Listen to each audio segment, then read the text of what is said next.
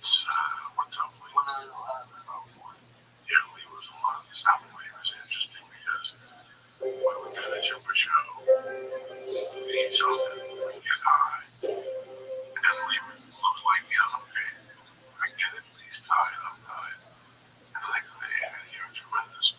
Roughly, Dr. Spencer years ago for random assessment of Shabbos, going over this 2,000 subscribers that we have to watch the full 45-minute docs, whether it's on YouTube or it's downloaded on an app or it's WhatsApp. I guarantee you a lot more smiling, a lot more camaraderie than the 8-minute doc. The Gemara tells us that there's two constellations, Asher Kiva and Rabbi. If you wanted to make a model in this world, you need two stars for people. And in order to start the Bible, you replace the two stars with two stars from Asher. The question is, why would you replace the two stars with two? It's more than the concept you cannot fill up a pit. You take dirt out of a pit, you try to refill it, it's not going to be filled because there's always some dirt in it.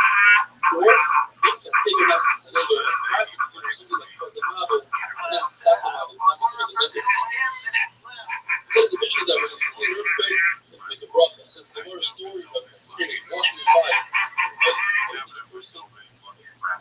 Versus with the dead, and the spirit going. And he said, I wonder if the oil just had an earthquake. Of course I know. Happy host. Finished third.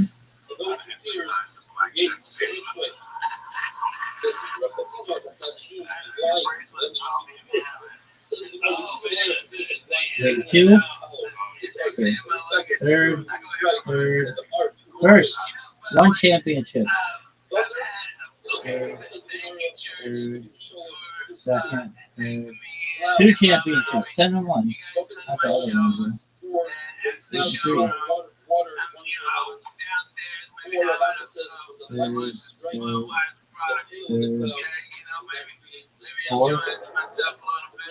Fourth at 9-2. That's crazy. Third, 83. 3, 83. 4 championships. 10-1. 5 championships. 11-0. I had one team that fucking went undefeated. What's the flashback? Fantasy basketball.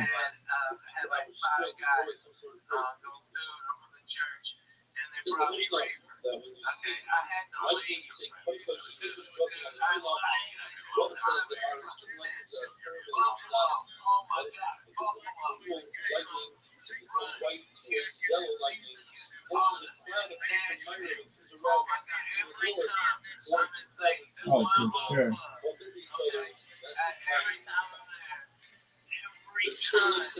What year in the league?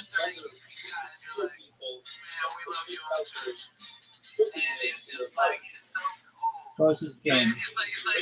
Oh, we destroyed them. We beat Angels Reese's stuff.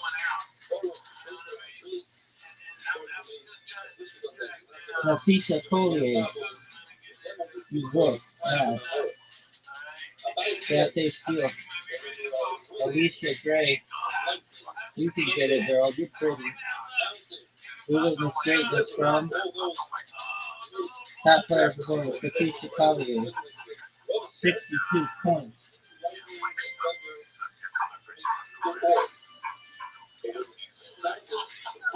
Champion. Yeah, girl. Okay, so that, how many is that? I don't know. We started with number 2.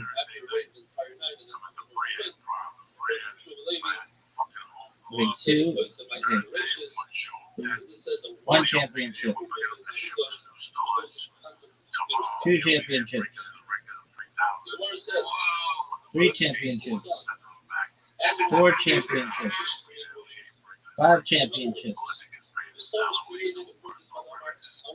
6 championships. 7 championships.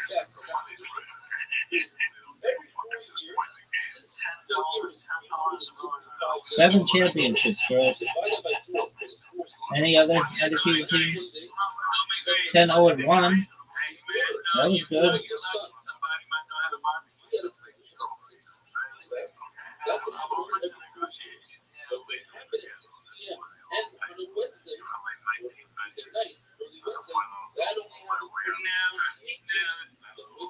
amazing. Did I have anybody? The worst we did was fourth.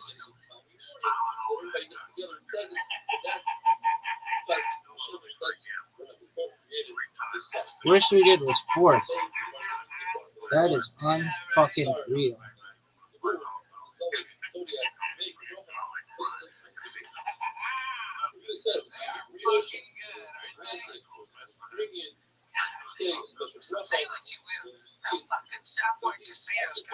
Dog. Shout out to the nappy-headed hoes.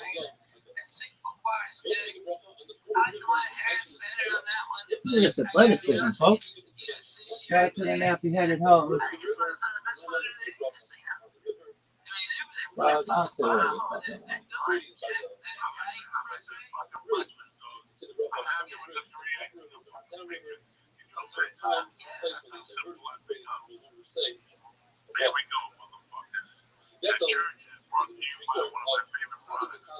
Rabbi top kick cricketer. Hybrid third. Oh, for sure, dog.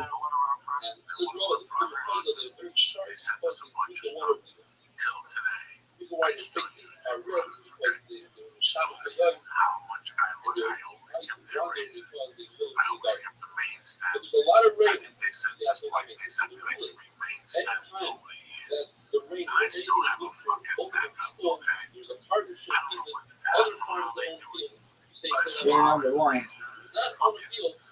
Yo, wake up. Number one, baby. What is this?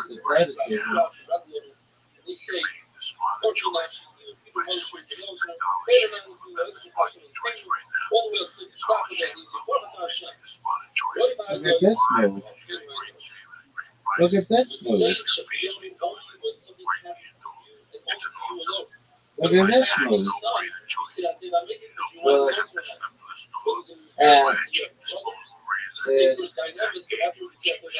whoa.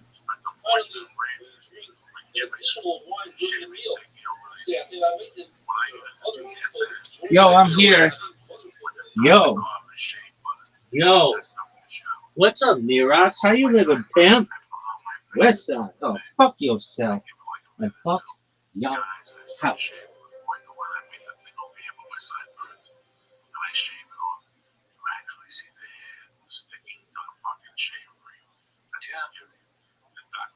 Look at this athleticism.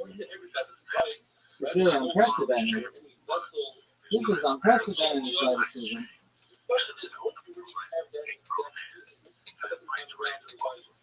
Unprecedented athleticism. Unprecedented athleticism.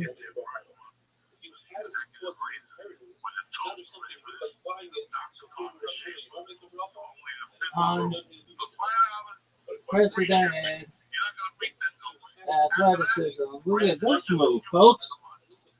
Look at this athleticism. It's unprecedented. Look at this move. Look at this move. What's going on here? Cancel. Every red, like that player. Shout out to Iron Shirt.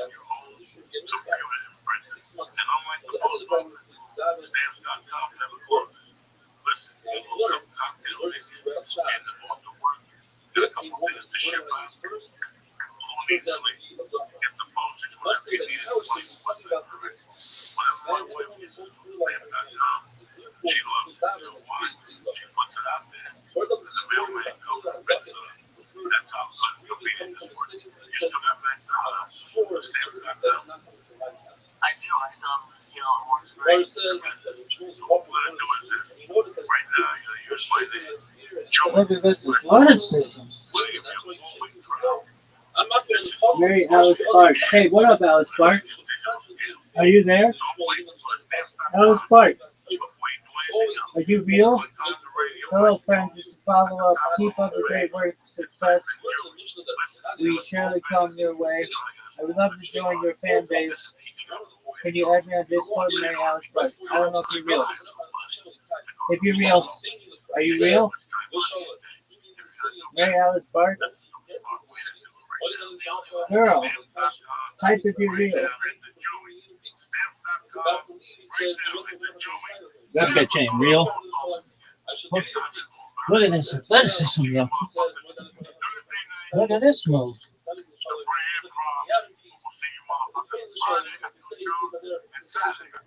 Psych. Man, ain't no way that bitch is real.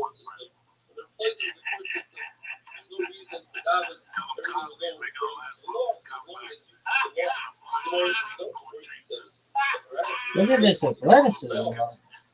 Look at this move. Look at this. Look at that. I'm like a fucking Pantene for a V commercial, girl. Like herbal essence is in your food. Look at this move. Look at this athleticism. Look at this. Hi, friend. If a girl ever says you're hi, friend, it's a bad sign, kid. Hey, buddy. Buddy sucks as well. Anyway. Look at this athleticism. The guy says, yo, girl. What up, baby? This is son. Look at this move. Look at this athleticism. Look at this athleticism. Look at this move. Look at this athleticism. Do you ever shut the fuck up? Look at this move. Look at this athleticism.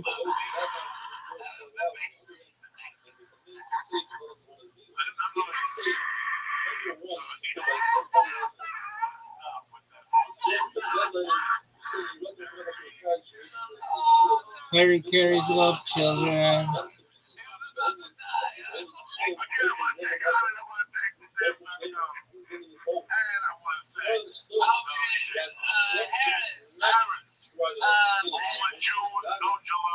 No July, no August, but then I'm back in the fall. And they give me the summer off. God bless them. I'm fucking waiting to it. It's 2,000 degrees. Fuck down like Buffalo. Okay, I couldn't take it. But I'm in Harris. Thursday, Friday, Saturday. Come on. You guys are great. I love you. Coming out to Vegas. I'll make you laugh hard. I promise. Okay, I'm on fire.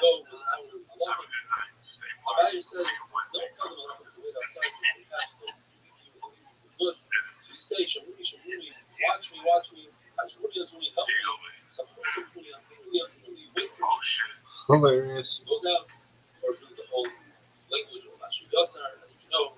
And at night you say Krishna Amita, as we know, you say Uncle Boy Shemaya, and then you say the bracha of the Matzah Kodesh Shema. Person wakes up, after the Gemara, you say all the brachas you say in one shot, you say as you perform another function. So when you wake up, you say like Kai, you shamash in a sato base, you hear the rooster, you say Ashkenazan Lasefik, which is referred to the rooster, or the mind that knows how to differentiate. You open up your eyes, you say, okay, I hear him. When you sit up in your bed, you say, I can see it. When you hold it, you say, I can read it. When you stand up, you say, when you get on the floor, you say, when you start stepping, you say, I'm going to have a brother, I can choose to take that to the person, for yourself. You say, quickly, you put covering on your head, you say, quickly, you choke the brother, you say, it's after the finish. Where you're killing, yeah, you say, the coming after the coming. When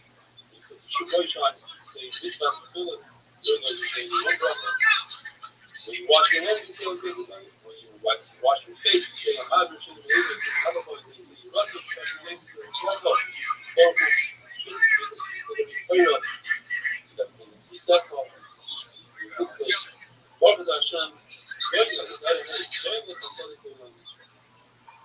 A person must take a bracha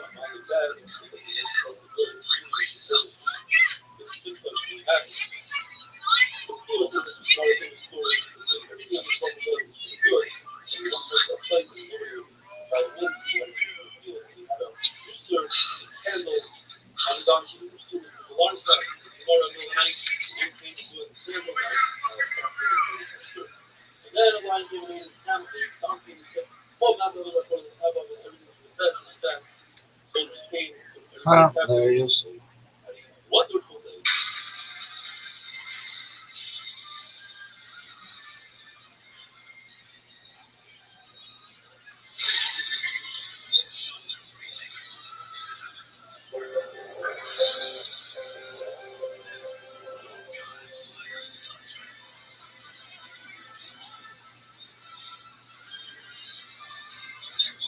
Rothschild'S got some problem with Japan countries, which both were using this few words as consonants. This word not known by Rafika. It says it comes by Yitzer, with two yuds. It means that the Lord created man with two Yitzer, the Torah, and the two toys. Two inclinations. It says, Rabbi Nazi. If so, how do animals create destruction and fight people and all that stuff? They don't have a Yitzer. Therefore, the two yuds won't come. This is talking about Rabbi you should fear him, and you should fear your Yitzer. Rabbi Yehuda says, the Ultimate Rishon was created with two faces. In other words, Chava was back to back with other Rishon, and the Baruch separated them. It's like it's Rabbi's rule. What it says in the Pasuk, Selah, does it mean the sides? Meaning, Chava was back to back with other words, does it mean other Rishon's tail, which Baruch slipped off his tail and created Chava? So we are a beautiful thing that the Baruch in the beginning wanted to create other Chava like the animals, individuals, and then he decided to make them one, Rishon explain. Like this, a husband and wife have a connection that a mother and child don't even have. They always yearn to be together. But Ami says that it says the Prophet Upper Mechanic Sartani, which is a contradiction. The Lord created man last and first, meaning he created man last, but man is first for destruction, to Uranus by the Mabul, and going to destroy the humans before he destroyed the animals. It says in the Prophet your budget and then according to the Omar that says that it was a tail. The explanation is that the Baruch had to just heal that wound where the tail was. If they were back to back, then it was a real surgery. There's a lot of flesh that the Baruch had to fit in there. By even, he built, meaning, according to the owner, it was only a tail. What did he build? He built a chava.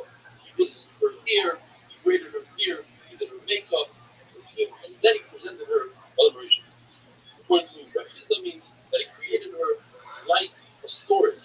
4 stories to hold the baby, wide on the bottom and narrow on top. As the Yale, although before we should between your best man, so to speak, he created happiness and simcha after a wedding. You learn from your their parents, even though it's the law, because dignity, nevertheless, it was necessary at times to use it. So, yeah, Allah, you're not allowed to walk behind a woman so that a person should not come to attack. And even if it's his wife, it's also. And if he finds himself by the woman, he should put himself to her side. So here we see that if other than Chava were connected, other than one in front, it's not to be in back of her. The law is, if a person gives a woman money in order to look at her, even if he has Kira Massive claim like Mishra Bina, he's not going to be safe from getting anything. So Noah, who was Shimshon's father, one man says he was in Amar, he said, he went behind his wife. So we were waiting. Elisha also says he went behind his wife. And over there, the shot is that he went with his wife's advice. So too, Noah went with his wife's advice.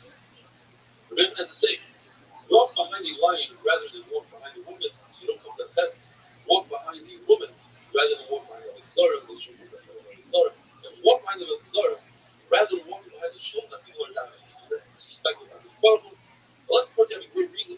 You're carrying something heavy, you're on a donkey, there's another opening to the shoulder, you're running like the Mars in the beginning of the We have a picture in our mind what the Sahara looks like. The Sahara looks like fly. And it sits at the opening of a human heart. The human being has two kidneys. One can give good advice to the right, and the left kidney gives you bad advice. The heart understands. The tongue articulates, and the mouth finishes off the words. They stop it being in and out. Food. The windpipe is to speak and to sing. The lung absorbs liquid. The liver is angry, where the gall throws it in a drop into the liver, each time the liver down. The spleen laughs, the intestines sleep. The gizzard grinds, and the nose wakes up as a big nose reverse. The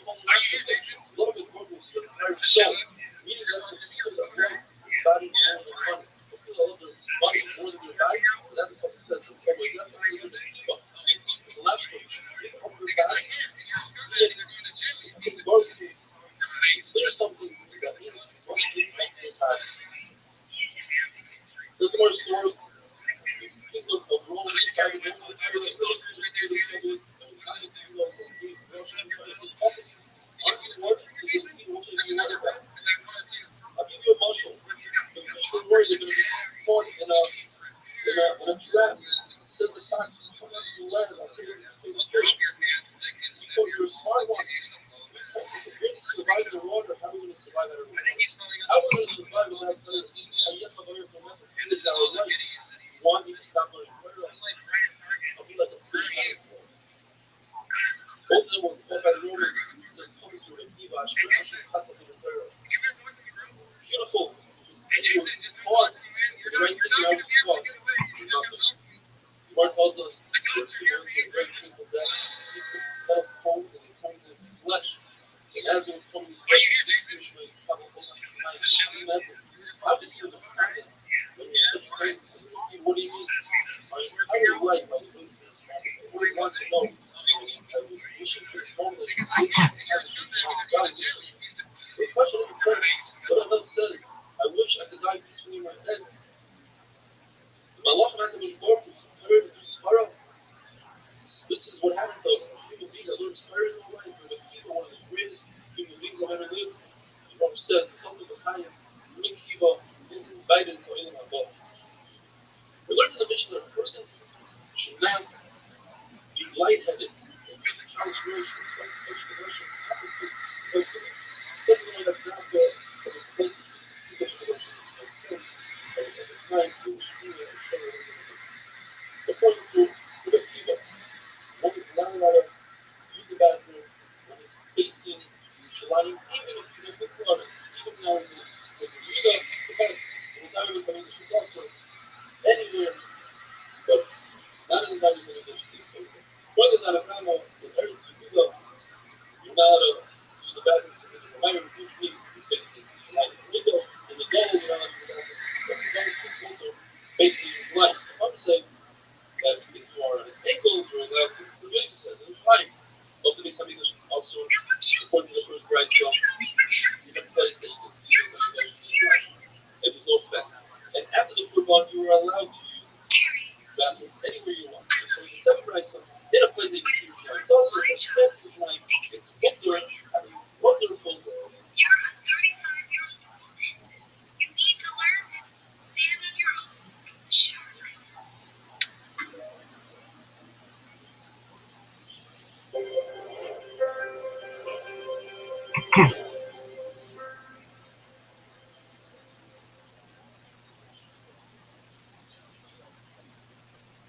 Rabbi stops on a face, the Lord tells us that Rekiva snuck into the bathroom with his Rabbi Shua, and he learned 3 halachas. You don't face the Beis Hamikdash, you reveal yourself in a sitting position, and when using toilet paper, you use your left hand, not your right hand.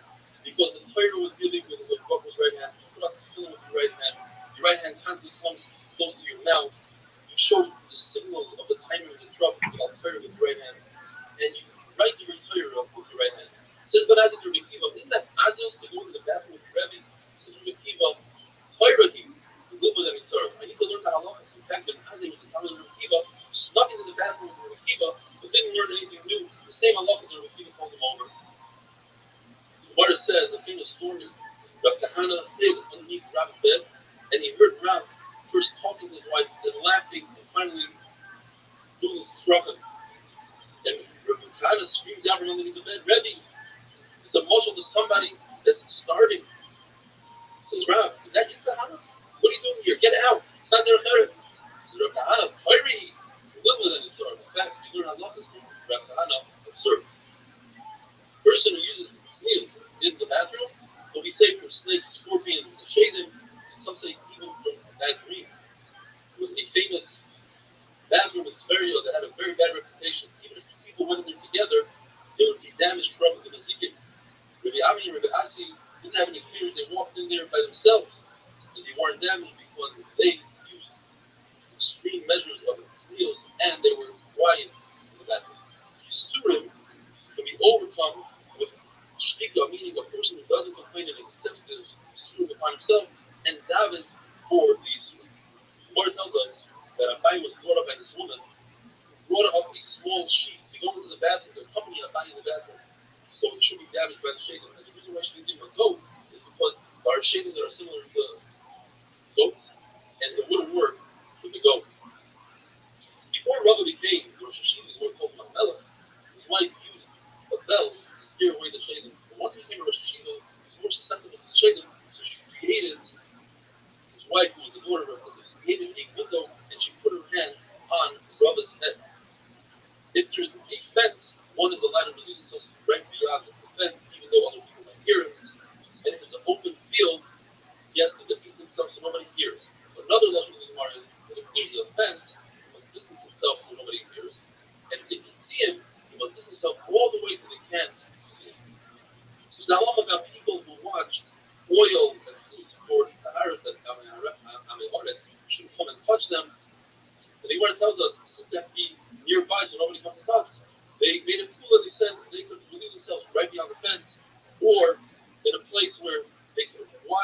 the oil, as long as nobody can see them revealing themselves.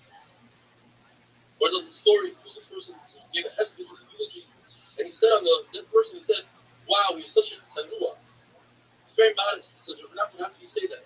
To observe him in the bathroom, that's where you can tell if a person is a tsanua. Now, why was there nothing so masking on the hesped?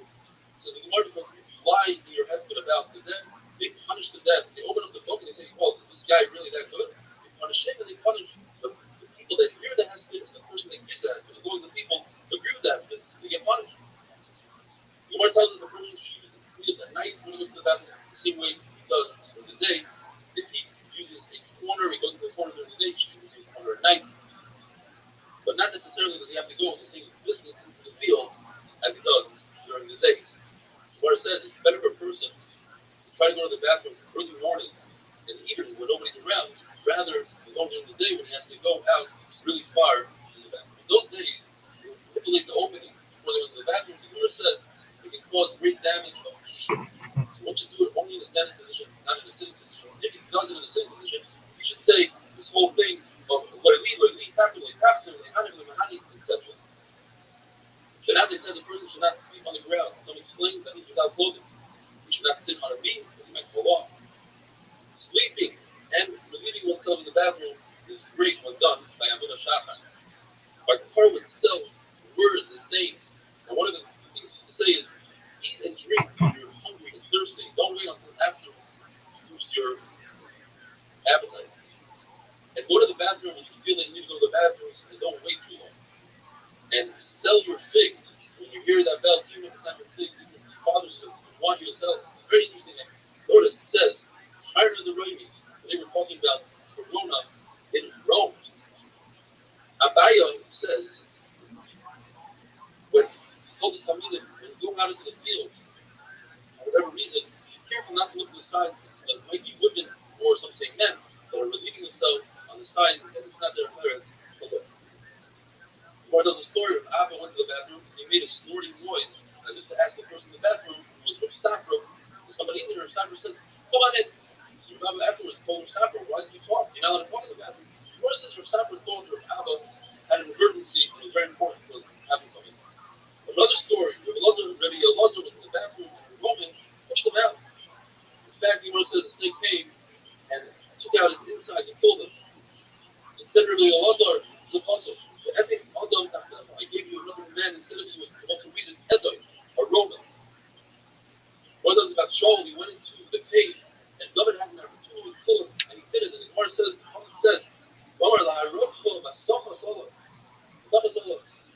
it's talking about a third person, not the Ramel, and the answer is, glorified Rahman Shaul, because Shaul used extreme measures of his sneeze when he went to the bathroom to go a cave within a cave, offense after offense, and he would make a sukkah, he would surround himself with a tent of clothing in order to be tenuah.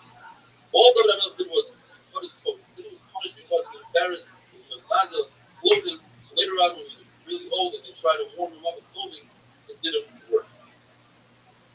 Hashem said, the Ramel said Hashem, the Elam said, Hashem is sick, but Hashem stripped you. Hashem punished the Ramel and stripped up David. Everybody knows that when you count flights while they count with coins, the Ramel didn't count flights while like that. And what happened is when a gave up 70,000 people died. How long did it last? Just a few hours. From the morning when you chef the Talmud until the street is David the Talmud. Because Baruch told the Malach, give me the best of them. And in fact, he took Abishai ben Tzruya, he killed him. The Torah says, Vaynachem. David says, Vaynachem. Baruch was calm. What time that Baruch was not going to speak? Machlok, the Rav says, Baruch thought about Yaakov. Even Shmuel says, Baruch thought about Yitzchak.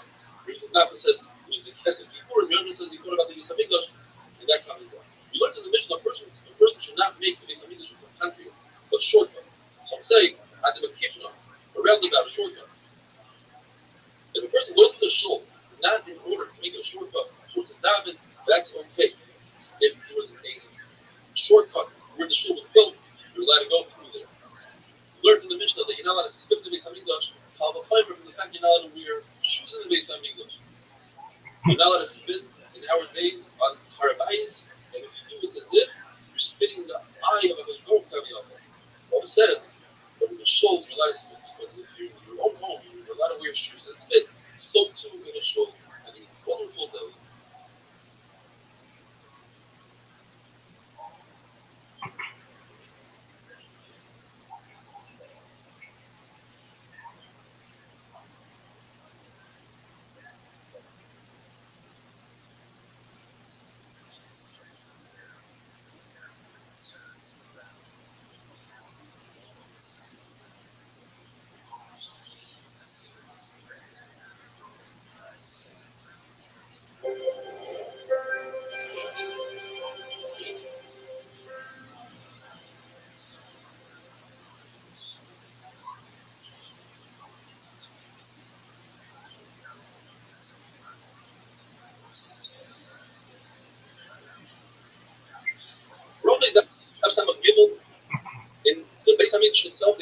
the word Amen. They would say, Baruch Hashem, Yisrael, min ha'olam v'ad ha'olam. In the times of the Sukkah, they added the word v'ad ha'olam. And they said so in every single bracha. Rabbi says this following something you can read it front to back and back to front. Eis Laslois Hashem, the favorite Torah Secha, referring to Rishon that are doing Averis. If they do Averis, then it's Eis Laslois Hashem, it's time to speak of Hashem. Or you can say that the possible referring to Tzaddikim. The favorite Torah Secha, there are times that you have to be over on every Torah. If you do an Avera, sometimes, in order for Eis Laslois Hashem.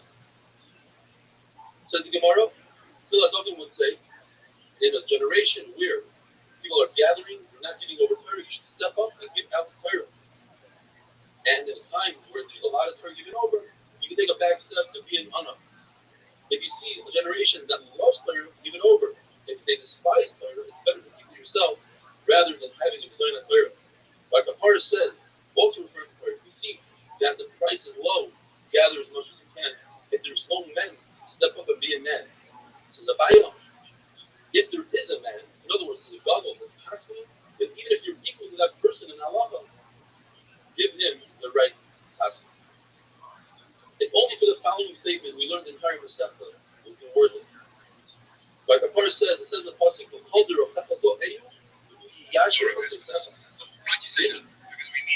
every mundane step of our daily life, we can insert his word. You can eat a slice of pizza, and you mean to fill your stomach. You take a nice nap just for your enjoyment.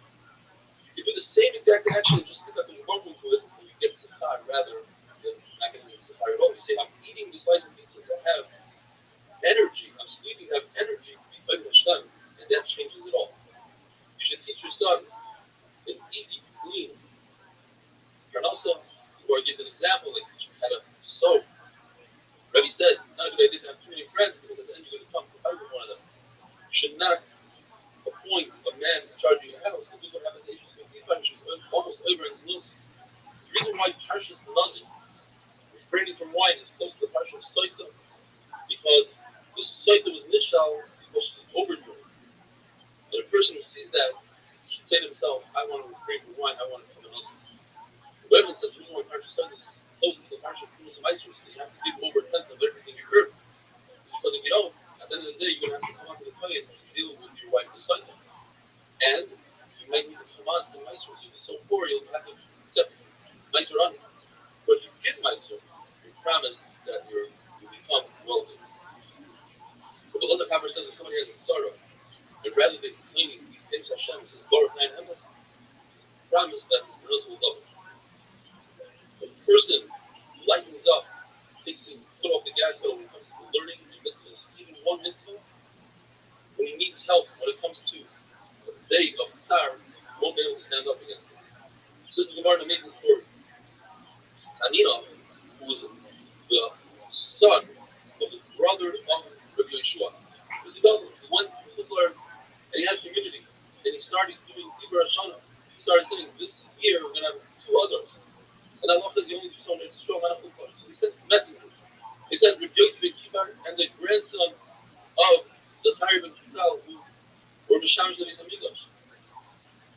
So he was really excited. He said, what are you doing here? He said, we came to learn Tyre from you. So he announced in public, he says, these 2 are Doyle. Once they got that Askama, everything Rabbi said, they said, he said, come in, he said, come in. He said, go through, they said, also. He says, what are you doing? He said, we're here to fight. But people are fighting. He told everybody, these guys are nobody. They're fake. They're liars. And it's too late. You can't tell them because you already announced them. You've done that door. And then they told everybody, said, listen, either you come with us or you tell, you announce. He announced and it's powerful. And they told Hanina, if you don't listen to us, we're going to put you in Kira. Why would they so much? Because it says in the pasuk that is only in Israel, and it says, you can see on only from Yerushalayim. What kind of tumah? How are they able to say on something that's coming that it's hard? Because they realize if they don't, people might go to Hanina. When Rabbi Sefer went into Keren B'Yavna, wrote the Golos. If you move their judgment to Hamir, they spoke about the importance of having guests because they were guests by other people. Rabbi Yehuda was always the first to speak the learning Mayim was 12 mil out of the Machma. And it says, anybody that learns to see the powerful, you get the powerful, the good Lord. If 12 mil is considered the Machma, you go from city to city, from country to country, a lot more than 12 mil. But if part of it says, I mean, powerful called Moshe, I would like to discuss this Torah and I love with you with fun and let's be joyous with each other. It says, Rabbi, I want you to explain why it's but it's not good that me and you should both be getting it's not something I have sure me instead of you, but in fact, even though it's easy to say, sure it started pushing things. It wasn't expecting the word. Not faith in the I learned my daily so long. 40 years later, we became a nation. We were a nation 40 years ago. Since the more because every single day, fire up. That's different. Given today. And the Gemara says, the person who's fighting in his life, every concept of spirit, fire up. 30 days. The other shot is haskins. You should learn in groups of people. Do not learn by yourself. You learn by yourself, you deserve the sword. It's a head. And it makes you dumber. Another shot haskins. You should tame yourself in Torah. Shlomi says, the Torah doesn't stay by a person unless he pulls himself over. Another shot haskins. Be quiet. Listen first and then ask questions. And this is one of my all-time favorites. Rabbi says, well, first you have to know the whole Torah, and then you can delve in deeper. Rabbi says, mitzvah, whoever vomits up milk, his mother's milk, he works hard on Torah, then he'll get the butter, the cream from the top, he'll be able to pass on Allah. And if your Rebbe yells at you, embarrasses you, you don't answer, you'll be able to differentiate between the far and the summon. If he does it a second time you don't answer, then you'll be able to be great in senior Mominus, which the Gemara says is nothing greater than Lucas Mominus. Here's the puzzle. People, how does that say? If you shame yourself for Torah, at the end of the day, it's going to uplift you. And if you act on it, are quiet and you don't ask questions and try to figure out the Torah, you'll upset. But when people come to ask halachas, you'll be quiet, you won't know what to say. I mean, wonderful way.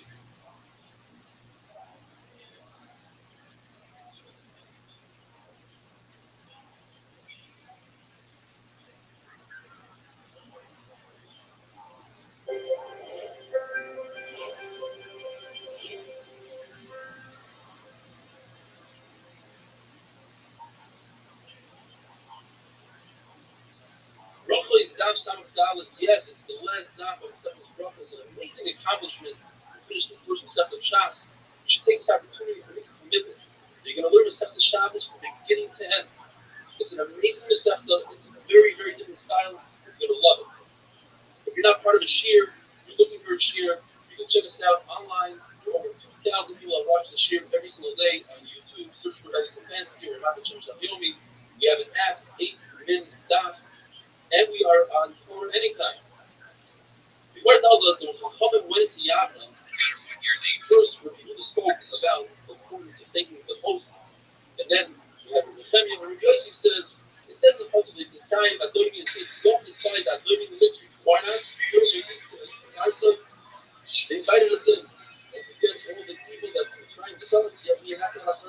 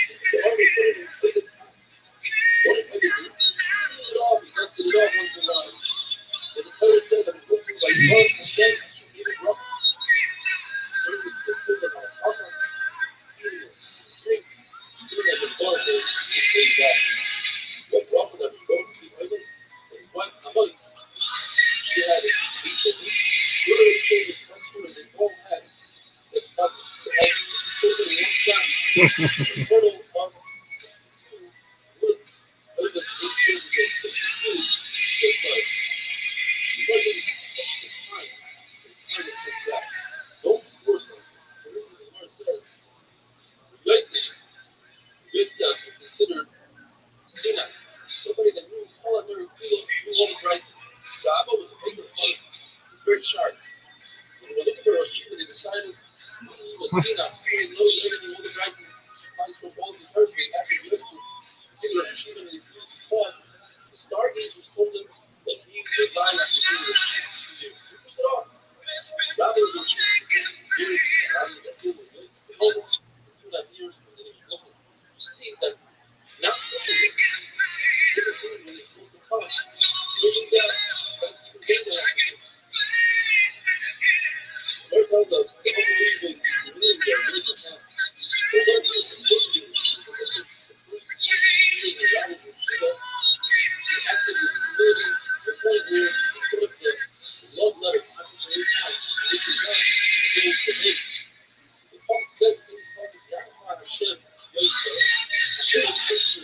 Yo, what up, pimp? Yo, dog. We've been waiting for you. What up, Cadlocks? Cadlocks, go fuck yourself. Nobody gives a shit about you. Not even your parents. They hate you and they think you're a terrible person. Maybe the worst person ever. Cadlocks, you fuck. Nobody wanted to fucking talk to you ever. Ever. Cadlocks, you're the worst. Worst. Cadlocks, I bet you already left. I bet the Padlocks already left. Padlocks did already leave. What is this bullshit?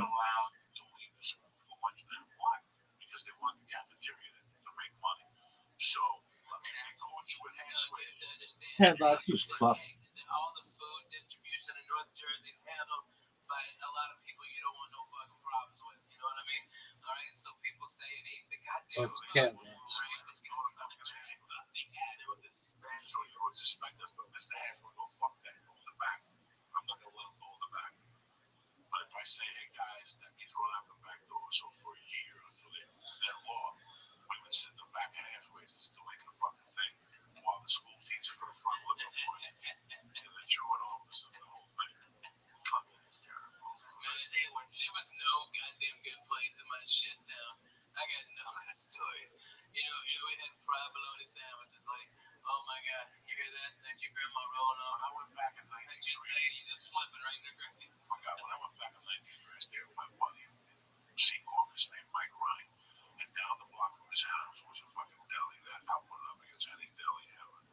But their fucking claim to fame was they had peppers stuffed with mozzarella sauce. Oh my god, with mozzarella cheese and little sauce, like no one in the morning. Just the green peppers, just a fucking like a pepper. And it's a spicy pepper. It was like that pepperoncini, so you gotta get 3 of them and a sandwich. So you eat the pepper while you're eating the fucking sandwich. That type of old school deli. You got different types of deli, isn't it? That was right. What a fucking 3 fat guys gotta talk about food for. We're all stoned. It sounds great. But this is crazy. What today signifies in the Catholic religion, and a lot of our religions also. Well, I mean, our good friend George got rest his mama's soul. She's passed this year, and it's hard, man. My uncle Jim passed this year. It's hard. You see people at the end of their life. That cancer is a miserable, miserable thing, man. I mean, it is a horrible way to pass. I'd rather get slammed into a sign on the 5 and break that bitch. I'd say, God forbid, but hey, I'd rather take that than that stuff. You know what I mean? So it was just fun going to church. It really was. I went by myself, no pressure on my wife and the kid that wanted that. I just wanted to go because we did that church over St. Bartholomew. That we did it over. So I just wanted that 7:15. I tell you what, man, it just brought back a lot of fucking memories. Like, that's what happens in church for me now. When I go to church, I look at the 12 stations of the cross, and it's like a fucking acid trip, man. Yeah. I just go back into sections. And I remember I was thinking about my godfather. One of the worst things I ever did in my life was fuck my godfather over. After church, I went home and I tried to find him. My Facebook?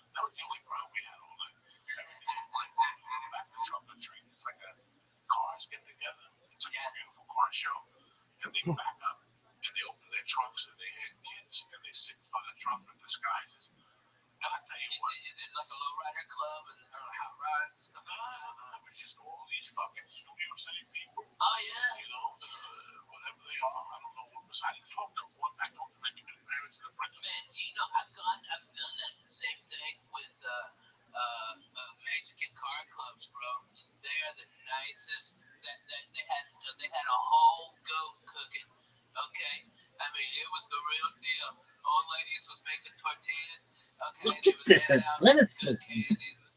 Look at this move. No.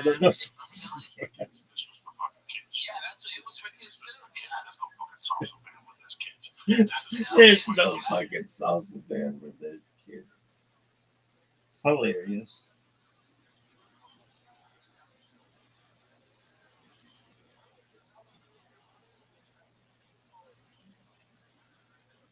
Look at this athleticism. Have you ever seen fingers like this, girls?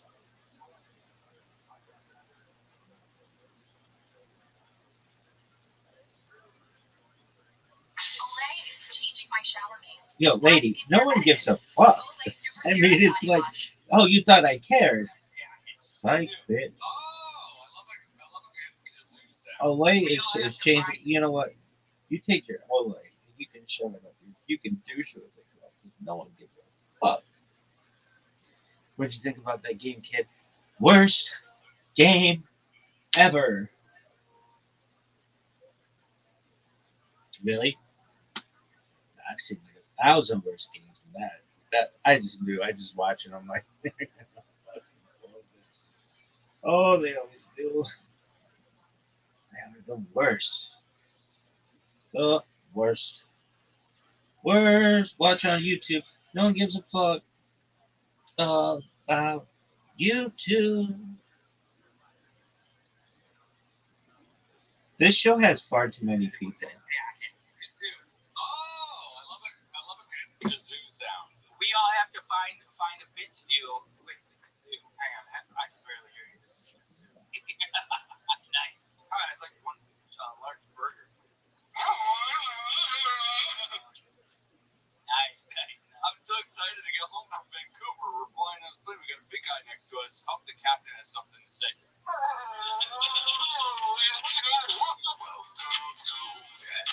Now, this might be the worst podcast ever. Worst podcast ever. Look at this athleticism, though. Dog, I can't believe I had 2 people come in within 48 hours of making this bot, and then since 0. Goose egg. Worst stream ever.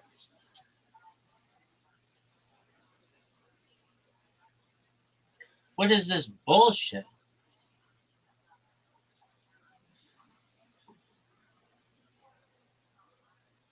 What is this bullshit?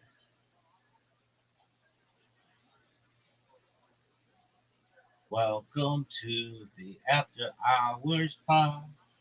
Welcome to the After Hours Pod.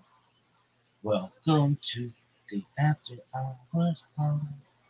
Welcome to the After Hours Podcast.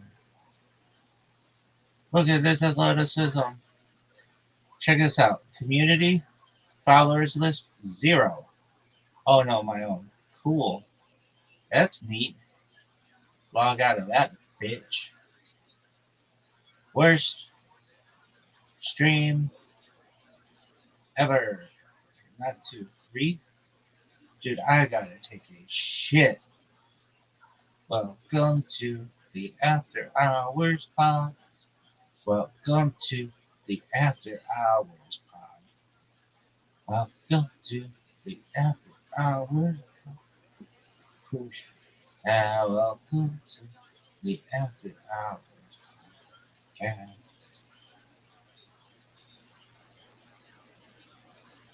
Create a dashboard. Open it up in 3. I have to take a shit.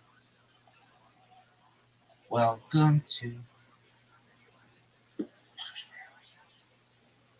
community followers list 0. But look at this athleticism. But look at this athleticism. I gotta take a shit. Boy, look at this move. Oh man, I'm gonna poop myself. What is going on here? Look at this move. I've got a poo. Welcome to the After Hours Pod. Welcome to the After Hours Pod. Welcome to. What is this bullshit? Dog. I've got to take a shit. Dog. This might be one of the times that I have to take one of the worst shits. Folks, this motherfucker got to take a shit.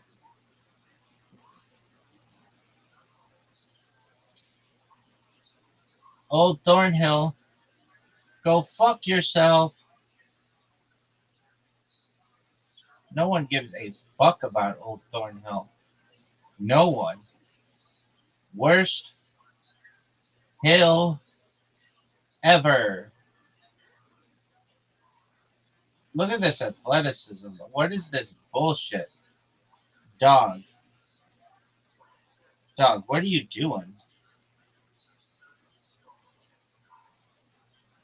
What is this?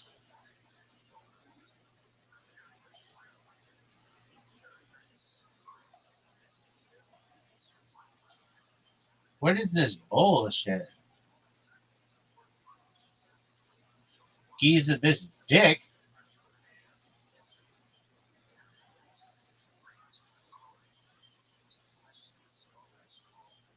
What is this bullshit?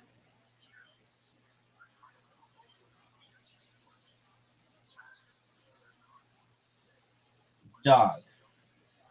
What are you doing?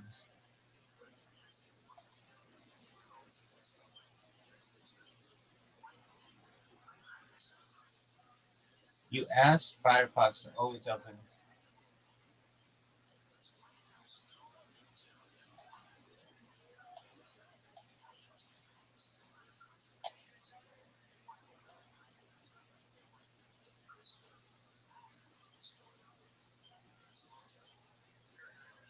Agatha Christie this dick.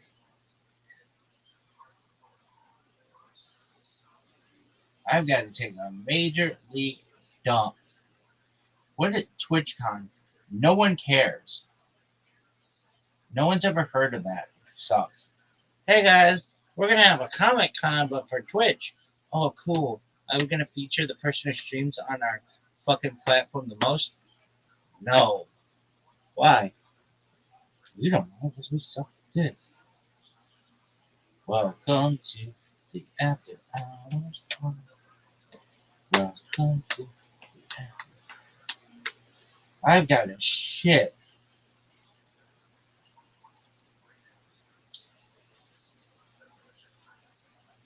Rhythm. Oh, what is this bullshit? Worst stream ever. Hey, Honest Dobry. Dobry. Hey, Honest Dobry. Did you no one gives a fuck about you? Worst stream ever. Welcome to. What is this bullshit? Dog. This is the worst. Worst stream ever. Welcome to the After Hours Pod. Welcome to the After Hours Pod. Welcome to the After Hours Pod. Welcome to the After Hours Podcast. You have not verified a phone number. Oh, okay, well, give a fuck. Gather around fire. What is this bullshit?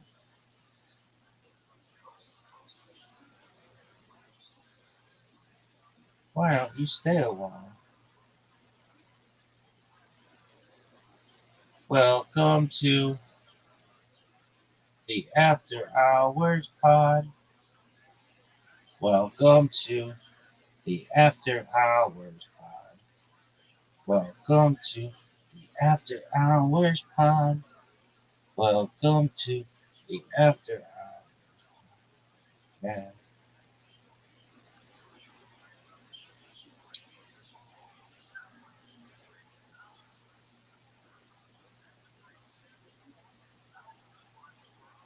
Welcome to the After Hours Pod.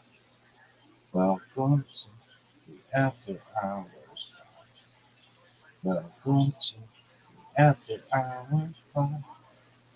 Welcome to the After Hours Pod. Welcome to the After Hours Pod. Welcome to the After Hours Pod.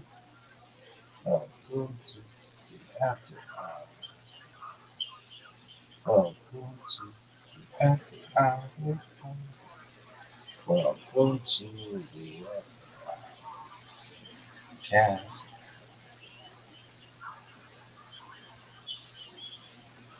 Oh, they're talking about carnivore. I'm throwing fists.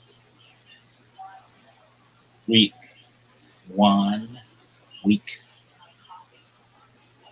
Well, cough on this dick, bro. 1 week. 1 week.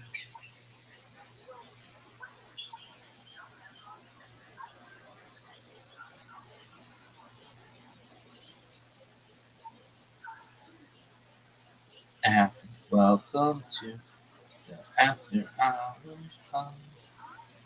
Welcome to the After Hours.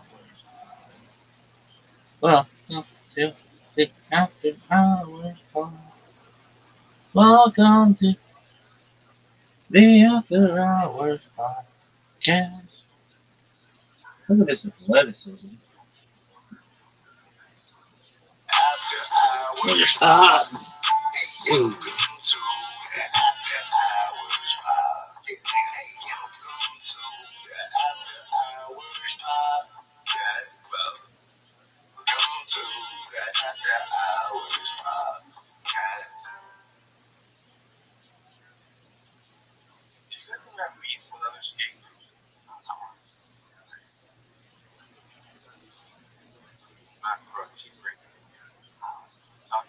Get your own big beer. You see her?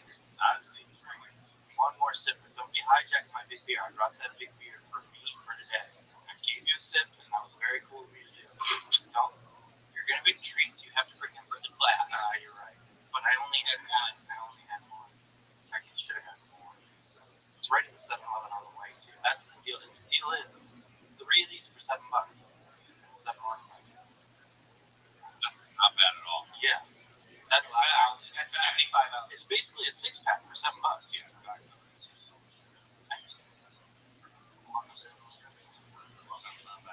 Look at those. Yeah. I'm having a beer. Is it starting right now? Yeah. I'm not. Jen, are you having a beer? No, are we starting? Because I start rolling. We're starting. Yeah. I'm kidding, you fucks. You still don't get my ongoing joke forever. I'm kidding. You still don't get my ongoing joke forever. One of these days, he's going to be like serious about it. Well, are we really actually rolling? Well, here's the thing. Here's why that joke never lands. And I'll tell you. And this is tough luck, okay? Let's do it! Because in the beginning, you were like, tell me when to record. And we are doing stuff here, and we would not text you when to record. But it's so painfully obvious when to record. Because it's when Brendan starts talking to Chris and Eric. So that's when to record. And that should just kind of be like common sense, I guess you would say. So when you would think. But in the beginning, I remember because there's so many different, a lot of moving parts. So many moving parts. Yeah. Yep. Since there were so many moving parts at the beginning, I remember you guys were like, are you recording? And I was like, oh you serious right now? I was recording, I think. And I was like, you serious or not? Because I wanted to just kind of like give you a little kick in the butt. Like, yeah, let me know when you guys are actually recording. So, so there's not, especially with you and me, case, I got to send you these files. I can't start early. It's going to be too huge and it'll take forever to send them. You're not going to like it. You're pissed off. I know you, case. All right, you're right, Jen. We should. You know what I'm saying? Yeah. The files he sends us are like 45 gigs for one camera. It's a lot, yeah. And that's 1080p 30 frames per second. Wow. Right, Kev? DC 100s. And we can talk about data rate. Yeah. We can. We can talk about, look. You want to talk about data rate? Talk about data rate real quick? Hey, do you have a minute to talk about data rate? Yeah, no, talk about our website. Jesus Christ. Or Verizon just actually asking me if I have a minute to talk about data rate. Yeah. That's like an insurance sales rate. Seamless motherfucking transition. Really? I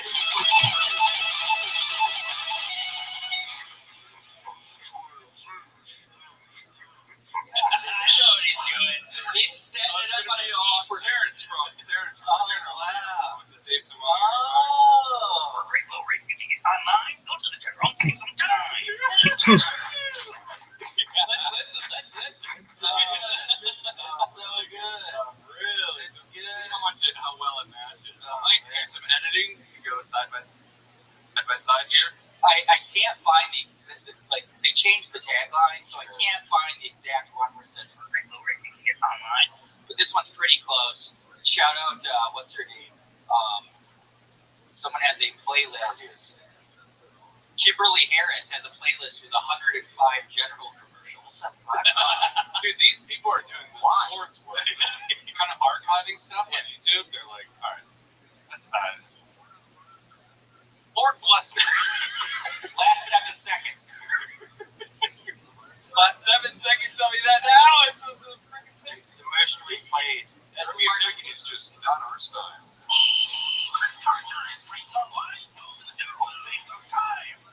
That time. Yeah, it might be one of those things where that's an old school. Actually, yeah, a little Mandela effect with the General, but I know he fucking did.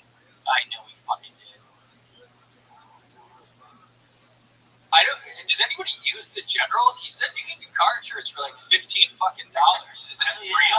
I never even took him serious as a. I got it in quite 1 second. I watched the 12 commercials right before we started. I got it immediately. For great low rate, you can get online. You were panicking. I'm just hearing. I was slow as fast. I'm like, whatever he wants, chill. Chapter 3 is not till 5, only 1 golden hour today. Got a lot of time. Yeah, it's after hours. We're chill. We're just the after hours. Yeah, 5 are high. Yeah, 5s are so high. 5s are immaculate, but you were late today. No, I wasn't. I used to come in at 11:58 or 10:58. But there's a new, I'm counting today. The test was, can you hear me, Chin? Yep, we're good. Let's roll. Boom. What would happen if we couldn't hear them? Yeah. That's the big question. Then I'd be in a big panic and meet him. Come on. Come on. This is how I roll. Come on. I was cutting clips this morning. We're going to send in clips. Chris Stefano on they're fun. But so I was pushing it. Push it too, man. What was this whole thing? What do you mean? This General thing. Oh, that I just do a perfect impression of the General. Oh, okay.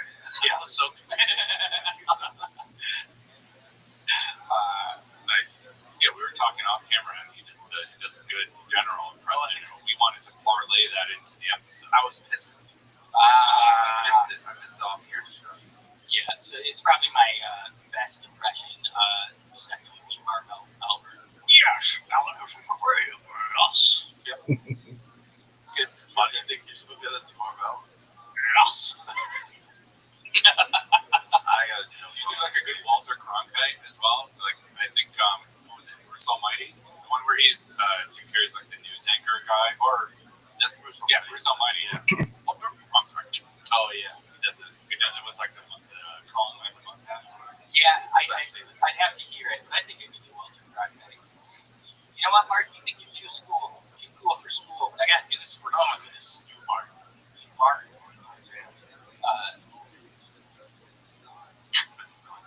Yeah, I think he said, but I got news for you, Walter Cronkite. And I missed it. That's the only reason I thought of the line. Yeah. And I didn't stay within the line. You have to say you're too school for cool. Yeah. I am too school for cool. It's kind of, I love math. It's kind of a Nick way of doing that. Yeah. If I may, you kind of nicked it. Careful. What? I don't know. Shit, what the fuck ass are you doing? I have so much stuff to talk about. I came back from Vancouver. Oh yeah, I won just $2,500 this weekend. Shin's doing a He's Frozen bit, and nobody gets it but me. And nobody knows it but me. Is he frozen? Is he frozen? He might be frozen. Oh my God! He was not even breathing. And now he's muted. We should just mute him. Casey knows me very well. Casey knows me so well because I was doing it and he copied. I was looking at pixels on this thing on the screen. I'm like, is he moving? Is he breathing? Did he finally? Good job, Case. Yeah. You know what I just realized? A lot of people in college and high school called me Mitch. My name was NICHLOLAS, and then because of how California and Wisconsin do their IDs, my name changed to NICOLAS, and so just as a joke, they would call me Mitch. And Mitch is an anagram of chin. Wow! Shit. So that's the same. So that's fun. That is fun. Wow, the same. We're anagrams are just different. Yeah, anagrams are jumbled. Palindrome, you're thinking palindrome. That's exactly. Yeah, that's what I'm thinking. Like, racing all of this shit. Exactly. Here's a long palindrome, and then we can get to the next stuff. Oh, yeah. A man, a plan, a canal, and a moon. Same backwards as forwards. Oh, wow. Holy moly. I don't know. Because here's why. Somebody always mixes up an anagram and a palindrome, and it pisses me off so much that I have such a deep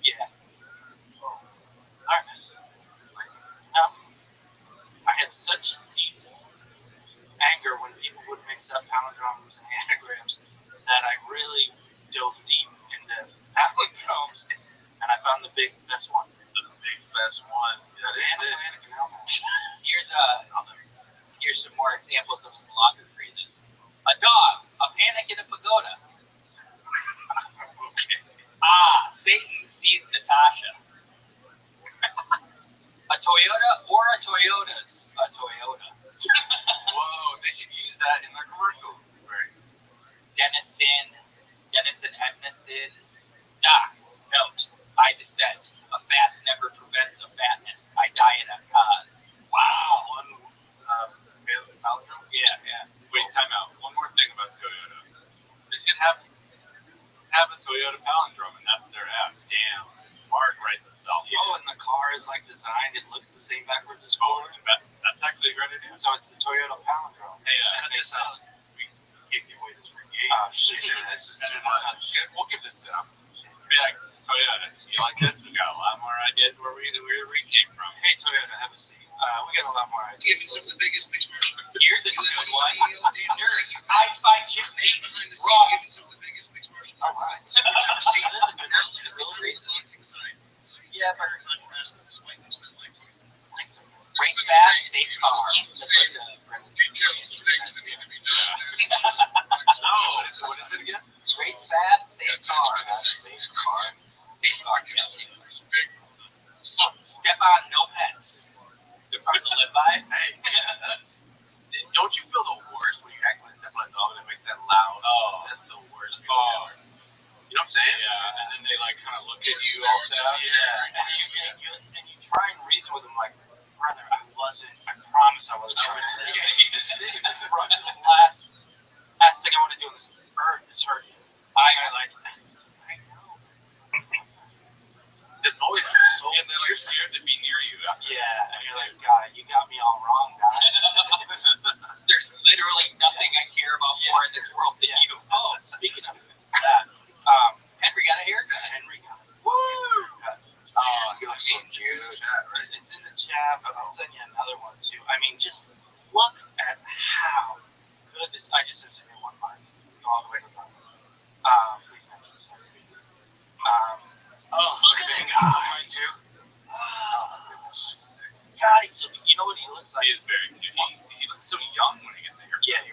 useful.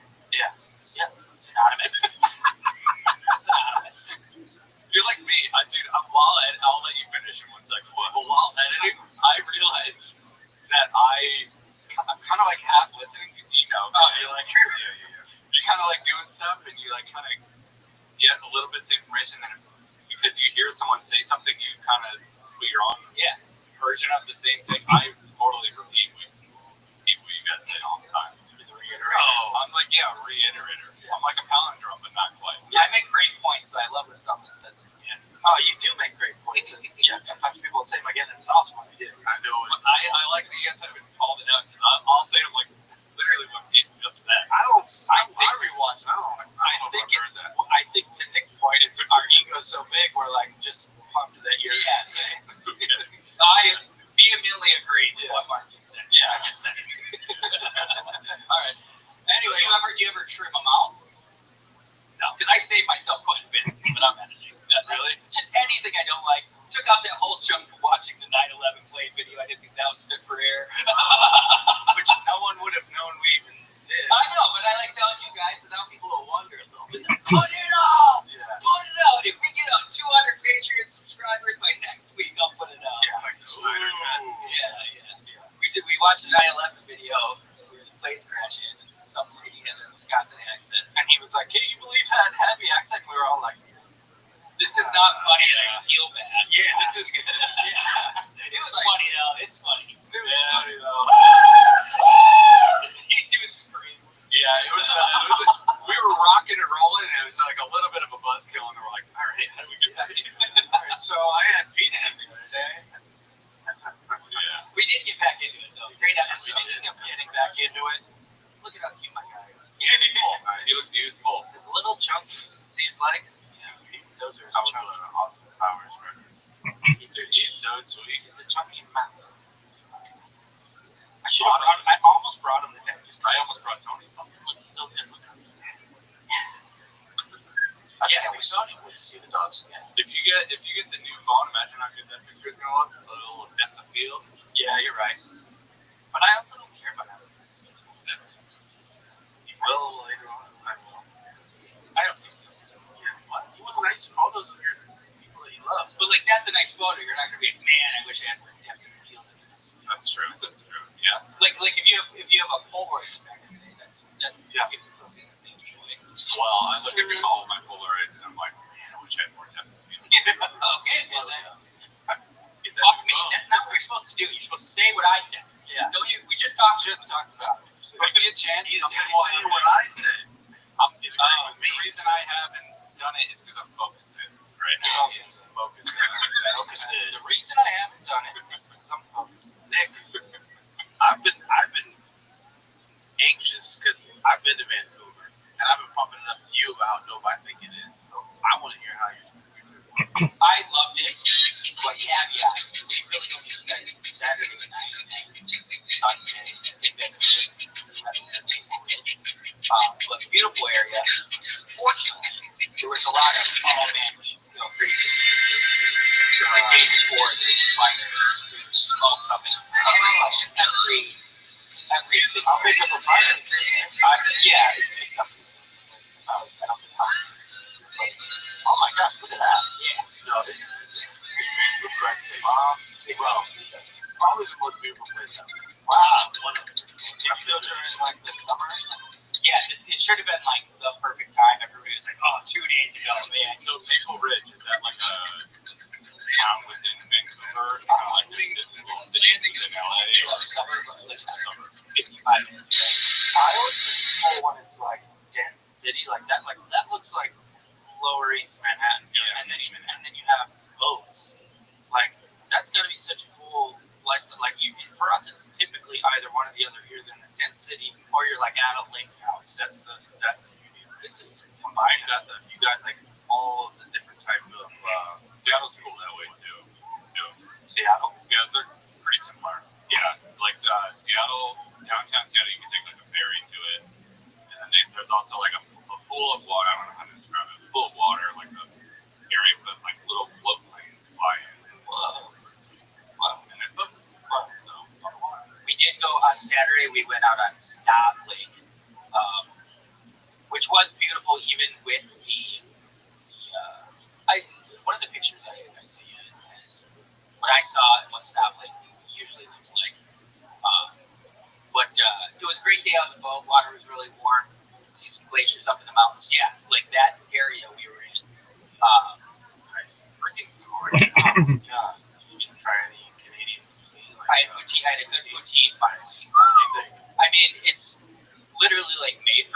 like slop. I can't believe it's a national dish that they're like, you gotta try this. I'm like, this is my leftovers, and I put it all in the bowl. Yeah. But it's delicious. Yeah, that's literally. Yeah, I can't believe it's like their food that they love. It is very good. Yeah, it's awesome. Because I had it one other time when I was in Montreal, but it was at a chain sports bar, and like an idiot, I had chicken, and the chicken was incredibly bad. So this is my second run at it. Delicious. I had a Bellini. It's like a frosty orange drink. You would love a Bellini. Yeah. Just calling you Roberto Bellini. Anybody would like these drinks. Yeah. I was That's how big it is. no, that's not my picture. That was what I was sent to what it usually looks at, which we were also looking at. But the lake was cool. Most of the stuff that happened or thoughts I have about Vancouver, like kind of really around Vancouver. It was fun. I hung out with her family. Her family's awesome. She's got two younger brothers that are like the coolest fucking guys ever. Like one of these guys looks like Matthew McConaughey straight out of Daisy Confused. He's just got his he's just got his complete own style. I was like, I could never wear shit like that. Well, even now, I can't believe that. I guess years, nothing episodes. But they're very cool. It was really fun with the family. Sarah and I, we went to this 2000s party, which was a little depressing. That you're going to a retro party, and I was like, this isn't retro music. This is just music. But I forgot to bring their family a gift, which like no one gives a shit, but I wanted to because I think that's always sweet and thoughtful. I've decided that my new thing, my new bit, I want to bring people that talking fish and that singing fish. And just when I give it to them, really excited about it. Dude, open it. Yeah. That's the bad thing on the wall. Yeah. Fucking thing I hate. Everybody got this, but like, I think it's a fun thing to act like you don't know that everybody knows what it is. Like all excited. Oh, they open it, and then they have to do it again. The fact that they can't throw it away. Yeah. Come on, the next time we're filling it. That's my new thing. That was really the big bit I had about this. You just consumed it right away. No. You're getting really bad. Yeah. That's going to be my catchphrase. You're getting really bad, bitch. Hey, please come to our wedding. You're getting really bad, bitch. Exactly. All right, I'm on board now. I came around. All right. How much will one of those bad boys cost? I gotta imagine it's $19.99. 3 easy payments of $6. Yeah, there you go. This is $7 an ounce. Great for free. That's 75 ounces for $7. That's less than 10 cents per ounce. Well, you know what I'm really excited about? I found this thing on Amazon. It's like a tool where you can go and you're here and you can get the earwax out and it has a little camera and you can watch it on your phone. That actually does help. Kev, I have that tool. I have that. You do? Do you use it? Yes. I've not used the camera though, but I have it, yeah. I haven't used the camera, no. Until you used a Q-tip. Okay, actually, no. So here, I think when I first got it, when I charged it, I did kind of like go in there to see what happened, but I don't use it. I just literally just use that thing. Here's the issue. Here's the issue. He didn't know when to start recording. Yeah. Call back earlier. Very good. Very well done. Wait, you're telling me we should record right now? Nice, Chin. Put your earwax camera in the attic. There you go. I like that. Oh, one thing I know. But that freaking that trail camp's going in the attic this weekend, without a doubt. That's all I have to use to report to you by the next episode. What happened in the last week that didn't go up? We saw the trail camp. I was pretty excited for putting these feet. Someone he can't. I told you. Oh, he's got a small friend who's going to help him put it up. Yeah. What? It's funny. Well, he's a big boy. Yeah. I mean, I'm his small boy, but I'm not boots on the ground. He's not there. Yeah. So I need another small friend to come out. If that small friend is down to do it, that small friend's like, yeah, I'm 100%. I want to do it. So me, I can put it in the attic like this. I can open that thing with a rope and put it like that. Yeah.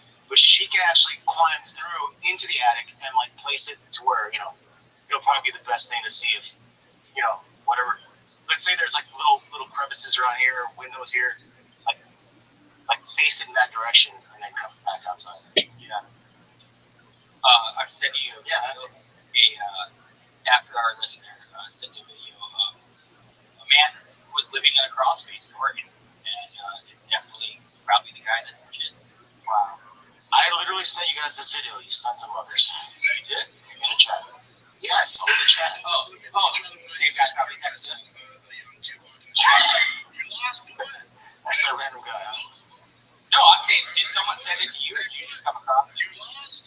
Oh, my friend sent it to me. I told all my friends about this shit. So my friend sent me the video, the YouTube video, and then I put it in our group chat. You know it's a lie. I have like another couple friends. 2.5. Sarah Sabine, I consider all that.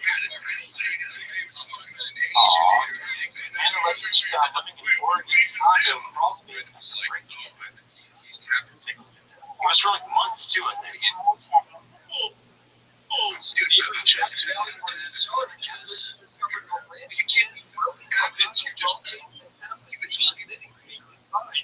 Dude, it looks awesome too.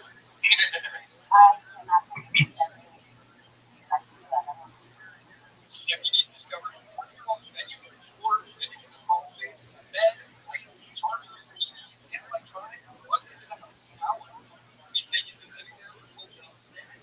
That's chill set. He's got a fan on the... Gee whiz. That was a crazy idea. That's scary. Yeah, so that's what's going on. Did he get arrested, or did he move to Austin? That's the real question. Yeah. Benjamin, would you... Also, they're very progressive city. On all the buses, they were advertising for this dating app to translate. So it must be a dating app for trans people. So I saw it on all their buses. Now, that's the name of their transportation system. Oh! Doing a bit. I can see what Nick is doing a goof. And I can see Nick when he's doing a goof.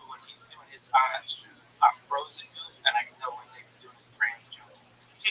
But it's not like the goofs here. Isn't that a great app name, Translink? Hey, bro, you on Translink? Just kidding. I'm having trouble meeting someone. Yeah, get on Translink. Yeah. Oh, I sat next to an improv coach on the way back. He was chatty. But he's funny. He was an entertaining guy. He was also a giant. He was actually a giant of giants. On the way there and the way back in the middle seat. So that was bad. But this giant? No, Saquon Barkley. Just a big bald man. Oh, wait, he's on the Eagles. Come on. But this guy, I gotta go to my backpack. I gotta go to my backpack. I gotta go to my backpack. Nick is just a third grader in Wisconsin. I gotta go to my backpack. I found my backpack. Nick wearing all three, by the way. I'm gonna have to my backpack. What's in his packet? It's real. Oh, I love a kazoo sound. He said, great toss. He said one of his activities is to get kazoo. And Rabbi kazoo. Shove up your ass. So that was my first thought too. Didn't say it to him, but literally, I was like, the funniest thing you can do is put your ass apart. Yeah. I think we can all agree on that. You don't really blow it. Look up how to use a kazoo. I was just watching this on the way here. Like hum or something? Yeah, you want. Yeah, more like. This is I don't know how to do it. You go on the big end.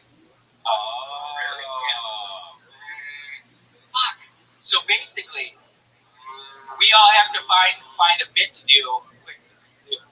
Let's hear kazoo. We can do it at the end if you guys want to think about it. Hang on, I can barely hear you. This kazoo.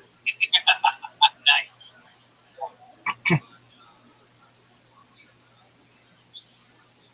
Wait, that's too fast. I need time. All right, give it to me. Improv. All right, order. You're gonna drag your order. Hi, I'd like one large burger, please. It is to typically hear the folks drive. He actually said an 8-year-old girl did that, and he was so fucking impressed with it. I think that's so funny. Yeah. I haven't thought of anything yet. I've been thinking about it. You stole the Oh yeah. girls? Oh yeah. It's fire stuff. You're hot, bro.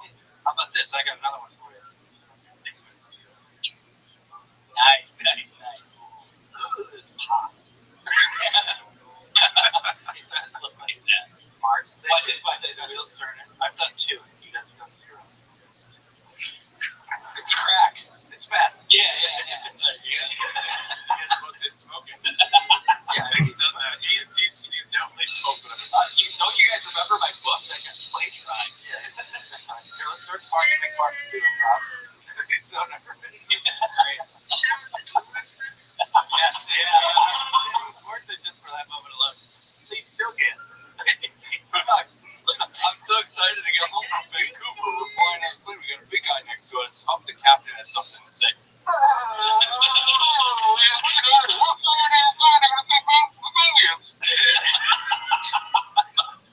Mark, quick question. Are you sweating? Yeah. All right, now Very sweaty.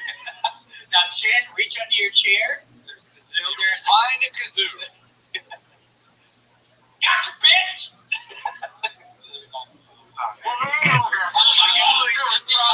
Double improving. Also on the plane, there was Oh, wait a minute. I got another one. I'm a horny dog. I was gonna do that one. Red Rocket. I had that one, but I didn't know. I have 3. 3, 1, 0, 0. I have 2. You did the drive-through? No, you Stole the 8-year-old, but you stole mine. I'm a wolf. This fucking guy. This fucking absolute guy. Good job. Desperate times. I'm gonna, I don't. I got one. It's great. I'll bring it in. Nice. A squirrel. Nice. Glow dark. Yeah. Glow dark. Really good. Yeah. Nice. We're bringing a new object next week. Yeah, that's kind of where I thought. Yeah. You go, Kevin. I just got my nails done.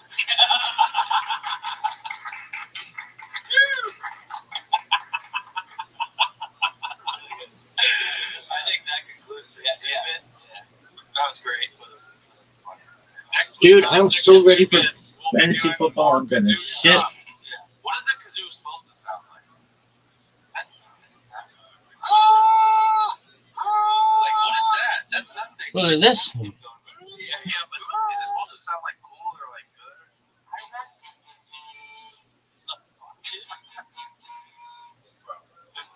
I know this is playing the kazoo for 10 hours.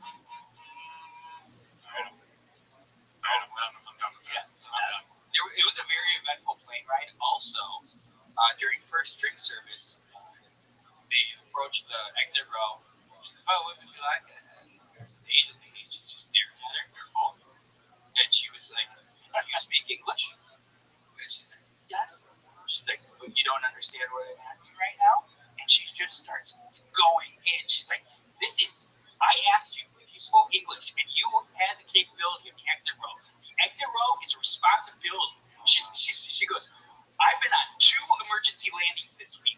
So when this thing goes down and everybody's screaming trying to escape and you can't open the door," it was fucking crazy. Who's sorry on that? At first, I was like, "Jesus, lady, chill out." But the lady did lie to her, and then like she came in, we were a couple seats back, and I was like, "We're ready to take over the exit seat, whatever." And then we had a nice chat. She was just a very serious, passionate. It wasn't like bitchy. It was like motherly disappointed. Like, this is not a joke. Yeah, like you got a responsibility. Yeah. So I didn't take it serious. So I get up there and you find that fucking dog. Exactly. And if she's been in that situation, emergency landing twice in that week. I thought that was a crazy thing to fucking say pretty loudly on the plane. This is the worst part, like. Fucking plane sucks. We need you to fucking be ready. Also, maybe she's the problem. She's been on 2. Yeah. Like,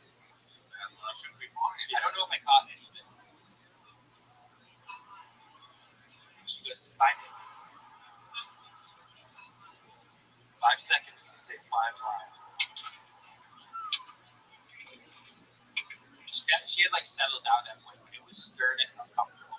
It was not. 69 seconds. 69 minutes. Go home. So that was fun. Is this video that you were just playing? Yep. I didn't know I sent that. Yeah. Oh, okay.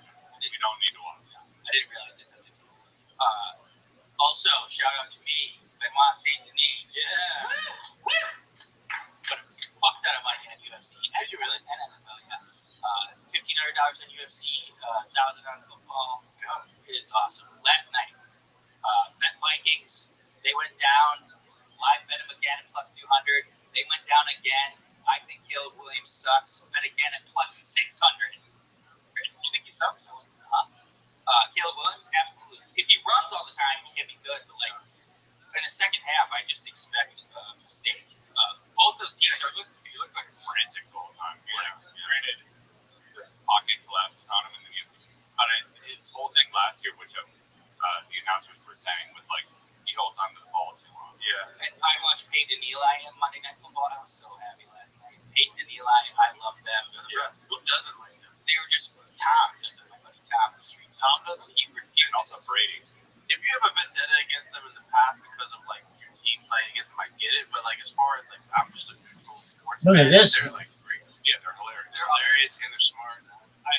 You can kind of argue that, like, all right, we see these guys too much. The media landscape tends to just like subvert, oversaturate us with the same characters. Yeah. So I can see that. Well, why they're funny. And they had Randy Moss join for the whole second half. I fucking love Randy Moss. Beat cancer. I just that's wrong. Yeah. But yeah, the Peyton and Eli were talking about like how frantic his feet is. Like he'll look his reads, but his feet are standing still, and then he has to like wildly move. You gotta like move your feet the entire time. You can just tell he has happy feet. In this clip, oh man, he just misses a touchdown. The one at the end. Yeah, that was bad. He just chucked it out of bounds. Yeah.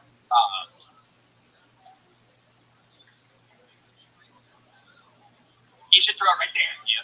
Try to go And then in he just waited, and he just sailed it out of bounds. He wasn't settled on his feet at all. He was throwing off his back foot and all that. Well, watch again. Right when they make the receiver makes contact. Leslie. Shout out to Leslie. He also wasn't looking at him there. She's from Texas. You think you could do better?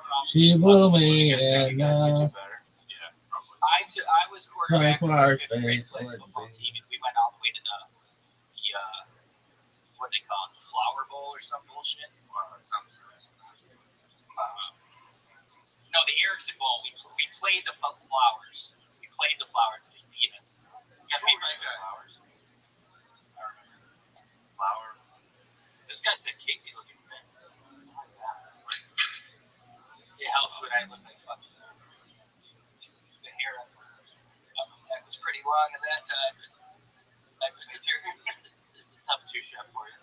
Look at this one. So this was your call of Benoit Saint Denis winning or whatever? Yeah. Okay. All right. I bet him at plus 180. You can still get him at plus 150. It's the most confident bet in a while. My sound count tear through. Oh, I do like that bet too. He's like the Brazilian counter. Yeah. That's why he likes them. But I think Benoit gets back on track and absolutely tears through him. And he did up round 3. Sub round 2 it ended up being. That's a bold prediction, man. Official.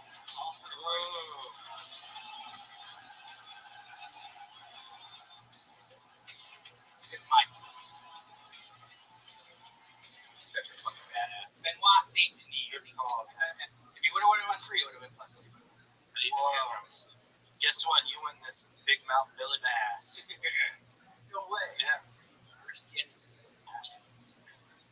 Guys, if you're looking for a fun place to play some games and possibly win some money, we got the place for you. It's called Legends. Legends Casino. I love Legends. They have a high RTP, return to player. You're going to win some money if you play. They got the highest return to player. That just basically just means the best odds. But there's 100 games, hundreds of games. and 100% match on your first purchase up to $100. You play stuff. I like to play my desktop. But they got blackjack, baccarat, roulette. Oh, and Crash. Crash is a good one. I've been playing that a lot. Bucket. There's hundreds of things. That's why it's fun. You find whatever you like the best. I noticed that they have, like, I know it's like known for their games and stuff, but it's in the park setting that they have sports. And I'm definitely going to use it for all sports. Yeah, all the sports, even golf, everything. And the lines on casinos such as this, with Legends specifically, they're good lines. These are beautiful lines. Beautiful lines. Yeah, beautiful lines. So go to legends.com, sign up, and get started. Have some fun. And it's Legends with a Z. It's legends.com. I played the country clubs Friday, and I played the janky one Sunday with Mark. There could not be more of a just discrepancy in terms of experience. Going to a beautiful country club, get there an hour early, have a cocktail with Ryan at the bar, hit a couple balls at the range.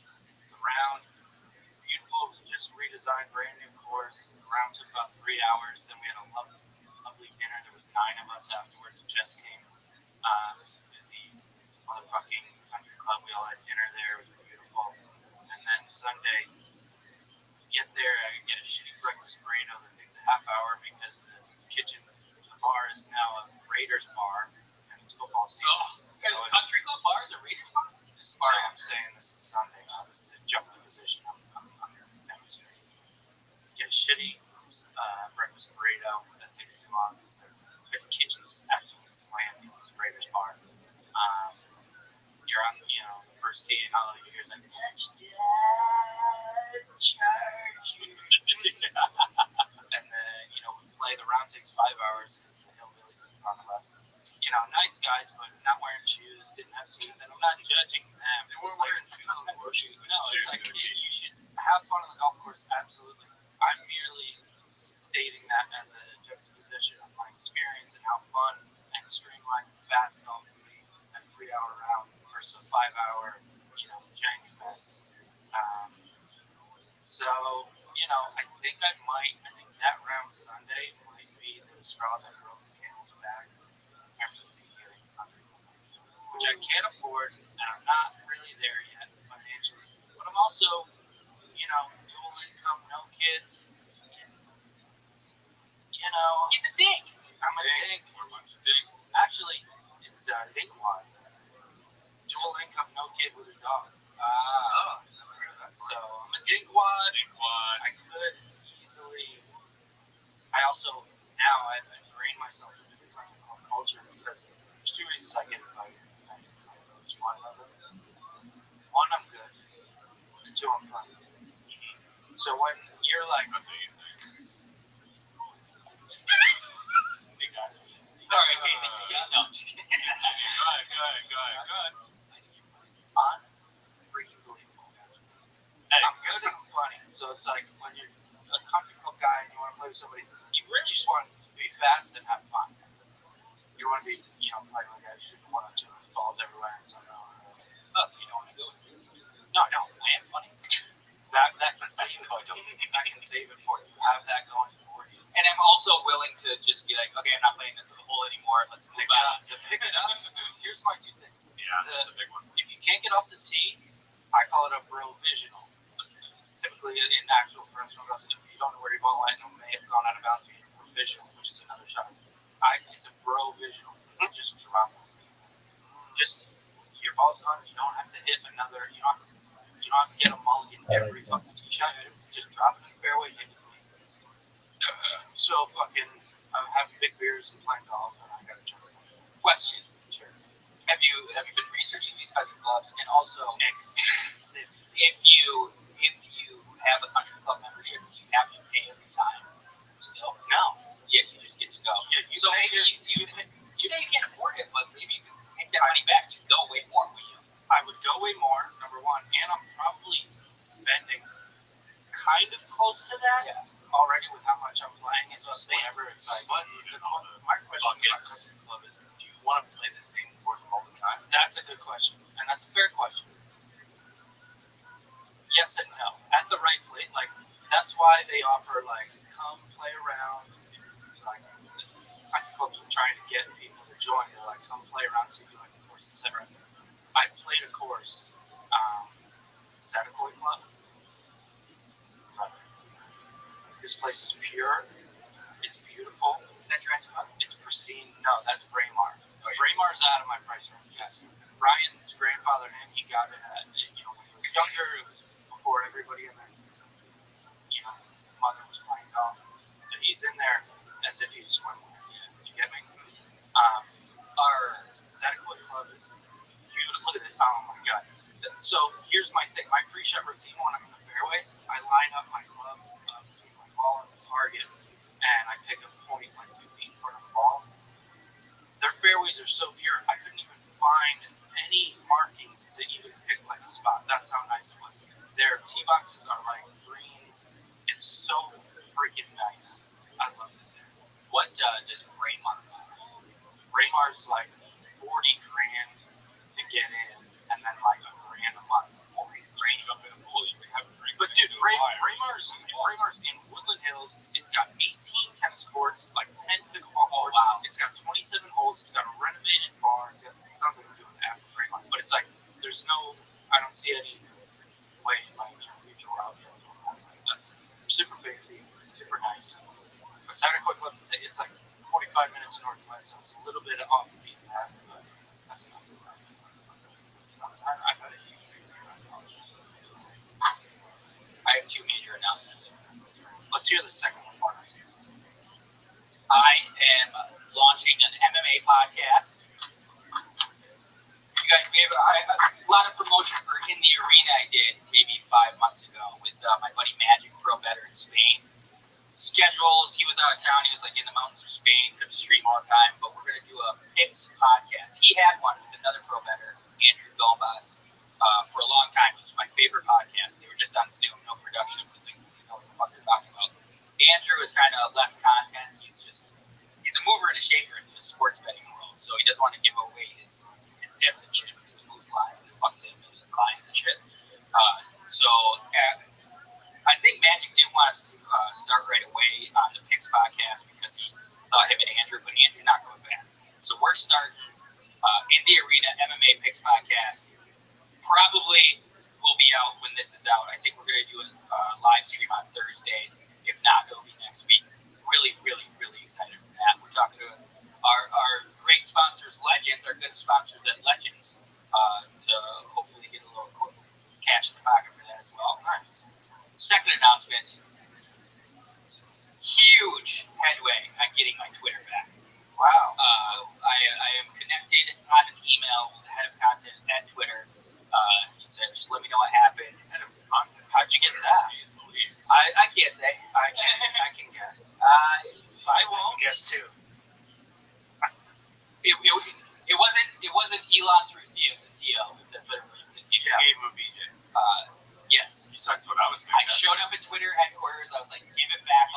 Everybody dig in this place. I got suspended. Who do we got to start talking again? I'm suspended. And they presented them. And it was hard work. My jaw hurts, but I get that Twitter back. Wow. Really, really, really excited. What are you going to do when you get it back? Yeah, what's your first tweet back going to be? Just the Michael Jordan press release. I swear. Yeah, nice. So really excited about that. And then if I get my back, then I'm going to try to get Magic's whole Twitter back. He lost his maybe about a year and a half ago. He's immediately already got more followers than he had before. But it's like, it's your journal. You got Larry's tweets in there. I want it back. Yeah.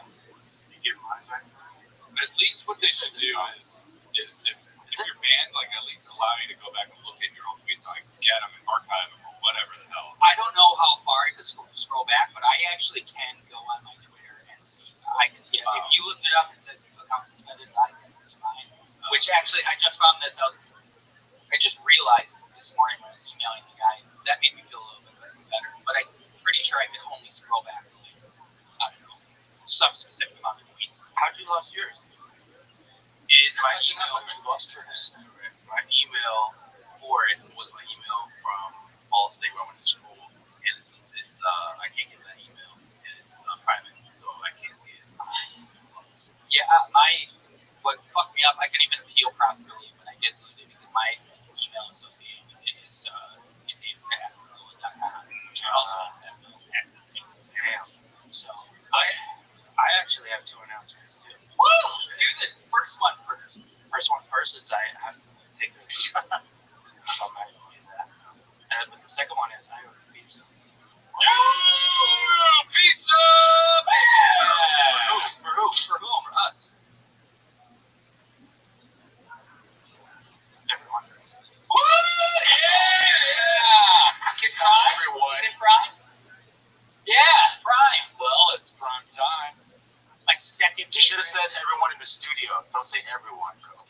already hurts as much. You should order pizza and then we can like by association have pizza together. Actually, Chin, you know what? Check under your chair. There wasn't just a kazoo. We have fried pizza sent from LA. Oh my God! Chin, you finally found yourself. What? Sorry, go ahead. I asked you guys a question. I missed What was the question? Yeah. No, actually, you guys some meatballs or a sausage Oh, pizza. yeah, that's right. Because I'm gonna order pizza from a place called Layla's, which is like the #1 pizza spot I've experienced here in Austin. So I'm gonna order it right now. I don't know So if what? I had a meatball pizza. I know. It's so Chin, your It's question just like is one. your question is what's better, meatball or sausage on pizza? Or pepperoni. Yeah, because I should have. I wanted to wait till we were talking about on the show because there's more to it. So I'm gonna get a margarita pizza and a cheese pizza. Obviously, I'm gonna leave the cheese pizza alone. It is what it is. But for the margarita, I can split it in half. So I can have, obviously the mozzarella, and I can have either pepperoni or sausage or meatballs. So I'm thinking I'm gonna have pepperoni up for both sides and then add sausage to one side and add meatballs to the other side. You know what I'm saying? Yeah. So That's what I think I'm gonna do. here's what I think. We were kind of saying it over text, but I think generally, as a general baseboard, I'll pick meatball over sausage. Yeah. We're gonna exclude pepperoni in the conversation because that wasn't the original question. Meatball versus sausage. If you said, in case you said meatball, I immediately said meatball as I was driving in. I heard all this here. okay. Yeah, there's a couple of. For me, it depends on the sausage because they can. Not all sausages are created equal. I like the sausage that's kind of like they don't have a similar shape. All the sausages, like chunks of meat in there. I don't like a sliced circular sausage. Exactly. See, there's not all created. Neither are meatballs. I'll say that as well. But meatballs are a little bit more like neutral, I would say. But so the sausage pizzas from Pop Pizza from my hometown, Ambrosini's across the street, pizza places across the street, phenomenal. They got a little like fennel in them, that kind of tasty sausage. I don't really like the fennel like by itself. I don't really know what fennel is. I think I had one. The fennel seeds, you can kind of taste them in there. Yeah, I've had them in the fennel in some type of salad. Yeah. Well, like shaved fennel, like fresh fennel. I don't want a lot of it. It's all vinegary, isn't it? I think you might be thinking of like a sauerkraut or some shit. You go. You keep going. But anyway, I think my asterisk. I knew there was, that was bullshit as soon as you said I had it in a salad. Oh, You nodded. You gave me more confidence. It was a keep going. We're all buying that you had a salad. The guy was what's that? Pop's Pizza? Yeah. Damn. That new photos. Photos aren't looking that great. Nah, I'm liking it. This looks good. This might be sausage. Yeah. But that does look good. But still, is this on? They put it on there? I feel like no, these have to be customers. Yeah, these customer picks? Or These are customer picks. Yeah, These are customer picks. That was do better. I doubt that they curate this page at all. They're very like small mom and pop shop and sitting pop. On Yelp, it's all just whoever posts whatever. Yeah, it's a small place. Zoom in on that lady's face. Not having shit.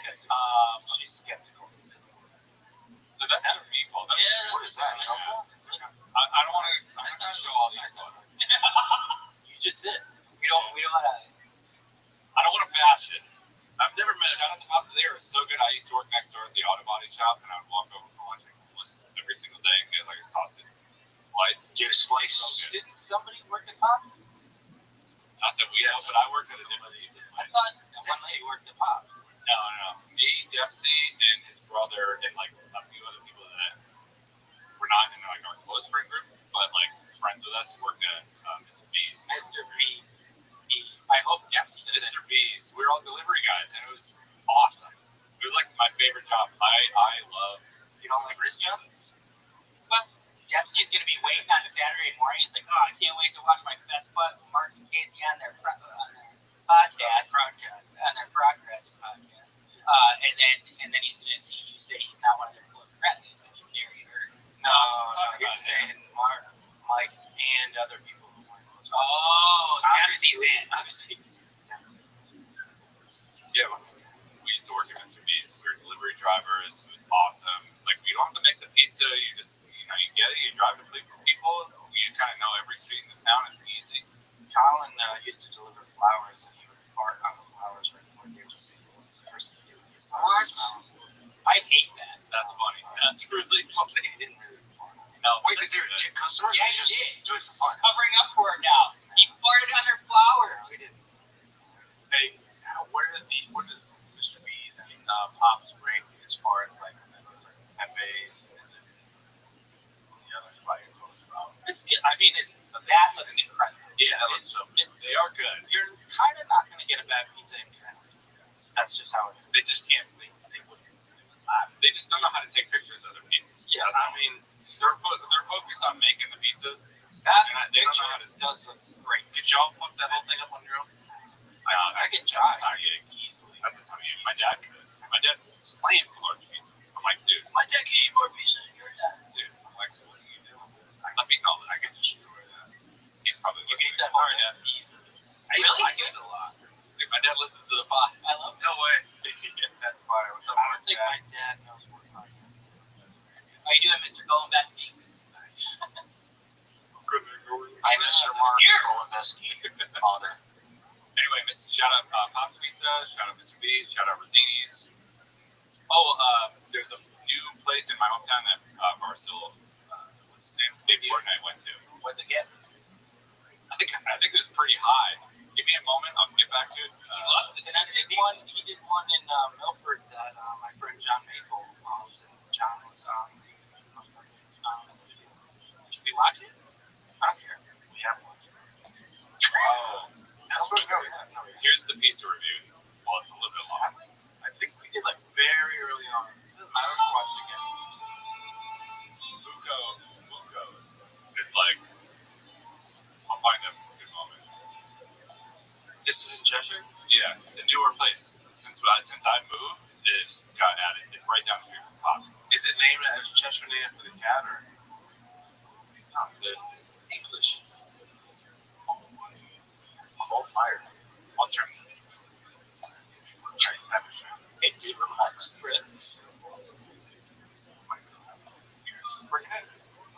Dude, the charred crust. That's brick oven, yeah? Something. Freaking smoking pot. Yeah. This is the best smoking pot. Let's see what we got. Put on the carriage, coal fired. You didn't mention the flop. That was more flop than you really liked. You might do it on the next slice. We'll see. I've had this pizza. It's really good. It just, all I was saying is it wasn't there when I was growing up. But it's, how much age is it even hot? See, that's the problem. That's why I can't eat. Why, it's not enough? No. I did our stock order from last time with large cheese and a large pepperoni and a side of ranch.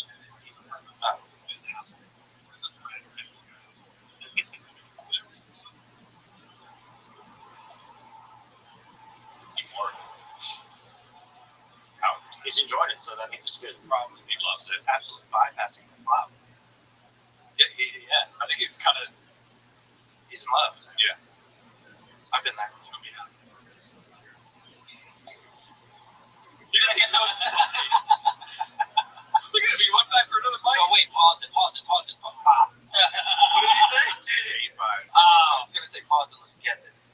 Well, I've already. I think you're gonna say 8.5. I don't know what you were going to say, just like you said, an 8.5 and 8.5. Yeah. Wow. I can't keep watching and read that I'm getting so hungry.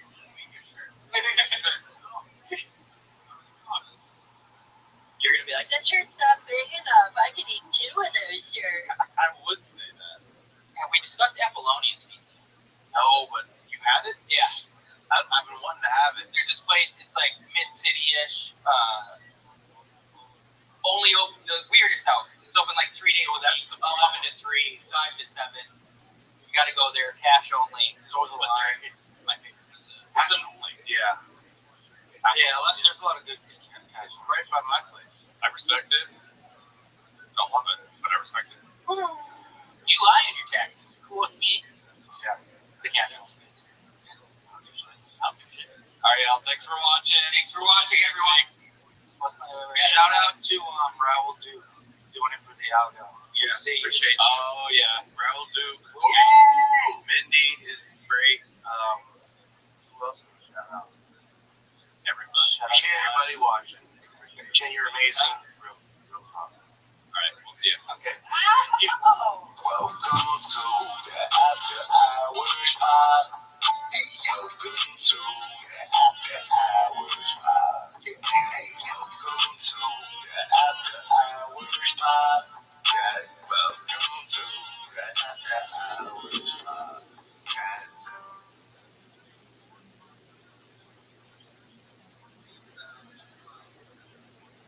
It was in his packet. Kazoo. Oh, I love a good kazoo sound. We all have to find a bit to do with kazoo. Hang on, I can barely hear you. Nice. All right, I'd like one large burger, please. Nice. I'm so excited to get home from I like Vancouver. We're flying out of plane. We got a big guy next to us. Hope the captain has something to say. Welcome to the After Hours Pod. Welcome to the After Hours Pod. Welcome to the After Hours Pod. Guys, welcome to the After Hours Pod. Guys. Do you ever beef with other skateboarders? Not protein free.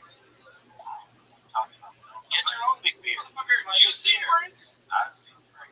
One more sip. Somebody hijacked my big beer. I brought that big beer for me for today. I gave you a sip, and that was very cool of you to do. Don't. You're gonna make treats. You have to bring them for the class. You're right. But I only had one. I should have had one. It's right at the 7-Eleven on the way too. That's the deal. The deal is 3 of these for $7. That's 7-Eleven. That's not bad at all. Yeah. That's 75 ounces. It's basically a 6-pack for $7. Yeah, exactly. Look at it. Welcome. Yeah. I'm having a beer. Is it starting right now? Yeah. I'm not. Jen, are you having a beer? No, are we starting? Because I start rolling. We're starting. Yeah. I'm kidding, you fucks. You still don't get my ongoing joke forever. I'm kidding. You still don't get my ongoing joke forever. One of these days, he's going to be like serious about it. Well, Are we really actually rolling? Kid with quick. well, here's the thing. Here's why that joke never lands. And I'll tell you. And this is tough love, okay? Let's do it! Because in the beginning you were like, tell me when to record. And we are doing stuff here and we would not text you when to record. But it's so painfully obvious when to record. Because it's when Brandon starts talking to Chris and Eric. So that's when to record.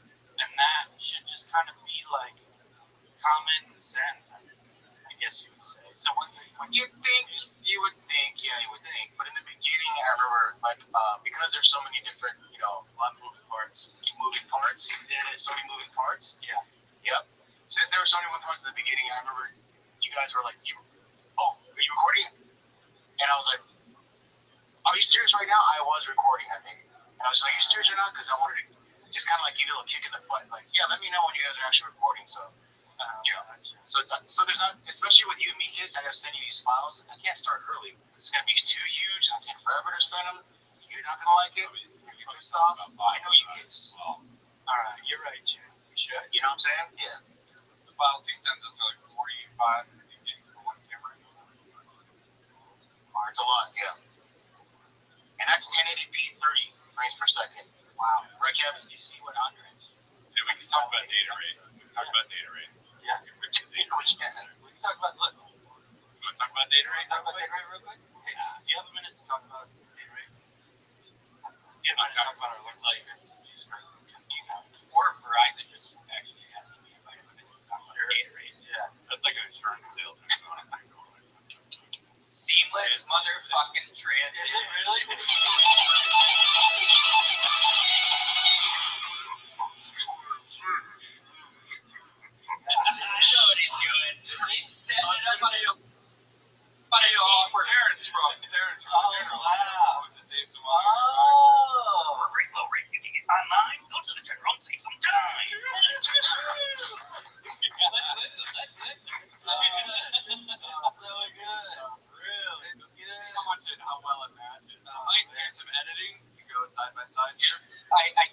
find they changed the tagline, so I can't find the exact one where it says regular ratings get online.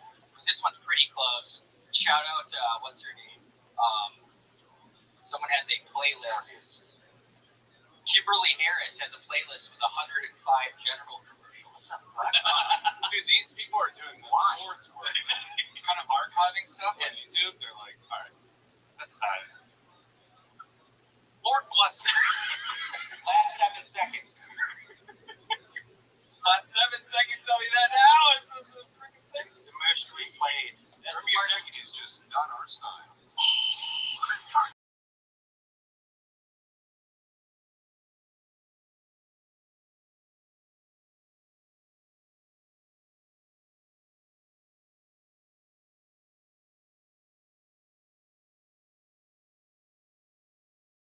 Use the general? He said you can get car insurance for like $15 fucking dollars. Is that real? I actually.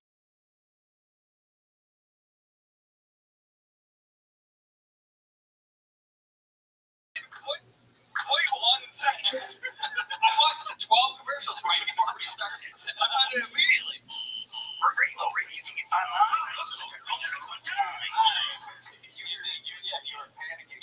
I'm just hearing. I was slow, smooth, fast. And I get whatever it wants, chill. Cheddar Cheese 905, only one golden hour today. Got a lot of time. Yeah, it's after hours. We're chill. We're just the after hours. Yeah, vibes are high. Yeah, vibes are so high. Vibes are immaculate, but you were late today. No, I wasn't. I used to come in at 11:58 or 10:58. But there's a new one. I'm tired today. The test was, can you hear me, Chin? Yep, we're good. Let's roll. Boom. What would happen if you couldn't hear them? Yeah. That's the big question. Then I'd be in a big panic and meet him. Come on. Come on. This is how I roll. Come on. But yeah, I was got clips this morning over the 7 Crystal stepping out on they're fun. But yeah, so I was pushing it. Push it to man. What was this whole thing? What do you mean? This general. Oh, that I just do a perfect impression of the general. Oh, okay. Yeah, it was so good. Nice. Yeah, we were talking off camera, and he does a good general impression. We wanted to parlay that into the episode. I was pissed. I missed it off camera stuff. Yeah, so it's probably my best impression. Second would be Marvel Albert. Yes, Alex for us. Yep. It's good. Funny, I think you're so good at the Marvel. Yes. Did you do like a good Walter Cronkite as well? Like, I think, what was it, Bruce Almighty? The one where he's, Jim Carrey's like the news anchor guy, or, that's Bruce Almighty. Yeah, Bruce Almighty, yeah. Walter Cronkite. Oh, yeah, he does it with like the comb and the mustache. Yeah, I'd have to hear it, but I think I could do Walter Cronkite. You know what, Mark? You think you're too cool for school, but I got news for you. Oh my goodness. You are.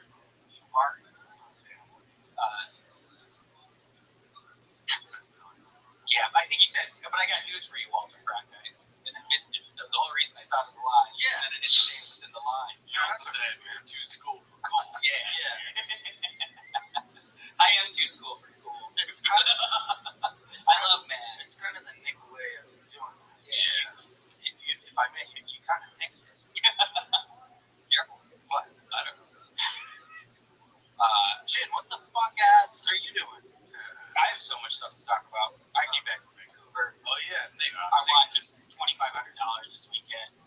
Yeah, Shin's doing a He's Frozen video, and nobody gets it to me. And nobody knows it. Is he frozen? He might be frozen.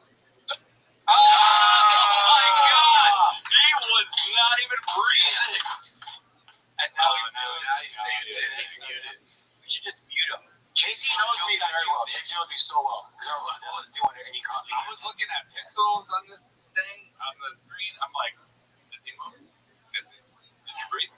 Did he finally? Good job, Case. Yep. You know what I just realized? A lot of people in college and high school called me Mitch. Because my name was NICHLFOLAS, and then because of how California and Wisconsin do their IDs, my name changed to NICOLAS.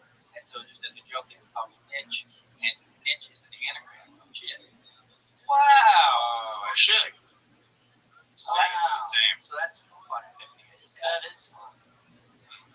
Wow. The same. We're anagrams. It's different. Yeah, anagrams are jumble word. Palindrome. You're thinking palindrome. That's what I'm thinking. Yeah, That's what I'm thinking. like ratio. This shit. Here's a long palindrome, and then we can get to the things that are stuff. Oh, yeah. A man, a plan, a canal, and a word. Same backwards sports. Oh wow. But you were holy moly. I don't know because here's why. Because somebody always mixes up an anagram and a.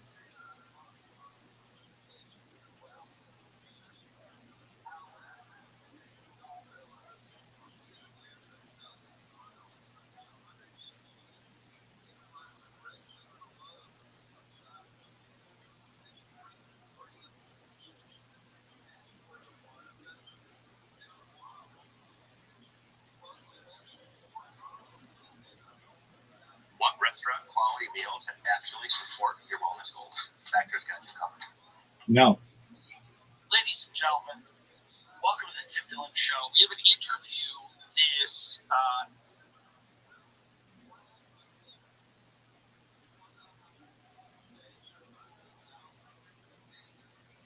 Ladies and gentlemen, welcome to the Tim Dillon Show. We have an interview this episode with Max Blumenthal, who wrote an article in the Gray Zone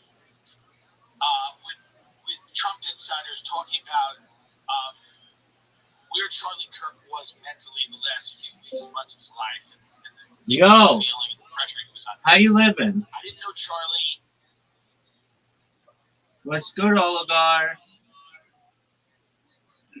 Can you hear me? Yeah, I can. How'd you find out? How'd you find out about me, friend? You invited me to your server when you were on a public voice. Okay, very well. Excellent. Yeah. Cool. What Discord were we in? I can't remember. It's something that's right. It might have been Social Heaven. When Social Heaven chose that or Edgy, one of those. I can't recall. Okay, very cool. Have we spoken before? We have, yeah. Okay, excellent. So you know what I do? I stream my live 24/7, all that stuff. Yeah, I do. Yeah, I know what you're doing. Excellent. And, yeah, your intent. How you living, pimp? Am I a pimp? I said, how are you living? Oh, how are you living, pimp? I thought you just said, are you a pimp? I'm doing good. Excellent. I'm up early. Fuck yeah, you are. Yeah, I'm thinking about doing some art stuff. Yeah, I can try that. Fuck yeah, you can. Let's see it. Are you gonna watch any football today? No, I'm not really into football too much. All right.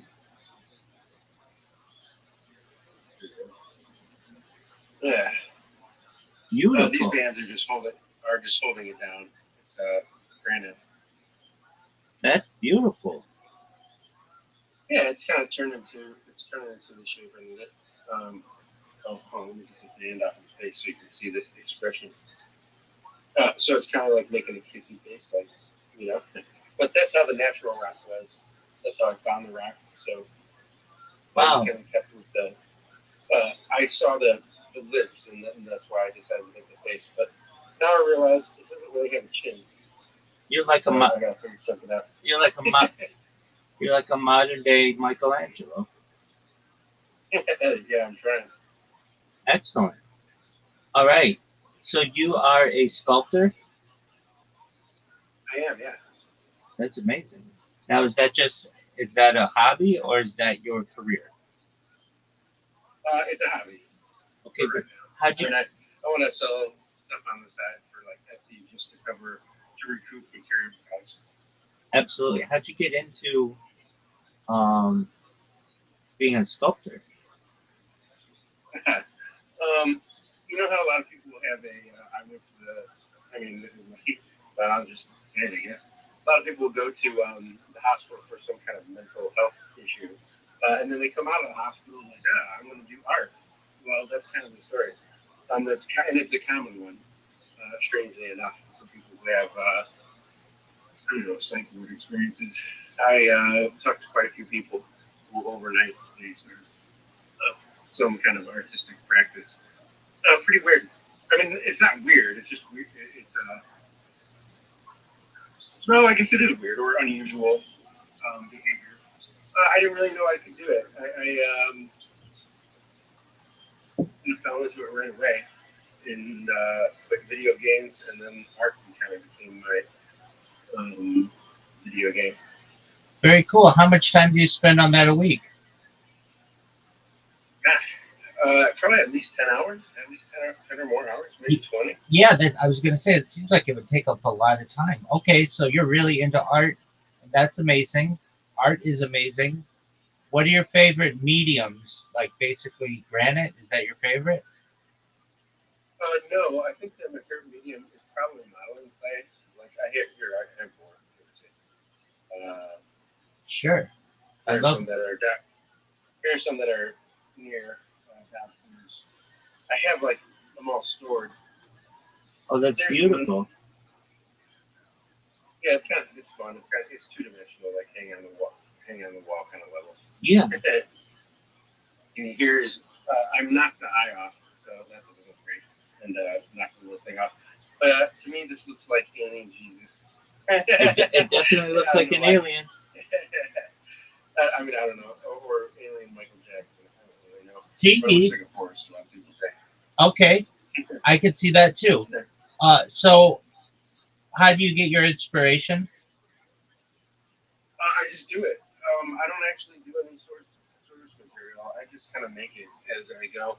Like sometimes I'll use a natural object. Like see this right here is a from a fossil, a real fossil. So I took a mold of it. Okay. And then I took the real fossil and put it on the back of the snail here. This is a blank waiting to be painted, and this is also in progress of being painted. So that's why it has like these natural dim line. But like the fossil right there, here the sword. You can kind of see the fossil there. I'm having to like point the camera up to look at the shelf. But anyway, that is the real fossil that I took a mold from. So I'll do stuff like that. Like that might be inspiration sometimes. But I'm moving over to where the sorry, I have like a lot of mess here, but yeah, I can show you the snail. All right. There we go. Yeah. So that's how it's supposed to look like. Okay. With a little, look at, and actually it lights up the little stalks. How'd you get it to? How'd you get it to light up? This is cloth, so I embedded lights into it. Like the Christmas lights that you have that you plug into USB. Okay. Or like the string lights. Yeah. So it's just kind of embedded into the material. I don't know if you know what fluff needling is, but it's basically like sculpting with fibers. That's tight. And that seems to be more advanced, is it?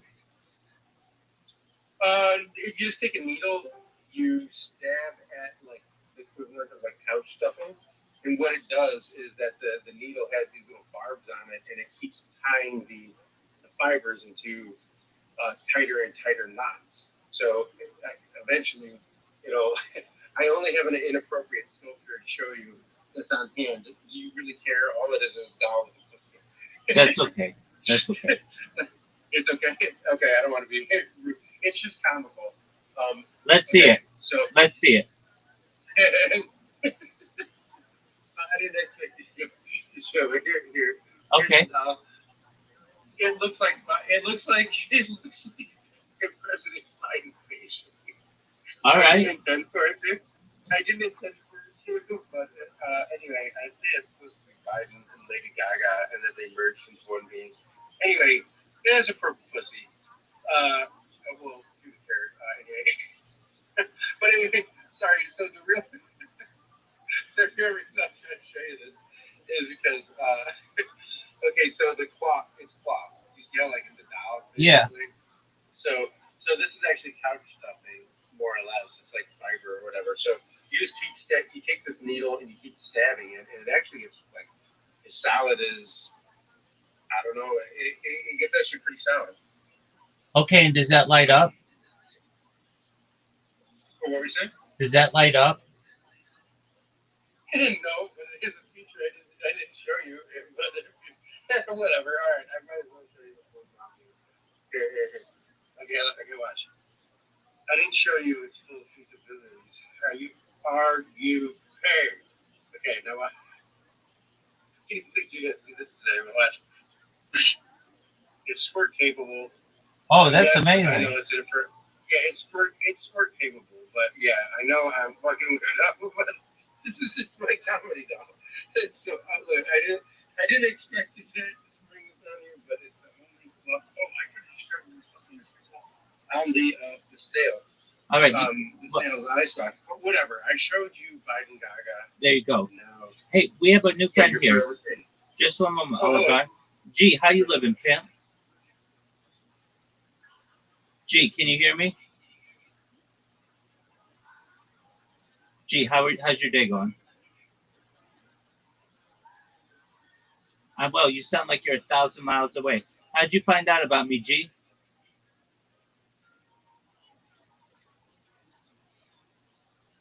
G, how'd you find out about me?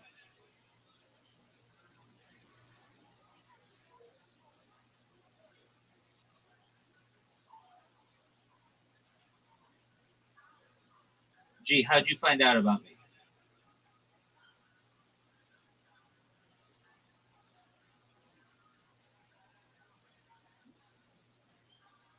G, can you hear me? All right, there you go. Could you hear him? I could hear him. And he just kind of like came in. I don't know. My feeling is that maybe he felt like on the spot or something. I don't know what the end says, to be honest with you.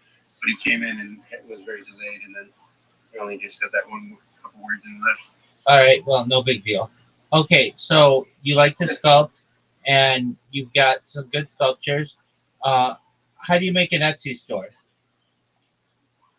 Oh yeah, it's pretty. I need to do that. What I need to do is get all my work and kind of get a digital portfolio together, and I just put out. Really, what I want to sell is just garden houses. Just to start. That's all I really am interested in. But yeah, it'll. Oh shit. Yeah. Easy enough. Nowadays, people want something unique other than the Amazon stuff. They also like to personalize everything. I like these colors, whatever. At the same time, wow, consumer. Well, I don't know. What am I trying to say here? I wonder what the demand is for that kind of stuff these days. Right. All right. Yeah. So you are basically selling. Have you ever sold anything? Oh yeah. I mean, just like a figure here and there when someone is interested. But yeah, nothing like big scale like on an Etsy platform. Etsy is a kind of like it had legitimacy in the beginning, and now with all the bots and all of that, it's very hard to compete against people who are mass production. But the advantage of being an artist nowadays is maybe that you can do a time lapse, and the time lapse becomes part of the art. So I don't know if that's an angle, but I think people want to see the entire process of whatever it is they bought now, because with AI and everything, I think people are gonna have to start human authenticating their work.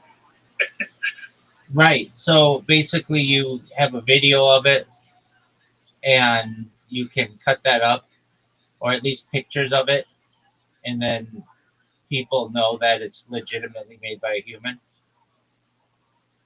I think that will start to become part of the process, yeah.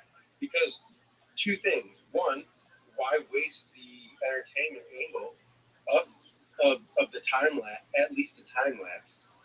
And then two, it's like, well, you're also now you're selling two things that you are producing at the same time. You're producing the work of art, and then also the execution of that. That becomes now part of the value because AI, AI does it so quickly.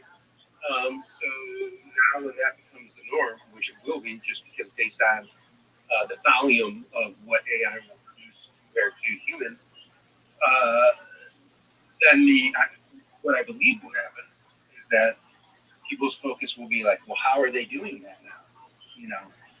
AI just does it automatically, but now you have the behind the scenes aspect that people will become interested in.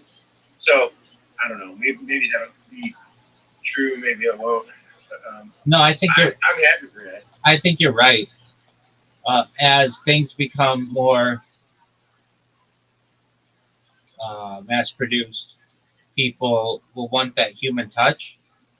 And even people who say like, "Oh yeah, this is custom made. It's just something's changed in a computer." But if you can show them like you're doing it by hand, and then give them a video of it that they can keep, then they can show their friends, "Hey, do you like this? Oh, do you want to see how it was made? Yeah, of course." And then it shows you like etching their name into it and painting it whatever colors they want and all that other stuff. And then somebody's gonna say, "Wow, that was really cool. Where did you get it?" And they'll be like, "Oh, I got it on Etsy." And then they'll go to your store and basically order from you. That's the plan, right? Yeah, well, and I also really want to. I do have these fantasies of finding. I started with clay and moved to rock or stone, and really whatever. I also do wood sculpture, so I don't really care what material it's made out of. It's kind of fun to actually mix and match different materials, actually. But what I do fantasize about doing is finding a big rock, the kind that have been left here, like landscaping. I'm not talking about like something natural, but here, over people have done that all for the past 100 years. They use these gigantic rocks to like mark the end of a driveway or whatever. Right.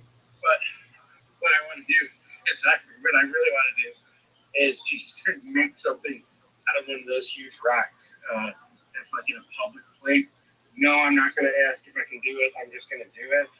Uh, but along a bike path, along somewhere where it's not like, I'm not going to do it in front of the library.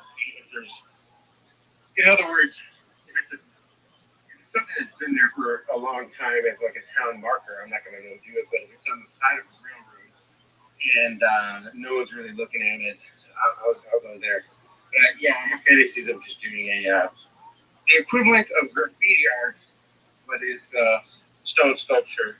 I mean, not the inappropriateness that graffiti can bring, but just in the spontaneity. I gotcha. Okay, so let's say just Oh, say that once again. so I've got you. So let's say a railroad corporation has put up rocks. They're just like they're not even landscape rocks. They're just maybe a boulder that's 4x4, and it's just holding up something, whatever. It's just there. It's not really there for looks. It's just there to hold up something.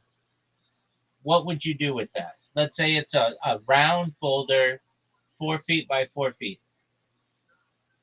Yeah, it's what I like to do. Is that some people have a plan, like I want to do this or that. I'm not sure why, but all of my inspiration a lot of times comes from a shape that you see in the material, and then you kind of, it sounds cheesy and like artist talk, artists I want to get named talk, but you see a shape out of it, and you pull it out of it. So you kind of like you see a shape in the cloud, and that gives you inspiration. But I can, for whatever reason, every time in every texture, I'll see something that looks like a shape, and then that's what gives me the inspiration. So you'll see, like, oh, that looks like a lily pad. Okay, all right. Well, I've never seen a lily pad, but in this case, let's say that looks like a frog's eye. I'll say it does. And then you're like, okay, well, just this right half looks like a frog's eye. So you fill in the left, you make it match symmetrically, and so then you just get go from there. And then all of a sudden you're making a frog. So that's kind of how it works for me. Luckily, the weird thing is like you go out on a limb sometimes. Like, oh, how am I gonna do this? And then the challenge is to actually make it work. Where you do kind of go out on a limb, and then somehow you make it work. Sometimes you don't, and you have to salvage like an idea. But I'm pretty good at I'm surprised at my success rate sometimes. Excellent. Okay, so I get what you're saying. All right, so Yeah, you basically will just let the natural uh, art, the natural object dictate what kind of art it will be. yeah, kind of like so like there'll be natural um, markings on the rock, and there'll be a natural like striations or whichever. And sometimes that just will look like something like a cheekbone or whatever. Just kind of go from there. But round rocks always are lend towards a face. So I do a lot of faces. I think I always, if I'm doing a new material, I typically will do a face because it's kind of like you want something consistent that you do over wood, clay, or stone or something. It's kind of like a little, I don't know. You might know 3D printing, and so like when you print, they all do little test prints with the same shape. It's kind of the same idea, I guess. Yeah, it's an interesting hobby, especially to wear your hands out. You don't kind of mind that. Right. Okay. What's the biggest object you've ever sculpted? Like a bigger up to my let's see, pretty big, like up to my chest. So like think of like basically a child, like a 10, like a 6 or 7 year old child, like about that tall. Um, so about that big. Yeah, And that's of course it's hollow, so you're not. These were not stone sculptures. were you proud of it when you were done? Yeah, definitely. I think I'm proud of. Of course, you're more proud than some, but what like basically when you have a sculpture in your display, you start to build up all these little storage points. So you actually have to start getting rid of some. The amount that I want to get rid of is very few. I don't know if that's because I'm just sentimental and I want like portfolio or whatever, but yeah, you just gotta keep them all, I guess. Right. Are Yeah. you are you Do self? you do anything yourself, like artistic or anything like that, where you're Um, producing? I guess my whole life is artistic because I'm creating content. Um, so Oh yeah. I guess like documentarian. I'm a documentarian. But I don't really see myself like that. From an art perspective, I like to draw sometimes, kind of. Um, I have I've done like little cartoons when I was a kid. Um, I like let's see, what kind of art do I like? I like topiaries, if you want to include that, which I think you should. Um, Topiaries. yeah, so like that's where you like make an animal out of a bush. Oh yeah. Where So I get what you're saying. Yeah, yeah. So um, then it's made out of like a fern or something, and it looks like a lion, for instance. exactly. and I'm not somebody who's really like done anything like that, but I do like them. I like music. I've made music. I like poetry. I like poetry a lot. I like creative writing. Um, I'm someone who enjoys like carpentry to some extent, but really like metalworking. Um, Oh, cool. I like what else do I like? From an art perspective, like the physical art. Pottery. I think pottery is beautiful, and um, it's something that I find soothing and fascinating. Um, I like I like a lot of digital art. So that could be anything from like an NFT to um, a a video to a music video, anything like that. That stuff's cool to me. Um, from the stuff that you do, I like that a lot. Um, I have never done anything. I mean, like the best I've done is like painted rocks. That's probably the best that I've done, like in comparison to what you do. Um, what else? That could be pretty fun though. Yeah, no, definitely. Um, it can be, and I mean, I did that when I was a kid, but um, it's soothing. I find, I almost like making colors, like when you take like the primary colors and you make a color. Like I love color, so just painting things, but creating the colors on my own. I like.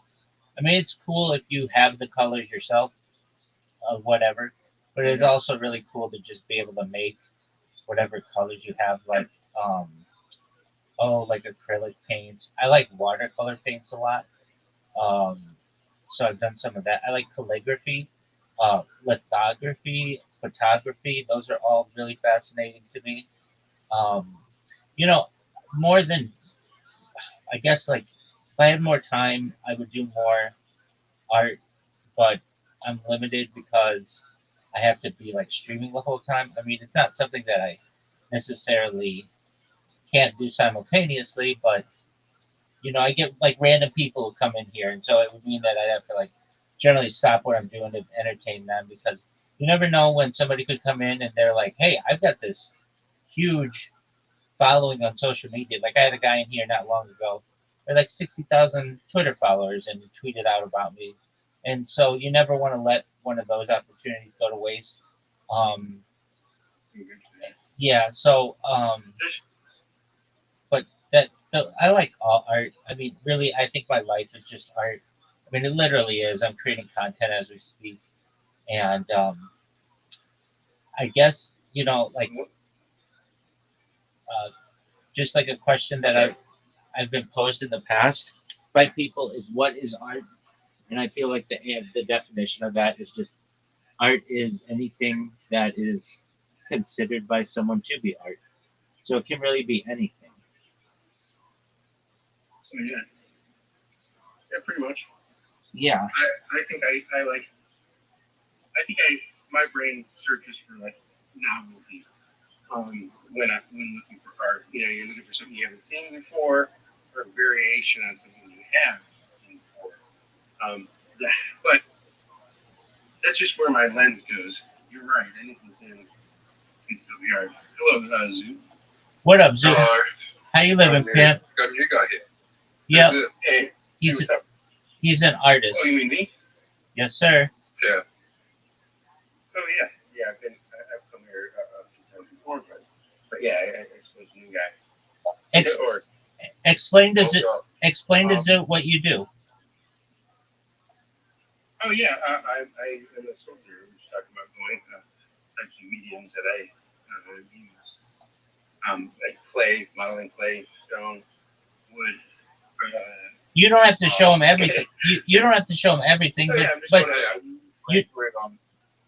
you don't have to show him everything, but show him some of your art. Are you friends with Robert? No, he doesn't know Riser. I do not. I don't think I do. Here's a alien Jesus. I don't know, Michael Jackson. Jesus. That's cool. He looks like a really high guy named Dante. That's really Here, I'll show you the stone one that I'm working on. I had to stop. Let me stop joking and telling people that's too casual. But that's my joke. I don't know why. that's good. Yeah, I'm trying to figure out how to finish the base. It's hard. It's tougher than you think. I have to There's Draco. Draco, you said? Who's that? What are you building? Oh, you're talking about Draco? What are you designing? Oh, gotcha. Yeah. It's a. Let me take the band off so you can see it, and then maybe you'll see the. There we go. There's the full base there. So it's a base. All that's just bricks that so I have service to pound on, and then transfers the force instead of just being a spring. But Is this your job? No. Just something you do for fun. Yeah, I'd like to switch to do something like that, but yeah, it's you can't. It's very hard for you to do something like that nowadays. CNC. You know CNC. What's your job? I'd rather not say because I don't want to dox myself. Okay. Yeah, I have. I go to a political server. And I get into heated debates. And I've already been doxxed a number of years ago, and now I have with recent political online enemies doxing attempts. Even though it sounds paranoid, it is actually real. I know other people who have gotten doxed by the same people. But Do you want to have a debate right now? hell yeah, let's do it. Can we debate? Yeah, You start having a debate for the sake of it. absolutely. I have to actually care about the cause. So All right. All right. it's a good I'll moderate. intellectual. I'll moderate. What It's a would good intellectual pursuit to take both sides of it. absolutely? Okay, so Um, what do you want to debate, Zoo? Or to know both sides, I should say. Oh God, I don't know. There's nothing I'm passionate about. yeah, okay. I mean, like we could try, but yeah. All right, let's like Rabbi discussed this bit, but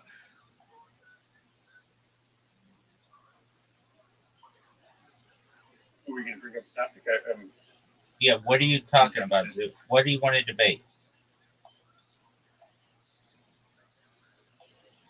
Zoo,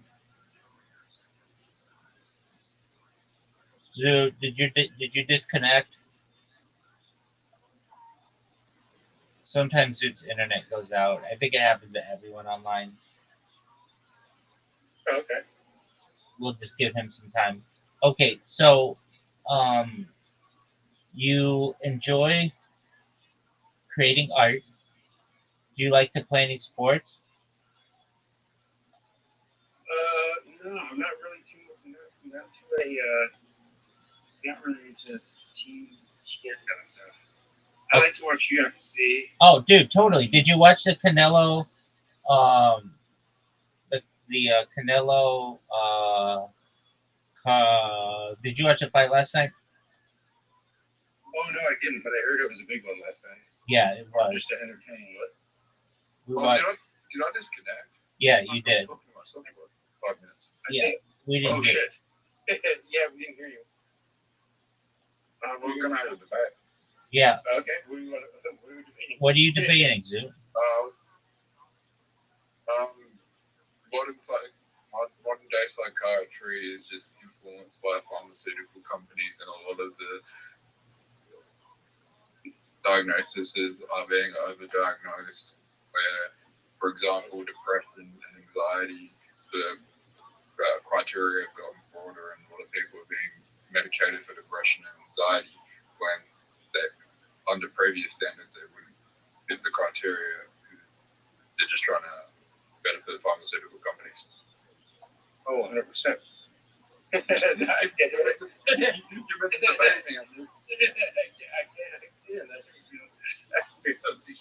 No, you're right. I can see it. Yeah, how about you don't debate it and you just discuss it because it seems like you guys have a shared opinion on it.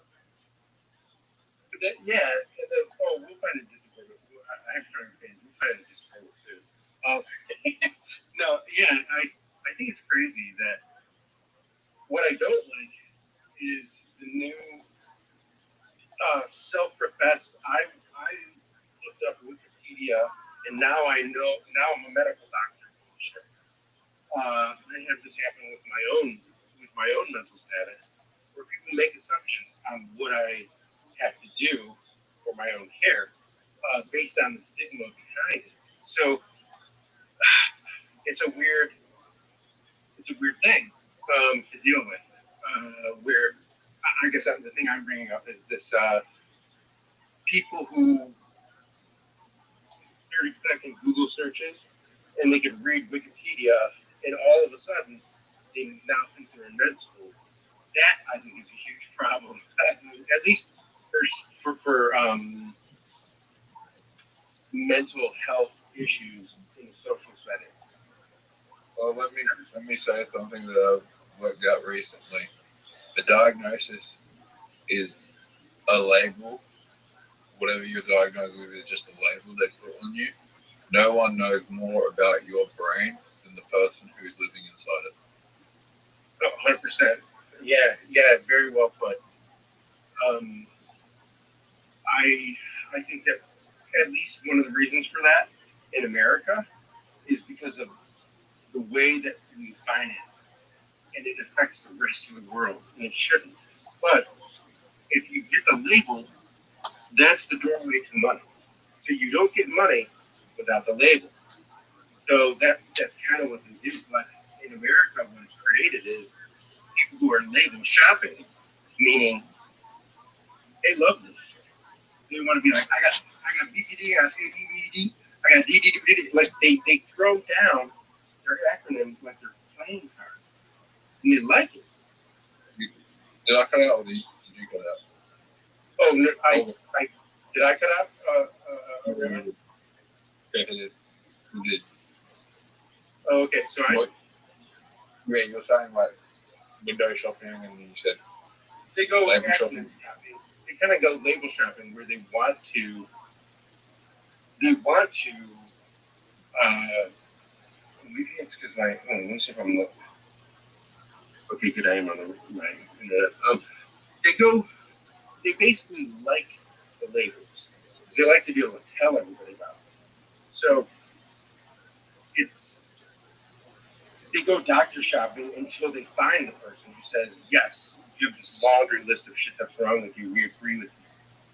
And then that person uses this gigantic social crutch of acronyms that aren't really relevant. And then on the other side of things, there's people who want no label, but they have to accept one because of to get the medication they want or whatever. Like how many people are faking ADHD to get Adderall? A lot.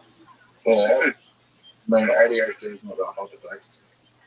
Yeah, but I mean, it's definitely making shortages of medications for people who really need it. So I don't know.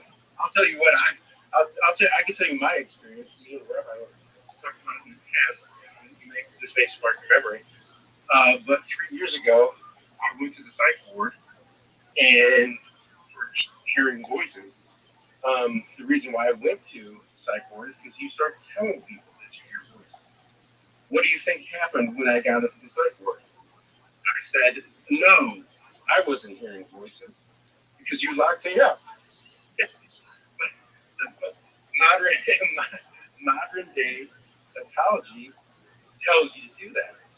But if someone would have sat there for 30 minutes and just said, well, what are they saying? I probably would have calmed the fuck down. But because they panicked, I panicked.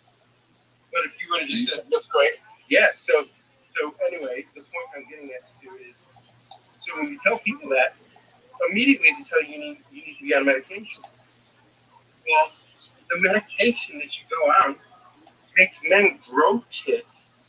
I'm not kidding you. I'm not joking. Makes you grow tits and produce milk. And it blocks some of your dopamine. So why the fuck am I doing all of that to block out a voice that just says believe in yourself and wow, you look handsome when you look at me when I go in when I look in the mirror? Has there been that's oversimplifying it. Has there been challenges? Yeah. But the challenges of taking antipsychotic drugs, I know all I go to mental health servers where everybody's on drugs and antipsychotic drugs, just schizophrenia, and they're in no better shape. They're just manageable. So, but these people also have, some people have tried to jump off a bridge. One guy ran his scooter off a fucking bridge. So I understand that these are safety belts of medication. So did you just want the label? Did I want a label? Fuck no. I wanted the exact opposite of the label because the label for me was very damaging. But for somebody who wants to tell their parents that they did a bad job, they say they have ADHD and whatever. I know I'm making shit up. I don't literally think this. I'm just saying that they want the reasons for why someone wants the label as opposed to me. I don't want the label because basically my entire reality afterwards, after this label, gets to be called in question. Did you perceive it that right way? Are you hearing shit? Oh, and you also don't fucking account for the fact that shitty people will use that as a way to just dismiss you. So they know you went to a psych ward. And so they'll just say, oh, whatever, he's psycho. And it's like, no, I'm not psycho. You know I have a real fucking logical point.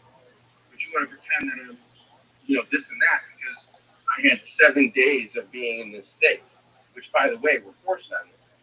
So, yes, I heard voices, but that didn't give you a right to essentially incarcerate me or whatever. But I also understand that that's the system we live in, and the statistics are that people hear voices and start to feel distress can, be a problem. At the same time, I didn't see any fucking statistics, so I don't know what their justifications were. Yeah. So anyway, so that legal is bad. Shop legal, they're using it as a social way. They're using it as a social tool sometimes. The people who abuse it. I'm not saying everybody does, but anyway, so that was my experience. If you tell people right now, I'm not on any meds, I still hear voices. What do you think you're supposed to do? You're going to kill somebody. It's like, well, who gave you this training that that's the rules? Hollywood movies gave you your fucking medical training and your fears, and now I have to deal with that. 60% of people who hear voices unconnected to schizophrenia. In other words, the filter of who hears voices is the branch. So many people hear voices and they don't tell anybody. Why is it? Because you don't want anyone to think they're crazy. So many people have it happen like 2-3 weeks.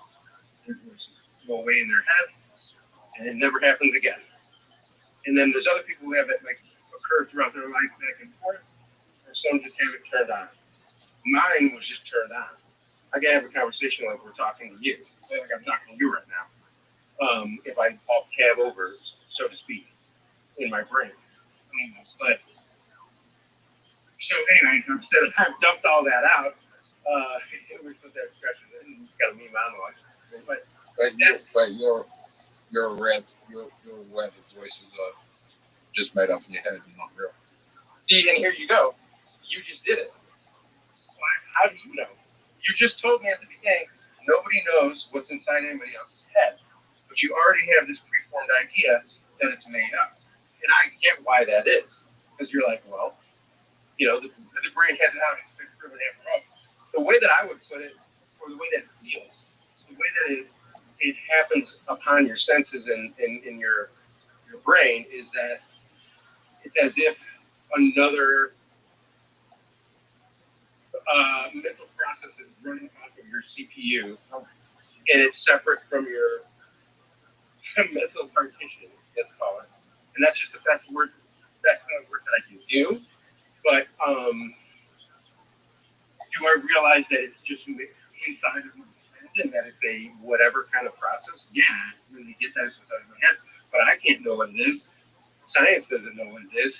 And then there is some the things that are weird are anomaly, what I call anomaly or like anomaly behavior. Of course, that's my mental terminology. But what I mean by that is I have a list of words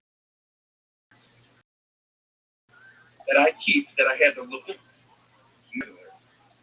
Now I understand that how you know you're an intelligent person. You probably start to begin to investigate. Well, like okay, my subconscious must have known the word, and now it's regurgitating it up at a later date.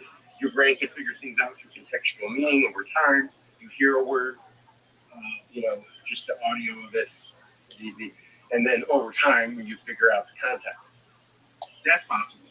But what happened was it would be like it would do one word a week.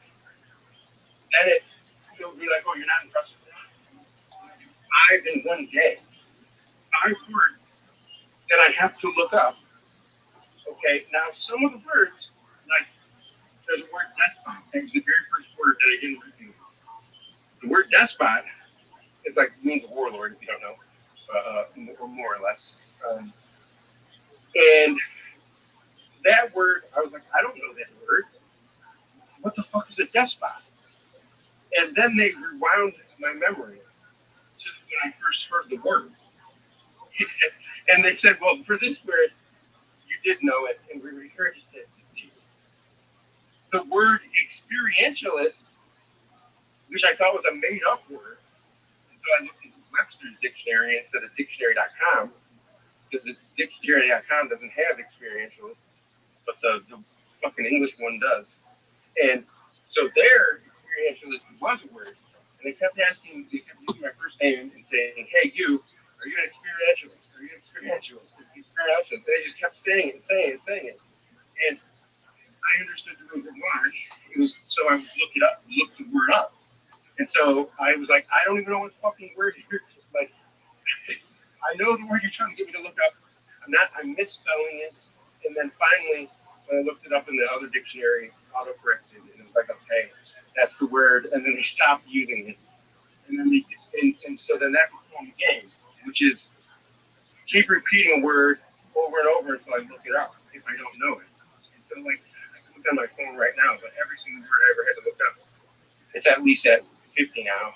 And so this is like a running list of since 3 years ago. But so sorry, I'm getting to my point, and I realize I'm rambling. I apologize. So the mental trick is how the fuck can you get these words and they get regurgitated back to you from a voice in your head? To me, that's an interesting trick. I don't care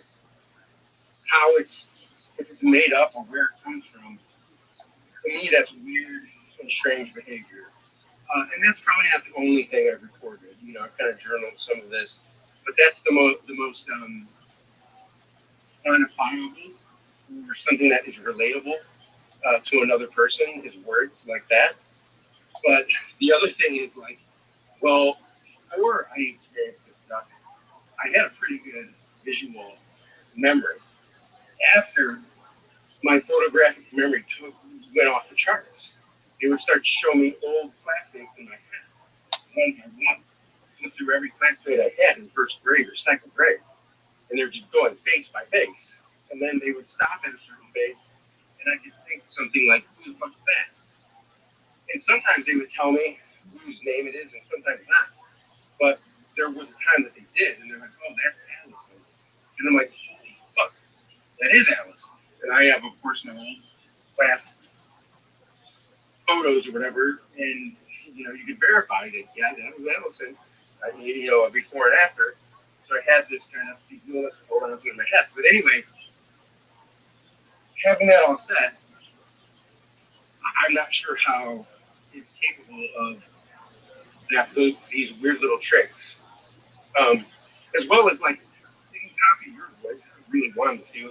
Your voice print can be captured like after 2 or 3 sentences. And I know AI can do that, but your brain can do it too. So anyway, Hey, Rabbi, What's going on? I had to like take a break from Instagram because my fucking feed is just full of ADHD and autism right now. It's really fucking annoying. Yeah, I'm sure it is, dog.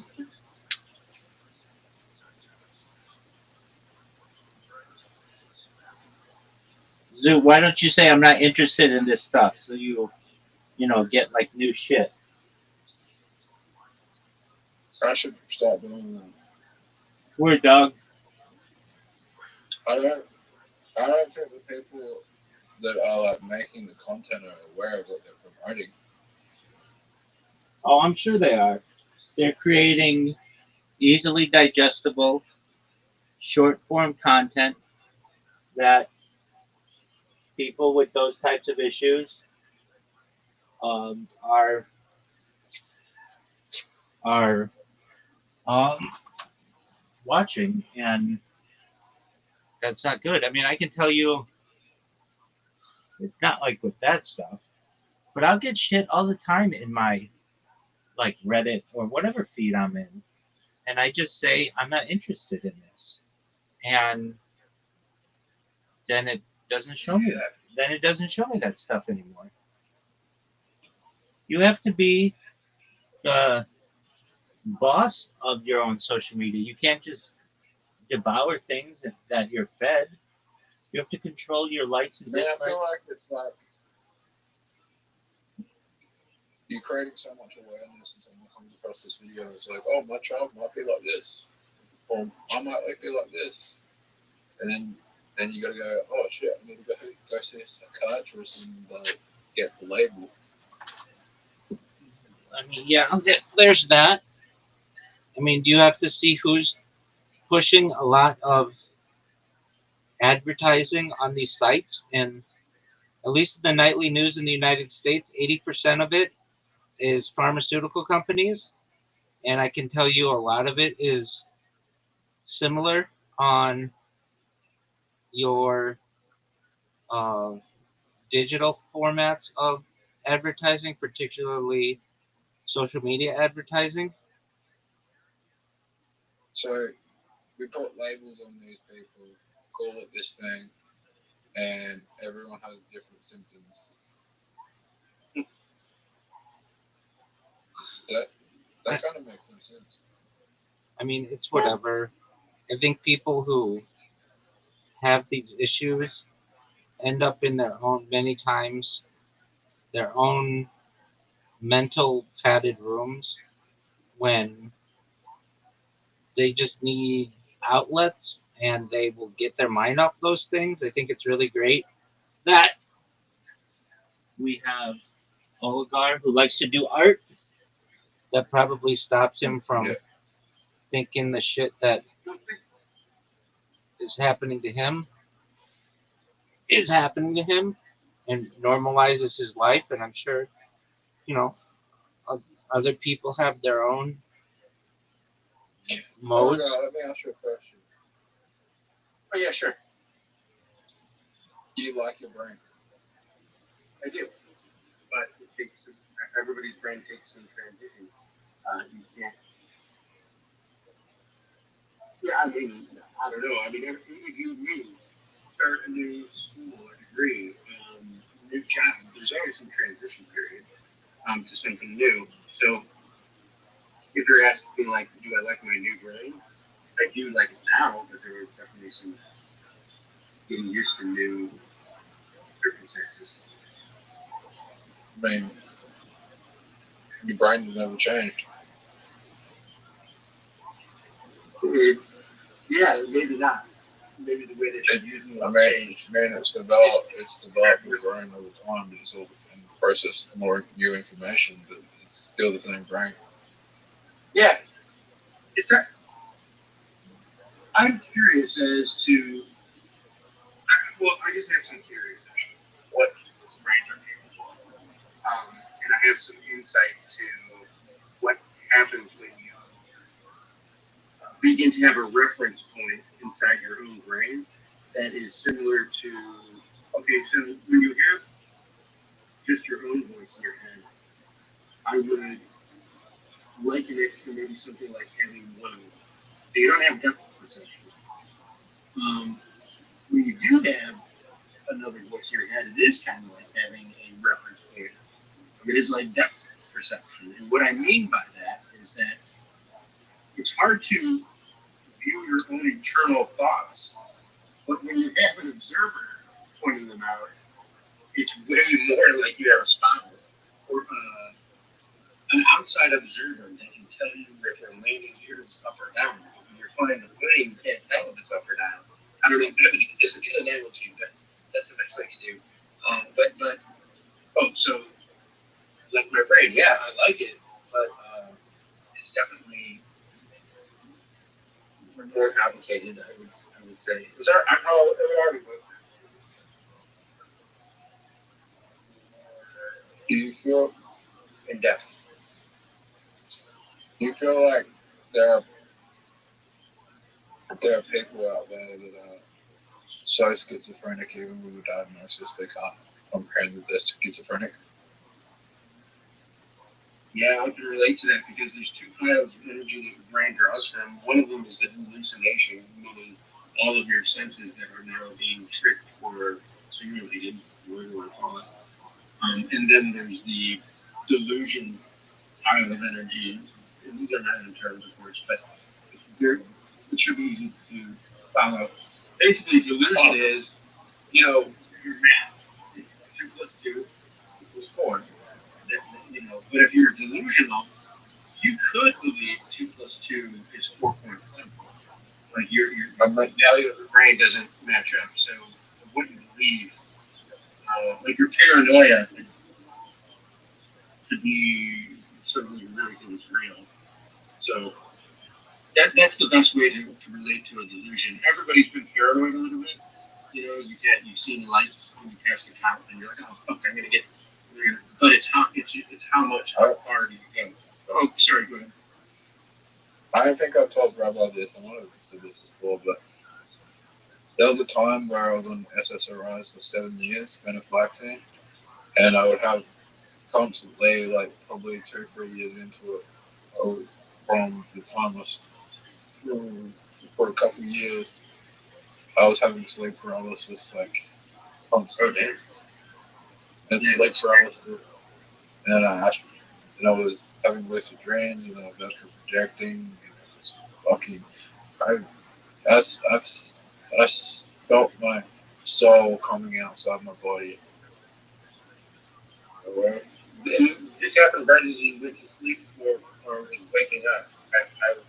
I met you. Sleep paralysis is when you're sleeping, but it feels like you're waking up. I've had it happen only a handful of times, but so when I had it, it felt like I was just waking. So it feels like you're just waking up, but you're still hallucinating, right? So you visualize everything. You can visualize, like you can see everything. Like my bedroom was like, I could see everything in my room, but I wasn't awake. I was just imagining. I was still sleeping. I was still in a REM sleep. I've had those experiences, and they've always been with sleep deprivation or near that. I think it's part of the REM sleep cycle that happens. It happens that everyone. It's just that people can't remember And when I was on venlafaxine, it causes your brain to remember. Yeah. I'm also curious. You know, hypnogot. Okay, there's something. So what happens, right, is when your body goes to sleep, right, it stays still, so you don't hurt yourself, right? So when you go into sleep, when you go into sleep paralysis, that's your brain telling your body to stay still, so you don't hurt yourself.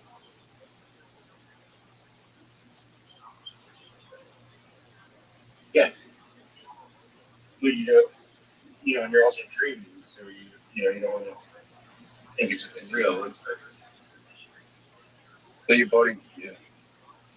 But I mean, if you think about it, your heart rate's, if you think you're getting murdered in a dream, your heart rate still goes up. It's kind of interesting. Hey, Rabbi. What's up, Tim?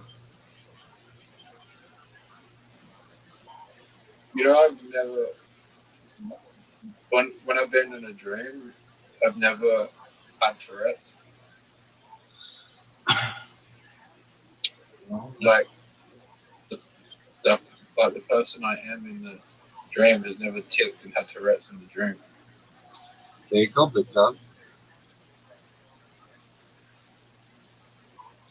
It's interesting. Do you know what the word hypnagogic means? It's either HYPA or HYPNA, hypnagogic or hypnocompic. Anyway, it's like Latin to mean as you fall asleep or as you wake. They're two different words. But hypnagogic could bring it up because some people use them interchangeably.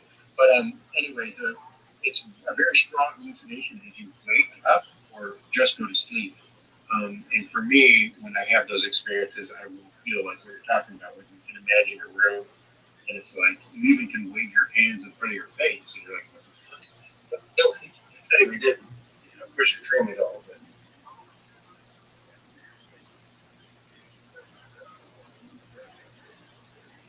I've never had sleep. I don't want to have sleep paralysis again. you want to have it again? Yeah. Have you, have you ever had any in those states? Do you have very vivid dreams? I mean, what do you do in the dreams? In those dreams, Yeah. like it feels like a rock's being pressed against your head, but you can get out of it. If you go into sleep paralysis, you can get out of it, and then you can go into astral projection. You can go into an astral projection state, and that can take you to other dimensions.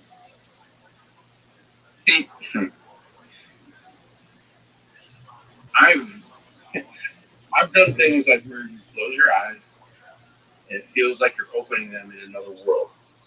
But I only get to see that for 5 or 6 seconds, and then that's it. And I've also, I mean, that makes sense. So I just actually astral project, right? I would have astral travel, but you can from astral travel you can go to astral projection where you can go into different dimensions. If you astral travel, you can go into dimensions and you can go explore the world and see like things. And there's people like accounting, like say like there'll be people that have said they astral travel and they're seeing people on the other side of the world ate something, and then they'll be told them that they saw that person eat something, like things like that, and they would be eating that specific thing. But at the big, yeah. It's fun. So No, I was saying that can be very just wild. I'm not sure. I just think that people's brains are so much. How do I put it? The remote that you have access to has more buttons on it. It's just they're not labeled, but you can press them. This is a weird analogy, I know, but the thing that you're talking about, like astral projection, sleep paralysis, like you want to go back to it. The reason is because well, my theory, me judging you, would be that you find something interesting about that brain state. But we inherently know, like, oh fuck, we're in the setting. I don't know. I know that's a weird way to put it, but I don't know if you feel the same. But explain to me why you want to go back to it. Why I want to fucking, because I want to know, like, what, like, you can go, like, to, like,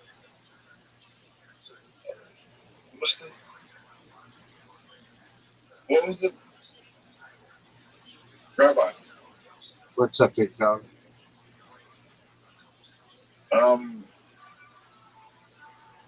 what are the, like, books that, I don't know if you're familiar with this thing, but there is a, like, I think it's a biblical Christian book that was no longer canon.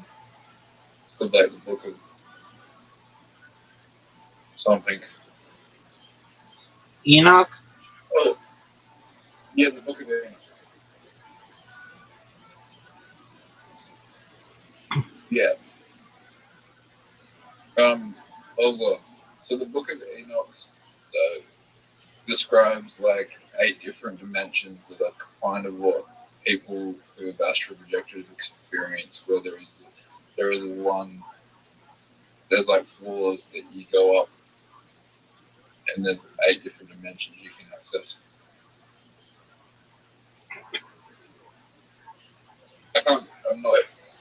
I'm not too I don't know much about the Book of Enoch, but it was like, yeah, Oh my that one's not canon. After having my experiences, I want to know how much people are just making stuff up.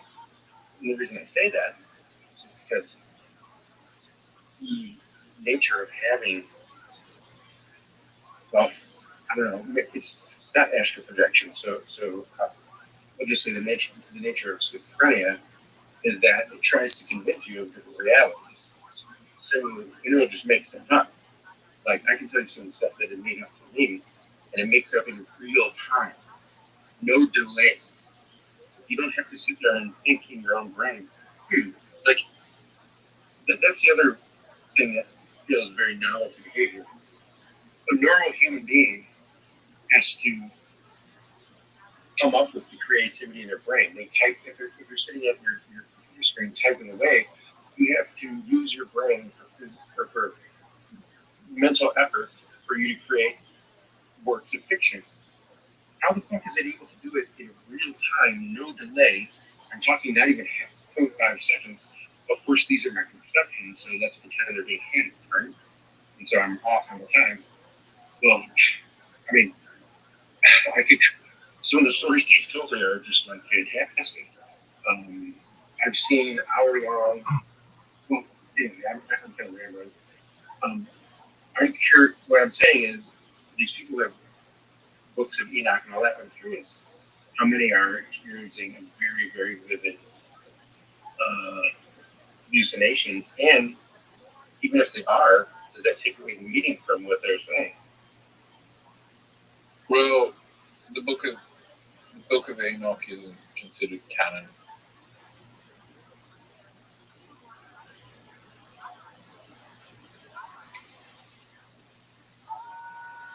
Rabbi, What's up, pimp? why isn't Enoch considered canon? It was rejected when the Hebrew Bible was being organized, generally because it's it's so much different than the traditional story. It's been a while since I've read it, but basically it's like you have watchers, They're like angels who come to Earth. They marry human women and father the Nephilim, which are giants. Um, and Yep. basically, they like teach forbidden uh, topics to people, and then they go into like movement of heavenly bodies and dreams and such. And basically, this didn't fit in the chronology of Jewish teachings at the time. And so when the Bible, Hebrew Bible, was being can, uh, organized essentially, uh, it was just seen as a text, but it was not included. And generally, it's for chronological reasons.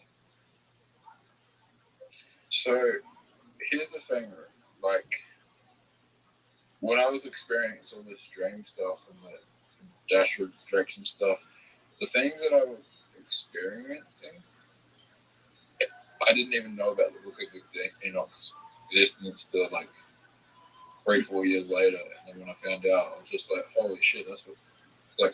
Oh, that was what I was experiencing. Have you? Like, Can I ask you a question? Have you heard of a book called DMT, the Spirit Molecule? I know what you mean. Well, the book is very interesting, and you can find it on PDF. And if you don't want to read the whole thing, you can skim to people's experiences. You also could go to a place like, what forum was it? This is like 10 or years ago or more that I remember. I think it was like called DMT Nexus, something like that. Anyway, it would talk about people's experiences. Just like, Dude, he's talking. Dude, hold on a second. Dude, he's talking. You need to listen to him. Sorry. Oh, that's okay. No, I understand. He also said ADHD, so I'm assuming, and I'm not sure if I'm mistaken on that. But yeah, I wonder if you relate to those experiences. If it sounds like similar to what you experienced during the time you're talking about sleep paralysis. Sleep paralysis is not a fun experience, but I think it happens to everyone. I just think people don't. People. I feel like it's because I was on an SSRIs, my brain it remembers trauma, right? Oh, I see what you're saying. Yeah, remember that I feel everyone has when everyone is REM sleeping, like in the REM sleep cycle, they experience sleep paralysis to some extent, but most people won't remember it because their brain doesn't process trauma. Can I ask you, of any of the experiences that you had during these times that you said you astral projected, were there any themes that you can remember? Like what were the things that you talked about? Did you see any imagery? No. It only happened to me twice, and what happens is the brain starts vibrating. It's an intense vibration, and then it feels like when you get past the vibration, like I've had it happen twice, then a third time where I got to the vibrations and I was too scared to break free from the vibrations. And if you get past the vibrations, it feels like you're having it feels like your brain is having an orgasm once you get, and then you feel like you're turning into an angel. That's the only way I can describe it. It's like you're having 1,000 orgasms going on your brain at once, and then you feel like you're turning into an angel. That's interesting that you describe it as that. The book that I was talking about before, the DMT, the Spirit Molecule, that's the name of the book. I think it's Dr. Straussman or something like that is the person who wrote it. Anyway, the reason I'm bringing that up is that 500 people, all who had never met each other, were given DMT, and then they recorded the responses.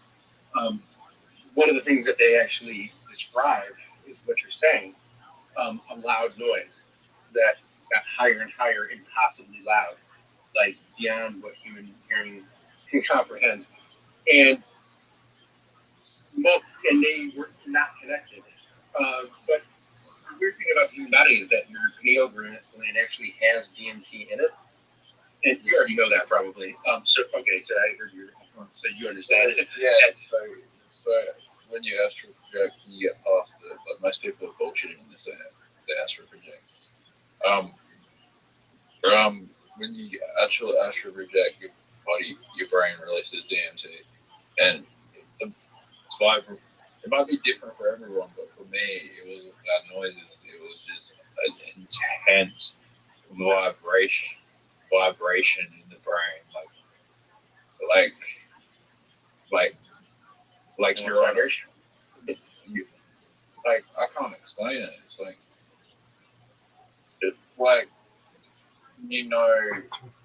it feels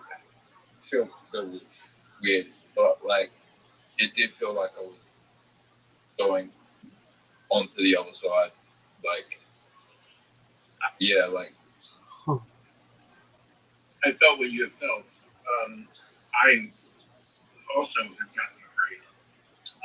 Like I go kind of like I don't know. It's a feeling of stop. Like I don't want to do that. I don't want to go down this weird brain tunnel.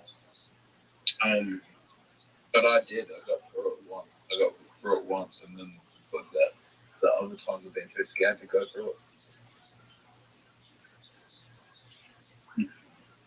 Like I was halfway through it. I wonder if my brain does do. I mean, I bet you that I am doing that when I go to sleep.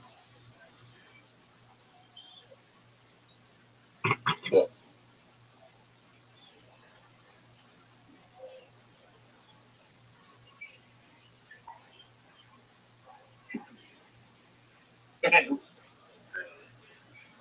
I mean, we know very little about the human brain. Like we know more about outer space than the human brain. We probably know more. Yeah, we probably know even less about the human brain when we're sleeping than we are awake. That's why I'm excited for things like Neuralink and things like that. We have this fantasy that I'm going to hook up Neuralink to my brain at some point in my life, and they're just going to be able to hear exactly what I hear inside my head. I'm not sure why. I guess it's because you want your family to be able to relate to what you're experiencing, maybe. But I also am kind of fascinated too. So,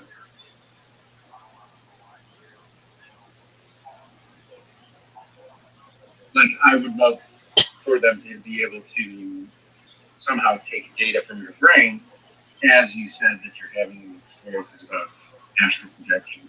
What is the brain doing? That is kind of fascinating to me.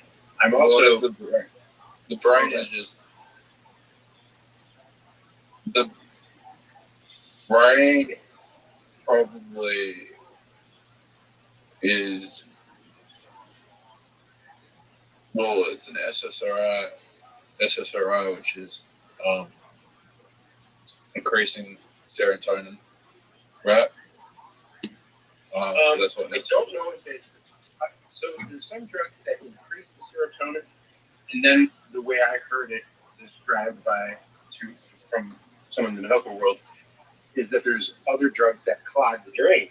So in other words, the serotonin that you produce is held longer because the medication, in a sense, clogs the drain. So it's like an uptake. It clogs the uptake of your natural serotonin, so it stays in your system longer. So what the serotonin? So most people who are taking what I take, they do the opposite, where they stay up. My brain, the way my brain works, it puts me to sleep, right? So I was sleeping really long periods of time. And what happened when I was sleeping really long periods of time, I saw things felt things that most people would never experience. Right? The serotonin levels that I was experiencing from SSRIs were probably, it was probably my brain's way of going, well, you're depressed, I want you to feel less afraid of death. Which is dangerous. It is. Turning off emotions is not good. One of my after effects is that how do I say it changed my emotional response. So in public settings, my what would maybe be anxiety or kind of fears, like, hey, oh shit, I'm in danger, kind of shit, switch to no, all anger and not tons of fear. So in other words, someone's fucking tailgating you in the car, and previously you would think, okay, let's be reasonable about this. But when you're in no fear mode, you're like, fuck it, I'll brake check you and go ahead and hit my car. I don't care. Like I'm invincible. And then as soon as you're out of that mood, oh, what the fuck did I just do? And I never was like that. I always, rationality would speak very loudly in my head. Well, shit. I don't know. I mean that symbolically for that one.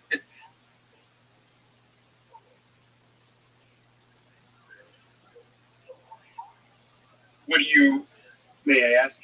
See, I don't like any of these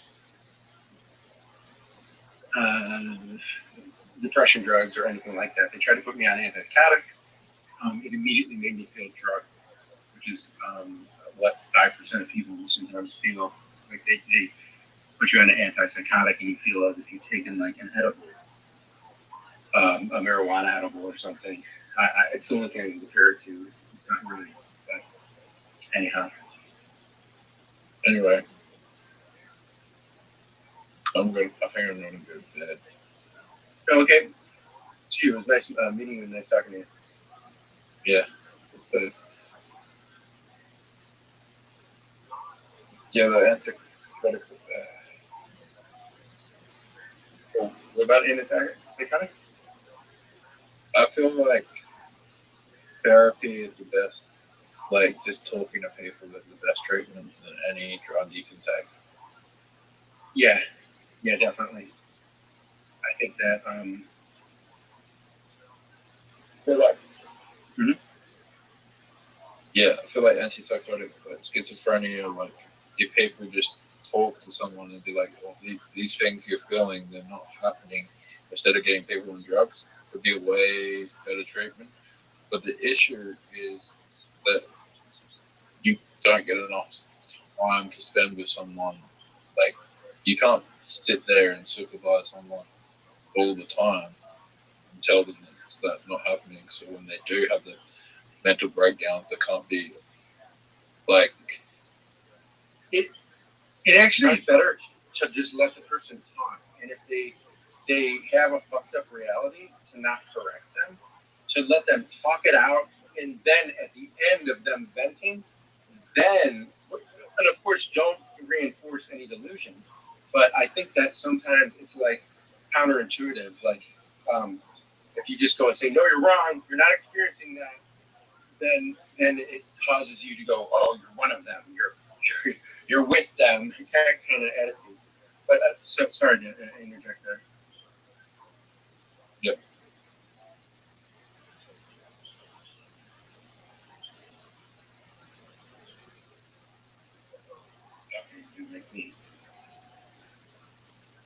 Square a hole in my carpet. I've had 2 cups of coffee and I'm just like doing laps. I get 10,000 paces in before 10 o'clock in the morning. For 10,000 minutes. Oh,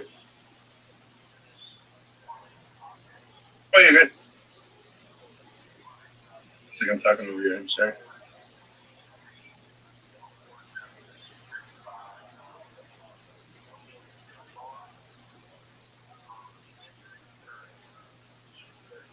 So you just like someone talking about their reality. Oh, I think that it's tricky. Some people probably do need that. I mean, imagine on a bat you take LSD or mushrooms. The worst thing you can do to someone that's having hallucinations is make them leave them alone. They're having a bad trip. So it's the same thing for schizophrenia. I don't think there's any hard fast rules, to be honest with you. I think that it's calmness and reminding of support is probably the best. If you see them drowning, get them out of the water. But if you see them floating in the water, then just let them float. I don't know if that makes sense, but it's like I've seen people who like they could be experiencing something in their head that they're being told not to talk to you. I mean, I directly know people who are like, you could go ahead and go up to them and say, "Hey, you're experiencing delusion," and then right away that person's mental program will go, "Oh, they're with the reptilians. I have to shut up now." Anyway, I'm gonna go. Yeah. Anyway, have a good one.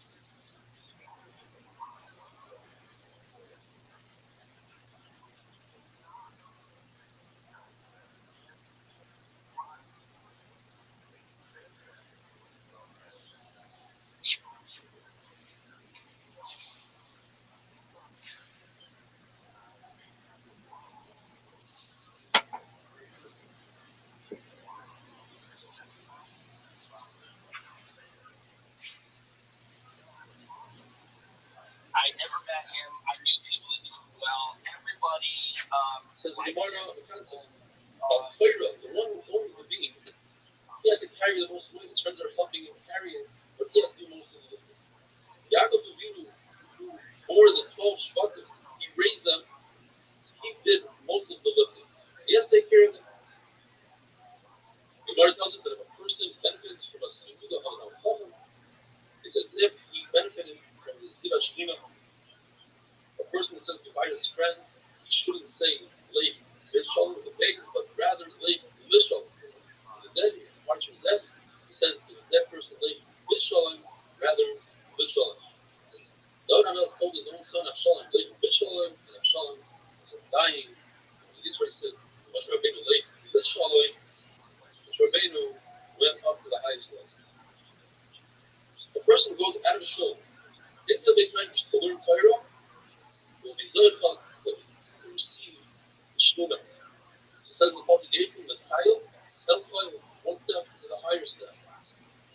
The Lord does that. The Chacham doesn't have peace and rest in this world and not in the world to come. He's constantly climbing madrigas that he can't rest. Famous ending, which is brought down according to Receptus, and the similar Banaya, Brachos, Nazir, Yavamas increases. Omer Blazar Chanina, and they become married in Shalom Ba'ilah, and we become them increase peace in this world. Sheneva, for Nayas, and Ludi Hashem, Rothschild'S, the builders, and Hashem is not with Hashem works on the Shalayim, and with that we finish prayer for Raya, and we finish the Receptus, Brachos, and Hazlitas.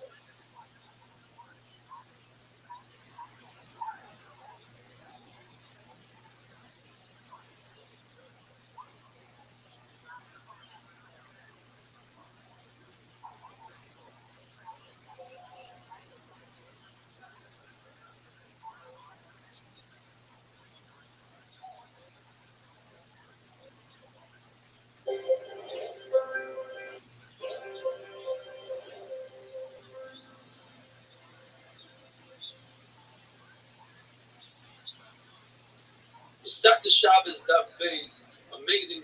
We finished Receptus Brachos, and now we're going to take this journey 156 days of Shabbos. The Torah says it's also to do with Lach on Shabbos, and that includes 39 melachos, avos, primary Yisur. For that we have subcategories of secondary Yisur. The Mishnah that Gimel describes all 39 melachos. The last final melacha is the melacha that our Mishnah, which Receptus Shabbos begins with, the melacha of Mitzvah, to carry from one domain to another, to transfer an object from Rishus HaYachid to Rishus HaRabin, or from Rishus HaRabin to Rishus HaYachid. Rishus HaRabin is a public domain, a street that is 16 hours wide, and many people go by there every day. Rishus HaYachid is a private domain, property that's surrounded by walls that are at least 10 foot high, the property has to be a certain size, 4 by 4 by. Transferring from one property to another is awesome. In order to be over that history, you have to accomplish two things. You have to do an akira and an hanaf. You have to lift that object up and place it down in another domain. But the Torah says, when saw, it's referring to going from Rishus HaYachid to Rishus HaRabin. But when we go from Rishus HaRabin to Rishus HaYachid, it's called achmasa. Although our Mishnah describes both of those cases as a yitzir. Mishnah starts off saying, yitzir HaShabbos, Shtayim, there are two, which equal 4. When a person stands inside or outside, it's 2 that equals 4 for a total of 8. Meaning, the Mishnah starts off with a person that the Mishnah describes as funny, not necessarily poor, it's just a character. Describe him so you don't confuse it with a person standing inside home the Halabash. Person inside, outside, the honey, lifts up an object, does an akira, and he places that object from Rishus HaRabin, he places it in Rishus HaYachid. There's enough over there, it's 5 in the room. The second case regarding this money that's standing outside, he lifts up an object in Rishus HaYachid and brings it to himself in Rishus HaRabin. He did an akira and a hanacha, but in the opposite direction as the first case, both in the way. The corresponding cases, which is only chayiv their rights, are cases number 5 and 8 on this list. And that is when the honey does achmasa. When the honey lifts up an object in Rishus HaRabin, are Mitzvah Shayachim, but rather than doing another Mitzvah Shayachim, let the Balabais do that. Now it's two people that did one Malacha, the other one was the right, the other, the Rabbi. The eighth case is where the onion lifts up an object in Rosh Hashanah, but rather than transferring it into Shayachim, the Balabais sticks his hand out into Rosh Hashanah, and he does the transferring and the Hanocha in Rosh Hashanah. The next two cases in the ratio, case number 3 and 4, talk about a man standing in Rosh Hashanah. We call him the Balabais. He does, but he saw, looking up an object from Rosh Hashanah and placing it in Rosh Hashanah. That's it. Also in a theory, because he did Akira and Hanocha. Case number 4 is where he sticks his hand out into Rosh Hashanah, grabs an object, and brings it into Rosh Hashanah. Also the right side did Akira and Hanocha. That's called Hanocha. The corresponding two cases in this list in the Mishnah are case number 6 and 7, where the Balabais lifts up an object in Rosh and the Ani extends his arm into Rosh and the Balabais places the object into the Ani's arm, not doing Hanocha because Hanocha didn't take place in Rosh All the Balabais did was Akira, the Ani finishes it off with Hanocha. People did Malacha Shnach or Small. Turim, both come from the right side of Chaim Zerah. And finally, the eighth case is where, the seventh case, the Balabais lifted up the object rather than waiting for the Ani to extend his hand into the Rishus. The Yachid, he extends his hand into the Rishus and places it into the Ani's hand, or rather, the Ani takes it out of his hand and does the Hanocha for Rishus. So here again, we have a case where two people did two malachos, Asir and Hanocha, and they're part of the right side, Chaim the Rabbi. What are the cases of the Mishnah? The Gemara brings the Mishnah in Masechet Shavuos.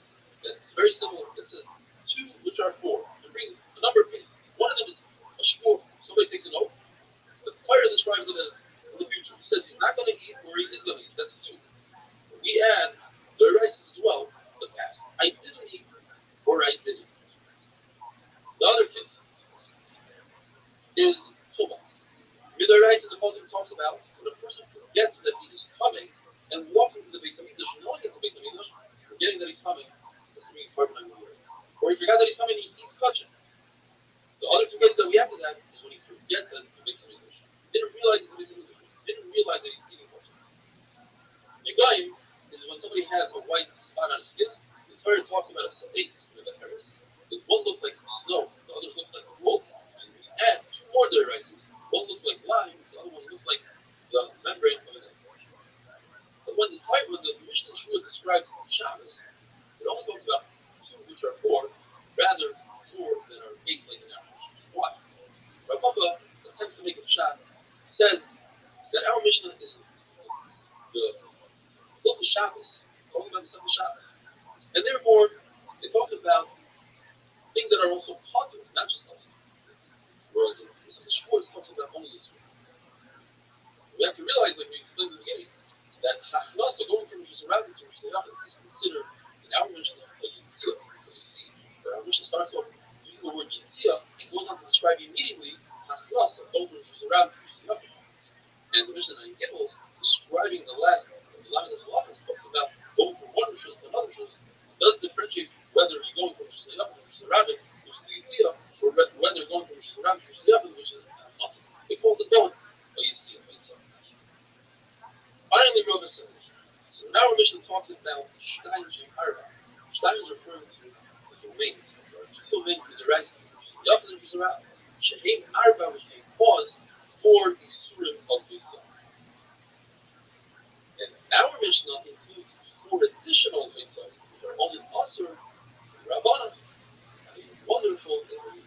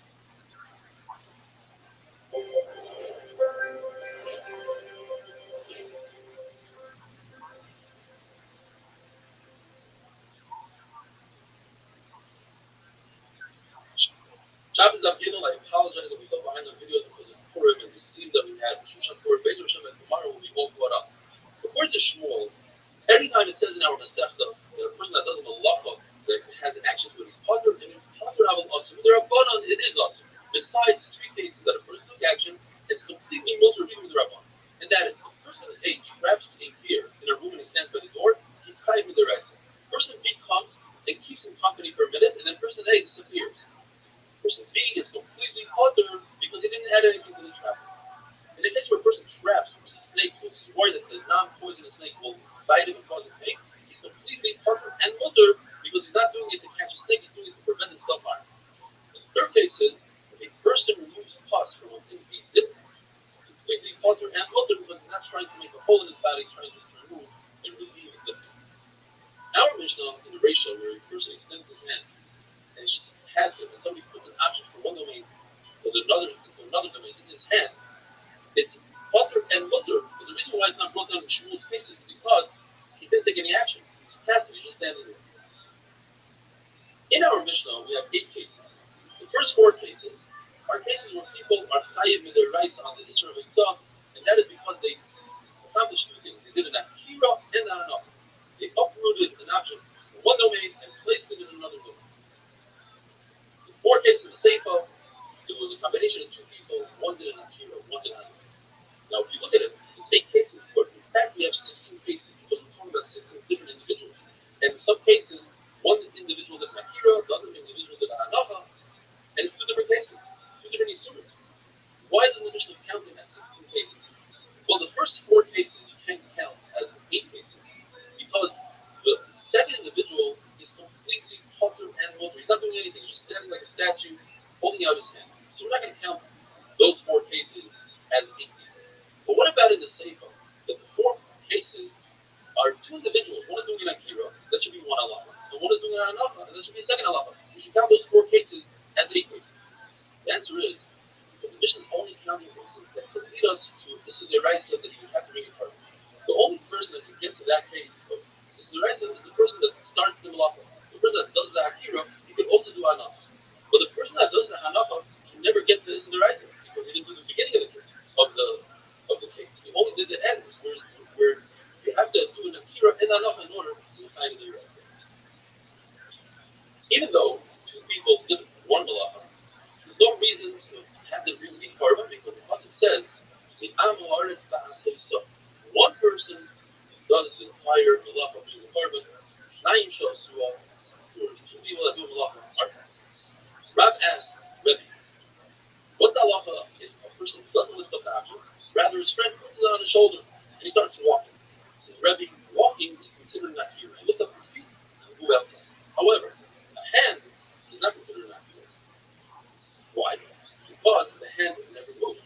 The hand is part of the body. It's moving, but the body never moves anywhere. Says Rabbi, who is Rab's uncle, tells Rab, "Didn't I tell you many times? Don't ask Rabbi questions in another receptor who is not holding. You might embarrass him. What if he doesn't know the answer? And he might say something wrong. You're lucky that Rabbi is a gadol and he knows everywhere. And in fact, he said exactly like it says in the Christ. Says the Bible. See from the fact that if an ani, a person standing with Jesus Rabbi, when he extends his hand to Jesus Hayafim, and somebody removes the object from his hand, we don't view that removal of the object from his hand as if he removed it from Jesus Rabbi. Although the person is dying in Jesus Rabbi, but his hand is somewhere else. On the flip side, if somebody standing with Jesus Hayafim extends his hand to Jesus Rabbi, somebody removes an object from his hand, we don't view it as if he removes it from Jesus Rabbi, even though his hand is the extension of his body. That's Sabaya. Maybe we should view that hand. You're right. The hand is not Rosh Hashanah. It's not Rosh Hashanah. It doesn't go by the body. It doesn't go where it's at. It's something in between. Perhaps we should view it as a Rabbanon parable. In other words, it should be a penalty. If somebody extends his hand out into another domain, it should not let him be able to bring his hand back into the original domain as a penalty. The Gemara brings a contradiction from 2 prices and makes 6 shabbos. How we could explain the contradiction? 1 price says that if you extend your hand into another domain, you're allowed to retrieve your hand and bring it back into the house. But other price says that if you take your hand from the side up and put it in the rabbit, you're not allowed to retrieve your hand. So the more number 1, maybe the prices argue whether or not your hand is considered a carmelist, just like a ice question. If it's considered a carmelist, I can understand that you're not allowed to bring your hand back in. Because you're not allowed to bring 1 domain into another domain. Another shot is everybody agrees that the hand is carmelist. But we all know that above 10 tefachim in Rosh Hashanah is not considered Rosh Hashanah at all. It's above the door. So 1 branch is talking about that he extends his hand over the tefachim. Therefore, he's allowed to bring his hand back in. Because it's not over Rosh Hashanah. So under 10 tefachim, you're not allowed to bring your hand back in. Another shot is, no. Everybody's talking about, both branches are talking about below the tefachim. And the question is, 1 Bryce is talking about that he extended his hand before Shabbos on Friday. Tomorrow, well, you continue reverse logic. If a person extends his hand before Shabbos, perhaps he shouldn't be allowed to bring his hand back. Why? Because even if he would bring his hand back in on Shabbos, it wouldn't be over this is the right. Even if he put the object that he's holding his hand down in Rosh Hashanah, it wouldn't be over this is the right. Why? Because he started that hero on Friday. In order to be over this is the right, you have to do Akira and on Shabbos. Whereas if he extends his hand on Shabbos and he put the object down after he got tired, let's say, there was around that he'd be over the right. So maybe in that case, we are thinking with him and say, he's allowed to bring his hand back in. So, well, if that's the case, you're using that logic. But the question we're going to have tomorrow, in a situation where a person puts bread in an oven on Shabbos, it takes a couple of minutes for the bread to bake. And he realizes that they're going to stone him if the bread bakes. Is he allowed to remove it on Shabbos? Now, removing bread on Shabbos for Thea is a super abundance. We allow him to do his super abundance to save his life. What is what you just told me? You're allowed to. Rabbanan didn't say that a person should lose his life because of this is Rabbanan. The Gemara goes into that, so we say that kind of story. Another explanation to explain the contradiction of the prices is one price that says you're allowed to bring your hand back is talking about that he did it by accident, show you. But the price that says you can't bring your hand back out is talking about they did it by mistake. Another chat is both of them are talking that they did it show you. The question is, do we penalize somebody for doing the shogeg because he might lie in the case that he did amazing? Anytime somebody does amazing, they'll say, well, I can bring my hand back in because I was a shogeg. And finally, where it says everybody might agree that we don't penalize somebody shogeg of doing it. So what's the question? The question is, in a case where a person extended his hand and put the object in his friend's pocket, that's when it's done. But if the person brings it back in his own pocket, that's when it's mutter because he didn't accomplish anything. He didn't remove something from his domain. Whatever he tried to do, it went right back to where it was, and therefore that is mutter. Have a wonderful day.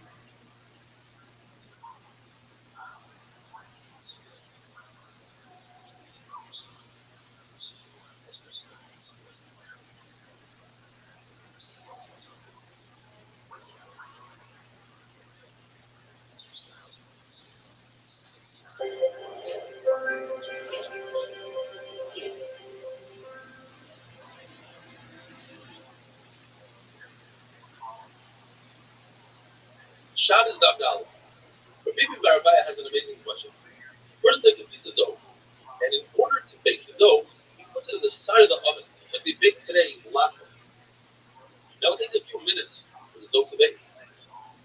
Once it bakes, then and only then will be time into the rights of baking.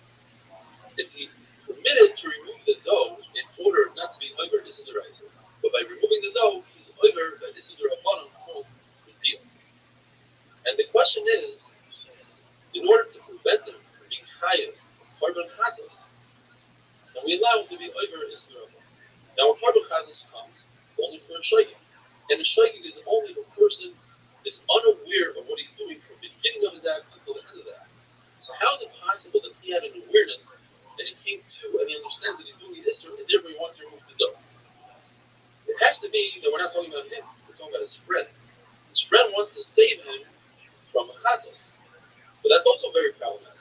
Because in Oyrim La'adam Chatei, we don't tell a friend, you perform a minor Avera in order so that the friend is not over the major Avera of a chatos.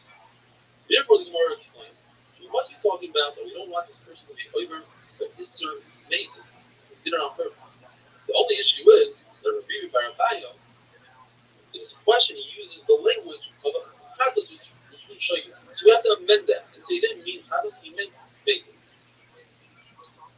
In fact, there's a price that says in Furish, so that a person is allowed to be over the Isser or idea of removing the dough from the oven, which is in order not to be over this is the rights of skila.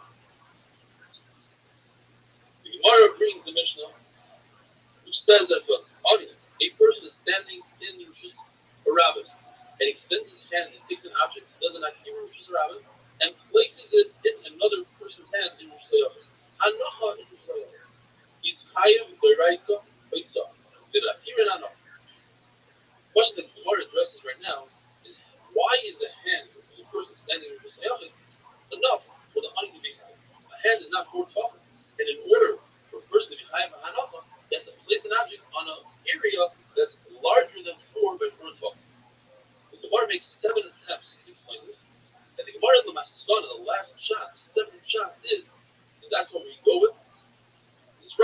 claims that a hand of a person is considered fourth law. You're right, it's not physically fourth, but if it's fourth law, it's partially like fourth. But before we get to that answer, let's go through the different answers. Answer number one is that it goes according to Rabbi Akiva, who holds that you don't need fourth law. Because Rabbi Akiva holds in a case where a person throws an object from a Rishus Hayachid, a private domain, to another private domain, but it travels over a public domain. So the Rabbi Akiva is high for a thought. As if it landed in the public domain. How could it land in the public domain and travel right over? The answer is because most of the content called Lumdav Kamishun Chodam. We consider it as if it landed in the Rishus Rabbah. In slow motion, as it's passing over Rishus Rabbah, it landed for a millisecond in Rishus Rabbah. And then it continued traveling to Rishus Hayachid. Therefore, it's high.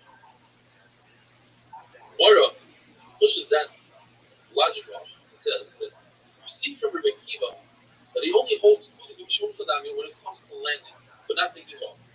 Because if you be high for taking off also, you should say, you should be high twice. Once for taking off in Rosh Hashanah and landing in Rosh Hashanah. And then again, the must take off from Rosh Hashanah in order to continue to Rosh Hashanah, they be high again.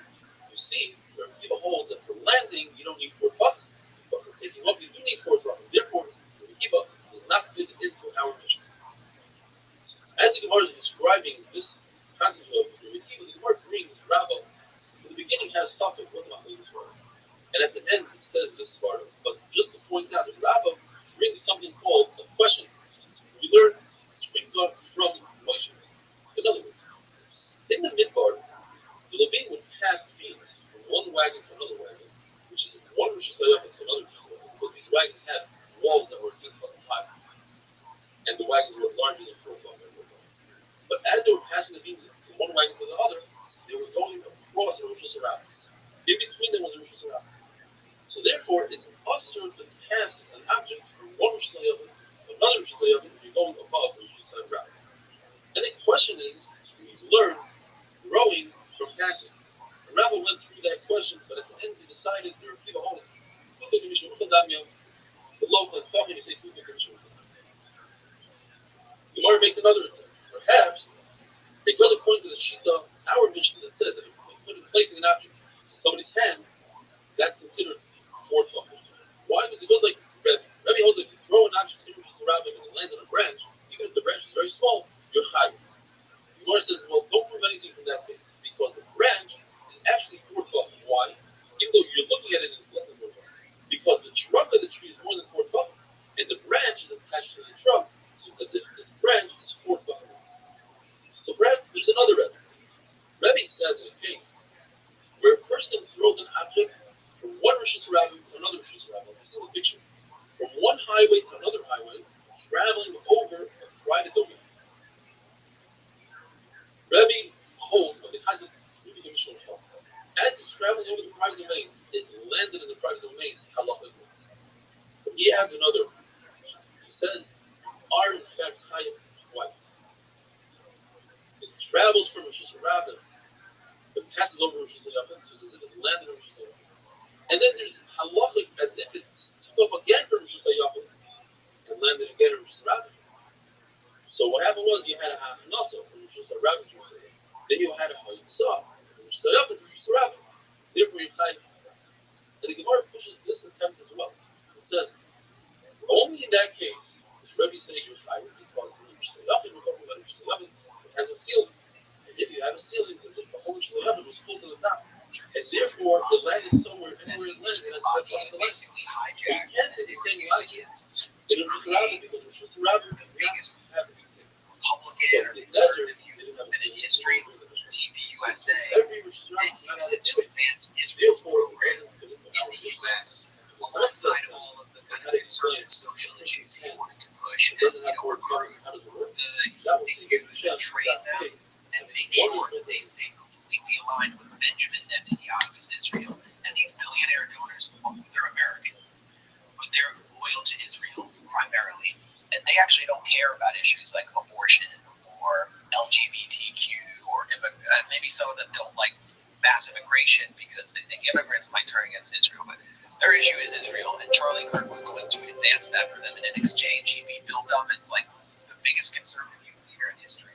So I've been following him for 10 years. I have no reason obviously I was horrified by his killing. And I think it's a terrible moment for this country, but I have no reason to say anything positive about him or to think that he was anything less than a complete cadre for the Israel lobby. And they basically owned him. They basically controlled him. While he started to move away, and I was hearing about, just to tell you about how this article came into being, I was hearing about this before he was killed, that something through the grapevine. I mean, I grew up in Washington. I've been in the city, so people talk, and honestly, even though I'm more from the left, people from the Trump administration and around the Trump administration talk more to us than the Biden administration did. They talk more to alternative media. So I was hearing about the pressure that Charlie Kirk was under in the months before he was killed. This was not unfamiliar to me, and so I decided to go back to some sources that we had and ask for more details. Well, even from political point of view, I know it's obvious you're seeing a lot of people gleefully celebrating vicious murder, So obviously, don't have to. I've been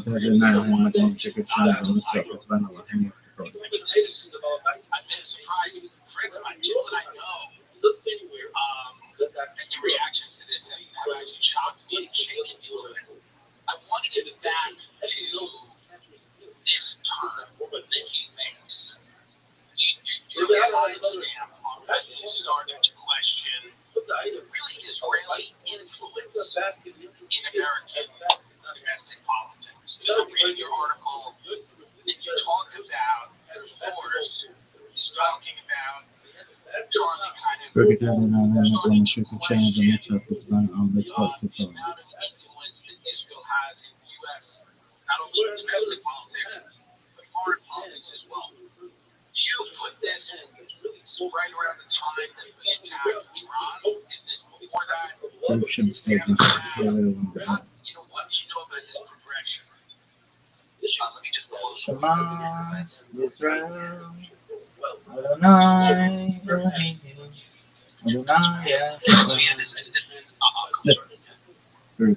this is actually one of the most fascinating stories I've witnessed in American politics. Be the film or a documentary or a book. Charlie Kirk began coming under pressure from his own base. I would say, I actually forgot which year it was. It was like 3 or 4 years ago. And it was called the Voice for Voice. And Charlie Kirk would do these TV USA tours around the country. And young men would file in. And they would get to question Charlie Kirk and debate him. And they hit him from an angle he never expected. They were from this organization called the Voice, which sort of follows Nick Fuentes.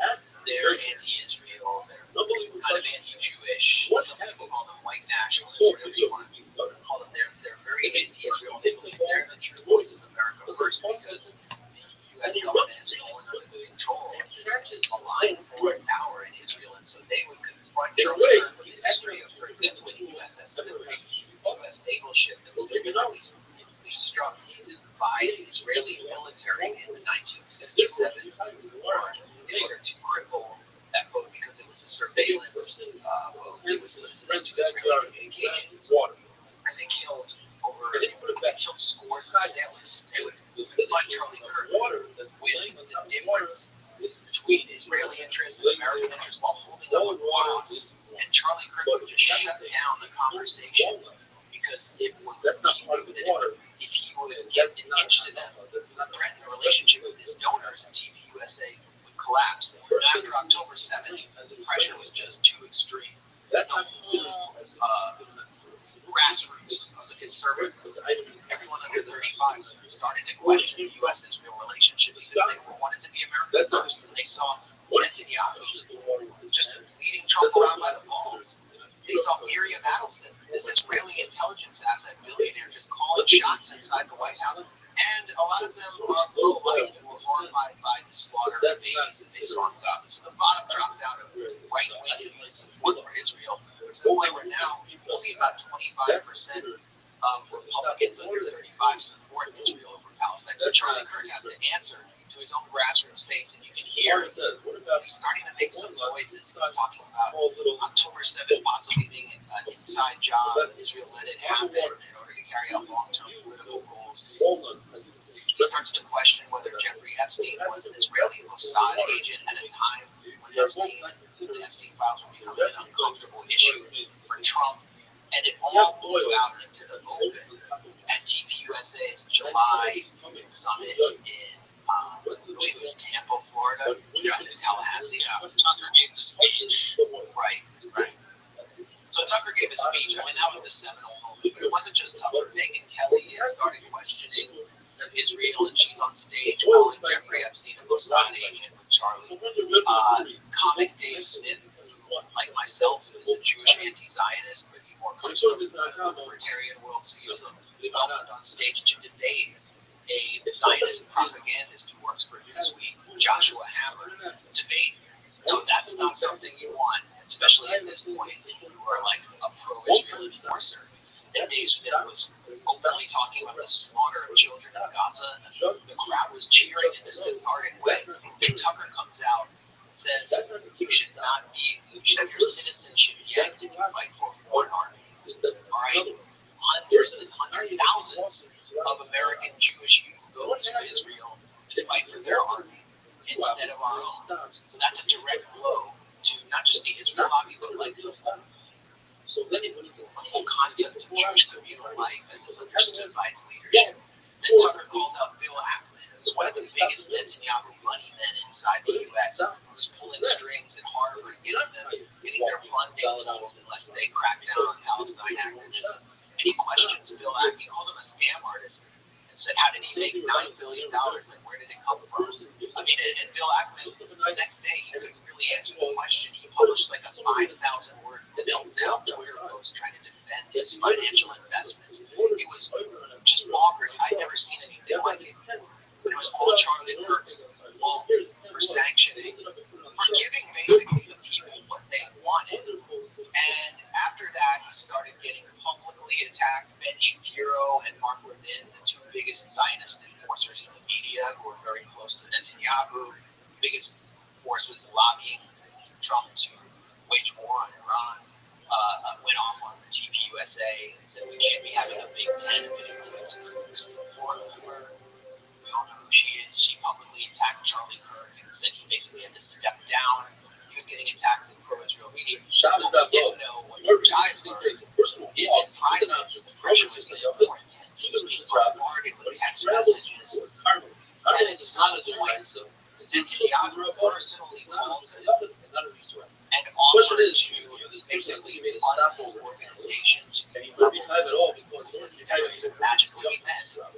Zionism, Israeli takeover, recapture the TPUSA organization they basically helped create, and Charlie Kirk turned him down. After Charlie Kirk was killed, we know Netanyahu wouldn't stop posting about it. Like minutes after he was killed, his body was still warm. Netanyahu was posting about it, interrupting his 7-front war in the Middle East with his global assassination spree, where he's trying to kill people even inside a U.S. ally in Qatar. Can you remember any time that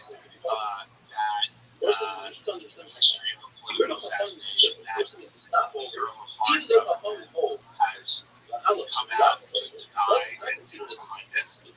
I've never seen anything like that. Right. Yeah.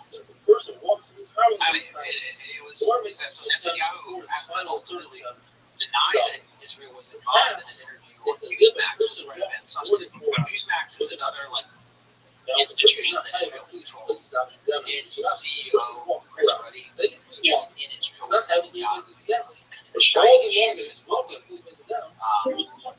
So Netanyahu goes there and says, this is like to accuse us of killing Charlie Kirk. This is like a medieval bloodline at the Holocaust. And when Netanyahu said that, it obviously his son Gentiles to wonder if there was something to them.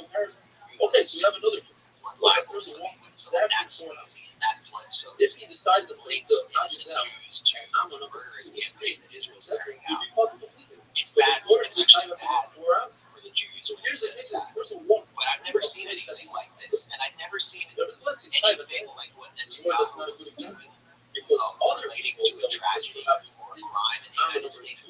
9/11. Was for them, Netanyahu that is blamed Muslims for only Trump this killing individual. But explicitly actually, on place Fox News. He was trying to for the whole entire world. So as much as he could not a good turn it back on him because he's become a prime suspect. But after 9/11, Netanyahu said in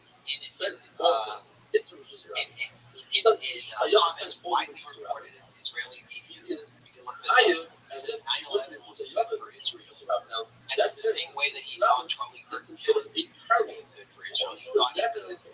He actually probably thought a Muslim was responsible. And he thought he could play the left and the Palestine solidarity movement and get them shut down by the FBI. And so in a way, he was kind of thrilled by what had happened.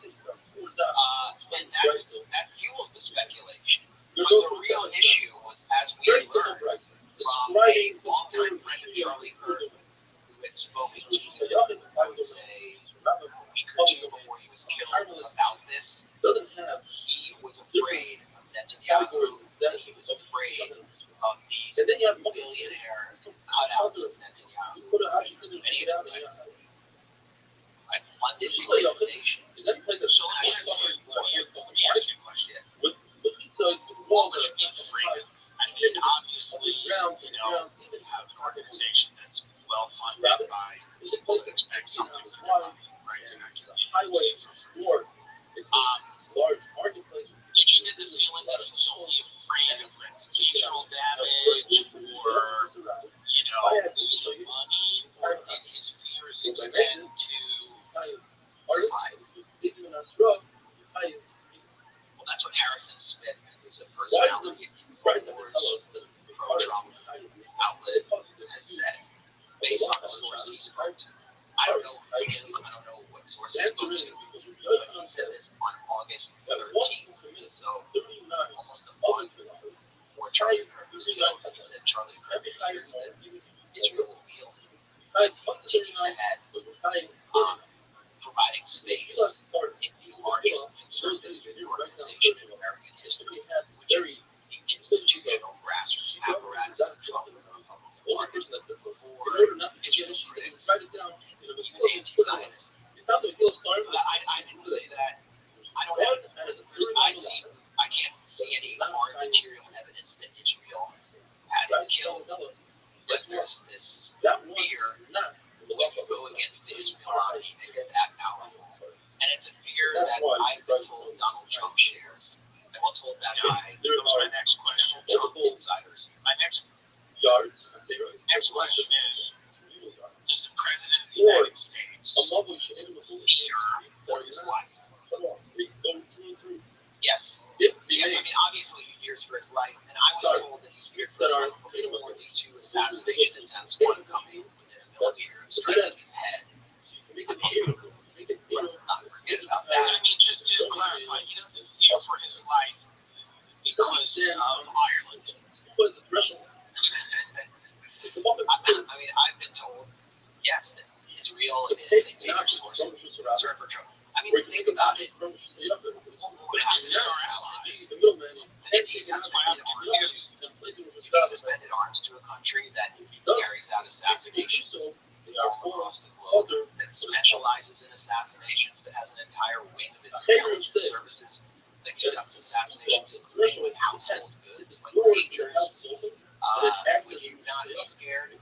So yes, Trump is scared. And what I learned from this source, it was a Trump insider, someone who talks to talks to people in the Oval Office, people close to Trump, is that during one of Netanyahu's many visits to the U.S. this year, some figures in his retinue, Israeli agents placed electronic devices for emergency response in Secret Service vehicles. Secret Service found them and they reported this to the White House. These would be emergency response vehicles that would respond to an incident potentially involving the president. Some people watching this might be dismissing me as crazy right now, and I wasn't able to confirm this. I can't just call up the Secret Service and have them tell me that. But in 2019, 3 former high-ranking U.S. officials from the Trump administration told Politico that listening devices some sensitive locations across Washington targeting President Trump. They wanted to listen to his calls of communications, and they were planted by Israel. That's just go look that up while I'm speaking right now. Boris Johnson, former Israeli prime minister, wrote in his memoirs that Benjamin Netanyahu asked to use his personal toilet, and that British security found a listening device planted in his personal toilet immediately after Netanyahu left. So Netanyahu himself dropped a listening device in the British prime minister's toilet. Like, never let Netanyahu take a dump at your house. Let me ask you a question. In your estimation, why do things like this not damage relations between the U.S. and Israel or the UK and Israel? You know, when an ally is found to be, and everybody spies on everybody, but when you are putting a listening device in the prime minister's bathroom, where you're putting, you know, tracking devices on Secret Service response vehicles, where is the fallout? Is there any diplomatic fallout from that? Exactly, yeah. I mean, think of all the wrong things Israel does. Israel just is seeking to drag the U.S. into a all-out war of their own. What's the fallout of that? The fallout is among the people. It's among the young people who watch your show, follow social media, who know what's need a weatherman to know which way the wind blows. Like, they're paying attention, and they have almost no power in this country on this issue because of Israel's ethno supremacist bribery network known as AIPAC, which controls Congress with a hammer. Look at, like, some of the few voices in Congress who spoke out about these issues. Andre Bush, sorry, Cory Bush, who's been out, and Jamal Bowman kicked out, but AIPAC spent almost $20 million, and they were like backbenchers. Like, their own campaigns, they probably spent like $100,000, and they spent $20 million in Super Bowl-style ads against them. And none of the ads even mention Israel once, and they come up with these fake stealth packs like Americans for Democracy in their districts, so you don't even know it's an AIPAC ad. Now they're going after Thomas Massie, and Marjorie Taylor Greene. Marjorie Taylor Greene is safer in her district, but who is paying for the campaign against Thomas Massie? It's Miriam Adelson, Paul Singer's another multi-zionist millionaire who's basically like Marco Rubio. He owns Marco Rubio. He's a venture capitalist who was an Elliott Capital Management, and he's very involved in Venezuela as well. So these guys are running the show. So let me ask you a question. Trump is elected in 2024. Good morning, Mr. Aquarius. How are you? I'm lovely. How'd you sleep? You ready to take on the day? All right, go hit it hard, girl. I'll see you tonight, God willing. Take care. Whoop, whoop.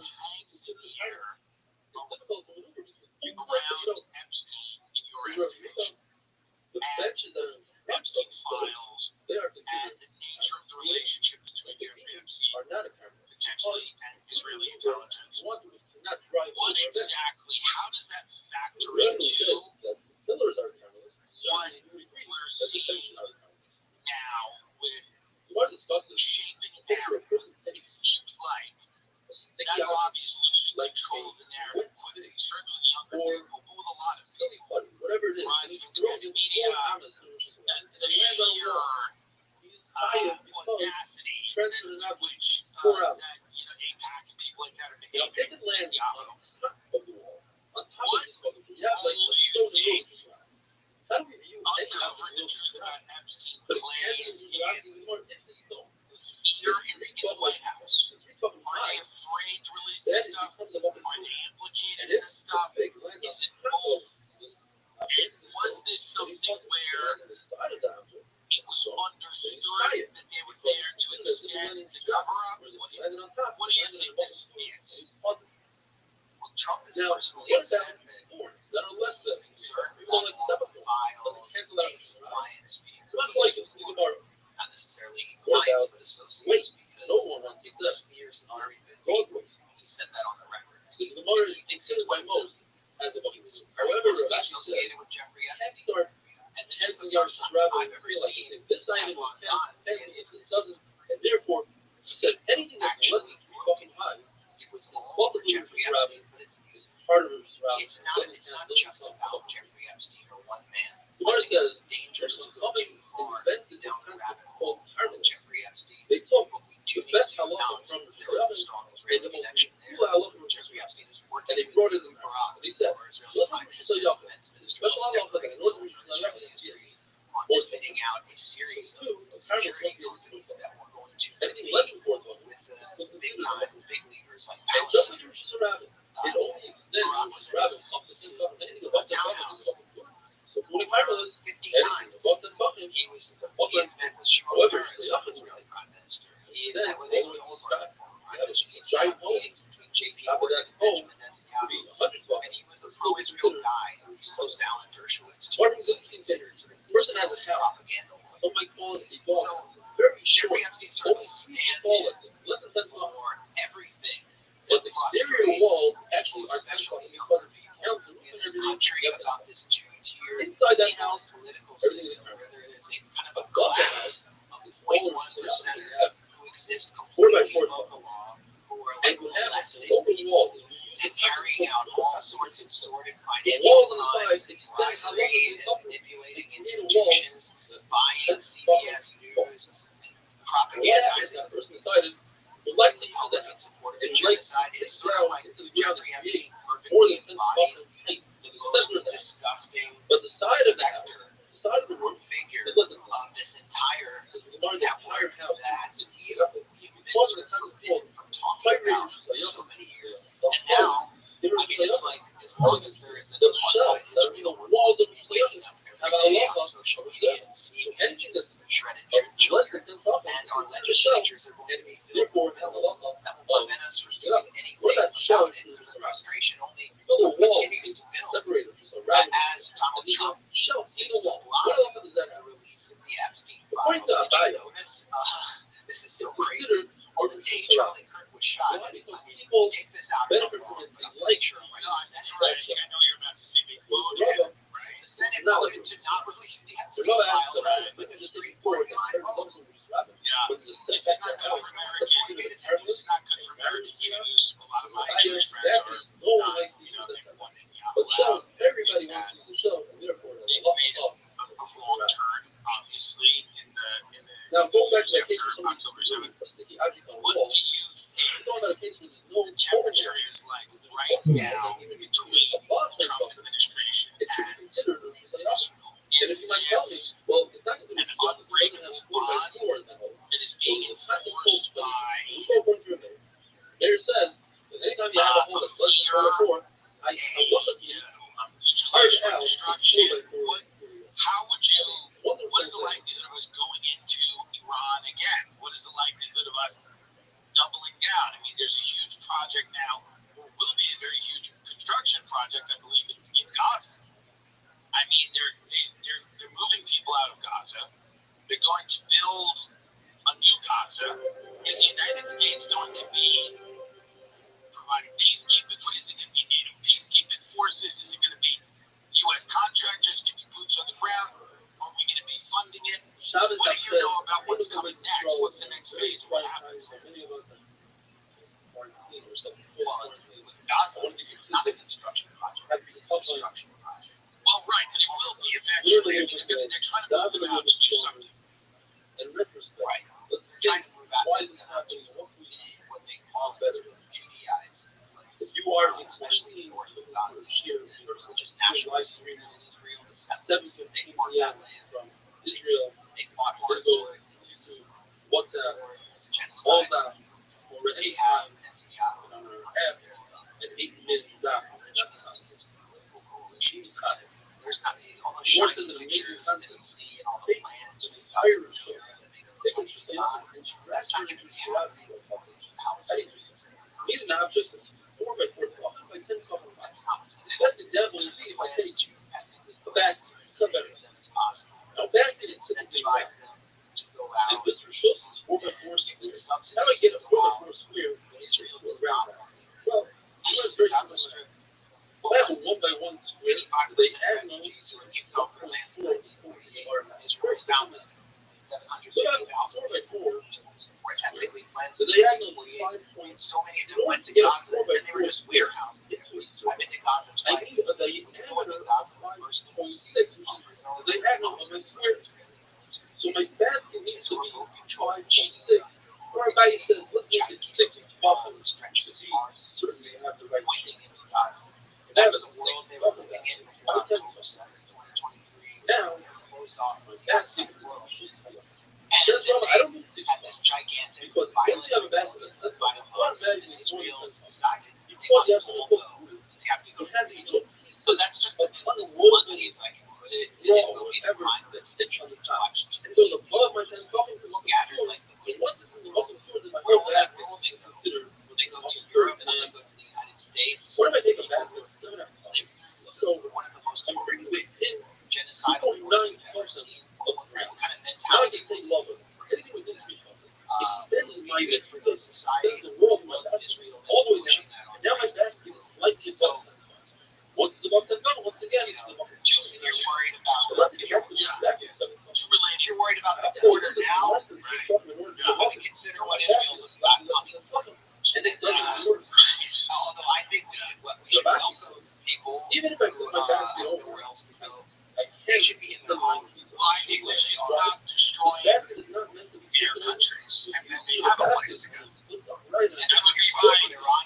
Yeah, it would be Now, what if yeah, your question, Iran. What do you think the likelihood is that we get into I still don't say love us. another war with It's Iran? the Armenian war. And is that why, you know, is it like, Is it black flag? oh, All of it is, I'm taking out is this really government I'm right trying now to blend. lobbying What if I have the a Trump little administration bucket of actively to go roses? back into Iran? Is this something That's that all part you of the know charges. That's what people or say. hearing from anyone? What if it's 4, 5, 6, 8, 9, 12? Also from sources in Iran, That's a little they're prepared for this. They think that this will happen 100%. But anything above 9, 12, people I would say 99%. I was like, and therefore it becomes part of the ritual. You What know, if I have my a whole friends in Iran, that's exactly like some regular people, or they're coming their whole society, so and you in a whole ground is part of weeks from now. What this all needs to happen the now. holy ground is You know, part of you.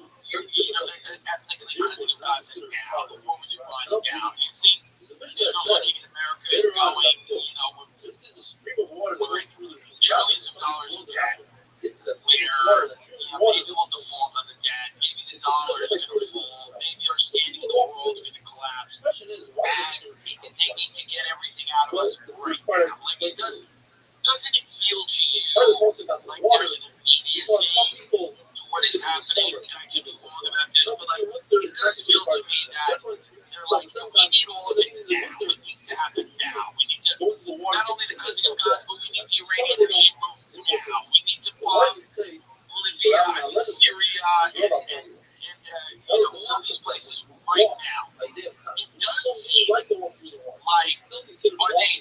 they looking at the tide of populism around the world going, we're not going to be able to get this kind of money in 10 years? Are they looking at America's financial standing and going, it's an inevitability that we're not going to have the money to give them? What exactly is it about this moment where everything needs to happen now? By the way, even though they're losing standing with every demographic in America, they're losing respect, they're losing control of the narrative, but they're still pushing ahead in a very aggressive way.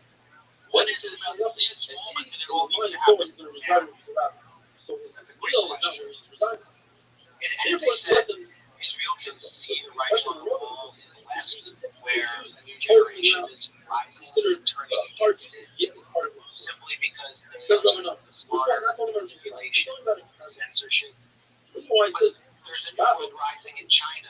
There's a new world rising in Iran, which is at the center of Eurasia. And a new world is that is rising is not the world that America in Washington, this relates to me. This is just going back home to Charlie Kirk. They have the Donald Trump completely under control in a way that they've never controlled the U.S. president. And every president is basically Trump, there has been no red lines. And after having demonstrated that they could get away with anything they wanted, Netanyahu, who is nearing the end of his own life, is the most historically significant Israeli prime minister since the founding prime minister David Ben-Gurion, and served longer than Ben-Gurion.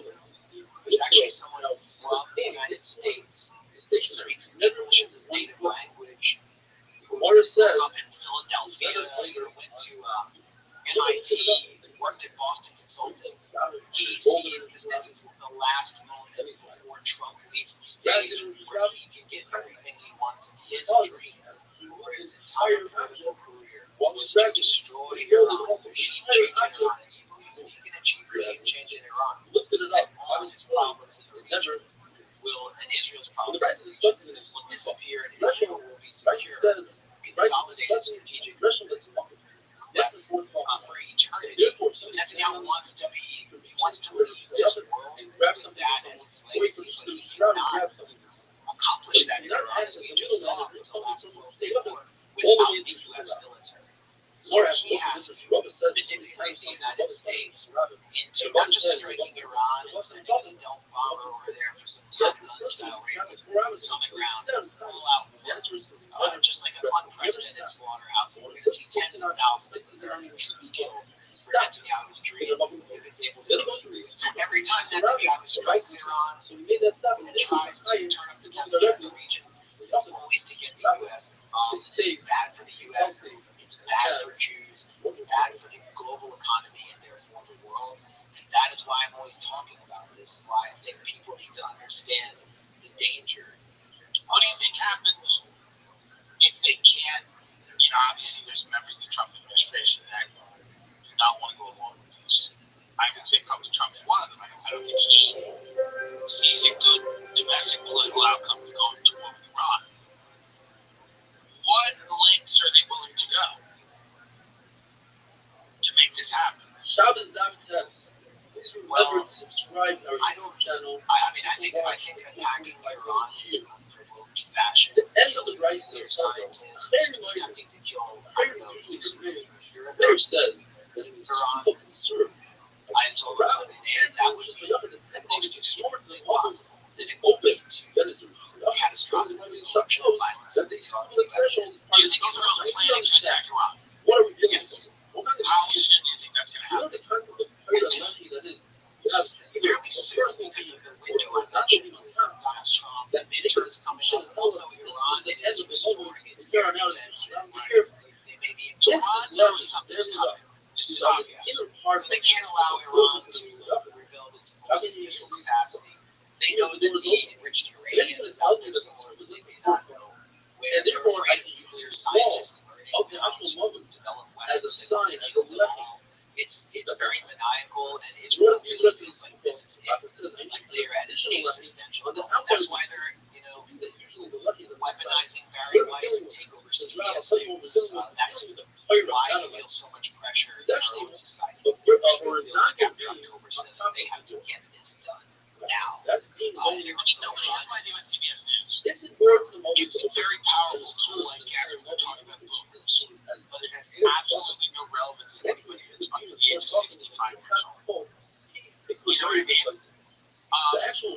When you see, I guess, Allison is now thinking of buying Warner Brothers, right? CNN, I mean, they're thinking about, Sanders just talked about it. They're going to do his group is buying, what is it? You correct me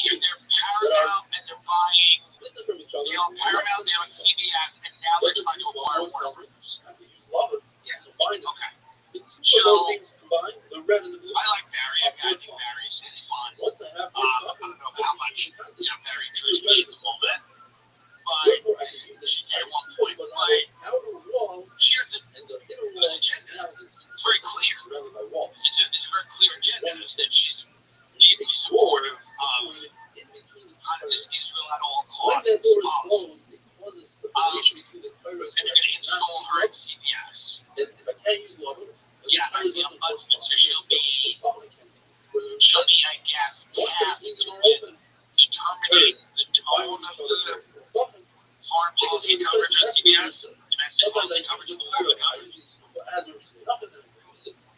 Presumably, and they just installed this figure, I think his name is Weissman, as an ombudsman, who will basically neutralize the news division, and he's an Israel lobbyist himself, who worked with this neocon think tank once and Washington. So it's very clear what their agenda is. I'm just pointing to it as a sign of desperation and not necessarily a sign of total control. Well, what I've seen over the last 6 months to a year, a lot of people get radicalized. You're going to very bad places, right?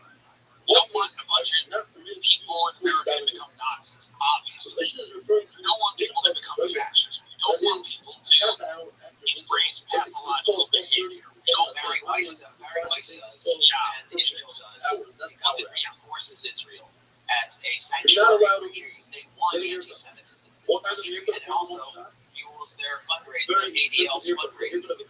So we have to resist that. Castle, do you, the source that you spoke to, I guess, for this piece, does that source believe that there's any potential, I don't know if you covered this or not, the source, do they believe there's any potential that in any way forces outside of this gunman were responsible for Charlie Kirk's assassination? I don't know if you covered that or not. I mean, I state clearly in this piece that I have no evidence about Israeli. Yes, I understand that. Did your source, who's a highly placed Trump confidant of some kind, did they, I don't know if you can make an inference or they said anything to you, but like, were they considering that as a possibility? Yes, I would say they don't accept the official story. They don't even go through the official story. So a highly placed person in the Trump inner circle doesn't believe the official story of Charlie's murder. I mean, no one does, but I would just say that the phrase I remember hearing is, it feels like there's more at play. That's not the only person of more power than me in Washington that I'm hearing that from, but you're hearing from multiple people that are connected and tapped in, that they believe that there's more at play, more to the story than simply one radicalized young man. I heard some article publishing this story from another source who I would describe as an administration insider that's corroborated the account in this story first that Charlie Kirk actively and aggressively personally lobbied Trump against bombing Iran in June.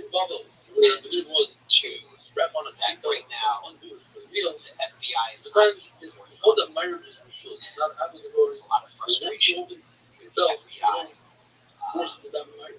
not sharing information. So, because, I mean, just to reiterate again, you're not a nut. You're a reporter. People may disagree with you. You're anti-Zionist. So, there's a lot of people that are going to say that you're a little paranoid when it comes to Israel and that Israel's behind everything. I'm just saying this is not what I'm saying. I'm saying this is an attack that you probably faced before. But you're a reporter. You're not a nut. You're not a crazy person. You grew up in Washington, D.C. You have connections to a lot of these people. You have sources. And you're not speaking to schizophrenics on the street. You're not talking to crazy people. You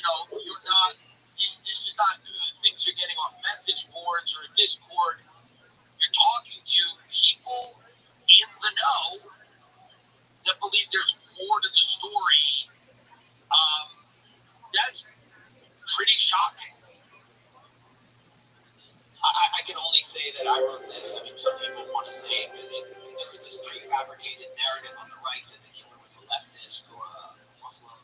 They clearly wanted that. Now, people on the left are saying he was a murderer. I don't know what his case, but the reason I wrote this story is because I was able to get this background about Charlie Kirk, what was happening in his life, what was covering his final break, what kind of pressure he was under, which tells a larger story about his really intimate that his face on.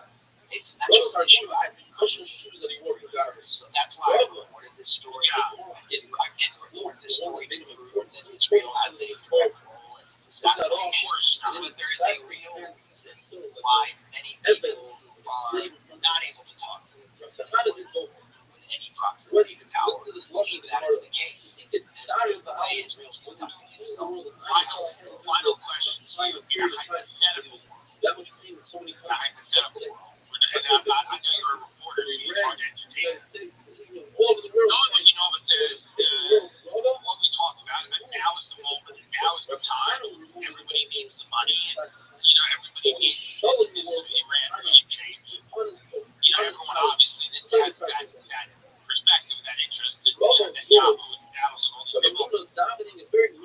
In a hypothetical world, would the head of a campus organization that is hugely influential in grassroots political organizing and fundraising, do you think, and again, this is not to say there is evidence of this, because obviously you have none, in a hypothetical world, how dangerous is Charlie Kirk to the people you're talking about? How dangerous is him making a turn on Israel? How substantive and dangerous is that? And in a hypothetical world, is it dangerous enough where you would have to eliminate it in some way? Well, I think if he had gone further than he was, and continued to give voice to the grassroots of his own organization, they would have eliminated him, but not physically. They would have eliminated him politically or just they were already calling for that. Ben Shapiro, who's now running around saying he was Charlie Kirk's best friend, said just days, I think it was just days before Charlie Kirk was killed, he said that you can't be at the front of the church giving space to the news. And then just a few days later, Charlie Kirk was at the front of the church, he was struck in the neck by a sniper's bullet. And then Ben Shapiro, within 24 hours, said, well, he's going to go on his own campus tour and pick up the bloody microphone. Charlie Kirk fought for us. So they did not want someone like giving space to anti-Israel critics or just a real move in this country. They need to hold the line. So I think there are easier ways to get rid of someone and cleaner ways than assassination. I've been talking about that for years, for sure. And he was a gigantic threat to Israeli control over the Republican Party. Maybe the biggest threat since Trump has been so easy to manipulate and so great. We can't overestimate Charlie Kirk's importance to the Trump machine and to the Republican Party. He was sort of a unique figure, and I don't think he can be replaced. It will also be interesting to see who steps into his way. And I might be having more. I might have more to report on this. Well, I appreciate it, Max. Maximum Flow, the website's called The Gray Zone. You guys do some really interesting stuff. Anything coming up that you want people to check out. Yeah, just watch this space. We want to report on this. And I really appreciate you reminding me of the space to talk about it. And I love working with you too. Yes, well, I appreciate it. Thank you very much. Thank you, wife. Also, she contributed to the story as well. And, thank you, both of you. And we'll have you back if there's new developments. Appreciate that. Of course. Ladies and gentlemen, welcome to the Tim Dillon Show. We have an interview this episode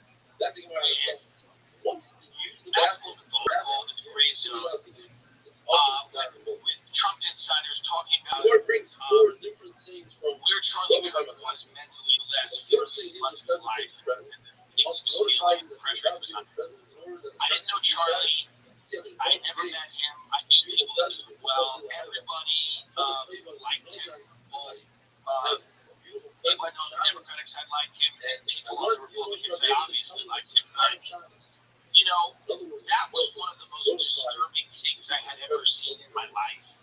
The man is a husband, a father. Even if he wasn't, he's a human being. He's sitting there, he's engaging in conversation with people, and he was brutally murdered in front of his wife and children. I'm not a sanctimonious guy. I dressed up as a dead healthcare CEO on Netflix. I'm not someone who is out there looking for very good taste, but I just don't understand how after witnessing that murder, you could be gleefully celebrating this attack. I think you're in one very bad place spiritually, you know, in your life, if you're celebrating the murder of a person like that. I mean, again, this wasn't, you know, a lot of what I do on the program, we make fun of the news, we make fun of what's happening, a lot of it's dark comedy, so I don't go out there and police people's reactions or tell them what to say, but if that's the first reaction you have to that video is to celebrate this, or, I mean, you can't be doing great. You can't be doing great. If you're celebrating the murder of this man, I don't think you're in a good place in your life. And, you know, like I said, I saw the video one time, I went down to watch it, I found it to me, I didn't know what I was watching. I was on a plane to Austin, with Louis actually, he was a show down there, and I saw this video and I was like, it was maybe the worst thing I had ever seen. You know, when I picked up my phone, it was unbelievable. And a lot of people I know, you know, people that I'm, you know, in their orbit comedically or for whatever reason were, you know, I understand people trying to be funny about terrible things. I understand failed attempts at making things funny. I've had them myself. I get it. But some people, the joy, the glee, the delight in this man's assassination.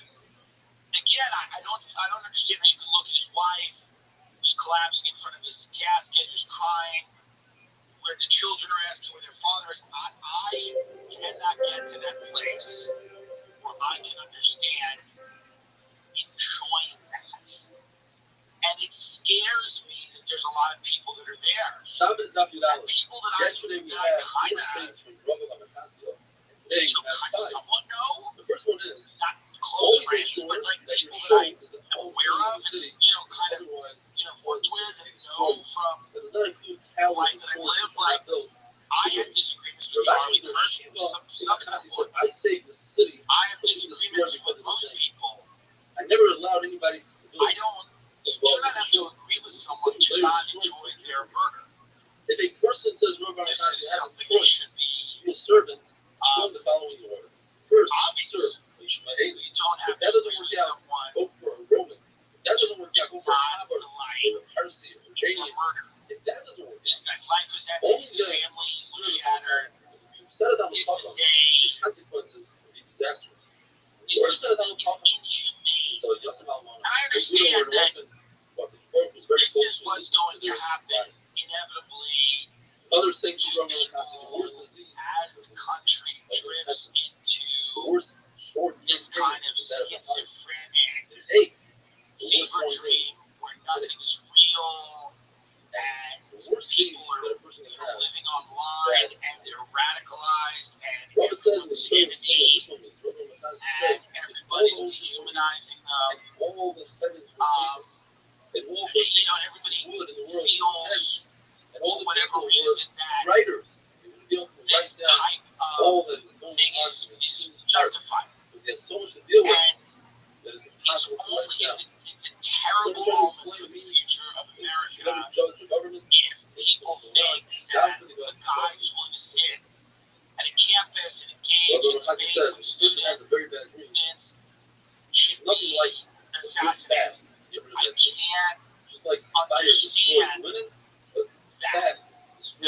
something that I'm open to understanding. I think it's a pathology. I don't think it's a political point of view when someone whose head is blown off in front of their children, and for someone to say, oh, good. It's not a political point of view. That's kind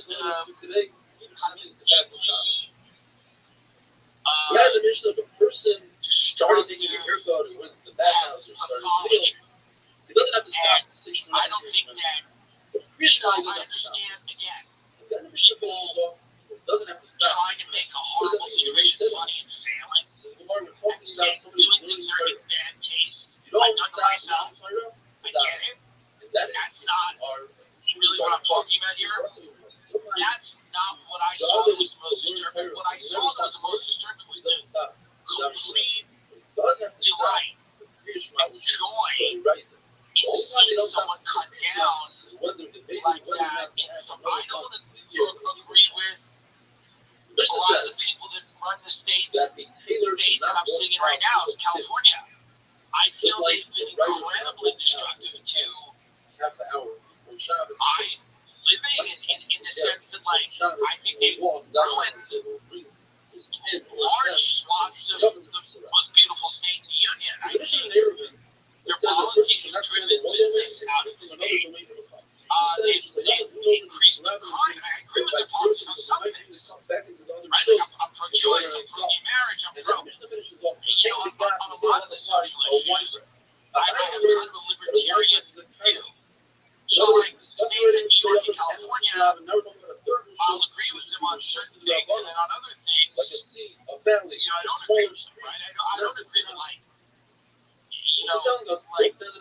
pick a gender day in preschool or whatever's happening. Like, obviously, there's things that I don't agree with at all. And I would never want any of the people that I disagree with to die. I would never want any of the people who I politically disagree with on any issue to be shot in front of their children.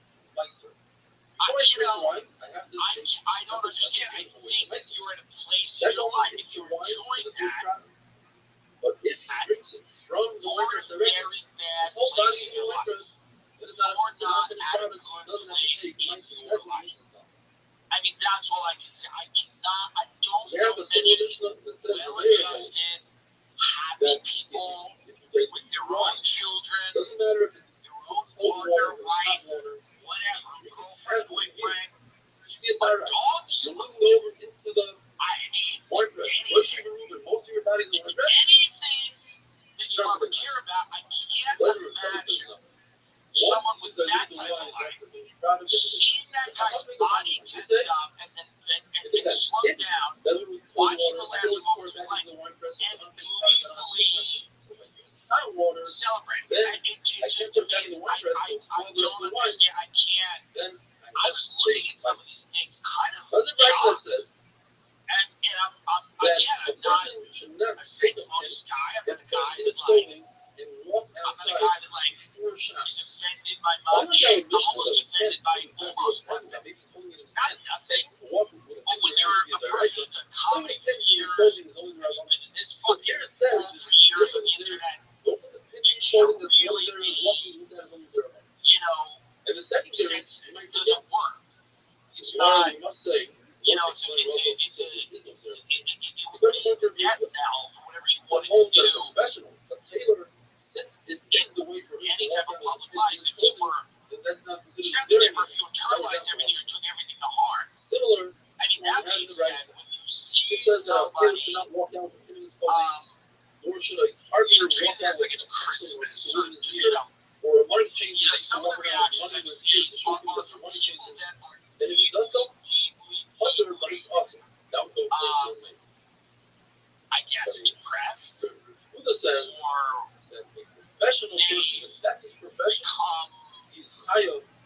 feel hopeless or helpless. And there's a contradiction in the Bryces. One Bryce says that a Zov that has a mission, wears a pouch, a kiss, a diaper, to see whether or not he has additional emissions.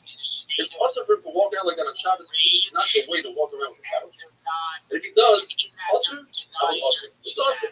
No more than not only is it also it's high I understand that. actually can reconcile the rights I and say, understand their rights and policies. say that's also very important to review them. I This understand particular person did fundamental this as a way to wear disagreements with pouch. people. And therefore for him, it's also considered that they're to wear little things. I other rights understand and remain that says since most people don't wear pouches. there's people in my It's life called I have to the Bible. fundamental Even disagreements if with mayor on major issues, big issues. I that- still remain friends with them. It has to be that no one wears I it. believe that Where if humanity some people wear it and some people don't, the professionals do wear it, Rabbi will agree that it's awesome. people Or Raya, if somebody drills a hole, and a professional usually drills a larger hole, and he drills a smaller hole, you think this guy is awesome? Of course not.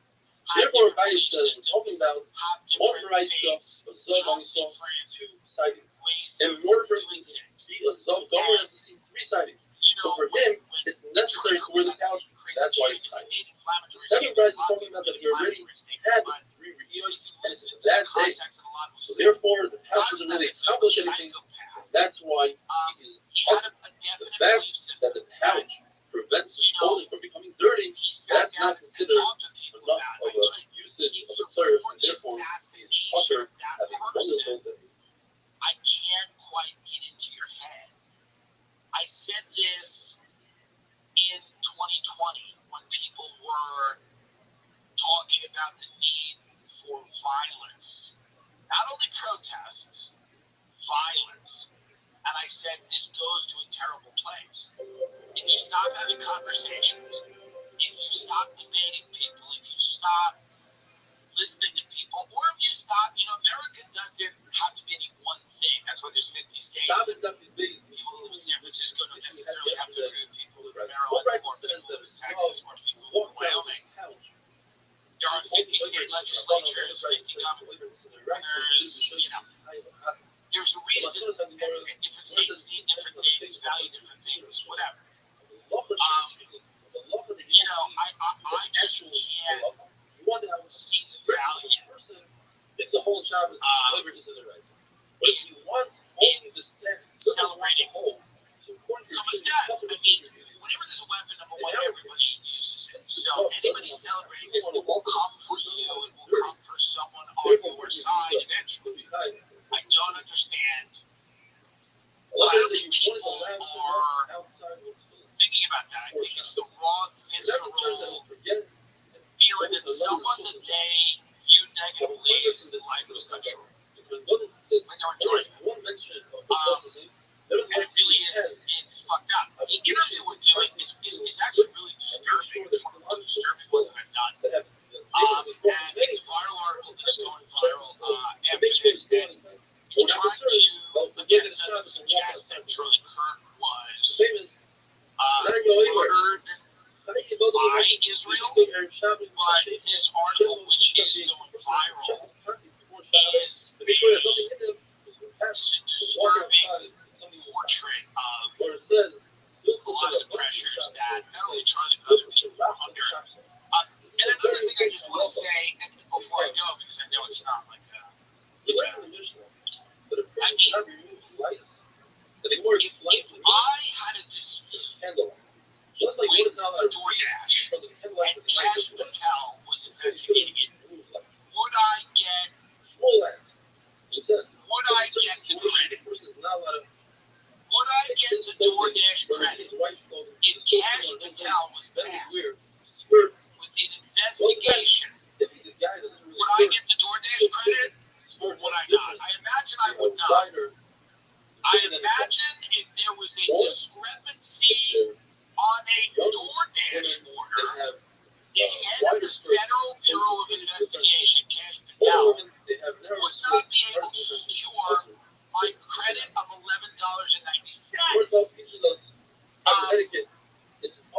What is this guy doing?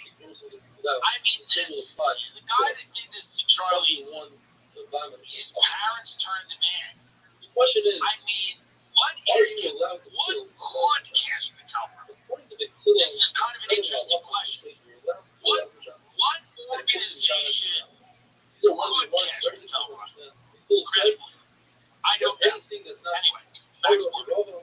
Morgan & Morgan is America's largest personal injury law firm. We've talked about them so many times on the show because they are the best. With over $25 billion covered for over 500,000 clients, Morgan & Morgan is track record.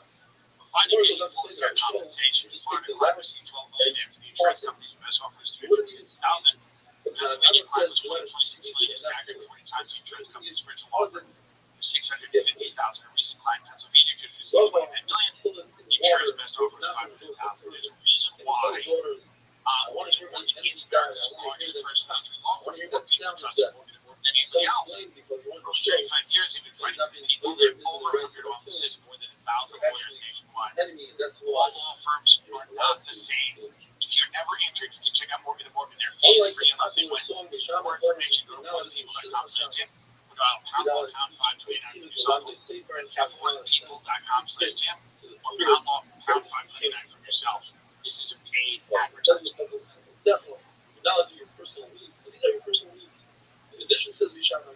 Tim's Kidlow Scoring and Blankets. When it comes to sexual performance and value cover, take control of each team. Personalized treatments made, proven, ingredients prescribed by licensed providers on 100% online. Each can make you feel out of control. Once you take it back, personalized treatment options are good. Healing methods support more spontaneous moments. ED is more common than you think. Simpler to treat than ever. You can connect online with a licensed provider to access personalized treatment options. This is premium on your term. For him, you can access personalized prescription treatment options for ED, like heart meds and sex RX, plus climate control and prescribed. Hims offers access to ED treatment options for any compartment. Drugs and generics cost 95% less than brand names get prescribed. This isn't a one-size-fits-all that forgets you in the way to your health. It's your health and goals put first with real medical providers making sure you get the result. It's simple online access to personalized affordable care for ED, hair loss, weight loss, and more. Visit Hims.com/Tim. That's Hims.com/Tim. Your free online visit. Hims.com/Tim. Actual price will depend on product and subscription plan. Future products include compounded drug products and GMP is not approved or verified for safety, effectiveness, quality. Prescription required. See website for details. Max Blumenthal, editor-in-chief of the Gray Zone, thank you very much for coming on. You wrote an article that's going viral. We wrote it with your wife, Anya Parenville, about obviously this horrific event that happened in Utah. And describing, first-hand accounts of things that Charlie had told his close friends the weeks leading up to his death. And a lot of it concerned the pressure that was being put on him by Israeli billionaires for questioning some of the things happening in Gaza, and then as well some of the anti-Semitism laws. And how did you put together this story? I mean, I know you don't ask a journalist or visit with other sources, but how exactly do you compile this piece? Well, just to answer your question before I get into the piece, I have been following Charlie for 10 years, since almost soon after he started TV USA when he was a teenager. And I was following him as a critic or an opponent. I saw him as this kind of very hard-working, highly articulate, sort of like superhuman ultra-conservative operative that the Israel lobby had basically hijacked, and they were using it to create the biggest Republican or conservative youth movement in history, TV USA, and use it to advance Israel's program in the U.S. alongside all of the kind of conservative social issues he wanted to push, and recruit the youth and train them and make sure that they stay completely aligned with Benjamin Netanyahu's Israel. And these billionaire donors, they're American, but they're loyal to Israel primarily, and they actually don't care about issues like abortion or LGBTQ, or maybe some of them don't like mass immigration because they think immigrants might turn against Israel, but their issue is Israel, and Charlie Kirk was going to advance that for them, and in exchange he'd be built up as like the biggest conservative youth leader in Israel. So I've been following him for 10 years. I have no reason to say anything. Obviously, I was horrified by his killing, and I think it's a terrible moment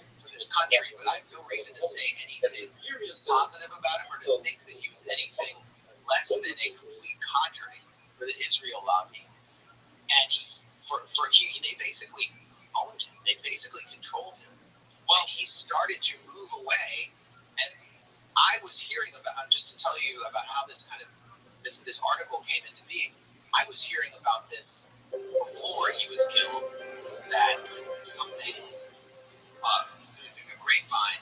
I mean, I grew up in Washington. I've been in the city, so people talk, and honestly, even though I'm more from We're hunkered down here in left, quarantine or the about Trump to check. administration, We're around nothing the to Trump stop us. We administration, got talk Twitter. more to us than the Biden Twitter administration, tells and us they talk more that about about Twitter Twitter. has some lanes. So I was hearing about the pressure We're that welcome John to the Bird that was are under from the Twitter in the months before he was killed. This was not unfamiliar to me, and so I decided to go back to some sources that we had and ask for more details. Well, even as somebody who was a political opponent of his, I knew it's obvious you're seeing a lot of people gleefully celebrating his vicious murder. So obviously you don't have to agree with someone to not to like their murder. I mean, this is, I've been surprised. Friends of mine, people that I know, and their reactions to this have actually shocked me and shaken me a little bit. I want to get back to this turn that he makes. Do you have a timestamp on when he started to question really Israeli influence in American domestic politics? Because I'm reading your article, and you talk Well, how are you? your source is talking about Kicking ass, taking names. How'd you find out about me? Okay, cool, man. Well, feel free to chill. I'm just taking a nap. Okay. Is this before that? Is this after that? What do you know about his progression? Right afterwards, Let me just close the window here because that's you're not in the same bed with them, even though you both vote. Rashi says why? Because he keeps them logic. so yeah, this is What is it perhaps? so this is what actually one of the most fascinating stories I witnessed in the chicken film or a documentary or On a the book. same table, Charlie Kirk chicken began coming under pressure from his own base. The other reason is, I would because say it's one person. I Nobody actually forgot which year it was. It was like 3 or 4 years ago. Raya, And it was called the people Boy that are Reports. on the And Charlie Kirk would do they these don't know each other. TV USA tours around the country, and young men would file in, and they would begin to question Charlie Kirk and debate him, and debate him from an angle he never expected. They were part of this organization called the Boy Reports, which sort of follows What about our Lincoln's. They're anti-Israel, they're kind of anti-Jewish. Some people call them white nationalists, whatever you want to call them. They're very anti-Israel, and they believe they're the true voice of America first because the U.S. government is fallen under the control of this aligned foreign power in Israel. And so they would confront Charlie Kirk with the history of, for example, the USS Liberty, the U.S. naval ship that was deliberately struck by the Israeli military in 1967 in order to cripple that boat because it was a surveillance boat. It was listening to Israeli communications. And they killed scores of sailors. They would confront Charlie Kirk with the difference between Israeli interests and American interests while holding up a cross. And Charlie Kirk would just shut down the conversation because he knew that if he would give an inch to them, he would threaten the relationship with his donors. And TV USA collapsed. And after October 7th, the pressure was just too extreme. The whole grassroots of the conservative movement, everyone under 35 started to question the U.S.'s relationship because they wanted to be America first. They saw Netanyahu just leading Trump around by the balls. They saw Miriam Adelson, this Israeli intelligence asset billionaire, just calling shots inside the White House. And a lot of them are pro-life and were horrified by the slaughter of babies that they saw about. So the bottom dropped out of right-wing support for Israel to the point where now only about 25% of Republicans under 35 support Israel over Palestine. So Charlie Kirk has an answer to his own grassroots base. And you can hear he's starting to make some noises. He's talking about October 7th possibly being an inside job to let it happen in order to carry rules. He starts to question whether Jeffrey Epstein was an Israeli Mossad agent at a time when Epstein files were becoming an uncomfortable issue for Trump. And it all blew out into the open at TV USA's July summit in, I believe it's Tampa, Florida, in Tallahassee. Tucker gave a speech. Right. So Tucker gave a speech. I mean, that was the seminal moment, but it wasn't just Tucker. Megyn Kelly had started questioning Israel, and she's on stage calling Jeffrey Epstein a Mossad agent. Comic Dave Smith, like myself, is a Jewish anti-Zionist, but he more comes from the libertarian world. So he was welcomed on stage to debate a Zionist propagandist who works for Newsweek, Joshua Hammer, debate. No, that's not something you want, especially at this point, if you are like a pro-Israel enforcer. And Dave Smith was openly talking about the slaughter of children in Gaza, and the crowd was cheering in this cathartic way. Then Tucker comes out and says, you should not be, you should have your citizenship again if you fight for a foreign army. Right? Hundreds and hundreds of thousands of American Jewish youth go to Israel and fight for their army instead of our own. So that's a direct blow to not just the Israel lobby, but like the whole concept of Jewish communal life as it's understood by its leadership. And Tucker calls out Bill Ackman, who's one of the biggest Netanyahu money men inside the U.S., who's pulling strings at Harvard, getting their funding pulled as they crack down on Palestine activism.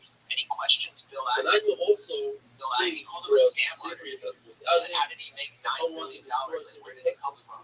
I mean, and Bill Ackman, the next day, he couldn't really answer the question. He published like a 5,000-word meltdown Twitter post trying to defend his financial investments. It was just bonkers. I'd never seen anything like it. It was all Charlie Kirk's fault for sanctioning, for giving basically the people what they wanted. And after that, he started getting publicly attacked. Ben Shapiro and Mark Levin, the two biggest Zionist enforcers in the media, who are very close to Netanyahu, biggest forces lobbying Trump to wage war on Iran, went off on TV USA, said we can't be having a Big Ten if it includes kooks. Laura Loomer, we all know who she is. She publicly attacked Charlie Kirk and said he basically had to step down. He was getting attacked in pro-Israel media.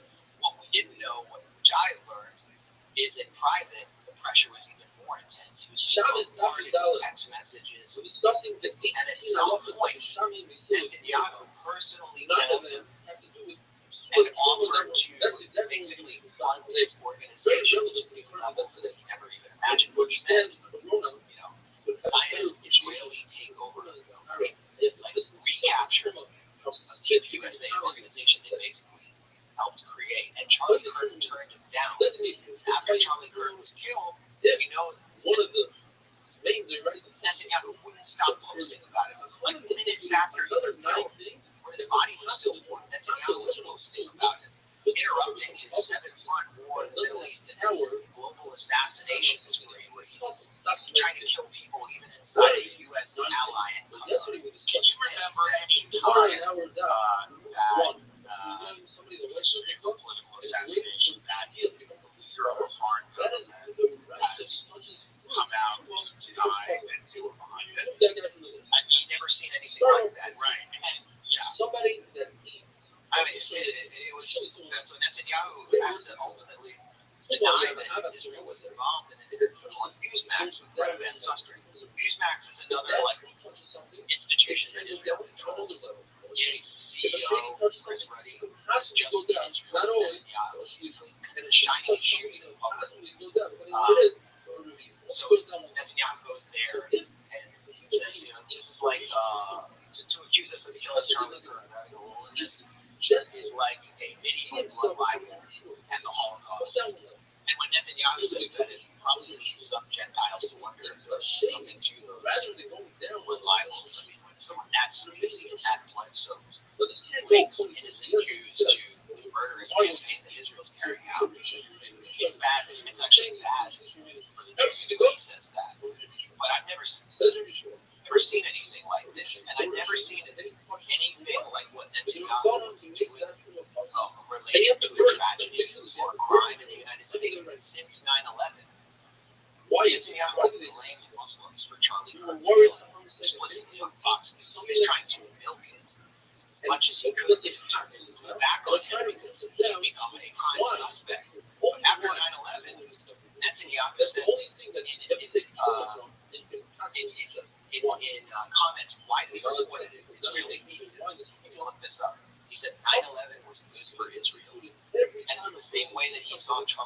killing was being good for Israel.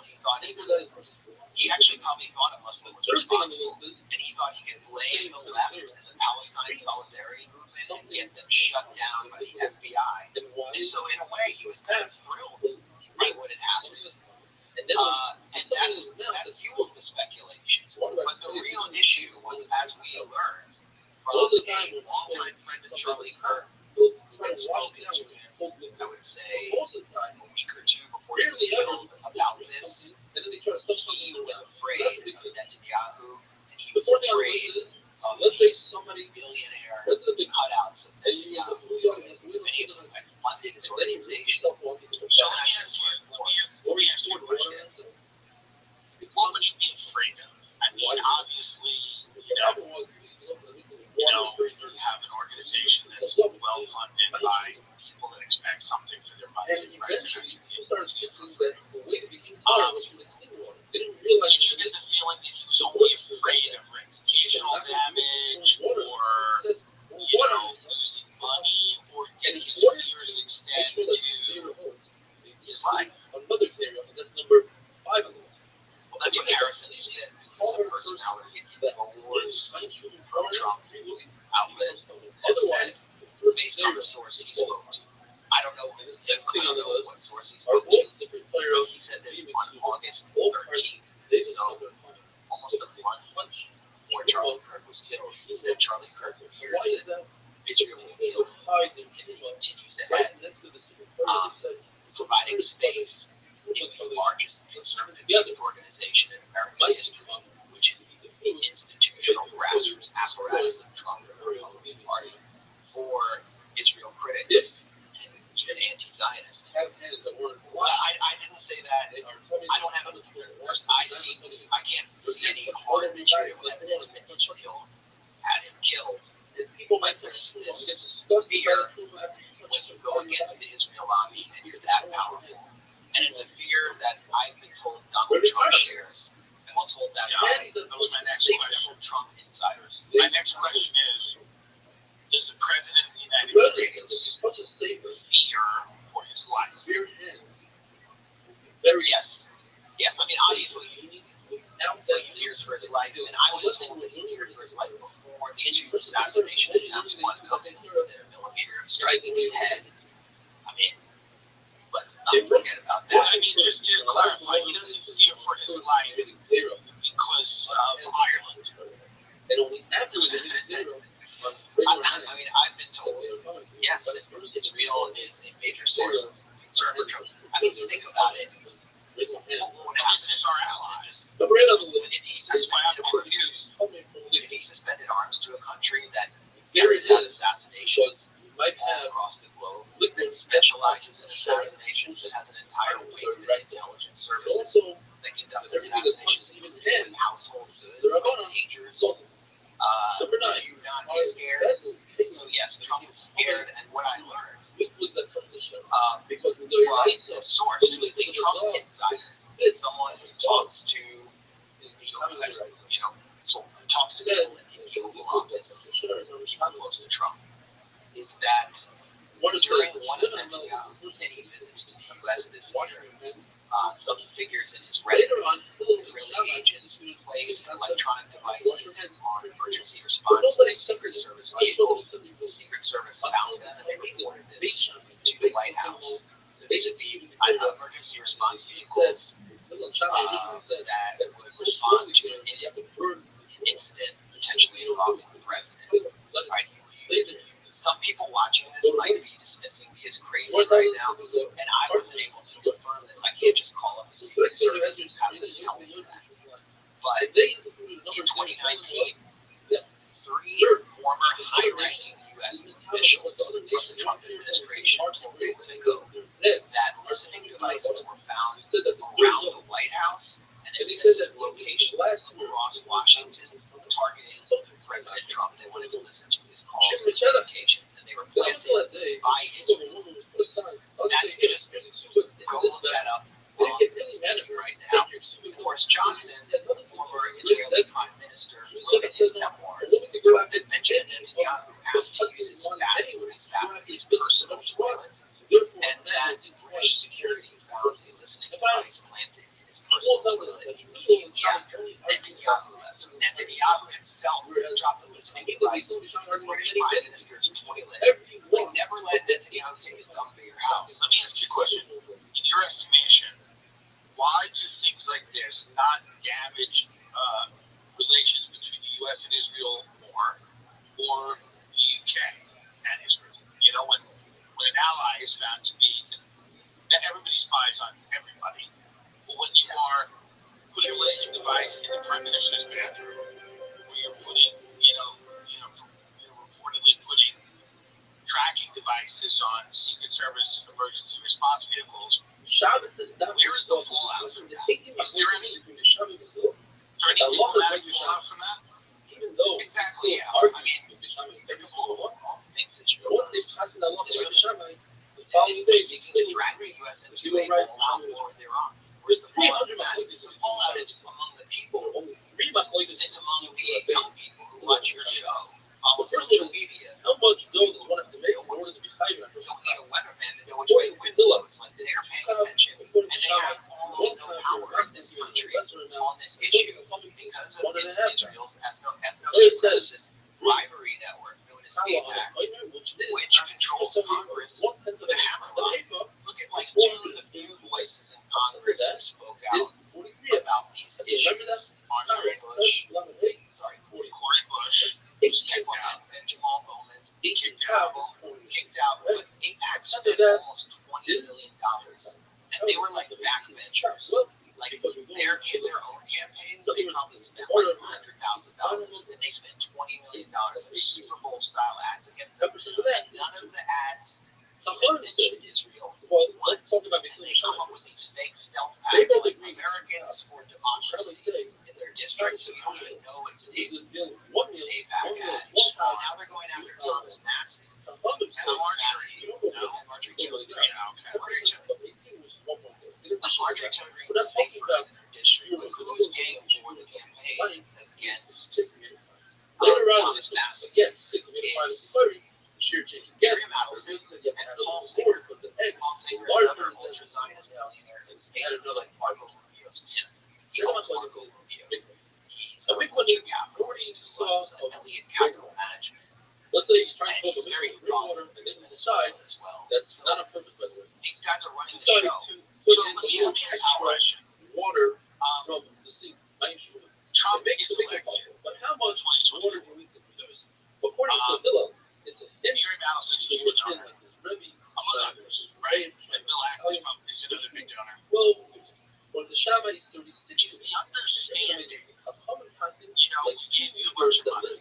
You're going to let us do anything we want. And is there kind of a veiled threat that, spoken or unspoken, that hangs in the air around Epstein, in your estimation, Epstein files, and the nature of the relationship between Jeffrey Epstein, potentially, and Israeli intelligence? What exactly, how does that factor into what we're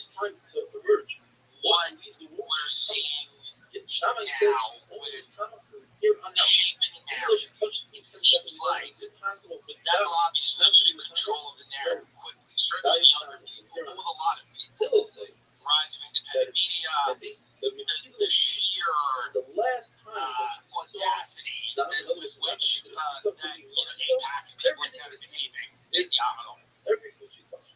What role do you think uncovering the truth about Epstein plays in the White House? Are they afraid to release this stuff? Are they implicated in this stuff? Is it both? And was this something where it was understood that they were there to extend the cover-up? What do you think this is? Trump has personally said that he was concerned about the files and the names of clients being released, or not necessarily clients but associates, because people hear some very good people. He said that on the record. He thinks he's one of them. He's very closely associated with Jeffrey Epstein. And this was the first time I've ever seen Teflon Don get his mystique actually broken. It was all Jeffrey Epstein, but it's dirt that comes from it's not just about Jeffrey they're the Epstein, best one places man. to buy it. Don't I market think it. it's dangerous to go That too in the far dirt, down the rabbit hole. fragments of bone, Jeffrey Epstein, but we do need to acknowledge Let's that there was say a that strong the Israeli Israeli connection evidence there. first, Jeffrey Epstein was they made working the with first, the Barack, and they said, former Israeli Prime Minister, if defense that dirt minister, comes most decorated soldier in now Israeli you history, don't have to burn on it, spinning out a series of and the security airspace companies is that not were going any to kind of there at all. with the big time. You cannot say that they said you have to burn it. The only thing that was Barack burned was right in away is something that was townhouse but somebody that had hands to over burn. 50 times. Later on, He had Rabbi met with Shimon Peres, for former Israeli 80 Prime years Minister. before the He had government met with they him had. before. And they said He had set up that meetings between JP here, Morgan and your Benjamin space is Netanyahu. also part of it. And he was a pro-Israel guy. Not He the was first, but it's coming actually in. leads to. He was like Later on in conservative the show, Israel's propaganda. one of the lawyer. later, So, the show, Jeffrey Epstein's sort of a stand-in dirt, for everything that frustrates people, especially younger people in this country, about this two-tiered legal and political because he system said where that there's a for kind of a 80 years class before the of government of Israel 0.1%ers who Romans exist came in, they started completely above the law, and who are like 8 years before molesting that's when people, you're one of the and carrying out all sorts of sordid financial crimes, bribery, manipulating institutions, buying CBS news, propagandizing the public in support of genocide. It's sort of like Jeffrey Epstein perfectly embodies the most disgusting specter or figure of this entire network that we have been sort of forbidden from talking about for so many years. And now, I mean, it's like as long as there is an apartheid Israel, we're going to be waking up every day on social media and seeing images of shredded children. And our legislatures are going to be filled with bills that will prevent us from doing anything about it. So the frustration only continues to build as Donald Trump seems to block the release of the Epstein files. Did you notice? This is so crazy. On the day Charlie Kirk was shot, I mean, take this out of my mouth, but I'm pretty sure it was. I think you're right. I think I know you're about to see me voted, right? The Senate voted to not release the Epstein files. It's like a straight party line vote. Yeah. This is not good for American. This is not good for American Jews. A lot of my Jewish friends are not, they want Netanyahu out. They think that You're not sure that you touch he's made a wrong turn, obviously, in the years after October 7th. What do you think the temperature is like right now between the Trump administration and Israel? Is this an unbreakable bond that is being enforced by a fear, a mutually assured destruction? What is the likelihood of us going into Iran again? What is the likelihood of us doubling down? I mean, there's a huge project now. Will be a very huge construction project, I believe, in Gaza. I mean, they're moving people out of Gaza. They're going to build a new Gaza. Is the United States going to be providing peacekeeping? Is it going to be NATO peacekeeping forces? Is it going to be U.S. contractors? Going to be boots on the ground? Are we going to be funding it? What do you know about what's coming next? What's the next phase of what happens there? Well, with Gaza, it's not a construction project. It's a destruction project. Well, right, but it will be eventually. I mean, they're trying to move them out to do something. Right. They're trying to move them out to what they call an Israel-Judaized place, especially the north of Gaza, which is nationalist in Israel. They want that land. They fought hard for it. This war is genocide. They have Netanyahu.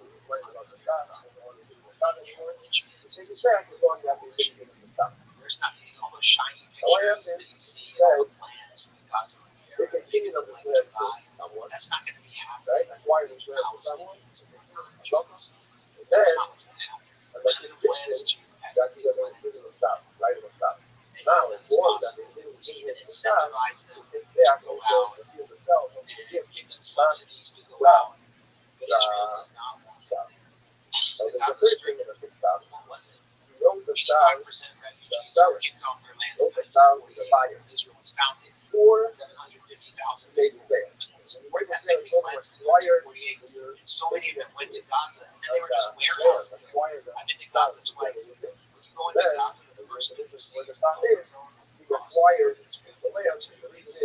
It's a remote control machine gun with a gigantic wall that stretches as far as pointing into Gaza. That's the world they were living in before October 7th, 2023. It was closed off from the outside world.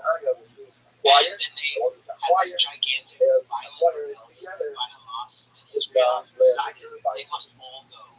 They have to go through Egypt. So that's just as bluntly as I can put it, and it will be the crime of the century to watch 2 million people just scattered like the wind in the world. Where will that world they go? Will they go to Europe? Will they go to the United States? People who lived through one of the most horrific genocidal wars we've ever seen. What kind of mentality would they be bringing with them? Will it be good for those societies? Well, it's Israel that's pushing that on the rest of the world. So, you know, if you're worried about if you're worried about the border now, right? I mean, consider what Israel's got coming for it. And although I think we should welcome people who have nowhere else to go, they should be in their homes. Well, I think we should stop destroying their countries, and then they have a place to go.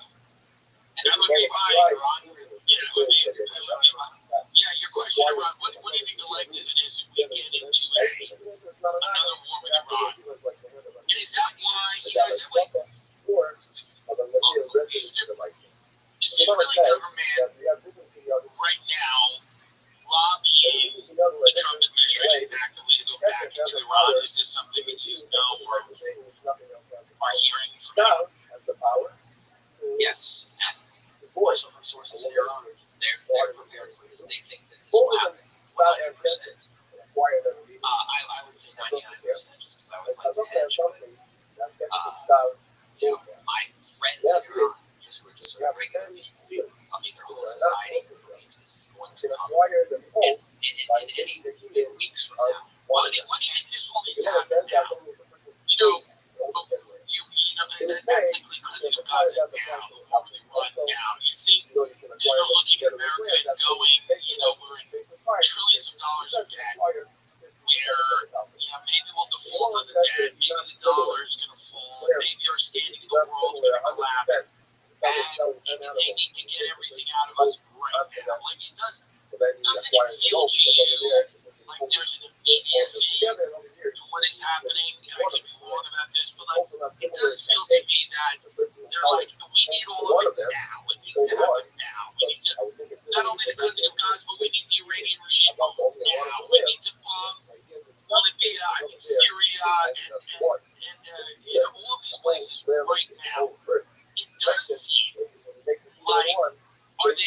are they looking at the tide of populism around the world going, we're not going to be able to get this kind of money in 10 years? Are they looking at America's financial standing and going, it's an inevitability that we're not going to have the money to give them? What exactly is it about this moment where everything needs to happen now? By the way, even though they're losing standing with every demographic in America, they're losing respect, or they're losing control of the narrative, but they're still pushing ahead in a very aggressive way.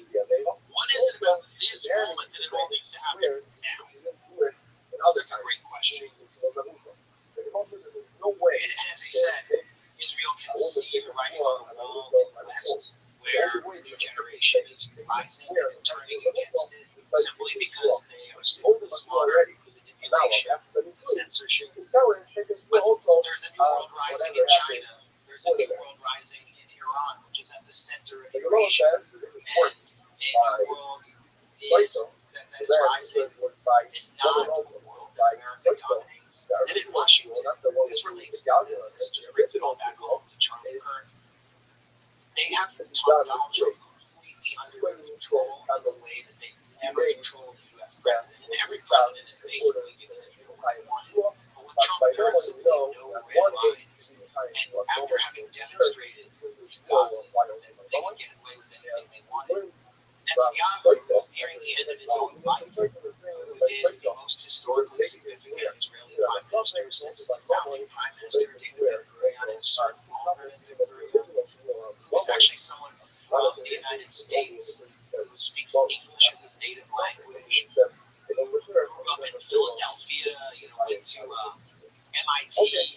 in Boston Consulting.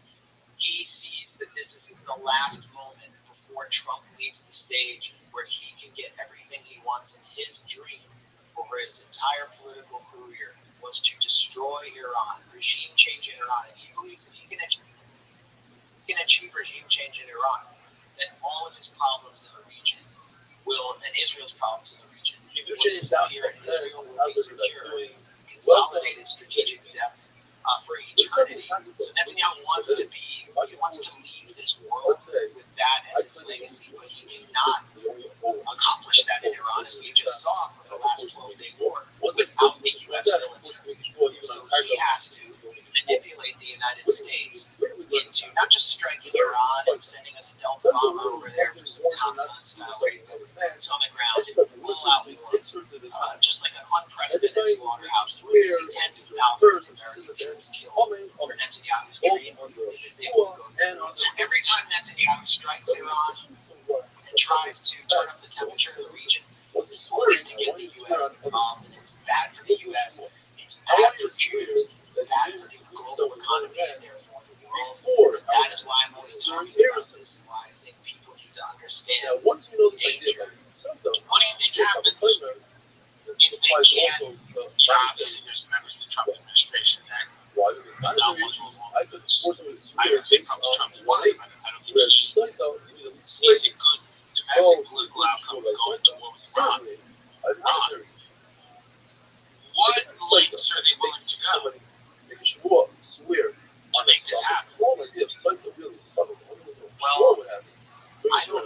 I think attacking Iran in unprovoked fashion, killing nuclear scientists, attempting to kill, I don't know, this leader in Iran, Ayatollah Khamenei, that would be the most extreme thing possible. It would lead to catastrophic Russian violence and withdrawal of the U.S. Do you think Israel's planning to attack Iran?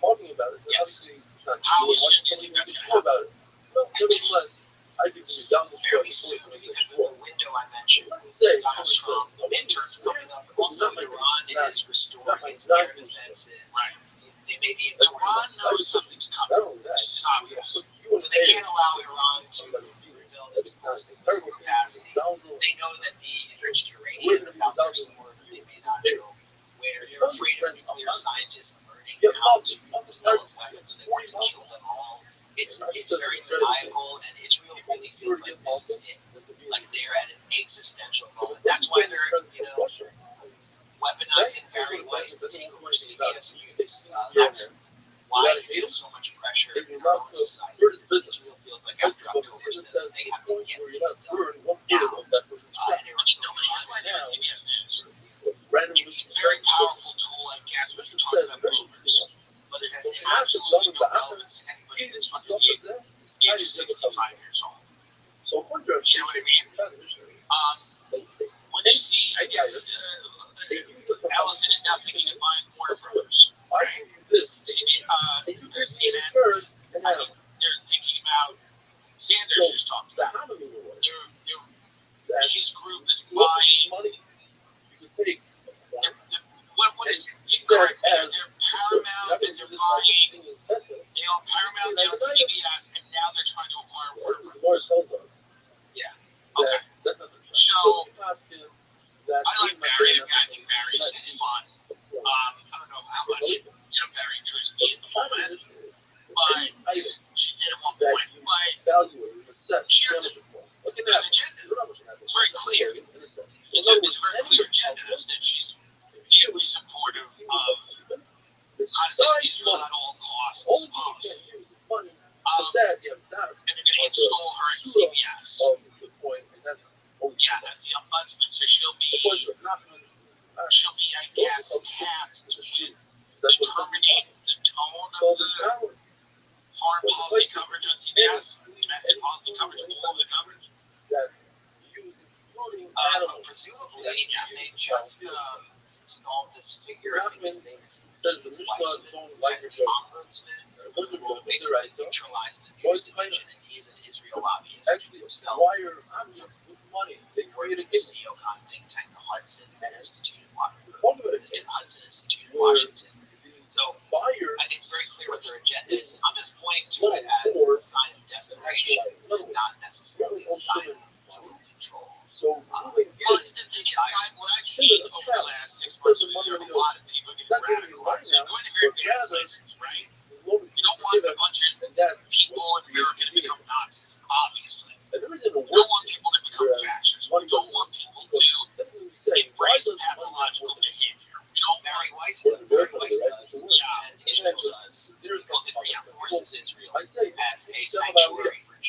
One, anti-Semitism in this country, and it also fuels their fundraising, the ADL's fundraising. And I didn't feel like So we have to resist that. tired.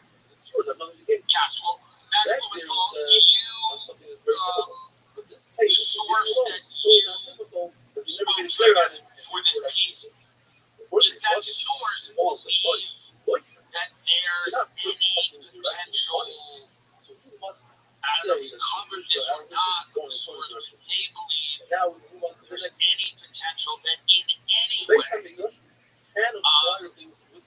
forces outside of this government were responsible for Charlie Kirk's assassination? I don't know if you covered that or not.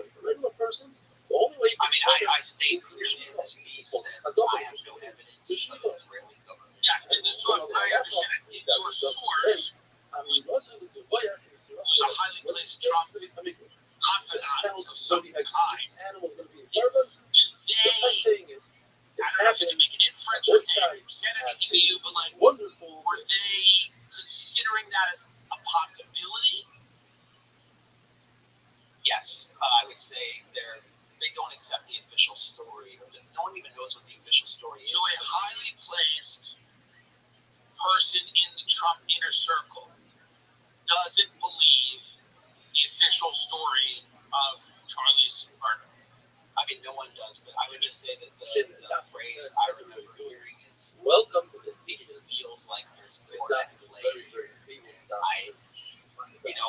That's not the only person with more power than me in Washington that I'm hearing that from, but you're hearing from multiple people that are connected and tapped in, that they believe that there's more at play, or more to the story than simply one radicalized young man. I heard subsequent to publishing this story from another source who I would describe as an administration insider that corroborated the account in this story first that Charlie Kirk was actively and aggressively, personally lobbying Trump against bombing Iran. And two, that right now the FBI is not being forthcoming, and there's a lot of frustration with the FBI not sharing information. So, because, I mean, just to reiterate again, you're not a nut, you're a reporter, people may disagree with you, you're anti-Zionist, so there's a lot of people that are going to, say that you're a little paranoid when it comes to Israel, that Israel's behind everything. I'm just saying this is not what I'm saying. I'm saying this is an attack that you probably faced before.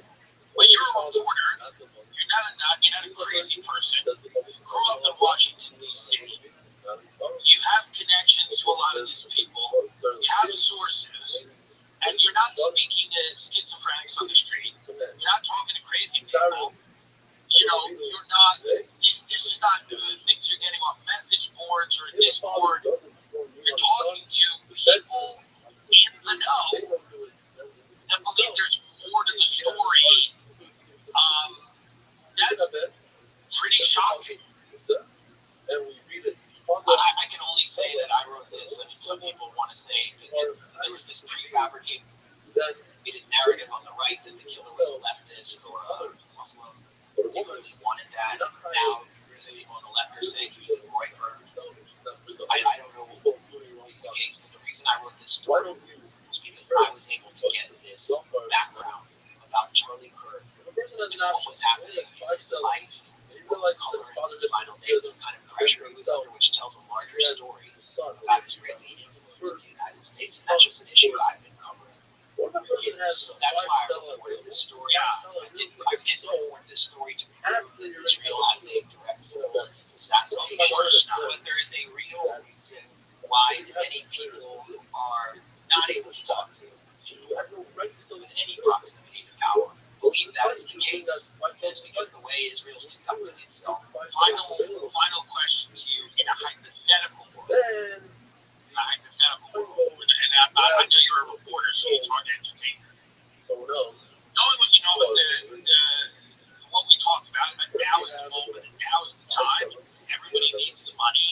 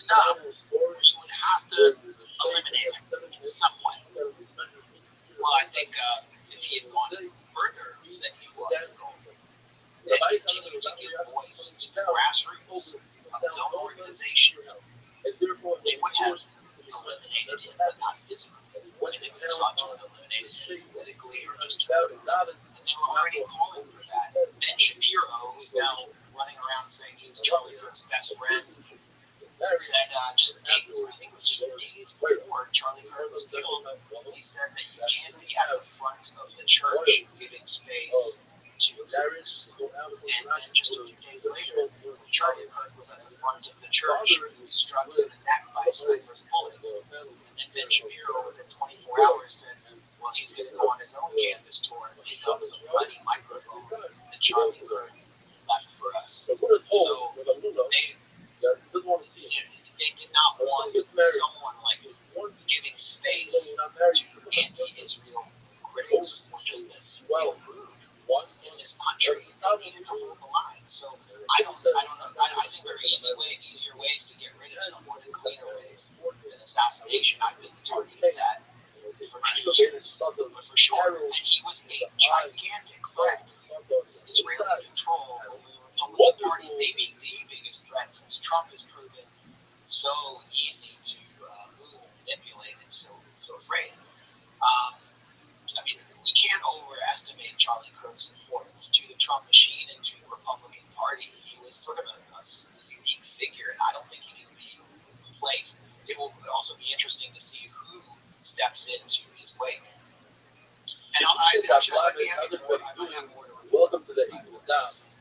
I appreciate it, Max. Maximum of all the websites called the Gray Zone. You guys, there's some really interesting stuff. Anything coming up you want people to check out. Yeah, just watch this space. We might have a report on this. And I really appreciate the space to talk about it. Yes, well, I appreciate it. Thank you very much. Thank your wife for also she contributed to the story as well. And thank you both of you. And we'll have you back if there's new developments. Appreciate that, of course. Ladies and gentlemen, welcome to the Tim Dillon Show. We're going to review this episode with Max Blumenthal wrote an article in the Gray Zone with Trump insiders talking about where Charlie Kirk was mentally in the last few months of his life and things he was feeling and the pressure he was under. I didn't know Charlie. I never met him. I knew people that knew him well. Everybody liked him. Both people I know on the Democratic side liked him, and people on the Republican side obviously liked him. But, that was one of the most disturbing things I had ever seen in my life. The man is a husband, a father. Even if he wasn't, he's a human being. He's sitting there, he's engaging in conversations with people, and he was brutally murdered in front of his wife and children. I'm not a sanctimonious guy. I dressed up as a dead healthcare CEO on Netflix. I'm not someone who's out there being a purveyor of good taste, but I just don't understand how, after witnessing that murder, you can be gleefully celebrating this attack. I think you're in a very bad place spiritually, in your life, if you were celebrating the murder of a person like that. And again, this wasn't, a lot of what I do on the program, we make fun of the news, we make fun of what's happening, a lot of it's dark comedy, so I don't go out there and police people's reactions or tell them what to say, but if that's the first reaction you have to that video is to celebrate this, or, I mean, you can't be doing great. You can't be doing great. If you're celebrating the murder of this man, I don't think you're in a good place in your life. And, like I said, saw the video, I watched it one time, I would not rewatch it. I found it to be, I didn't know what I was watching. I was on a plane to Austin. Louis, actually, he was doing shows down there, and I saw this video, and I was like, I think it was maybe the worst thing I've ever seen. You know, when I picked up my phone, it was unbelievable. And a lot of people I know, you know, people that I'm, you know, in their orbit politically or for whatever reason were, you know, I understand people trying to be funny about terrible things. I understand failed attempts at making things funny. I've had them myself. I get it.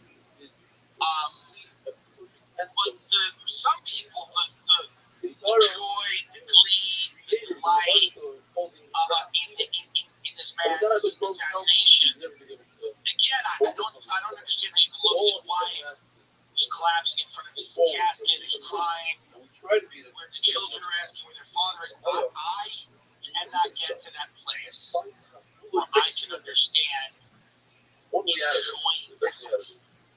And it scares me that there's a lot of people that are there. And people that I kind of, you know, kind of somewhat know, not close friends, but like people that I am aware of and, you know, kind of, you know, worked with and know from the life that I've lived. Like, I have disagreements with Charlie Kirk, some substantive ones. I have disagreements with most people. You do not have to agree with someone to not enjoy their murder. This is something that should be obvious. You don't have to agree with someone to not delight in their murder. This guy's life was ended, his family was shattered. This is inhumane.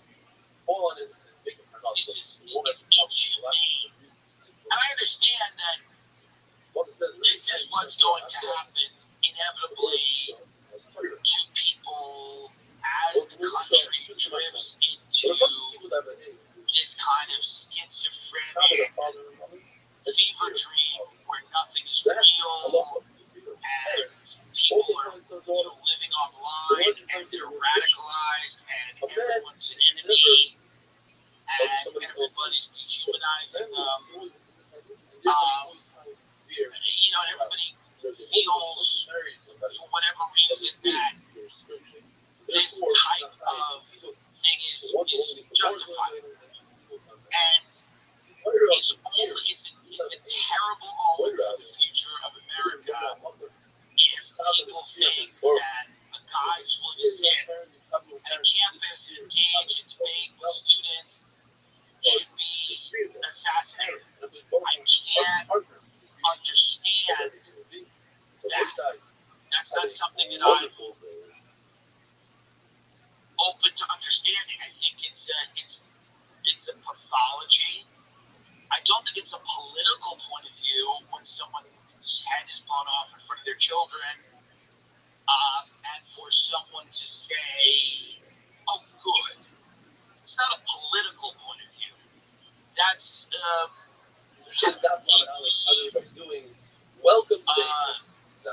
destructive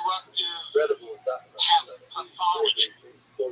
And I don't think that, you know, I understand, again, people trying to make a horrible situation funny and failing and doing things that are in bad taste. I've done them myself. I get it. That's not really what I'm talking about here. That's not what I saw that was the most disturbing. What I saw that was the most disturbing was the complete delight and joy in seeing someone cut down like that. I don't agree with a lot of the people that run the state that I'm sitting in right now. It's California. I feel they've been incredibly destructive to my living in the sense that, like, I think they ruined large swaths of the most beautiful state in the union. I think their policies have driven business out of the state. They've increased crime, and I agree with their policies on some things. Right? Like, I'm pro-choice, I'm pro-gay marriage, I'm pro, you know, on a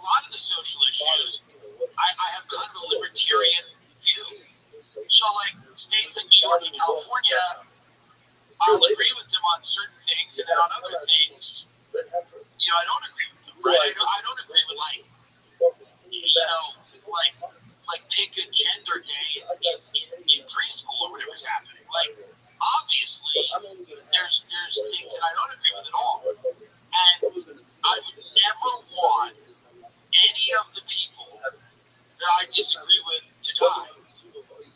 I would never want any of the people who I politically disagree with on any issue to be shot in front of their children. I don't understand. I think you're at a place in your life. If you're enjoying that, you're in a very bad place in your life. You're not at a good place in your life. I mean, that's all I can say. I don't know many well-adjusted, happy people with their own children, their own partner, wife, whatever, girlfriend, boyfriend, a dog. I mean, anything that you ever care about, I can't imagine someone with that type of life seeing that guy's body tense up and slump down, watching the last moments of his life, and gleefully celebrating. And it just, to me, I don't understand. I can't. I was looking at some of these things kind of shocked. And I'm not a sanctimonious guy. I'm not a guy that, like, is offended by much. I'm almost offended by almost nothing. Not nothing.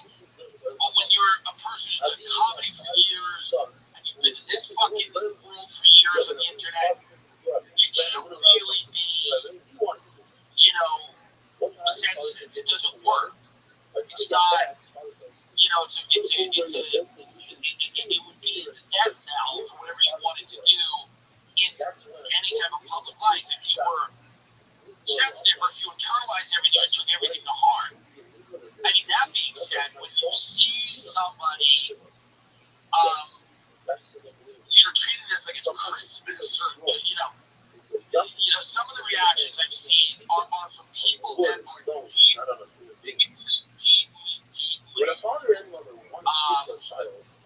I guess, depressed, or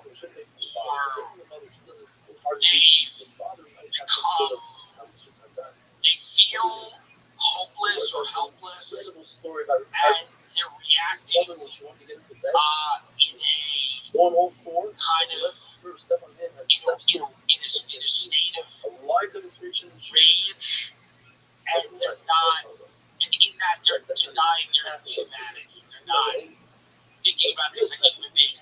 I understand not liking someone. I understand thinking their policies make your life harder. I understand having fundamental disagreements with people. Fundamental disagreements, by the way. They're like little things. I understand that there's people in my life I have fundamental disagreements with on major issues, big issues. I still remain friends with because I believe that humanity is incredibly important, and that people respect the fact that people are human beings that come from different places, have different belief systems, have different faiths, have different ways of doing things. And, when Charlie Kirk was not a crazy extremist, he made inflammatory statements. A lot of people make inflammatory statements, but if you listen to the context of a lot of what he said, the guy was not a psychopath. He had a definite belief system that, he sat down and talked to people about. I feel like if you're for the assassination of that person, I can't quite get into your head. I said this in 2020 when people were talking about the need for violence, not only protests, violence. And I said this goes to a terrible place. If you stop having conversations, if you stop debating people, if you stop listening to people, or if you stop, there are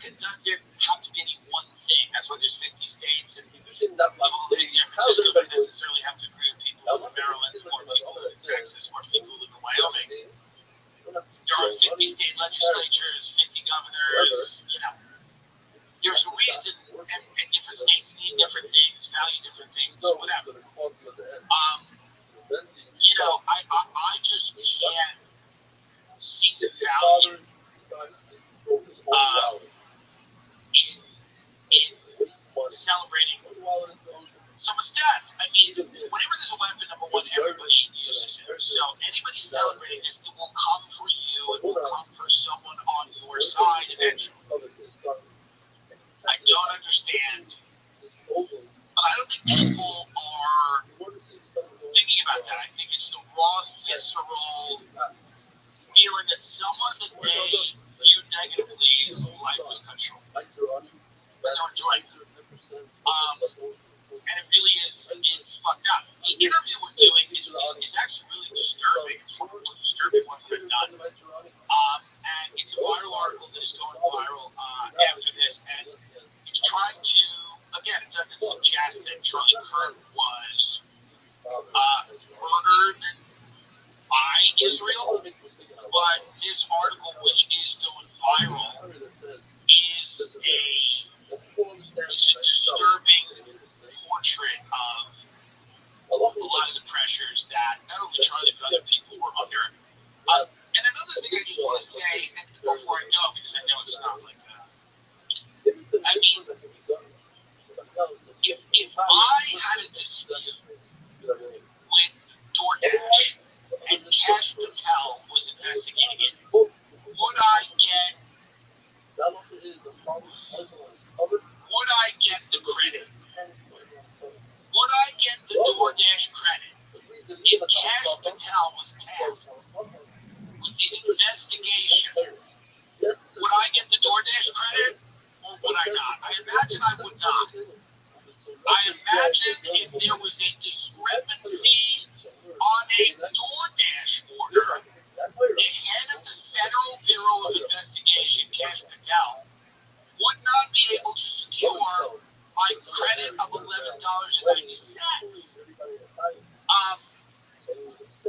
What is this guy doing?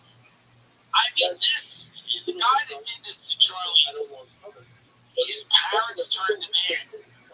I mean, what could Cash Patel run? This is kind of an interesting question. What organization could Cash Patel run? Credibly.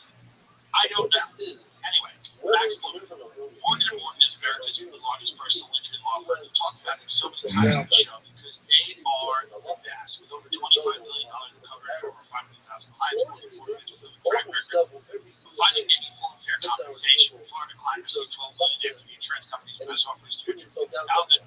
Pennsylvania client was awarded $26 million as staggered 40 times the insurance company's original offer was $650,000 a week. Recent client Pennsylvania just received $29 million. The insurance best offer is $500,000. There's a reason why Morgan & Morgan is America's largest personal injury law firm. More people are trusting Morgan & Morgan than anybody else.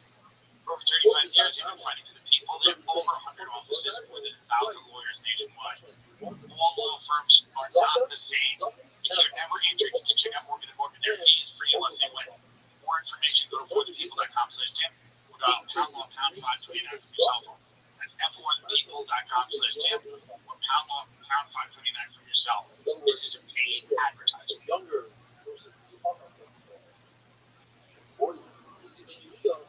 Can't solve store under blankets. When it comes to sexual performance, they've got you covered. Take control of ED. Personalized treatments made with proven ingredients prescribed by licensed providers 100% online.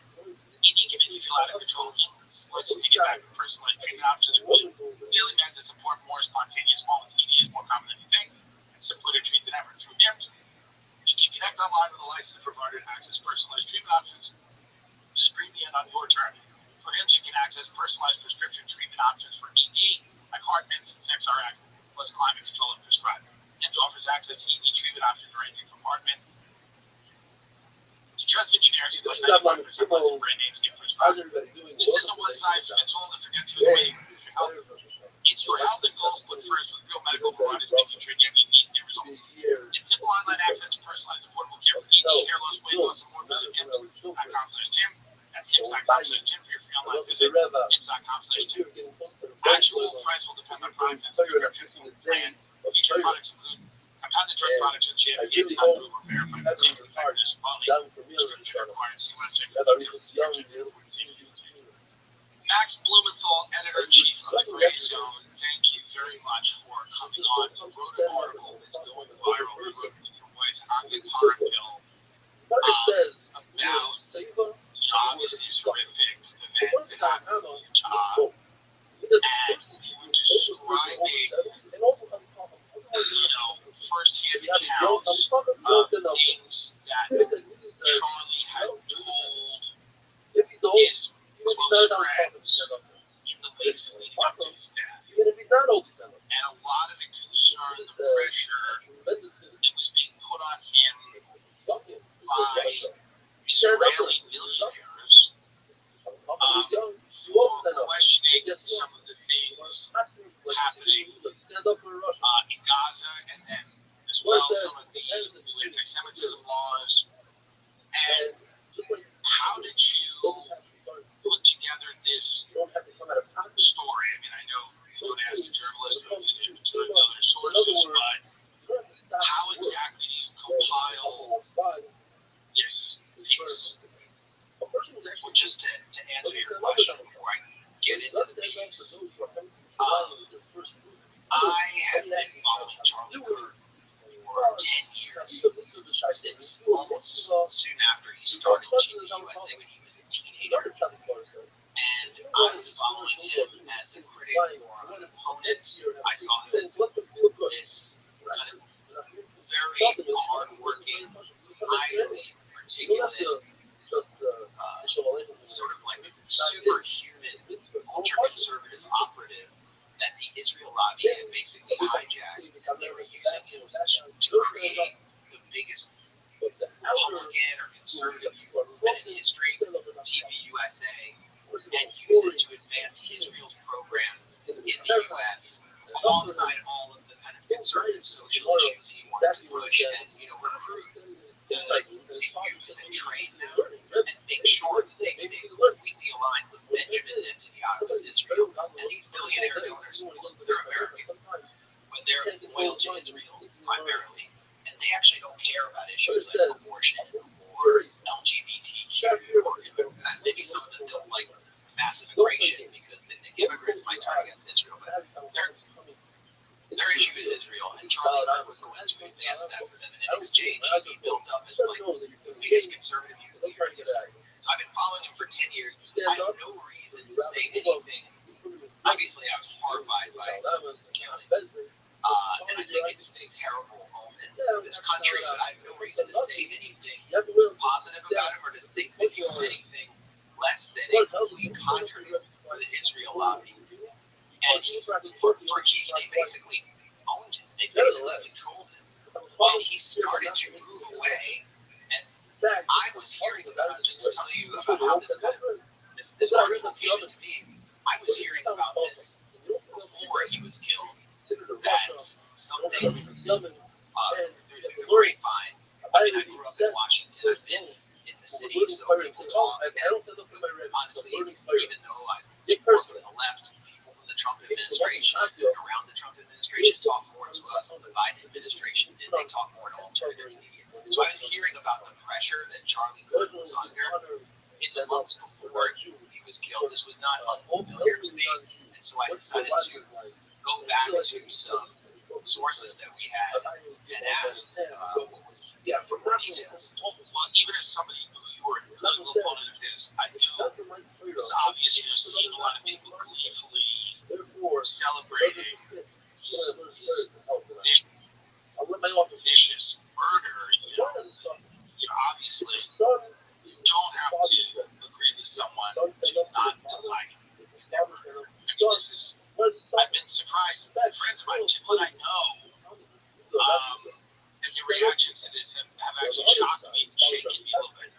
I want to get back to this turn that he makes. You have a timestamp on when he's starting to question really Israeli influence in American domestic politics. Because I'm reading your article, and you talk about your source is talking about about Charlie kind of starting to question the amount of influence that Israel has in U.S. not only domestic politics, but foreign politics as well. Do you put this right around the time that we attacked Iran? Is this before that? Is this after that? What do you know about his progression? Let me just close a window here because I have some noise coming in. So, person's on an animal. He goes by the animal. So yeah, this is so this is one actually one of the most fascinating stories I've witnessed in American politics. Multiple day Documentary or a book. Charlie Kirk began coming under pressure from his own base. I would say I actually forgot which year it was, but it was like 3 or 4 years ago, and it was called the Roiber Wars. And Charlie Kirk would do these TPUSA tours around the country, and young men would file in, and they would, you get to question Charlie Kirk and debate him, and they hit him from an angle he never expected. They were from this organization called the Roiber's, which sort of follows Nick Fuentes. They're anti-Israel. They're kind of anti-Jewish. Some people call them white nationalists, whatever you want to call them. They're very anti-Israel. They believe they're the true voice of America first because the U.S. government has fallen under the control of this malign foreign power in Israel. And so they would confront Charlie Kirk with the history of, for example, the USS Liberty, the U.S. naval ship that was deliberately struck by the Israeli military in the 1967 war in order to cripple that boat because it was a surveillance boat. It was listening to Israeli communications, and they killed scores of sailors. They would confront Charlie Kirk with the difference between Israeli interests and American interests while holding up a cross, and Charlie Kirk would just shut down the conversation because he knew that if he would give an inch to them, it would threaten the relationship with his donors, and TVUSA would collapse. And after October 7th, the pressure was just too extreme. The whole grassroots of the conservative movement, everyone under 35, started to question the U.S.-Israel relationship because they wanted to be America first. And they saw Netanyahu just leading Trump around by the balls. They saw Miriam Adelson, this Israeli intelligence asset billionaire, just calling shots inside the White House. And a lot of them are pro-life and were horrified by the slaughter of babies that they saw in Gaza. So the bottom dropped out of right-wing support for Israel to the point where now only about 25% of Republicans under 35 support Israel over Palestine. So Charlie Kirk has to answer to his own grassroots base, and you can hear he's starting to make some noises. He's talking about October 7th possibly being an inside job. Israel let it happen in order to carry out long-term political goals. He starts to question whether Jeffrey Epstein was an Israeli Mossad agent at a time when the Epstein files were becoming an uncomfortable issue for Trump. And it all blew out into the open at TPUSA's July summit in, I believe it was Tampa, Florida, in Tallahassee. Yeah, Tucker gave the speech. Right. So Tucker gave a speech. I mean, that was the seminal moment. But it wasn't just Tucker. Megyn Kelly had started questioning Israel, and she's on stage calling Jeffrey Epstein a Mossad agent with Charlie. Comic Dave Smith, who, like myself, is a Jewish anti-Zionist, but he more comes from kind of a libertarian world. So he was welcomed on stage to debate a Zionist propagandist who works for Newsweek, Joshua Hammer, debate. No, that's not something you want, especially at this point if you are like a pro-Israel enforcer. And Dave Smith was openly talking about the slaughter of children in Gaza, and the crowd was cheering in this cathartic way. Then Tucker comes out and says, you should have your citizenship yanked if you fight for a foreign army. All right? Thousands of American Jewish people go to Israel and fight for their army instead of our own.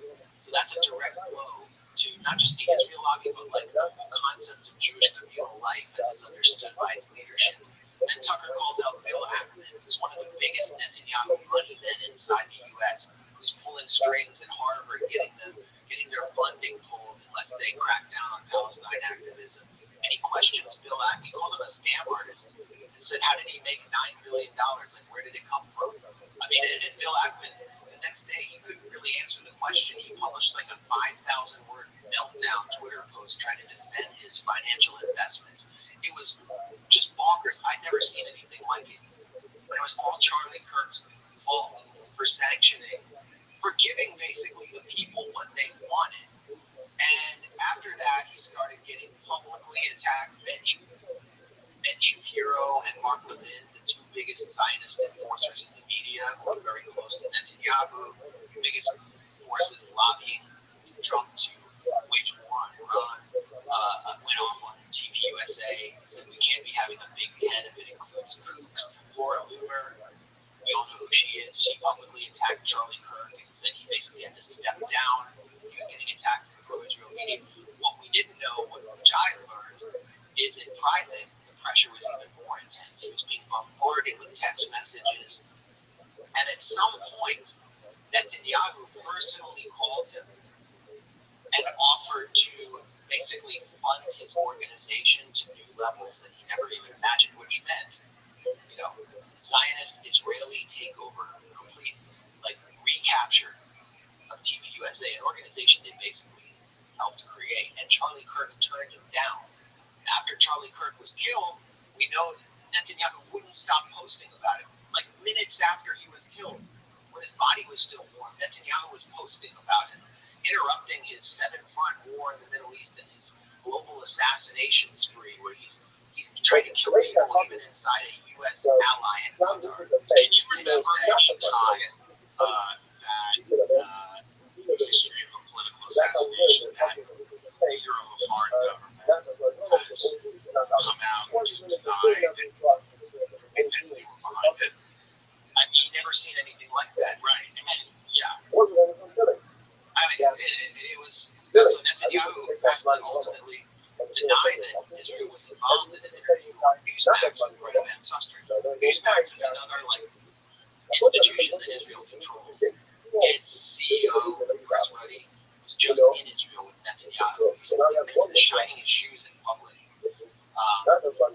So Netanyahu goes there and says, you know, this is like, to accuse us of killing Charlie Kirk having a role in this is like a medieval blood libel at the Holocaust. And when Netanyahu says that, it probably leads some Gentiles to wonder something to those blood libels. I mean, someone that sleazy and that blood-soaked links innocent Jews to the murderous campaign that Israel's carrying out.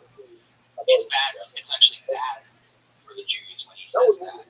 But I've never seen anything like this, and I've never seen anything like what Netanyahu was doing relating to a tragedy or a crime in the United States since 9/11.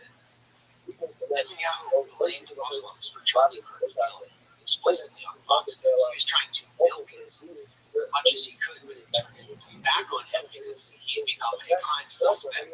But after 9/11, Netanyahu said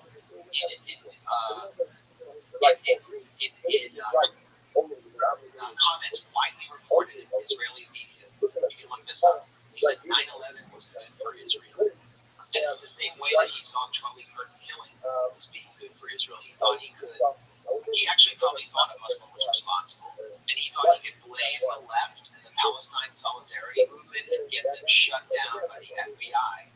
And so in a way, he was kind of thrilled by what had happened. And that fuels the speculation.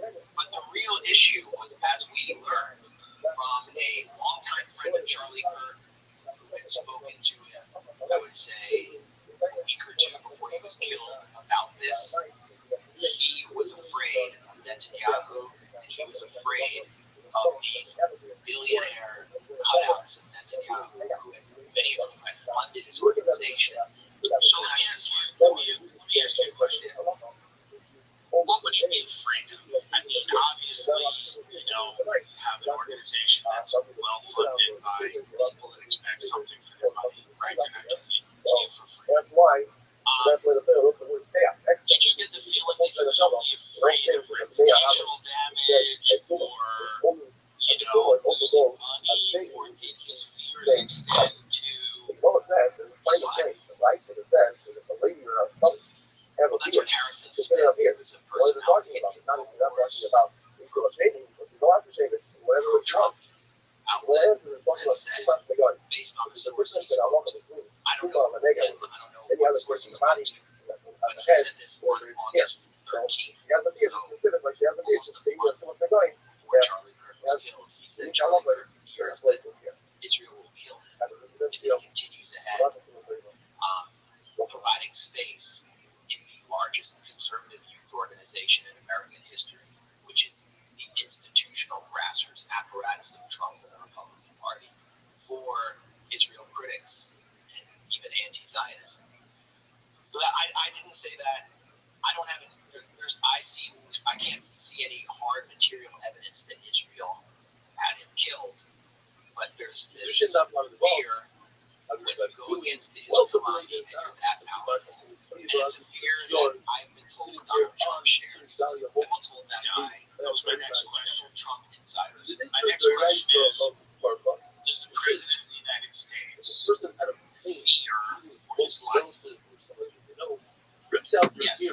Yes. I mean, obviously he fears for his life, and I was told that he feared for his life before the two assassination attempts, one coming within a millimeter of striking his head. But let's not forget about that. I mean, just to clarify, he doesn't fear for his life. What do you hear about white people?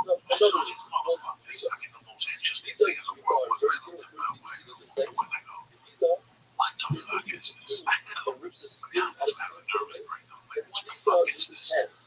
This is like Puerto Rican shit. But I think this is what we have now. The parents just scared the kids. And you know what? Let's get together. Let's put them all together. When I was a kid, you know, one parent would have, hands and you fucking knock on doors and you yell. You know, Saturday night, I didn't see people till 8 o'clock at night. How much part of my smoke on my balcony at night, people? I standing out there and I was scared to smoke. One kid woke up on me. After 30 minutes, nobody said nothing. Every once in a while, I'd see 3 kids and a parent. But the 80, 90 kids, I used to run with 80 fucking kids on things. Yeah. You ran 80 people. You were anybody. Yeah. Such money. I didn't see that. And it's just what I know. And they found needles fucking every year. Some fucking down here in Pittsburgh sticks hypodermic needles and fucking chocolate. Holy shit. Man, that's why, I tell my kids, hey, Daddy has to inspect all of your candy. I need to find out all this shit.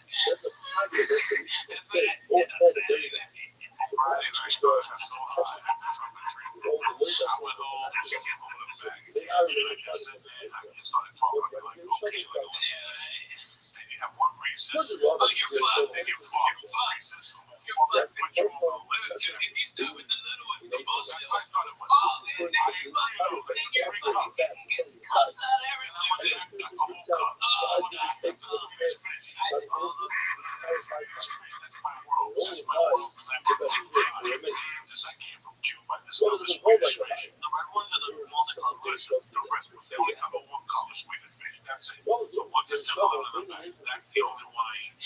All those other skinny worms and shit, you know, those are your mother's ass. I don't eat none of that shit.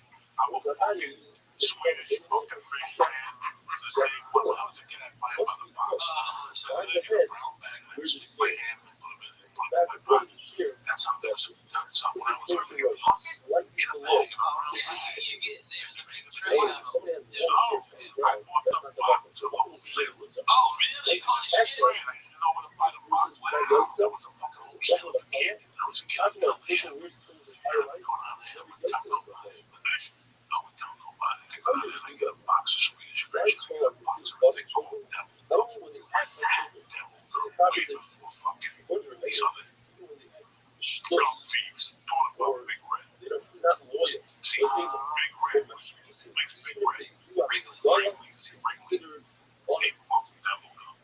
When I was a kid, devil gum was cinnamon, but it was hot. I made 3 slices. And it's always let me on fire. That's what Mexicans give their kids. Well, they take kids. You know, we had atomic fireballs. That's all we had. Atomic fireball. But you also small. You know, the small one? Like, put your asshole up. My asshole not on fire because of that. I'm telling you, I've been smoking since day one. My body knows how to process it.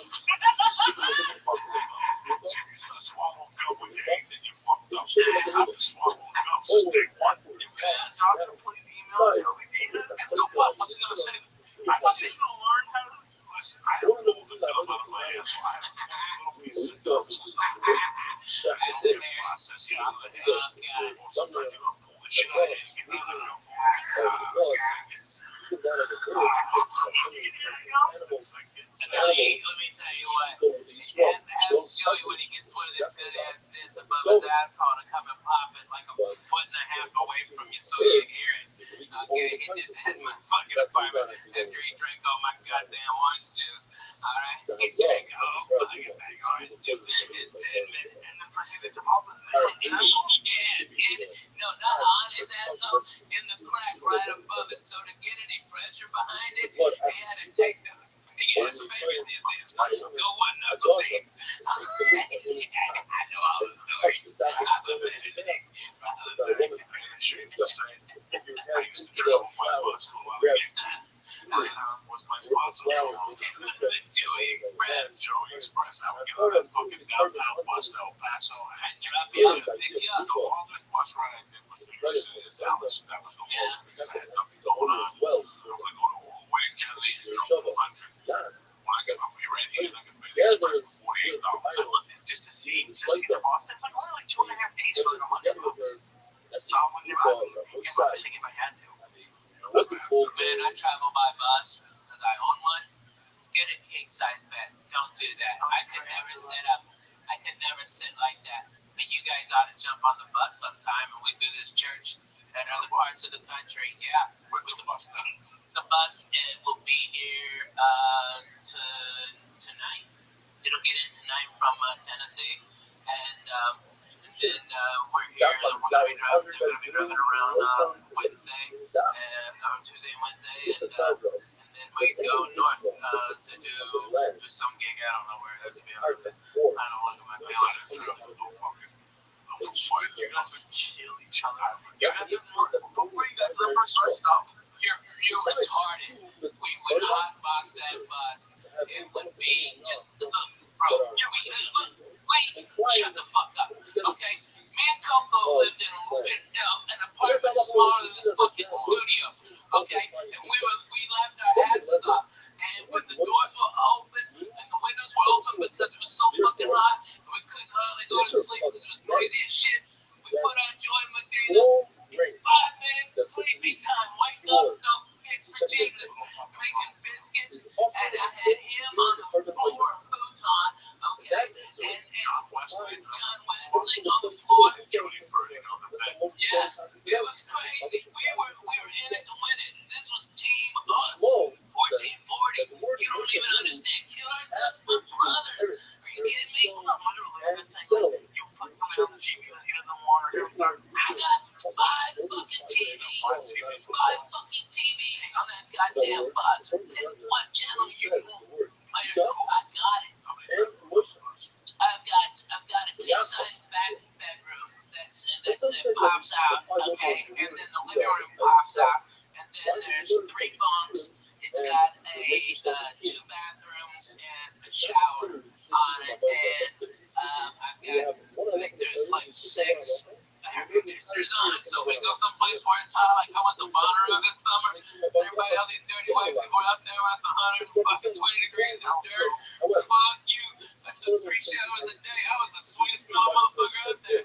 People were like, they thought I was Pharrell or something. I was smelling so good, okay? I was doing it, Jack. It was awesome. Everybody's boo-hooing. It's hot. Yeah, me too. I'm gonna go make a fucking margarita in my bus. Take a shower. Smoke a bone. Fuck you. I hate that man. It was awesome. It was so great. But that's how we gotta go, dude. We gotta go on the fucking bus. Alright? Your babies would go bananas in that bus. Your baby would love that fucking bus. Jeez. I can't know what I'm doing. You get stuck in that gum.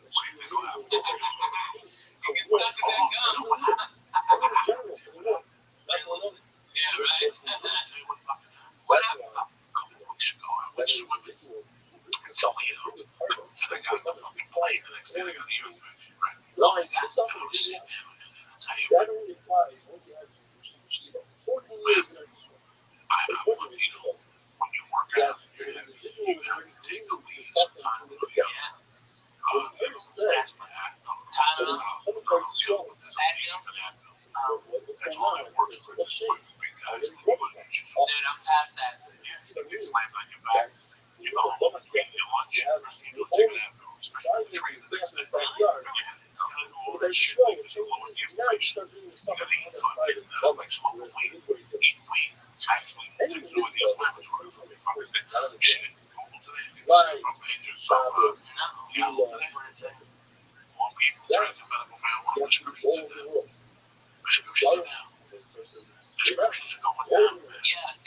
Soviets are going down.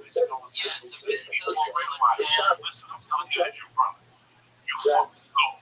And you work out with any problem those savages down there. Like you walk on your camp. I will experiment with you, motherfucker. I will experiment. I will give you an elite one night. And a week later, we'll do it again. And I'll give you a chunk of real hash. And you eat that hash. And you go meet the one who you tell me which name makes you feel like. That's what first lady was doing this. Nobody knew why he was eating marijuana 40 years ago.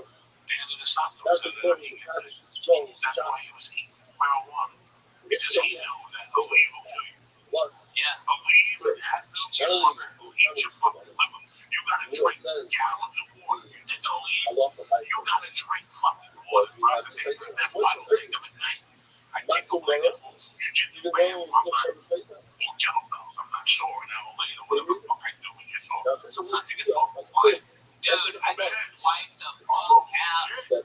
First off, 6-hour flight. Where you fucking okay, going? alright, yeah, okay, you fly and your connection, Dallas got bumped, so now you're fucking Chicago, and you land at B-32, and yours is, and the next flight is at H-17, you got 15 fucking minutes, and Chicago, the fucking terminals are so close together, there's no room for a fucking one of them chairs. You give $20 to a black guy with a golf cart. No, you gotta fucking hump it, dude. You gotta fucking rock. And then if you're hungry, fuck you. You won't eat. There's no eating. Sometimes I take out to the one night with my ear infection. I go, you know what? Somebody gave me this $2. They told me to give them next mile. That's how good fucking they told me. Because I know I'll need a one night stuff. That night with the ear infection, I popped that right there. I got that. So I got fucked up on that couch, dog. I like it. I fucking went to bed. I got up like brand new. Next day, my ear hurt a little bit. Once it hurt, he told me, I said, the other one fell out of the bag. That was it right there. Oh my God, that was the one I just found. I thought, oh, the fucking bag. I think I like those pills too much. I don't fuck with them. I like them too much. I like the feeling of when I'm on the road. Yeah, That's where I like something to sleep. I think they'll prescribe for me too. But I can't sleep. You can sleep with weed? Yeah. I can fall asleep. Right now, You're not us. When I get up at 5, You're a titty baby. when I get up at 5 Thursday morning, I gotta go to the radio play. And I get up at 6. Right?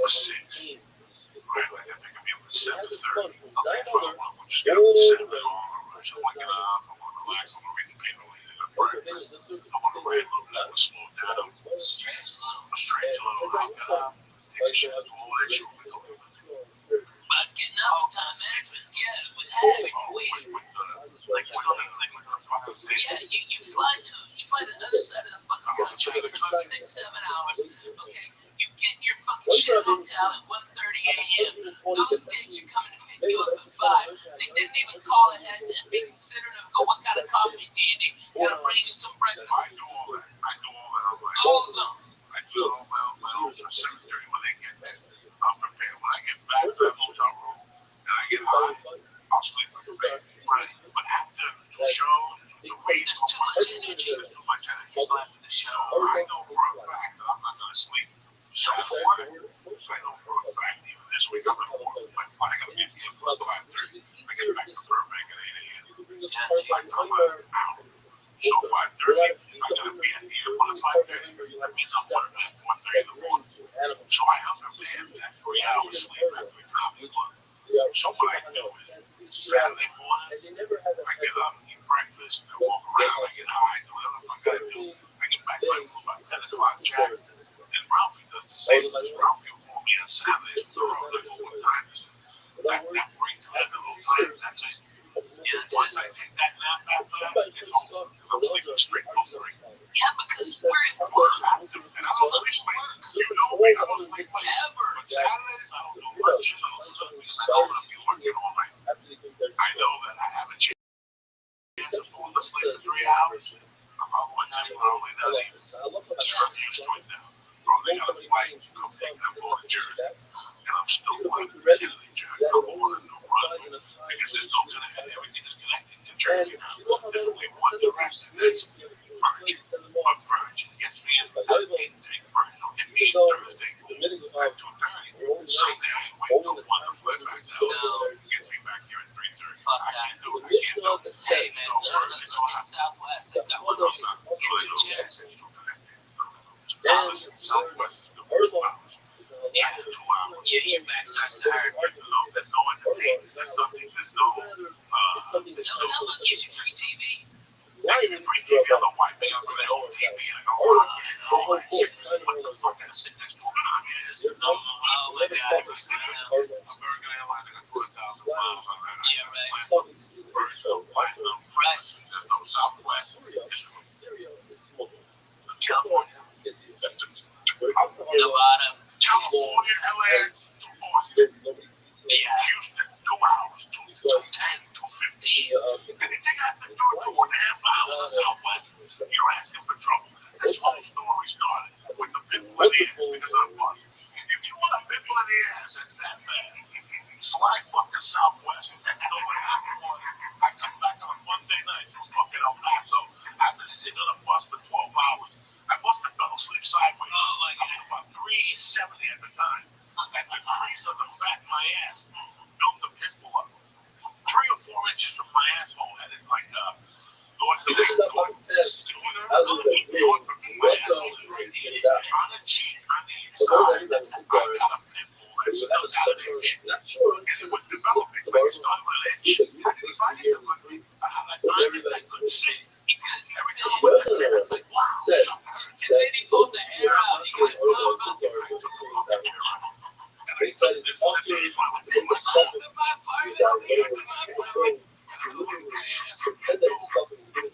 was a white head on my ass. It was Robin. It hurt so much. I could take it away. Sit there talking around me. And I remember that he was telling me a story about something. And he said, I fell out with my dick in the front. Dude, you didn't even take your pants off. That's when you had the ball playing. A whole yoga position. I had to get to a yoga position late, and I had to squeeze the pin. But I had to turn the skin down. So it would go pop. You can hear it go pop. It was just a yellow ball of pus. I had to go back in, and I had to put my fingernails and I had to take the fucking hair and take the skin out and take it out. If you sit down, okay, you have to put your ass to sleep. All those fat people that walk around in their offices, look at their ass. Oh my God, you're a big man. Somebody just stripped the hose now. If you look at the stripper's ass, she's dancing close. Look how close the nose is. A little white on the cheek. His teeth. Joe.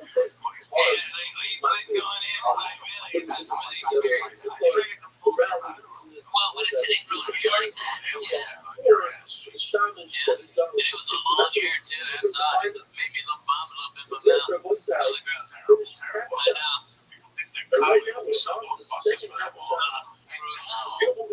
know. You fly so much over here. Southwest, I love it. Los Angeles, they're all bad airline. I love Southwest. It's big, fast, perfect. I think Southwest, whatever that is, level. I love Southwest. I used to hate the way they work, but they work much quicker. Dude, so much better. They work so much better. Get the fuck on. Fuck you, get on. Fuck you, get on. 8:15, 8:30. You get to see the house. You sit there. You get people do your looks at them walk by. I check in one time and I went like 8:30 or something, 8:20. But I didn't have like exactly 6 aisles. I get the math. I got nervous, dude. Man, you are such the Jewish thing you've ever said to me, and you're still. I was checking out. I don't know. Dude. You got the flag is right there. That is the Jewish thing you've ever said that you counted all the fucking windows on. Okay, really? Oh my God. Dude, here's what I do. Because I'm fat, I got about 2 seats, right? And I don't mind. That's no big deal. Here's how cool fucking Southwest is, though. If that plane ain't full, they give me one of those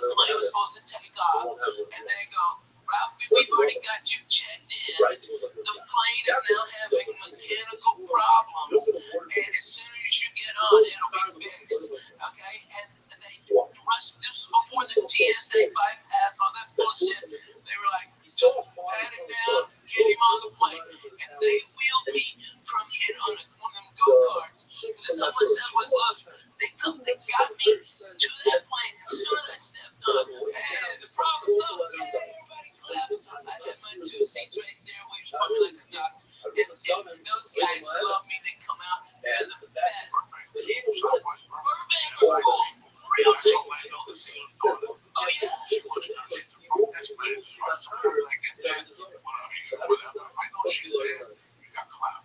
Yeah, one time she took me to the Southwest and I was eating food, sandwiches, and I fucking lunch roll. They had a party up in the park. She got the lady, she was going to come with me, and I went, man, they had little sandwiches cut up with potato chips, and Southwest were back there eating. She come over and she was like, I'll get you. They're really nice. I didn't say they were bad. I know, but it's not that comfortable. It's not that comfortable, you know what I mean? It's a thing. It's not that comfortable. If the plane is bad, right. Okay, my shoulder goes. Me too. Oh my God.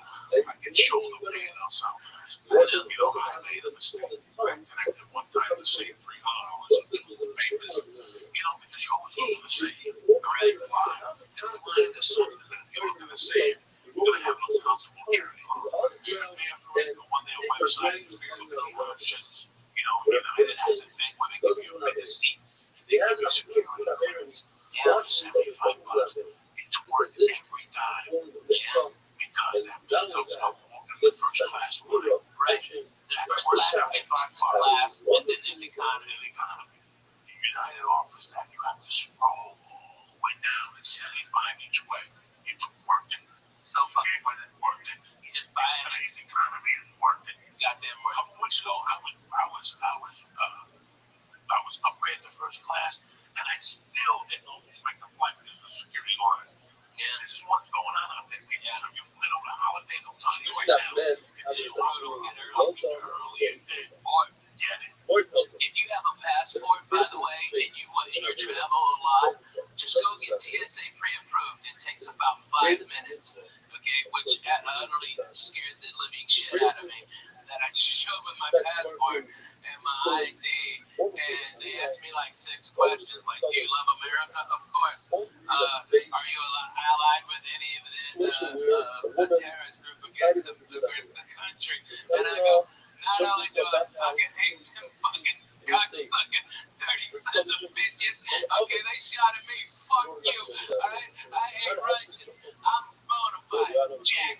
Fuck that, nigga. I'm having a nice day, Mr. Ray. I had to raise my hand, sign a piece of paper. Boom. I had it then. And all you do is go up there. You don't have to take anything off. No shoes, no fucking email me. So, why do you have to give them like access to your social media or something? No, that's bullshit. What are you talking about? I actually hear stuff. I don't know. That's bullshit. But you know what? You know what though? It would be smart, and let me tell you, every business I'm doing it. I put on the bus a tower, a mobile cell phone tower, the Wi-Fi rather, like the largest one you can get on in a mobile unit. And so it's free Wi-Fi at all my shows. All right, but what happens to log in is I get all your information. So next time I'm in the area, I can hit you up and go, hey, I'm here. All right, and that's how I do it. I provide. It costs me a lot of money to do it, but at least I get something in exchange, and they get free internet. You know what I mean? That to me is really cool, and that's what you got to do for people. But businesses all around are doing that. But you know what they do? It's not like on Southwest, you give them your email, and you got like an iPad or something. You can watch real TV, and they've got movies on there too. And you can flip channels, and it's real time, and that's for free instead of like, what is it, Boing or something like that. That's like fucking $22. Goddamn, and it's shit. You can't work Twitters or nothing. But that's garbage. That's way too fucking much. I mean, like the Southwest gives you free Wi-Fi. Yeah. But it's when you want one, I don't get it. So you just have to. They don't want paper screens. So you can bring your tablet along Yeah, but you can get all your Wi-Fi, everything on there, and everything. Especially if you're A-list, you get everything. You get all of it for free. I do not fly JetBlue. I'm too wide in the ass, and I don't live in a hub of it. But I do live in a hub. Nashville's a hub for Southwest. And, they've got 3 directs. I took American here, first class like a doctor. I was out of there at 6:15 on Saturday, on Halloween. That was the first one in there, on there. Dude, it's a fantastic flight, man. Yeah. There's a problem. Like, when you have to look, they had an extra one on the way back. Usually you have to leave early that night. Yeah, they get nervous about Dallas and Chicago, so they add an extra direct to Nashville because Nashville's such a great hub that you can get all to the south and right there from there. Like, that's like their emergency one. Like, when Dallas has an ice storm and Chicago's fucked up, they add extra flights to other key cities just so, like, to Miami, so they can bring people up to the East Coast. It's crazy, but that's what they do. They're smart, They do it like they do, baby. They do it like they do. Like, a lot of people fly. What the best ticket is the business. Virgin. Miami Select. Fucking A, man. I tell you what, Virgin first class is bomb, dude. Oh, yeah. It's fantastic. First class. Oh, my God. It's first class. It's first class. It's first class. Like, it's first class for half the price. It's first class for half the price. Best seat, the best. And then, without a doubt, you've got more leg space, actually, than you are just having first class. I've been more comfortable main cabin select than I am a first class. Yeah. Because they have the desk. I can put a notebook down. I could actually fucking type something. I could draw a hand. You can stretch the fuck out. It's got more space than first class does. You have to hit a button. They bring you free food. Yeah. Free booze. Everything's on the house. So it's still first class. Only that in first class. And you still stay on the first class line. That fucking Brit. And if you want to fly first class, you walk 12 hours before the flight. Yeah, if it ain't full up. 49. Yeah. Boom. That's going across the country. That's going across the The only problem is they like, all right, I want to go to fucking Austin from LAX. Right. No. You gotta go to San Francisco. Yeah. That's the problem. See, Chicago, I love to take breaks to Chicago. You know what? I want to get to LAX at 9. Yeah, that's hard. LAX at 9 is rough. It's a rough flight. You know what? American don't get me anywhere at 5 a.m. if I call this. Everything about American Airlines. They have flights all That the is time. why I fucking fly American. They're 25 out of 10. They got a vampire flight. They got a 24-hour. They got a 5 a.m. to Chicago. That means you have to be in LAX at 4 a.m. And what time are you going to be in the evening? You're working at 4 a.m. without drugs. Yeah. It would be more effective, like, if they ran, like, Southwest is almost a 24-hour a day airline, and especially with these all these international flights now. But I'm telling you, man, American is the smartest in the business. They lower the rates of what they could, but they run them all the fucking time. And they lower the rates in that so that more people go to the off times who are bargain hunting like the rest of us used to, and then make consumers can pay at an accelerated rate for the last immediate current flights that aren't as full because the cheap people got diverted to the other flights. It's a goddamn beautiful business model. That's how you fucking make money. Like, it's amazing how much these companies treat the customers like crap. Like, especially, Well, there's no fucking reason why they. I mean, all right, if you are the worst person in the fucking world, go work at the airport because no one will bitch about you because they don't have time to fill out a form. They don't have time to fucking talk to your manager. They just don't. They got a plane to catch, so they go, oh, that guy was a dick, and they watch your next plane. You can, it's free. It's awesome. You're an asshole. Come over and get that dick. A lot of years ago, I made a really bad mistake. That's the type of person I am because I know it's a corporation. I know it's a company. And I know, was he really never having I was having a chat today with somebody about agents. And I said, listen, I know people who are shit agents, but the agents are killing them. Yeah. It doesn't matter. Just because he's looking at he's the funniest thing ever on IMDb. They've got a rating for agencies and managements and all that shit. See,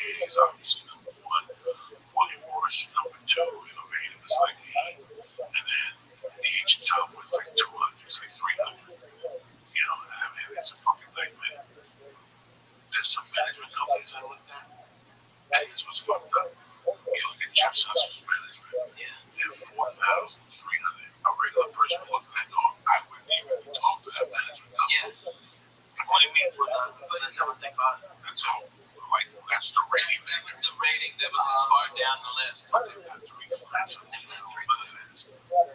So it doesn't matter. It doesn't fucking matter. It doesn't matter. You understand? This is all bullshit. What are the rankings based on? I guess the client's earnings.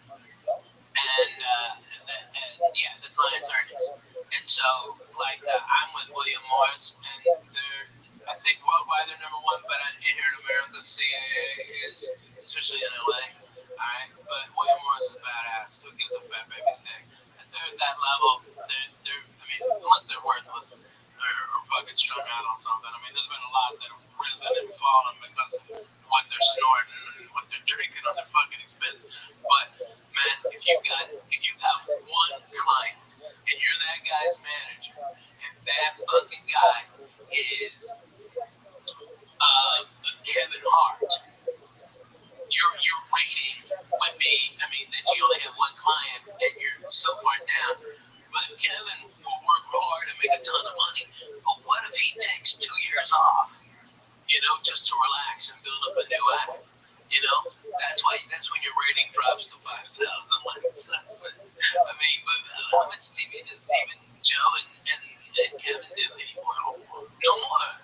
Is Joe doing? He's still throwing people around at UFCs, right? Right. But that's true. That's it. Theatrical. Sometimes, such a fucking amazing action hero. And I understand. Alongside, he would be amazing. Okay, but Joe Rogan, for the fucking skull and tats and crazy shit, driving a hot rod to the fucking desert for hot bitches. What the fuck? I'm all for that. That fucking nice-ass Corvette of his is fucked up. Him and run to it. He can throw a friend of mine asked me, he can change a light bulb for the kid. You want to show on TV when you want to do things? I go, he probably would do it if I asked him. But it's the last thing on his mind.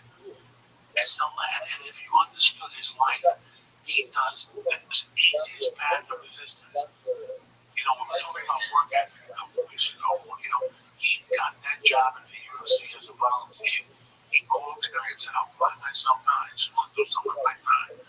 You guys have an idea what the UFC pays him? What he's become when that champ is like the voice of that shit. Yeah, this didn't come to him because he trained. He went to the right teachers that do it He stepped up. And that's what this whole thing's about. It's balls. So if you have this job, right, guys, this is how he looks at it. And I look at it the same way, right? You got this job that flies you into Vegas or whatever every once a month to call a fight.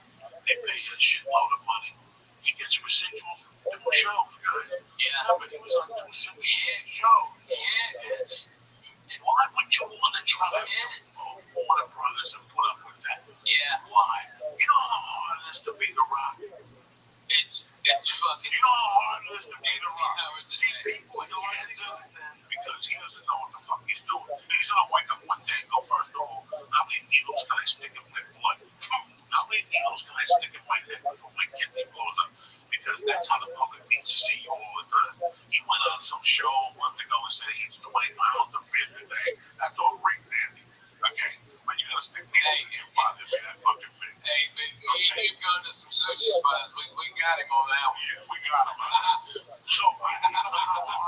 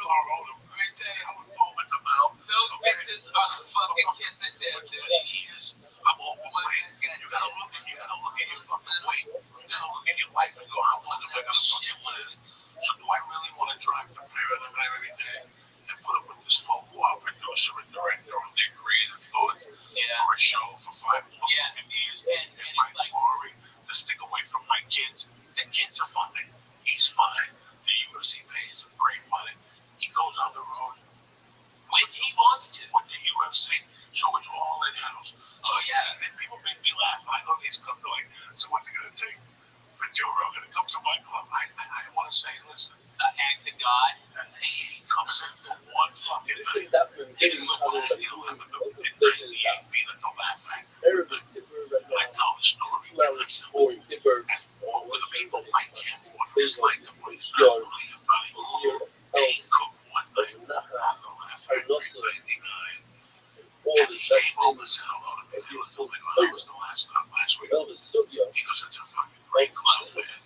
Yeah, that was nice. No, I mean, 2000, that one. He goes, 2000 only problem is, it was a lot of work. Yeah. Wednesday through Sunday. I looked it up. I didn't even think about what he was saying, but I got it. Dude, and that guy had a ton of money. And we had $2 to our name, and we would have loved it. But no, he goes, I just want the bigger places. That's it, just one show. That's it, one show. He put that out there. He changed comedy with that movie. I saw it happening. I remember saying, Dane is the one who started. Everybody before. From Mitch Hedberg, everybody. Wednesday through Sunday. Maybe stay until Tuesday. The drugs are good.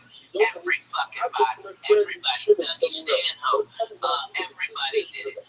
Fucking Dane Cook was the first one that broke the fucking model. The clubs had the control the whole time because there wasn't after comedy died after the 80s and the 90s were fucking dead. There were no headliners that were selling tickets. Okay, so when comedy started to come back up, the clubs, there was less clubs, and so these comics, so they could fucking keep the money down. But now, the dumb fucks, they got greedy, like they always do when they fucking start making money. They start putting all these comedy clubs everywhere, and then they go, oh, I got no fucking headliners.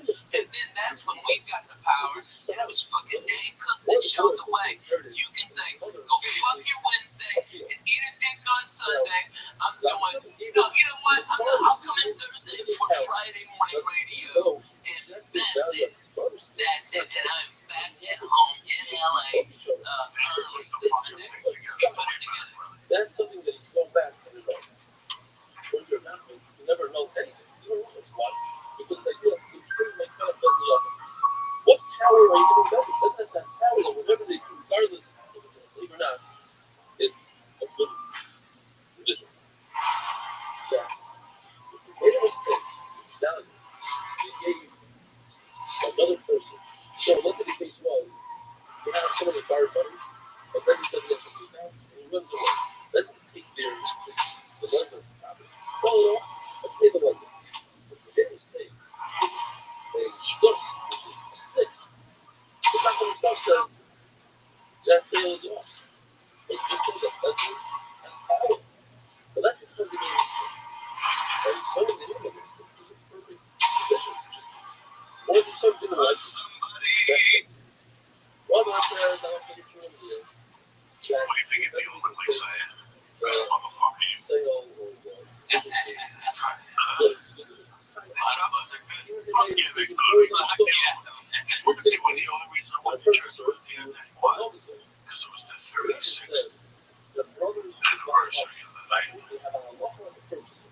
That morning was the 36th anniversary of the day I got home. Steve Miller was on the show. Steve Miller, a couple times that he had a party one night. He had a party. August that year, and they put, he had all the brothers, Steve Miller, you never met him, Rick Kitty, a couple of people, past pastors, and they had shit. And when we were growing up, his brothers were part of this crew. They had parties, man, big drunk parties, they were drunk parties, they were about music, and they did these crazy things, like eat class, fucking, so one day, this is way before I was one day, for a party, and the only young kids that were invited to the party were me or this kid Gandhi. And at this party, they took the garbage can, and they filled it up with everything they had, they put a red punch in it, and they took bees. Let me call and tell my stories that their brothers took bees. Trying to think about so it went ice, and this stuff had like 151 rum. Oh my god, it tasted terrible. It was fucking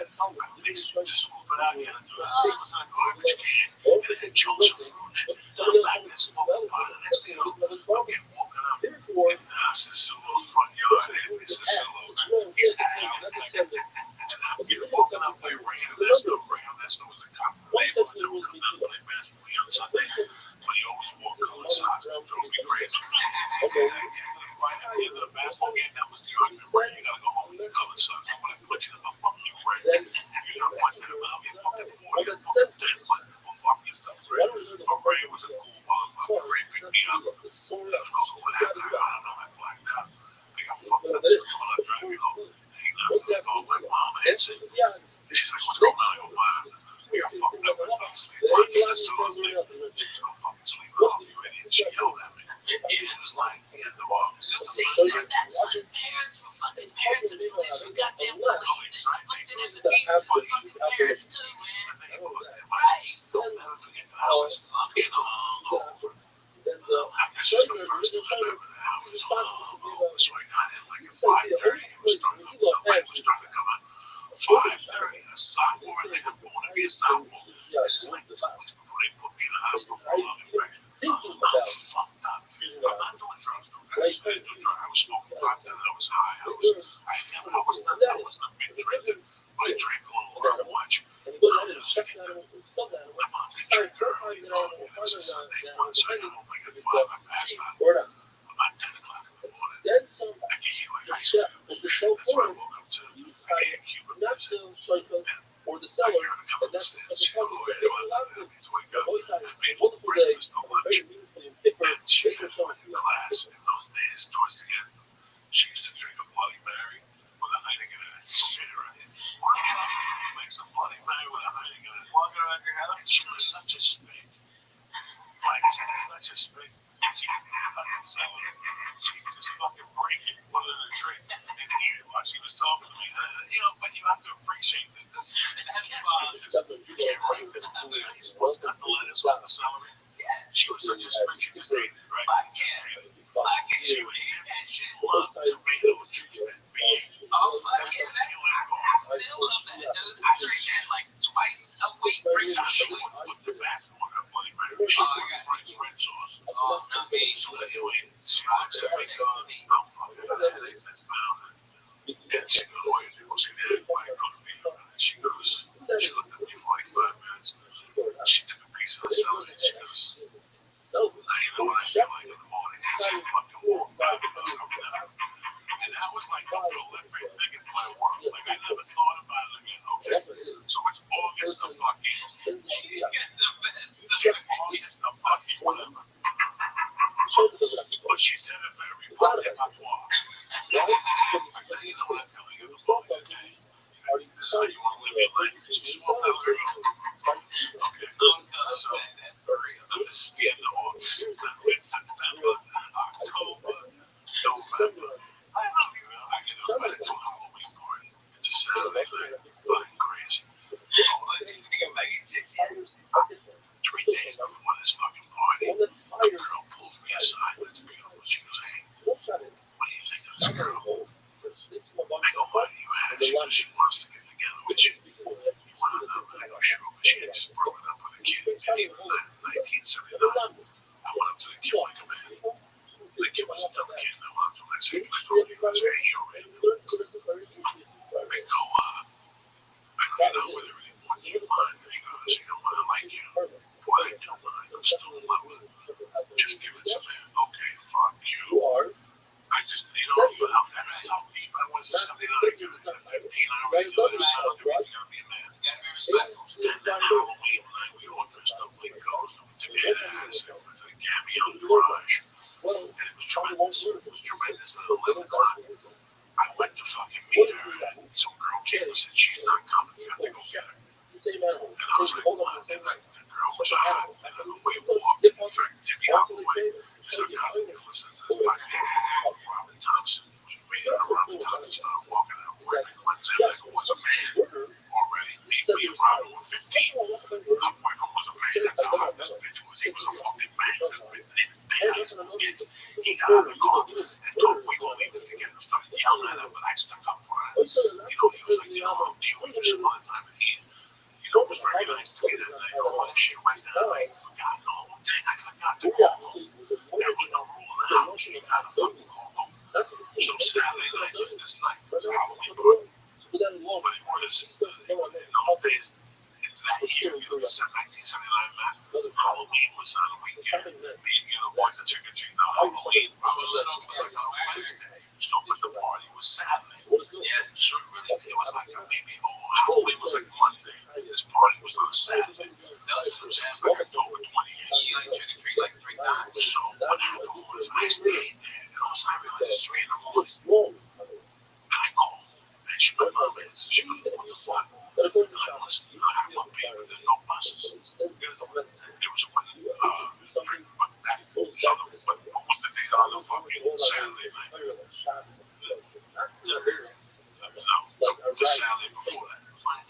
27 because she died on the 8th. So she died the Wednesday after that, after the Halloween, 10 days after Halloween. So she was a week and a half. She died a week and a half later. So she gave me the speech on a Sunday night. She died November 8th. So look at it. You follow me? Yeah. So that Sunday, she goes, I'm on the couch. What are you going to do? I go, I don't know. She goes, we'll take a taxi home. I go, I'm going to take a taxi home. I got the money from me. We're going to walk home together. And I had done the acid stuff. And the acid was coming down. I was getting like the little jiggles and shit. So something happens. I took a ride downtown. But by this time, we're talking. It's 5 a.m. I'm not going to call her back. She was already sleeping. And I'll never forget that. My friends dropped me off. I had to go to Costco Mart. And I walked up the fucking stairs. And as I was putting the fucking key into her door, she opened it, grabbed me with one fucking hand, and just smacked me across the face. She had smacked me 4 years, 5 years before that. I was a big bully, you know, that just wasn't her MO. You know, she would say, what the fuck are you doing? 2 years before that, she did like, I So, but she was pissed. She was pissed. She slammed the door. She goes, days on. She goes, someday you're going to be fucking married. You're going to have a fucking wife. Or where are you? On the hour. That's the deal in this house. You can stay up all fucking night. I don't give a fuck what you do. Treat me like stupid buddy. She went off. She goes, all my money, like standing there going, you just smacked me in the fucking face hard. Like it was a hard smack to the face. Like it was still saying, and she's like, you know, you fucking idiot. You know what the fuck is wrong with you? Staying up till 7 o'clock. Get upstairs in your room and I want to look at how the hour is past. I'm like, I'm not even around. Like that. So I'm not even about this bitch. They're pretty fucking crazy. Fuck you. You never know what the hell is going on. You know what the fuck you. Holy shit, that was fucking real and the It's real. One died at 37. And then one who was a killer laptop because he hit him in the head with a fucking sand. A fucking apple sand. Santa Barbara. The man with the sword. He flicked the cigarette. She fucking wails him to fall asleep. She broke it over his head. Nobody could deal with it. They didn't know what to do because he was the biggest thing. So that night I went to bed thinking, after she got home from close to the bar, they came home together and they were talking. And they were sitting like this. He was sitting in a chair. And somehow she wanted a cigarette. And he took it and started handing it to her. Cool. You don't throw nothing in the house. no, that's real. That's fucking real. I don't give a fuck. If somebody flipped the stick, if I can have a cigarette, like I said, get up there. Can I have a cigarette? When you fucking throw it at me, it's the same fucking thing. It's real. It's fucking real. My mom demanded drunk again. Just disrespecting. So she waited for me to go to bed. She got over there. They fucking left the next day. But so I woke up the stairs thinking, that's this. And I'm fucking the cigarette. I'm walking up the stairs thinking, you know what? I ain't tolerating that shit no more. You know, I'm giving back $800. I don't need this shit. I've been one of the McDonald's when I was working at Hanford Heights once. Yeah, Pete. So the next morning she woke me up again. She's like, yeah, you look something. She goes, but let me tell you something. She goes, get up. And she got up. She goes, I was like, oh, fuck. She goes, first off, I'm sorry for my hand. You're too old for me to be hitting you. But number two, she goes, I just want you to understand something. All I want on this deal is for you to love me, man. That's it. I don't give a fuck. I ain't doing it. I want you to grow to be a man. Okay? When you tell somebody you're going home, you go home. And she kissed me, and she walked out. I didn't think much of it. I just sat there. And I was like, you know what? Whatever. I'm a man. What the fuck is over there? I am a fucking man. I was just sucking titties behind the high school last night. I'm a fucking man. I worked last summer. I made $75 a day. You know, in my head. In the morning. You know, whatever. So 10 days later, when I found that dead on the floor, the first thought was like, she's never gonna find it. I got let back.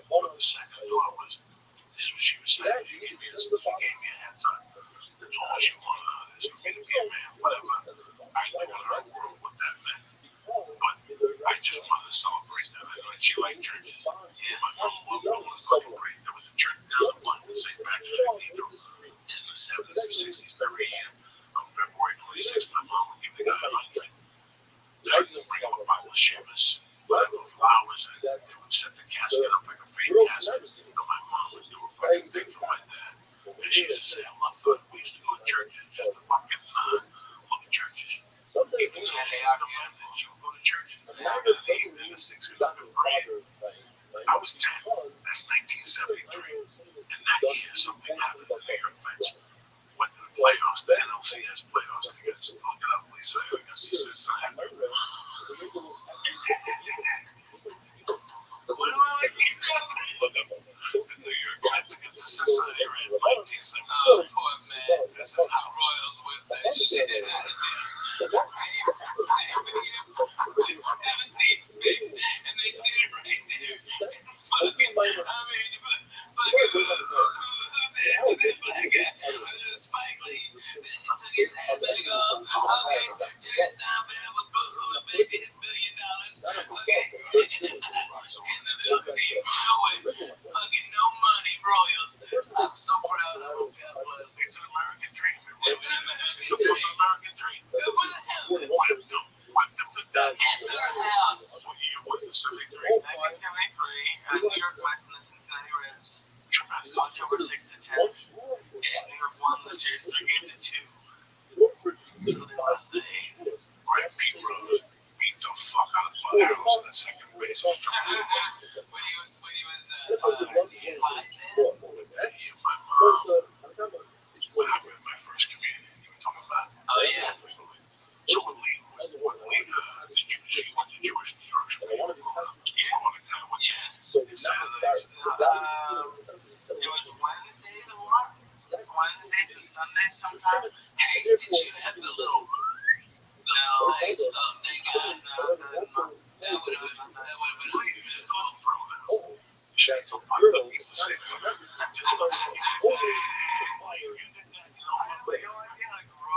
Yes, you do.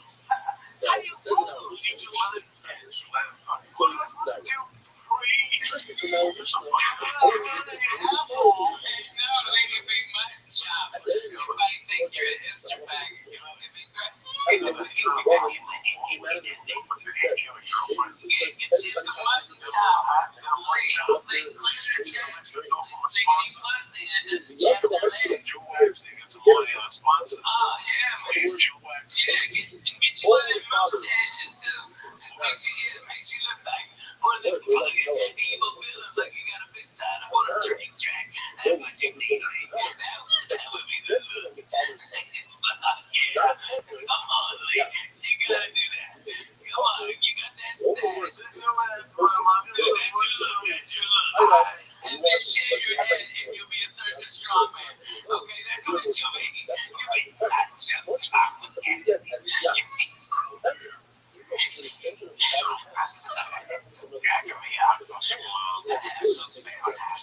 used to go to this fucking sacred high school for boys. And now they did. Grade 7, grade 6, grade. You have to go to church. And you had to ring the bell. So sister Anna would go, all right, 8th grade, and she'd ring the bell, and you go in. My mom was 5, all that bell. Because it was made from copper and had a wood hand. Big Saint in Cuba. Which is October 6th, I got another gold, and she's supposed to have a copper bell. And if you want money, you have to ring that bell. So my mom, one day on the way home, she's like, just get closer. My mom shoplifted the fucking bell.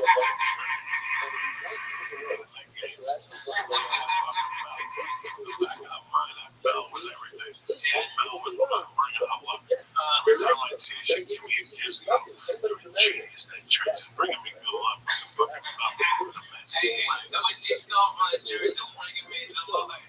That's Some of the things are every time the Mets would play at home, she ring the bell. And she was doing like games, she'd take the bell and put it in her purse. Then she'd ring the bell at the big game. This is your fucking story. This is how crazy it was. Where I came from. Oh, man. I know you don't have all this time, but have you thought about like trying to go back to 1973 Met game like video? See if you can hear the bell. Oh, shit. You're blowing my fucking mind. I couldn't.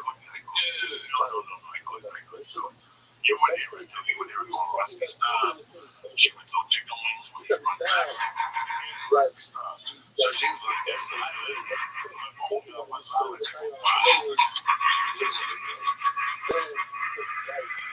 She was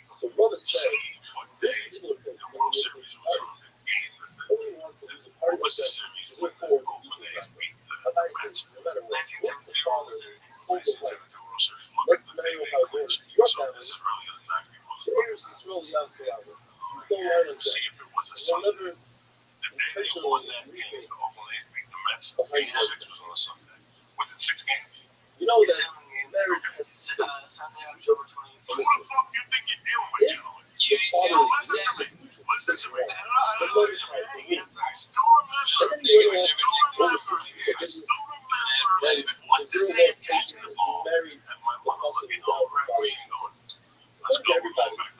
school. And on the way, her like playing, she wouldn't even look at that fucking bell. So for the last 3 months, all she does is she loves the bell. Put the bell down, like let a candle next to it, have a chicken head. The whole thing.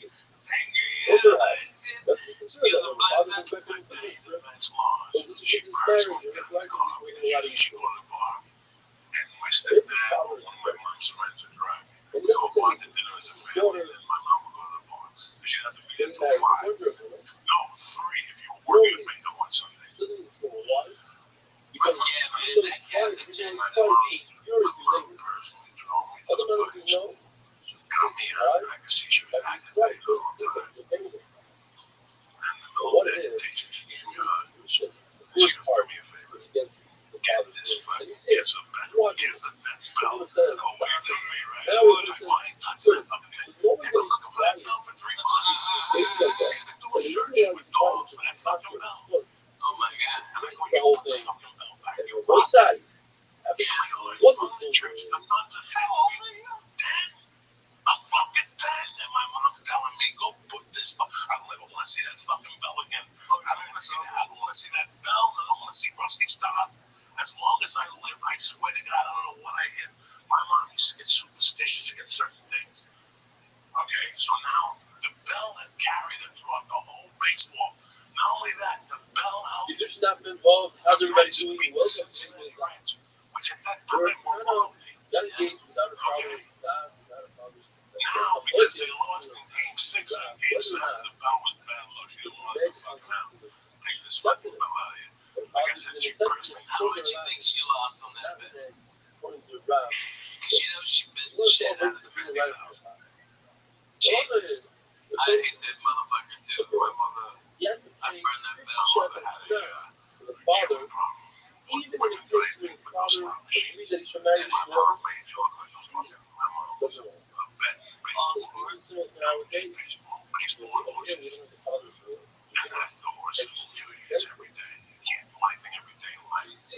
she lost everything because of the baseball bet. Everything. Her teams were betting baseball for the Red Sox. At that time, they were hot then. So this whole last week was really everyone. I watched the fucking games. I watched them and I cheered for them. I got to tell you something.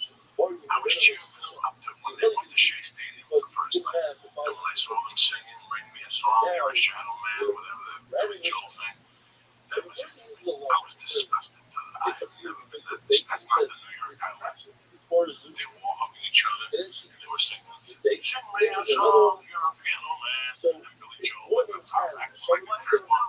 That stuff drives me crazy. That's a baseball field. That's not a pro thing. They ring bells and yell on Sundays and shit. They bury it into something else. That's what pisses me off. That's why I got so mad. I'm like, so you sang like the Twilight also when they get beat up and shit. No, that's what he kept tweeting last night. He was tweeting last night. He was fucking Billy Joel, get him singing. That's the night they won, the night that he fucking sang that song. Now they're losing West Billy fucking Joel when they need him. Who the fuck is that cocksucker? Fuck yourself, Billy Joel. That's fucking Kansas City. I mean, they was on with Kansas City playing. Kansas City playing with my man Brad Pitt was trying to sell Moneyball. And you know why? Did you watch the series? Fuck yeah. I didn't watch it. I was disgusted with him. Are you serious? You watched that piece of shit Monday night game? Did you watch that fucking football game? That was hot garbage. What was you watching? He was here. Fuck, you got a fucking 9-foot TV behind you. He said he don't watch those. I love the World Series. That's America. What are you doing? Were you playing some He shit? was here working. He was He wasn't playing that shit. He was one of those freaks that's one of the things shooting games on. He was shooting somebody in Belarus right now. They're both cussing out 30 fucking Russians. I know. He was Googling his fucking cousins. All right. Yeah. That's why. And I love that. I hate when people forget about the game of small ball. They stole bases. They stole That's what people feel. They put pressure. You really want to fuck with a motherfucker, and then if you look at the Cincinnati Reds, a big red machine. That's all they did. Their job Next time classic baseball is Cincinnati Reds play, you should take him watch the whole game. And you're like, oh my God, nobody has more than 15 home runs. Eric Austin, Small ball. the main job they did was steal. Get a single. Stealing singles is something that's bad. Yeah, man. You know, that's why Ricky Henderson played baseball so long and for so many teams. Because think about it. He played for the Red Sox. He played for everybody. Ricky played for everybody. Listen, Ricky was goofball dumb, but he was one of the greatest baseball players to ever get behind. All right? This guy, if you had a pitcher, and he is out of business at 96 pitches, and Ricky gets on base for the fun, or a fucking single, or a walk sometimes.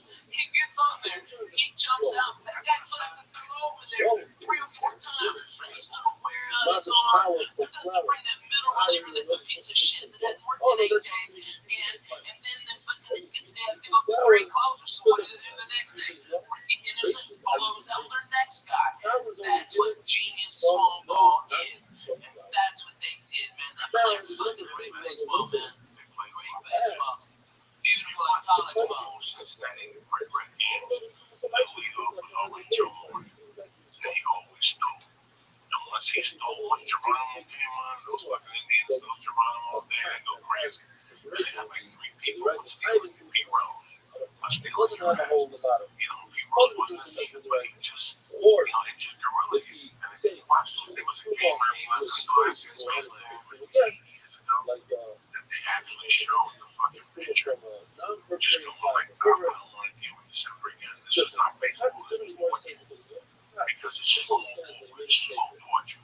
Every big something happens, there's always something happens. Every time you let that ball go into the single or punt, well, this motherfucker stealing. That's punch you want to pick. Yeah, you guys dumb. You lose your concentration. It's fucking crazy. I used to love baseball. Baseball never ignored me with the Red Sox. 152 games before the postseason. I don't have time to watch all those games. Well, not every one of them, but watch one of each series and feel like a fan, you know? You know what I mean? I like the Houston Astros. I started stand up there in '90. I loved them.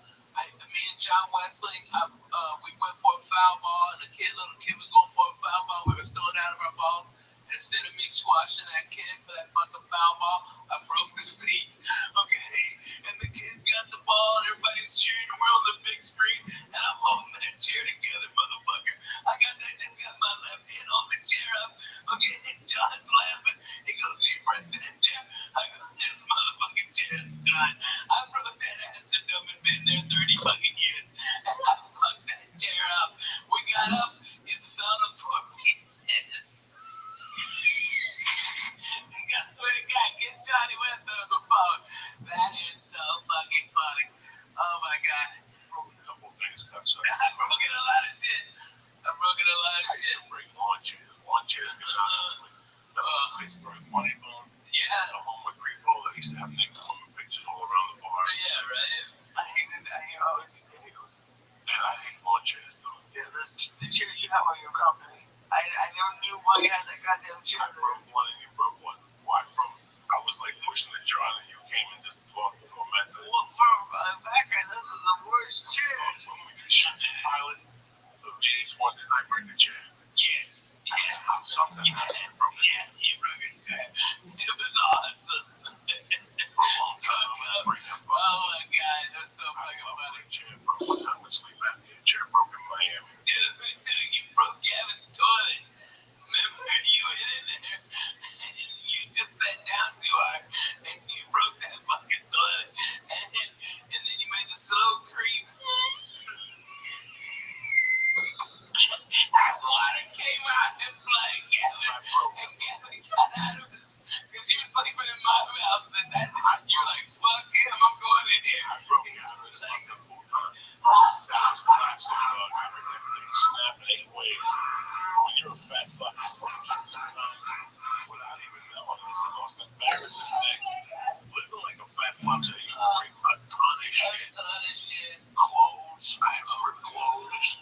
I remember one time in somebody's car, that Jeep they had, I wanted to get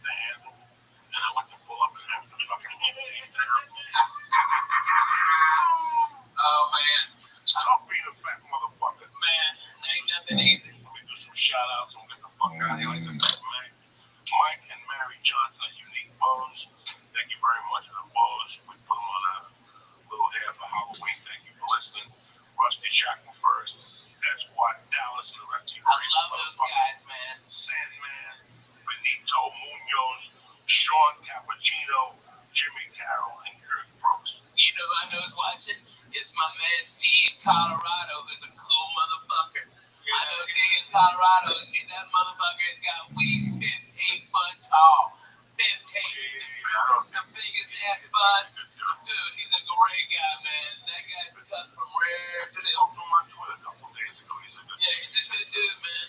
He's a good dude out you there, man. have to do it. What's up with you guys? And we're going to kettlebells tomorrow. Yeah. You stay in jiu-jitsu. We're going to bust it. We're going to Sounds good, killer. let's do it. Let's fucking go. I got shit. I got to take headshots on Wednesday. Stupid shit. Yeah, I'm going to In and Out. Alright. You gonna get real. Okay, we're three fat guys. You're gonna talk about workout sessions now. We talking about fucking assholes, man. Breaking bad. I buy better beds, motherfucker. That's what I did. Fuck breaking them. Buy the beds. Bro, he wants me to flip over my back. I can't do it. I've never in my life been able to do it. He's like, oh, just do it. I'm like, yeah, it's never gonna happen. Just a fucking go there and do the best you can. Don't worry about doing nothing. Oh my God. I know, it's easy. Okay, I can't believe I can join this conversation, but I can actually and be relevant. Holy shit. Okay, I've been trying to limber up and like, because traveling so much it hurts. And so my doctor, as part of, I broke my wrist, just said, as part of my physical therapy, go to yoga, okay? So I'm having this one-on-one with this yoga instructor, okay? I'm going down and I got my legs spread as far as I can, and the fucking yoga mat split in the middle, and my ball hit the fucking floor, and I almost passed the fuck out. My fucking thighs have been killing me for 3 weeks. Dude, I swear to God, I did the full split like I was trying to block a goal. It was the worst. Oh my God, dude. I think I ripped my groin muscles. All this shit. I ripped that yoga mat right down the fucking middle. You gotta turn for that.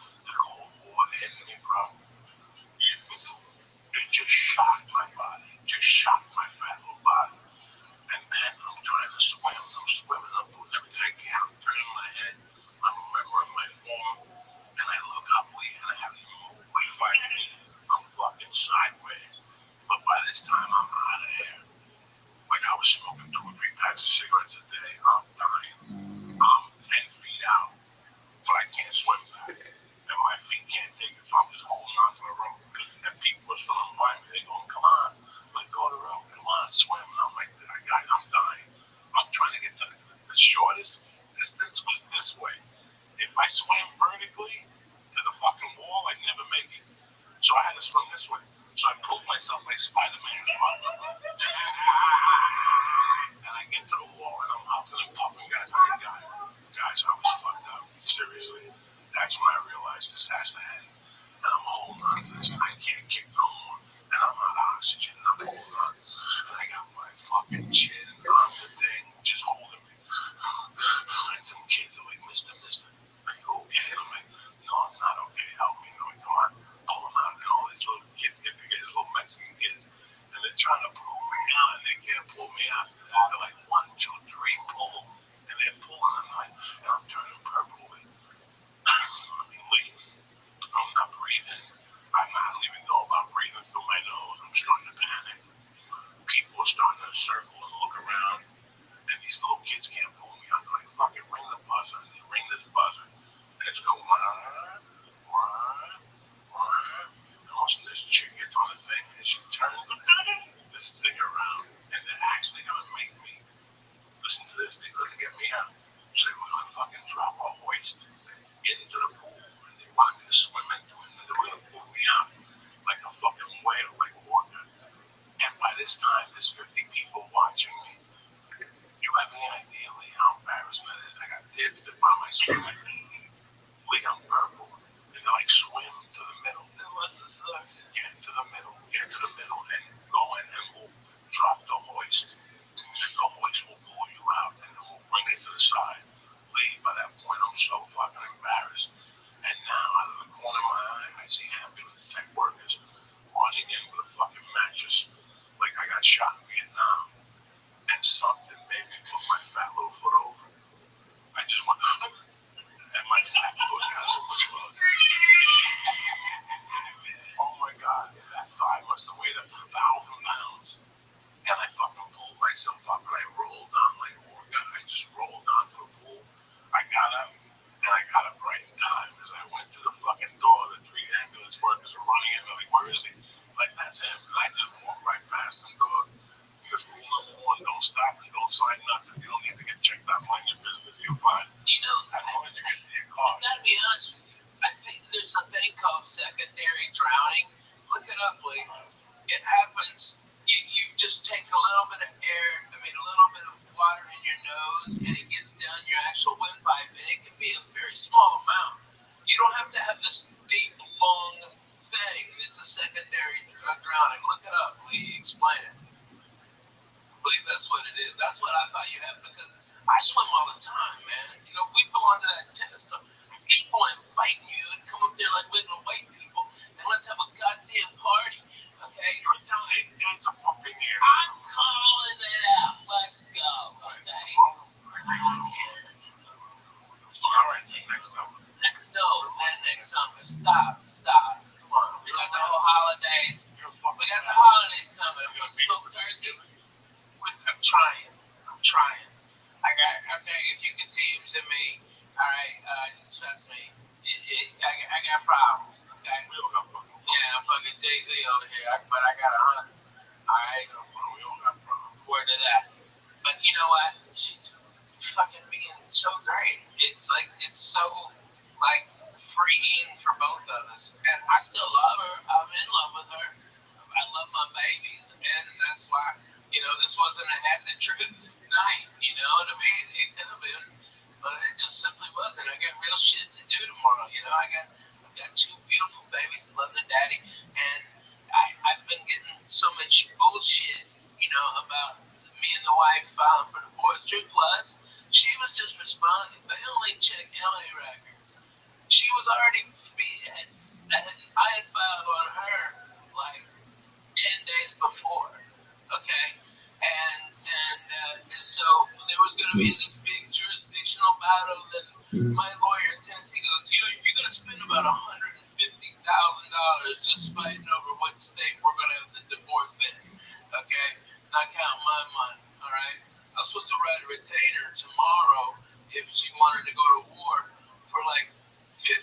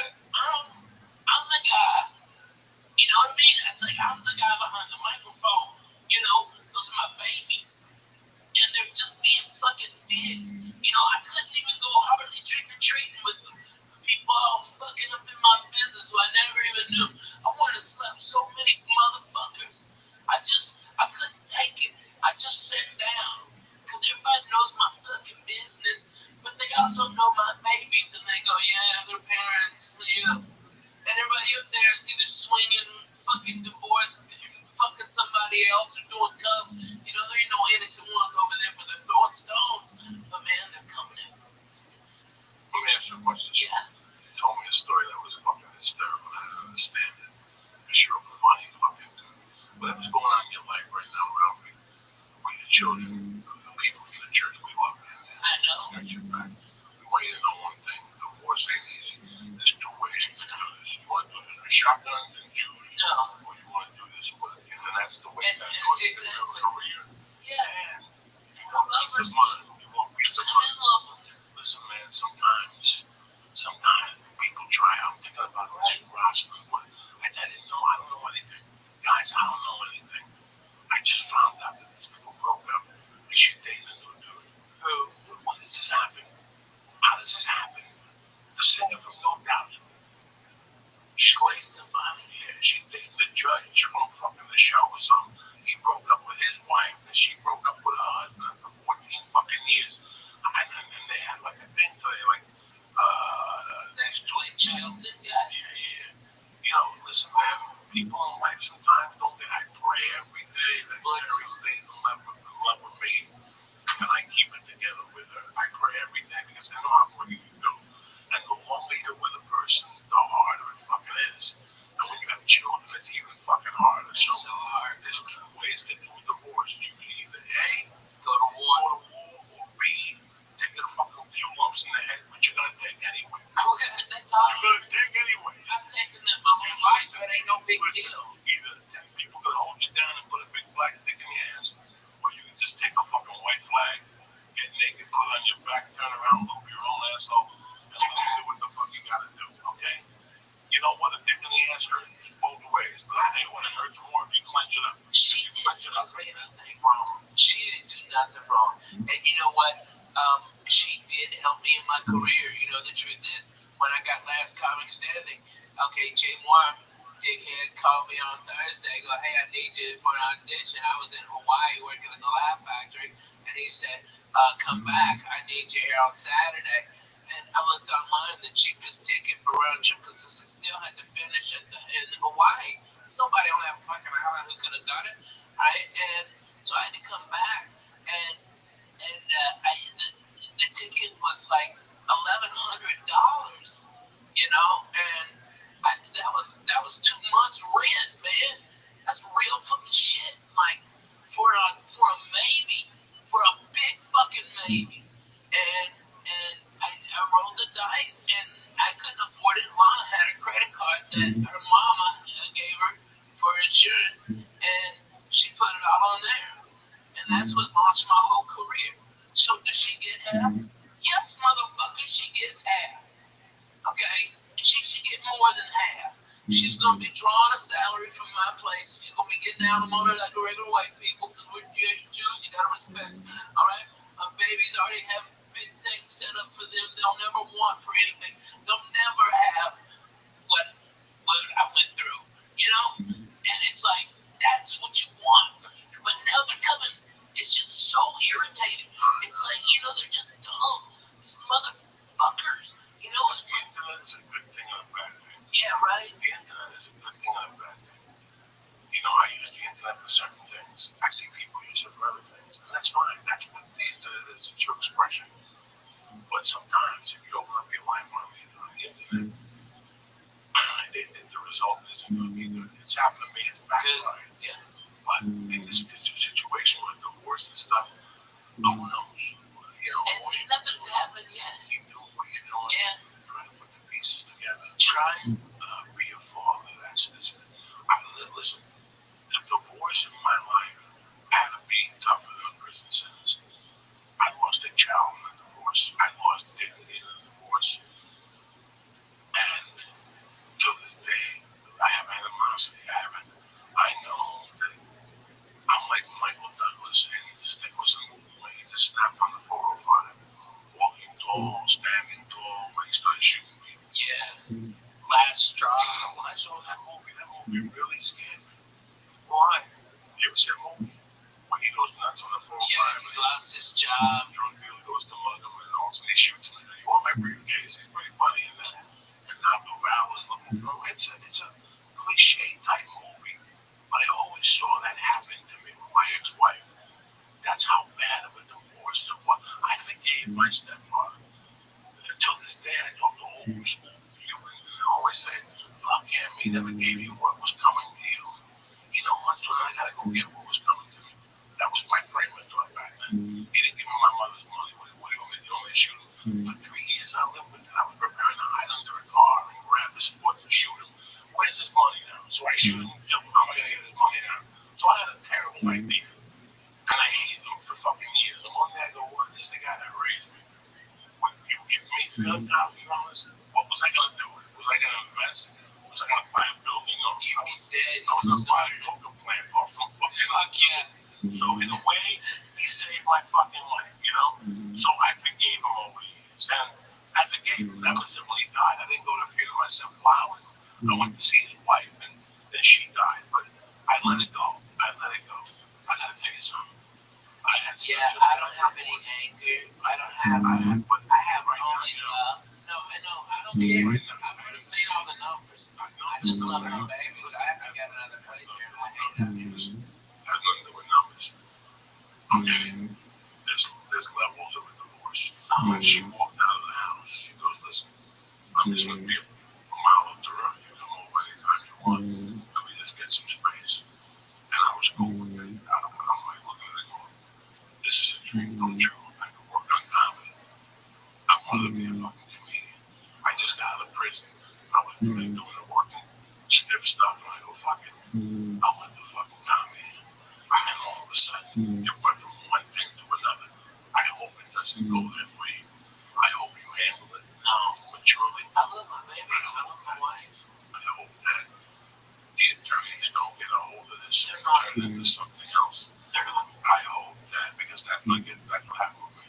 Yeah. Once attorneys get illegal, and once the fine print, there's a fine print. And once that fine print comes out, they say that there ain't no coming back.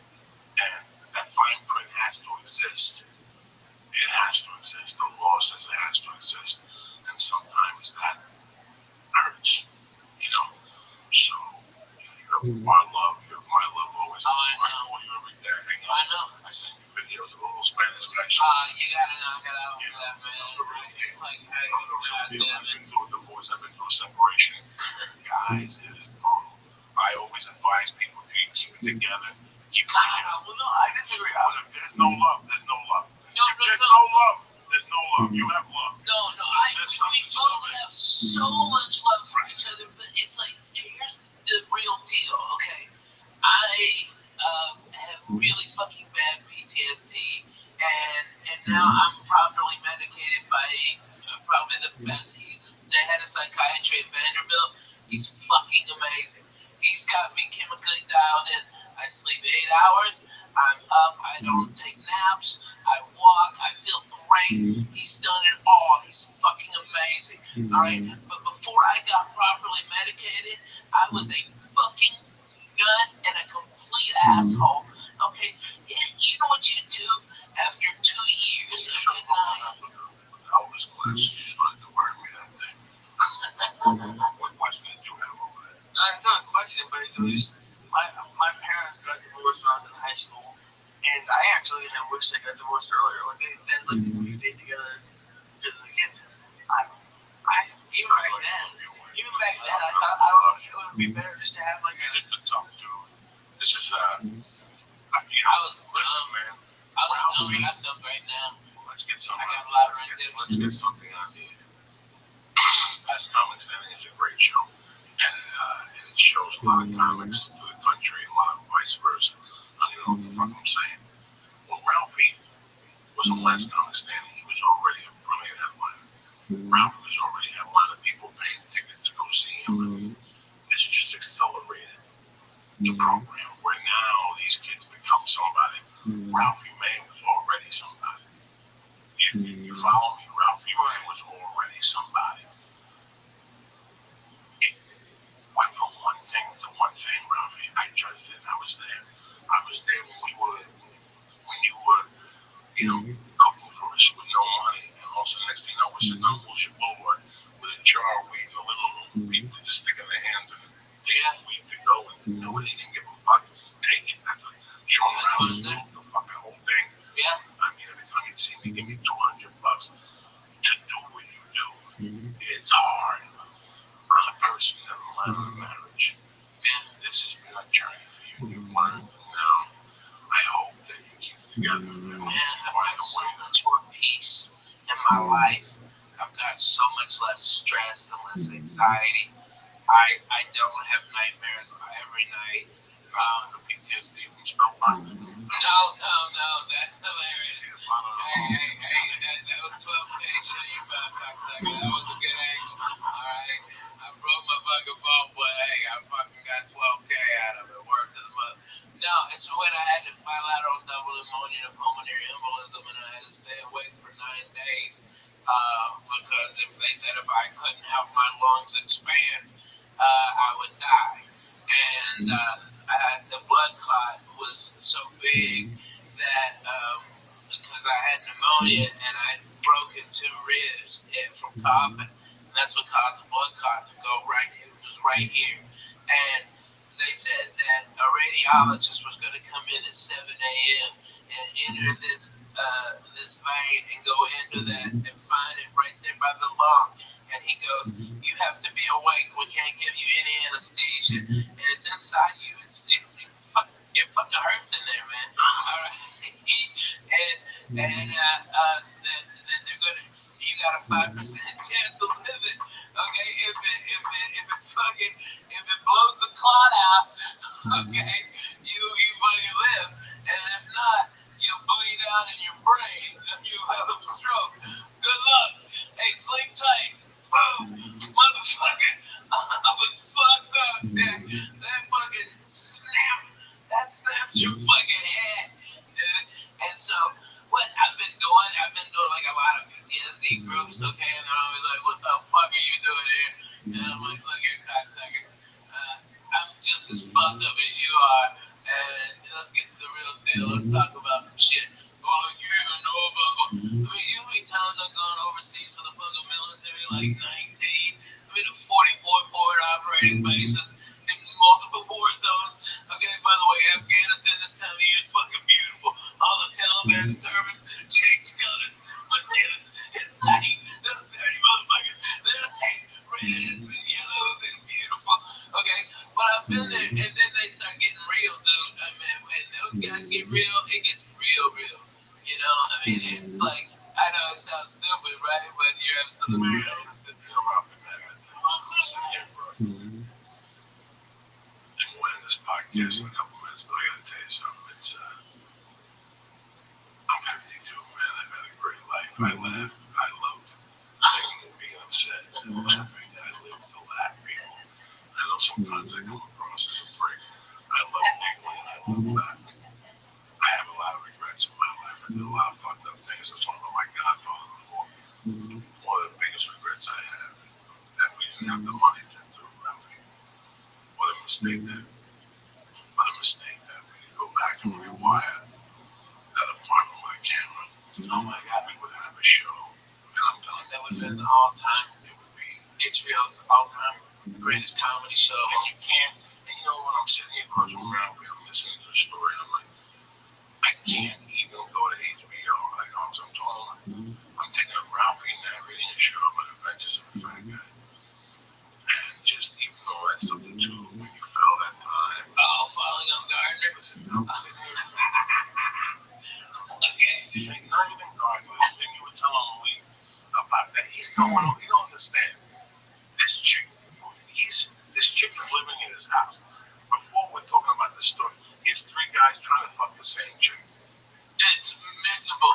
I'm the only one not trying to fuck her. But when you wanted to fuck her, your face fell into the asshole. It would have been horrible. So something happened. They're having an argument. You cannot write this, Lisa. This is an apartment that's living on whatever Ralphie is. I'm sorry. I'm living off Ralphie. I got a little bit of coke in my pocket. Ralphie's making money. We're bloody marries. And we're going over there. We're hitting this every night. With Red Devil. You knew that at 2 in the morning after the Little party was in my apartment. The Red Devil, Ricky Cruz, Babaloo, you know, and we just talked shit. The producer. Somebody would have a joint, somebody wouldn't have a joint. But this one night it was just me. We all were drinking Bloody Marys and we're giggling. And Jody said something to Ralphie to piss him off. And there was a big Japanese lamp in the kitchen. All right, and fucking weird. He sits down and she pisses him off. And he sits in the position, and something happened, and the light got a little lower. And he saying shit to her with his face red, right? He's like, fuck you. This is my house. Don't you ever talk to me like this. This is my fucking house. Can you believe this, Coco? She's my guest and she's talking to me like this. This is my fucking something. And he, in the middle of his rage, he's like, ah, and he stops. Because the love is it burned my hair. You can't write that. You cannot write that. That's Inspector Clouseau type shit. For like 3 weeks, I was like, Junior Joshua, I always had a hat on. You busted that toilet, you know. No, it was Gavin. It was Gavin. You fucked up Gavin. Stop. And you also shit in Gavin's shower and then puts it down with your toe, motherfucker. Okay, hey, I know the ring up. You Coco. Alright, you can bullshit with these other faggots, but I'm bona fide. Okay, I was there in the beginning. Okay, I was mobbing. Okay. Lighting the bomb on fire. You light the bomb. People were saying it had a fire building. Had a fucking camera. Oh my god. He would be multi-millionaires. I tell the story that I put shame of that. And she was giving these people, drug dealers wanting to fuck shame. Oh, so I left it downstairs in Gavin's apartment. Mediated. Oh, and she's telling ESPN stories. I come back at 5 and there's one guy. Horrible impression. Yeah. Oh my god. Horrible impression. Oh my god. Every time they get around, Ivan. She's all coked out. I'm still and this busy bitch like breaks down into like, yes, you have no idea. Like, hey, shut up, bitch. They gotta take the titties out. Yeah, that's what she told her. Do you remember that? He fucking told her, go, yeah, whatever, bitch, take the titties out. I still talk to her in Vegas. Is she in Vegas now? That's awesome. She is so cool. She opens for everybody. She got a little gig. She's a dude. I guess she's making a fucking dance. She's 45. She dances like Kate. She looks like she's like 20. She dances at a fucking lesbian bar. She keeps marrying gay guys by mistake. What? She hooked up with that dude in Alaska. I had to do this. What? Listen to me. About 15 years ago, I got to do this. She married a gay dude? Listen to me. I had to do this gig in Alaska one time. And one of those people, and I canceled. I got like this stupid TV show or something for NBC, and I had to cancel.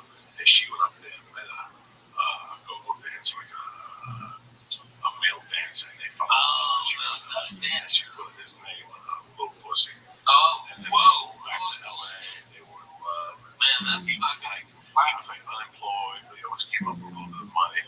And she was dating him for like 2 years. They were in love, and then one day she went in his email. She saw an email from old dudes that he would go to their house in the afternoon and put like a bikini and leave the dance for old dudes and shit. They would get like 50 bucks and do men.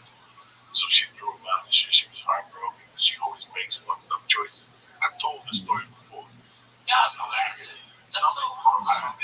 This is the name of the guy that she's got on her pussy. This guy is a go-go dancer for old dudes. And he's smoking meth, so she throws him. Oh, she throws him out. I hear about this. About a month later. No.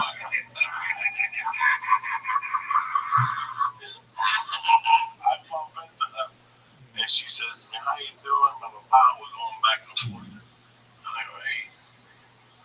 I don't know what the guy's name was. He told me. I go, so how's it going for? And she gets kind of sad. She goes, I'm with Mark anymore. That's a shame. I go, listen, I know this whole dude.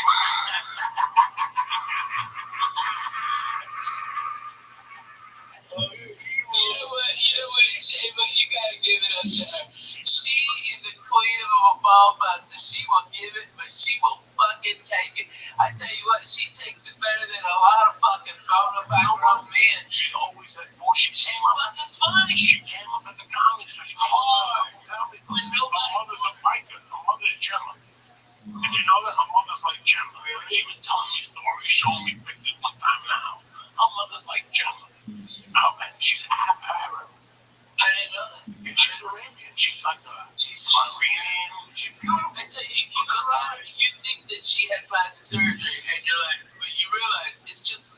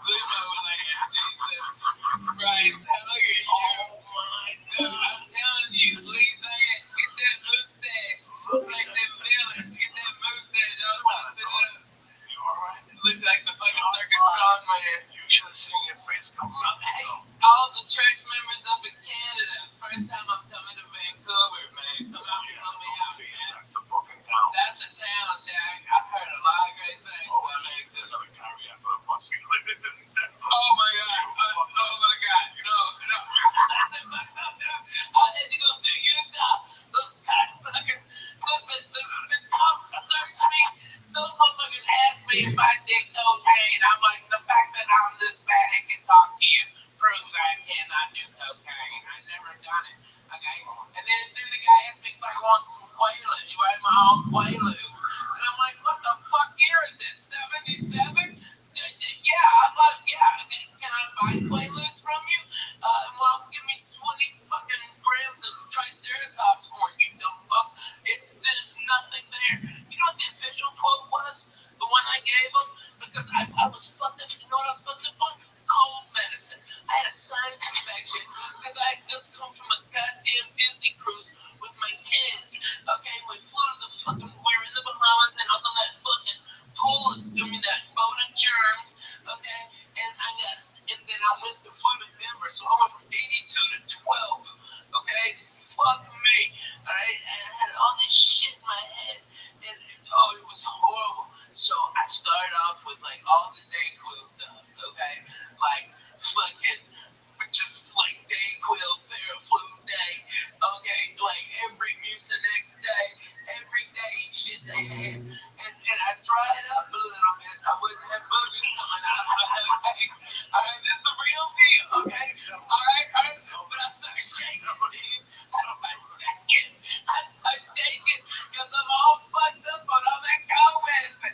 So, okay, go, I'm not gonna bullshit you. I got the NyQuil out, I'm trying to smooth this ride out, I'm trying to fucking mellow this drink. And then I just take a big old swallow and a fucking NyQuil, right? It wasn't weed. I played NyQuil roulette and lost. Okay? And you know what my wife goes? She goes, why didn't you use the measuring cup? And I'm like, what the fuck are you talking about? Measuring cup. That's that cap on the top of the fucking NyQuil. It's a measuring cup. I've never fucking used that in my goddamn life. I had no idea. Okay? I just drink it up. I go like 2 shots. Fuck it.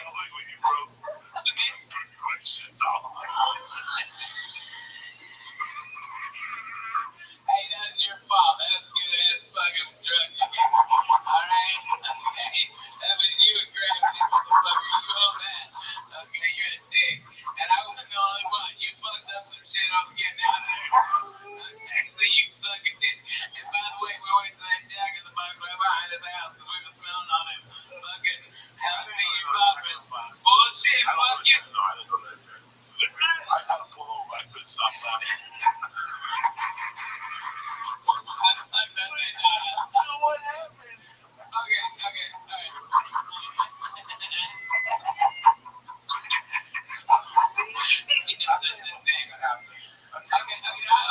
Denver. You get your mouth that motherfucker. Alright, nobody wanna see that. Alright, I see him playing my life. Alright. We're crazy now. No, man, fuck you. Let me finish this, you cocksucker. Alright? Because I know you don't believe me. But my wife goes, that's a measuring cup. And I'm like, well, I might be dumb, but you're a dirty bitch. I ain't never seen one in a dishwasher. That's just gross. You leave the same cap? That's disgusting. Alright? And so I was just like, fucking hit it. But you know what I quoted them? Because they were just making lies up about me.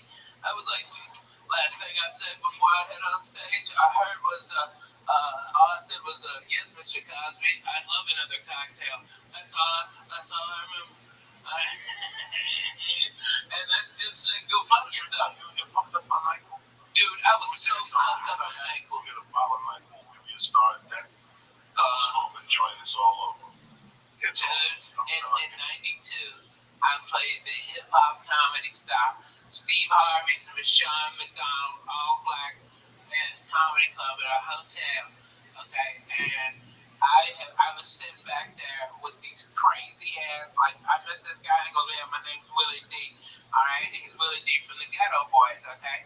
And then this little ass midget walks over, Bushwick Bill, okay? And he's a gangster, okay? I mean, Bushwick Bill was no bullshit. He had knives on him and shit. That little motherfucker cut your balls off. That was a high level to him. Okay, no. With codeine syrup. Codeine, and we listen to fucking slow records that this guy named DJ Screw would do. But we drink that with 7-Up, okay, or Mountain Dew.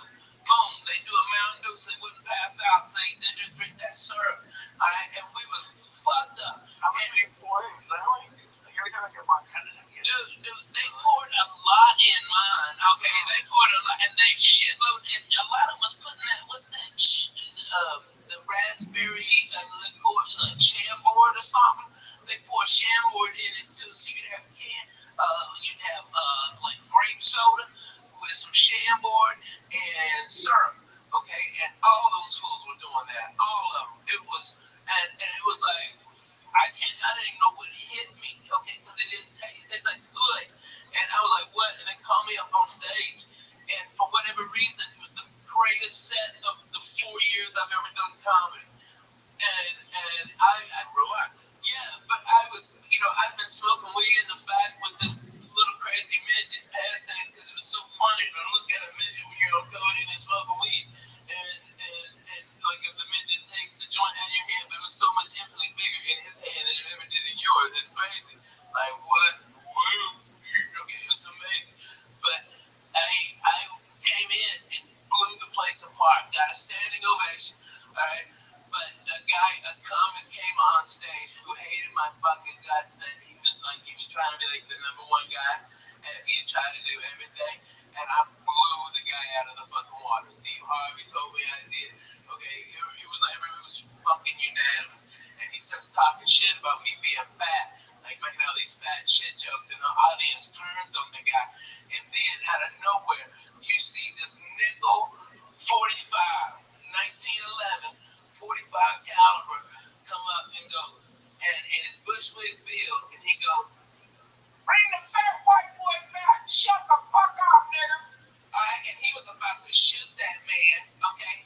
That's how gangster and fucked up this guy was. And they were like, okay, well, fuck it, okay, we're rally back. I had nothing fucking left. What the fuck? How can you follow what you just did? I had nothing at all. I'm like, man, I love those midgets, they've always got your back up to here. Alright, and I got the fuck out. I was so scared. I'm like, he's already pulled a gun once. He's gonna shoot me for making a midget joke at him. But he loved it. Because he was all fucked up and falling over and shit. It was crazy, man. Midgets, when they pass out, they just kind of like, weeble wobbles, and then they go, okay? Things like that. Okay? You never hung out with no midgets like that? No, me. I like them. They're good people. Shit happens. Word to that. Great church, by the way. Thank you for having me. Okay. I want to drink what black people are drinking now. I saw it on drugs. What is it? That shit they drink in Memphis and the stuff. What is it? Like a liquid codeine that mix it with Kool-Aid. Oh, yeah. Yeah, sir. Yeah, that's the exact same thing they were doing. It's just you mix codeine with a drink. No, what you do is it's cough syrup. It's cough syrup. And Let's go, baby. well, I discovered drinking when I was like 9. I remember there was no fall asleep. Oh, so I liked it, but I didn't like the feeling in the morning. I've never chugged codeine, but yeah, it's great. It's like a joint. It's like a joint. Pills get my dude, I get so fucking, I can't eat that shit. My fucking little pooper gets worn out. I can't shit and it's miserable. Fuck that. I don't do none of that shit no more, man. Somebody called medicine and shit one night. Dude, you don't want to. Records. Shit. Oh, man, that's what we used to do. Play slow records. Horse in this motherfucker one time. Bring it back from the horse in this motherfucker one time. Hey, Lee, put this song on. Okay, this is a great song. Hold on, we gotta get the fuck out. Okay, alright. Get the fuck out. Word to that. Let's do this real quick. For 9,000 years, that's how long humans been making wine. That's also how long they've been confused about which wine to drink. Some people get a headache after they drink wine. I used to get a headache. One time I shoplifted a bottle of wine from Albertsons across from Hudson County Park, and I drank with the federal Louis Cassidy, and I had a headache for 2 fucking days. But for many of us, it's the shopping part that causes a real headache. You got too many choices. You don't know what to do. People coming over, they're serving chicken, they're serving lobster, and sometimes you're down there and wine's expensive. You went in there to buy it 20, next thing you know you're dropping 60, and you got no guarantee of what you're gonna buy, right? Let me tell you something. It's overwhelming to pick out a good bottle of wine sometimes, especially when people don't know your own personal experience learning about wine and why you're about to learn about wine, that type of stuff. There's a will to do. I joined a new wine club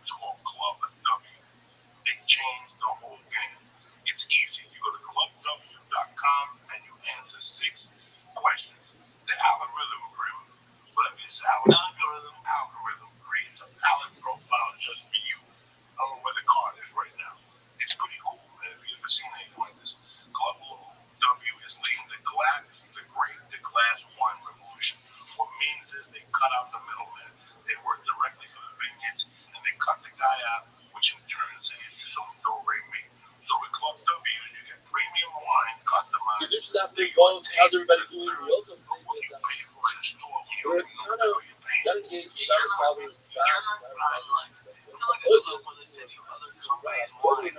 These are their wines. Like, you're never gonna see these wines anywhere else. But the most interesting thing is going to their webpage. You go to clubw.com. You go on their page and have all these videos, and a lot of videos, and they tell you what wine they're making, the test. And next thing you know, you're involved. Which when you don't know about that, listen, man, I grew up in a bar. I don't know nothing about wine. So when I went to clubw.com, I was blown away by how much interaction you have. They'll put it down to the exact thing. The nut, the grape where it came from, the vineyard. Anyway, what they do is they save you money. It comes down to maybe $13 a bottle of wine or something like that. And there's even a no risk 100% guarantee that you'll love what they say. Do me a favor right now. What they're doing is for listeners. You know, 50% off your first order when you go to clubw.com/Joe. So do you understand me?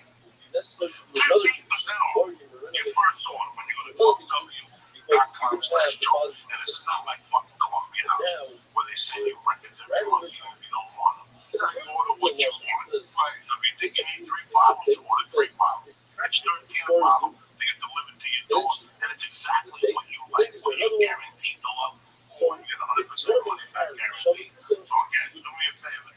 Get 50% off your first order. Go to clubw.com/Joe. Stop wasting time and stop losing money at these retail stores and start drinking wine you know you're going to love. So go to clubw.com/Joey to get 50% off. Right. Just to get this to Thanksgiving parties. Just get those. There's no other thing. Like, let's say it's a first episode party. Yeah, man, just get 3 bottles of wine. This town takes a whole week on use this party every night. We're off until the start of the new year now. When I used to work at TV. Not really. Until Thanksgiving, it's busy. But they're out. Everybody's speeding. Anyway, I'll tell you something. I want some beautiful wine for a heavy season now. I've been going like 6 weeks of wine. So those whole things don't break up my honor. I always slam well with the wine thing. Sure, take them in. We did so in those planes are filthy. Those planes are filthy. They give you an open plan, they steam it with chemicals, they wipe down nothing. In my bag, there's a fucking deodorizer. I got a hand sanitizer to wipe everything. That's the first thing I do when I sit down there. I don't want somebody else's ass on my ass. And I'm sticking like their fucking ass. You gotta wipe those fucking seats down. So do me a favor. It's just bad. When you're flying, there's a lot of human contact this time of the year. Do yourself a favor. Go to hunting.com. Get the Shroom Pack Immune. You boost up your immune system. You have a lot of human contact when you're flying around. We're smoking dope with different people. You hit a vapor pen. You know, you get sick this time of the year. You lose fucking thousands of dollars, especially in Russia. I can't afford to fucking really sick. I can't. So I don't take a chance. I up my vitamin C when I fly, and I also take Shroom Pack Immune. That's not really the only thing fucking on it's got. That Shroom Pack Sport gives you more endurance when you roll. The weights more than the fuck you want to do. Even when you fly, it opens you up. You have strong bone. You have to have protein powder. And they got out the break. They have another 100% money back guarantee. And they'll drop it. It's off the fucking chart. So do yourself a favor. Go to hunting.com right now. Press it. Get 10% off your first order. Then you get it sent right to your fucking door. You don't leave the house. You have to go to Whole Foods. You have to do that. Wait, presently. Church. Over to 86.com. What did that say? He says, we say it's 5 to 15. It's half off. So it's one thing. No, it's usually like 25 to 20 a piece. Right now, 86, tremendous 1,200 guaranteed bucks. Right here, I'm smoking the reefer for regular. Cigar, I'm living like a doctor. I'm like the Gino and got over 2 years. Don't even fucking know. Get real behind.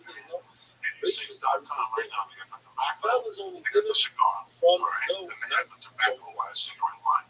It's 16.8, 0 milligrams. So you can quit smoking whatever you want to do. My dad likes those flavors. You can switch it up, go to 86.com and press in Joey's Church. boom, and get 5 for 50, which is 50% off. Nailed it, like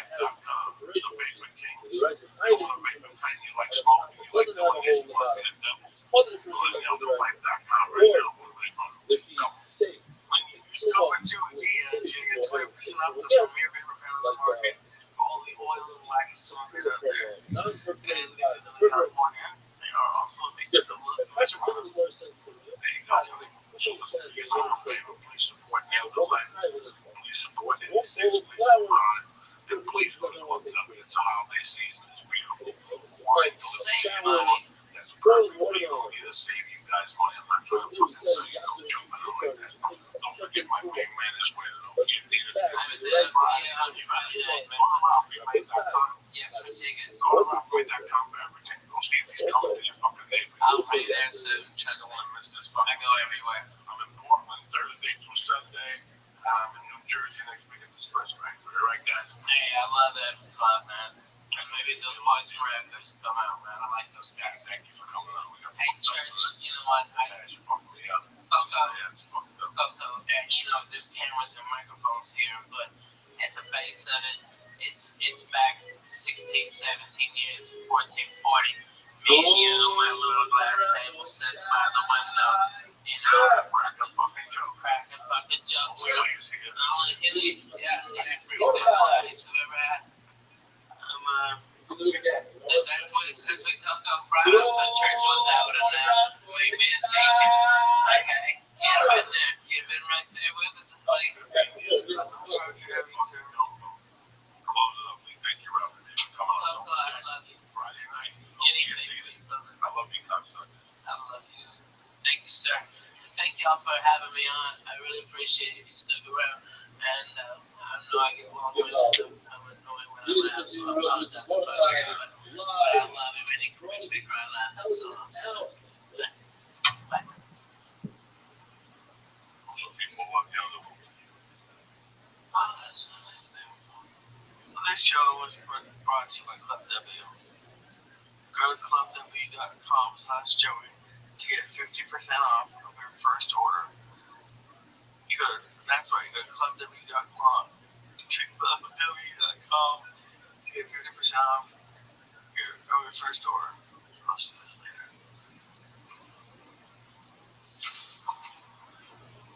What do you want to close with, guys?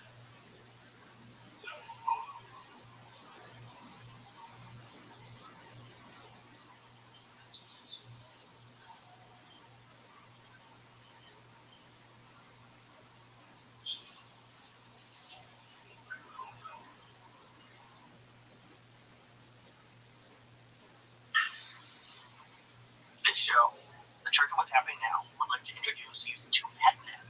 Stop worrying about feeding your pets the wrong amount of food every day. The PetNet Smart Feeder will feed the healthiest portions at the right time, every time automatically. Go to PetNet, get your PetNet Smart Feeder, plus free shipping when you go to petnet.com/Joey. That's petnet.com/Joey, petnet.com/Joey. The show is also brought to you by Honey.com.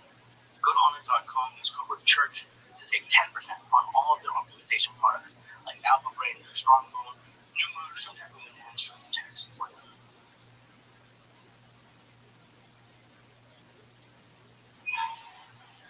Oh, shit. The Church of What's Happening Now, bitches. You got me over here. Monday, October 17th, the day the devil was buried at sea. Lisa, yeah. Robbie Bay.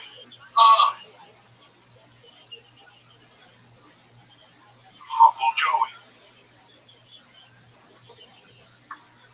Little Michael Schenker.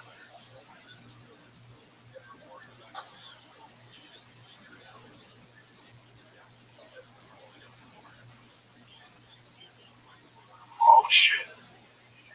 Break out those fucking bazookas. Uncle Joey's in your living room tonight.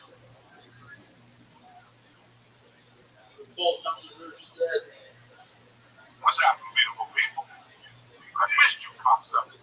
Robbie May here. Hey, everybody, how are you? Yeah, you know, same old fucked up through until Monday night, October 17th. I hope your weekend was fucking tremendous. We had a great weekend. I want to thank Chicago for letting me take my special in this beautiful fucking city, which I've always loved. That I finally got Leo and I turned him on to a beef fucking combo with sausage, with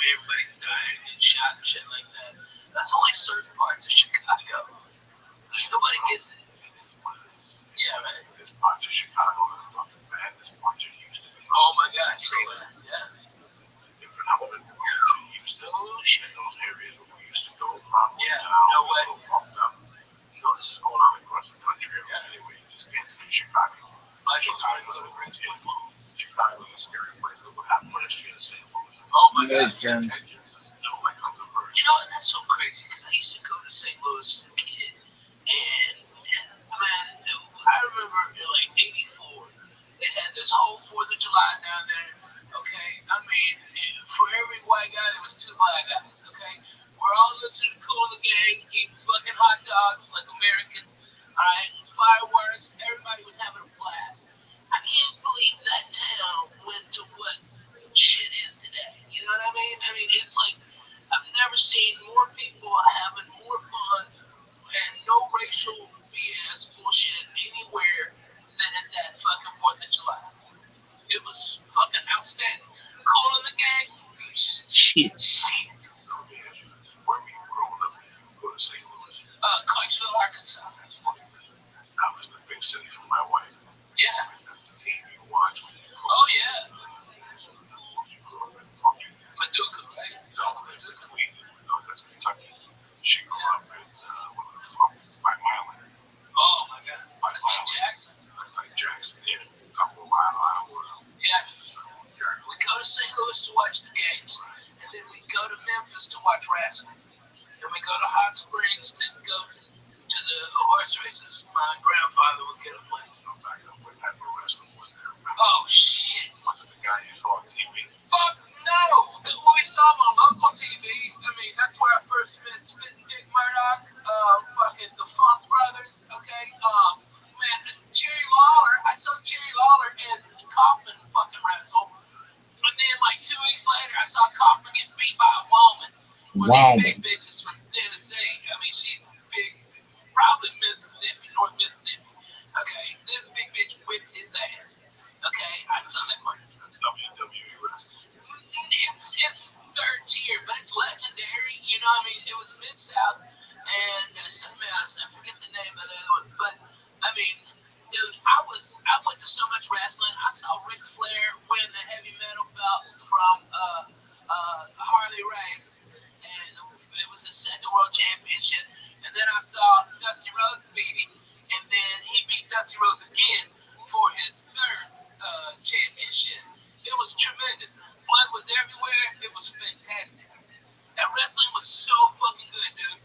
I remember as a kid spitting on fucking Abdullah the Butcher. I spit on it.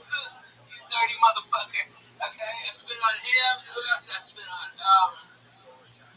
What was her name? Oh, yeah. Oh, yeah, man. All the kids are down there. We were fucked up on suicide cups. That's what you ever have a suicide? I don't think so. Okay, it's where you take a Coke, alright? You tell them just a little ice. And then you hit every type of Coke. Oh, yeah, all the fucking thing. And that's the suicide. You get all fucking hopped up on that suicide. Like Coke.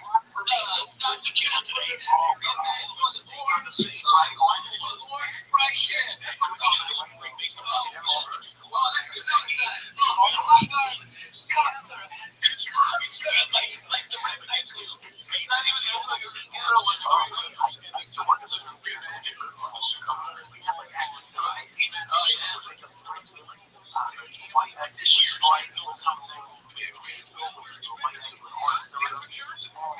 So good, man.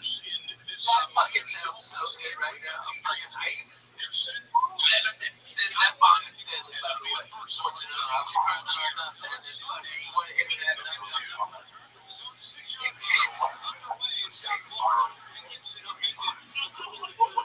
So high.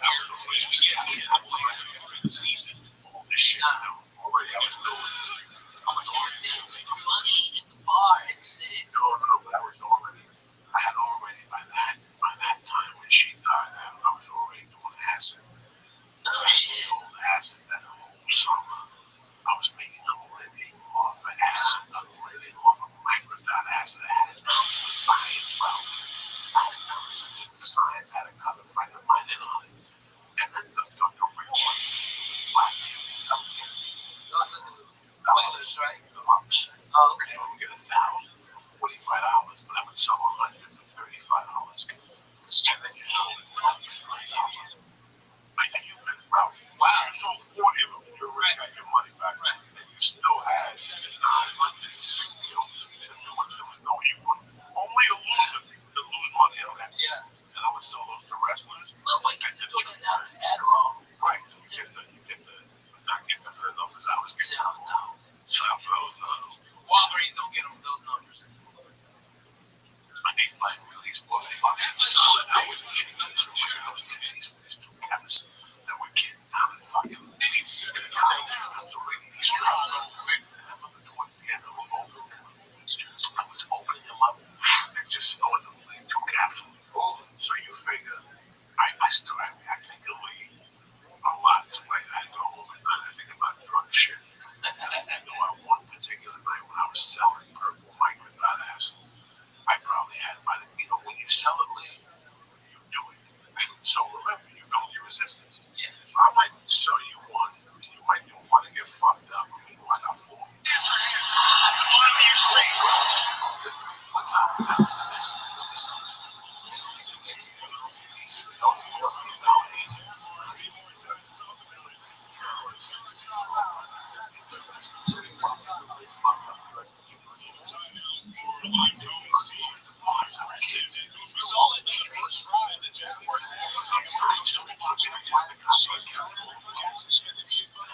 Here we go, kids. This is Daddy's favorite time of the week. Really?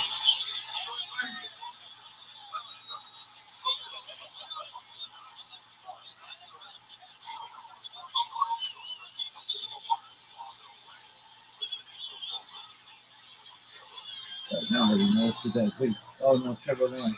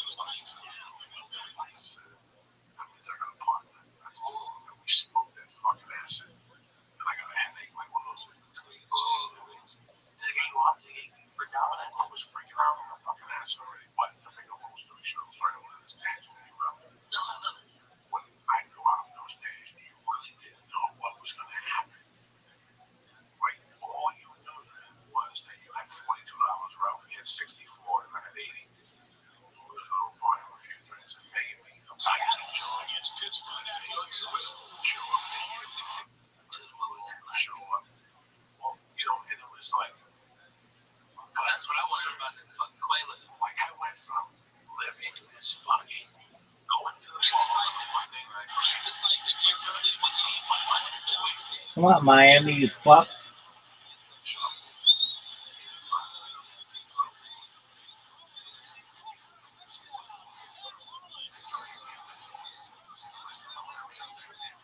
I mean, nobody knows who that is.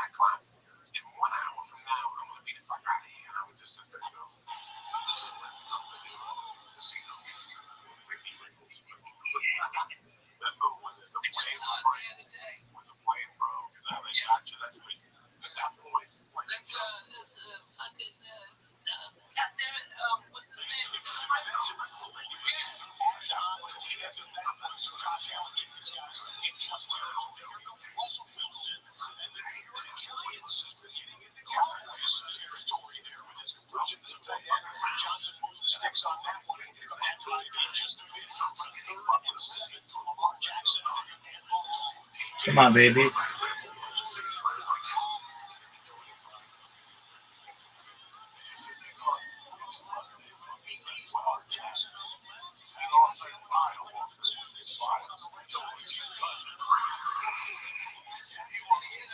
That's what I'm talking about.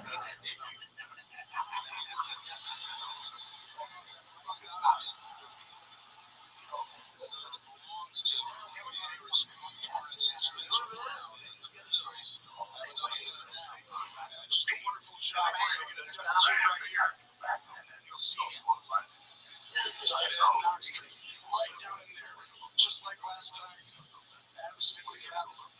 this time they were prepared.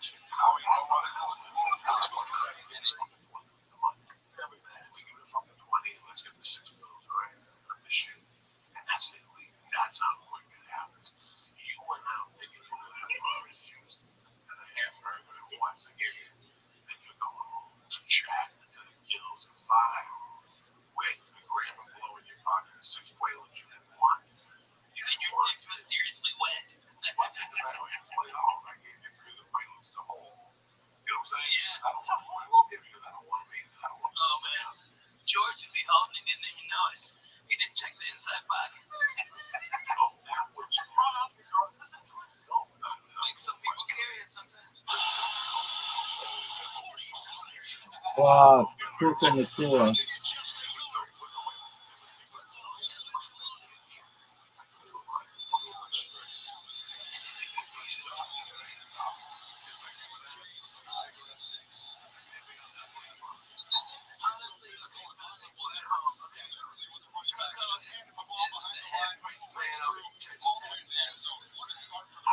I've been a member of the church.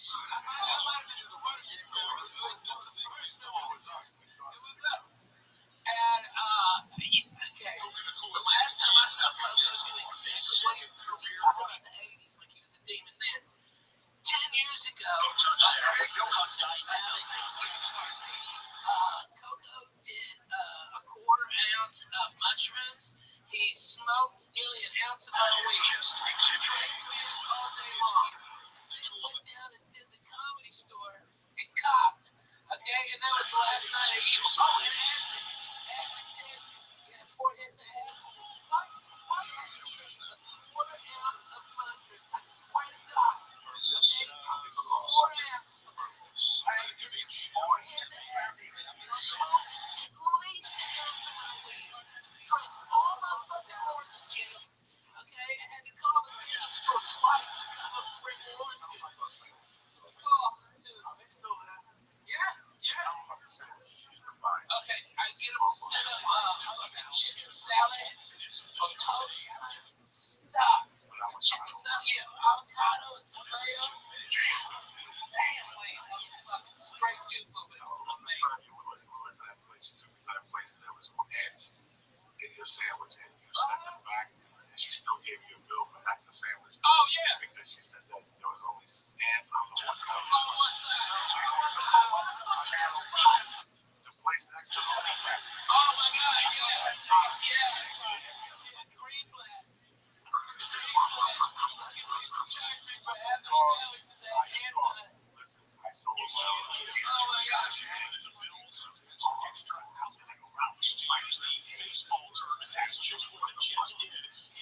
sandwich was like top and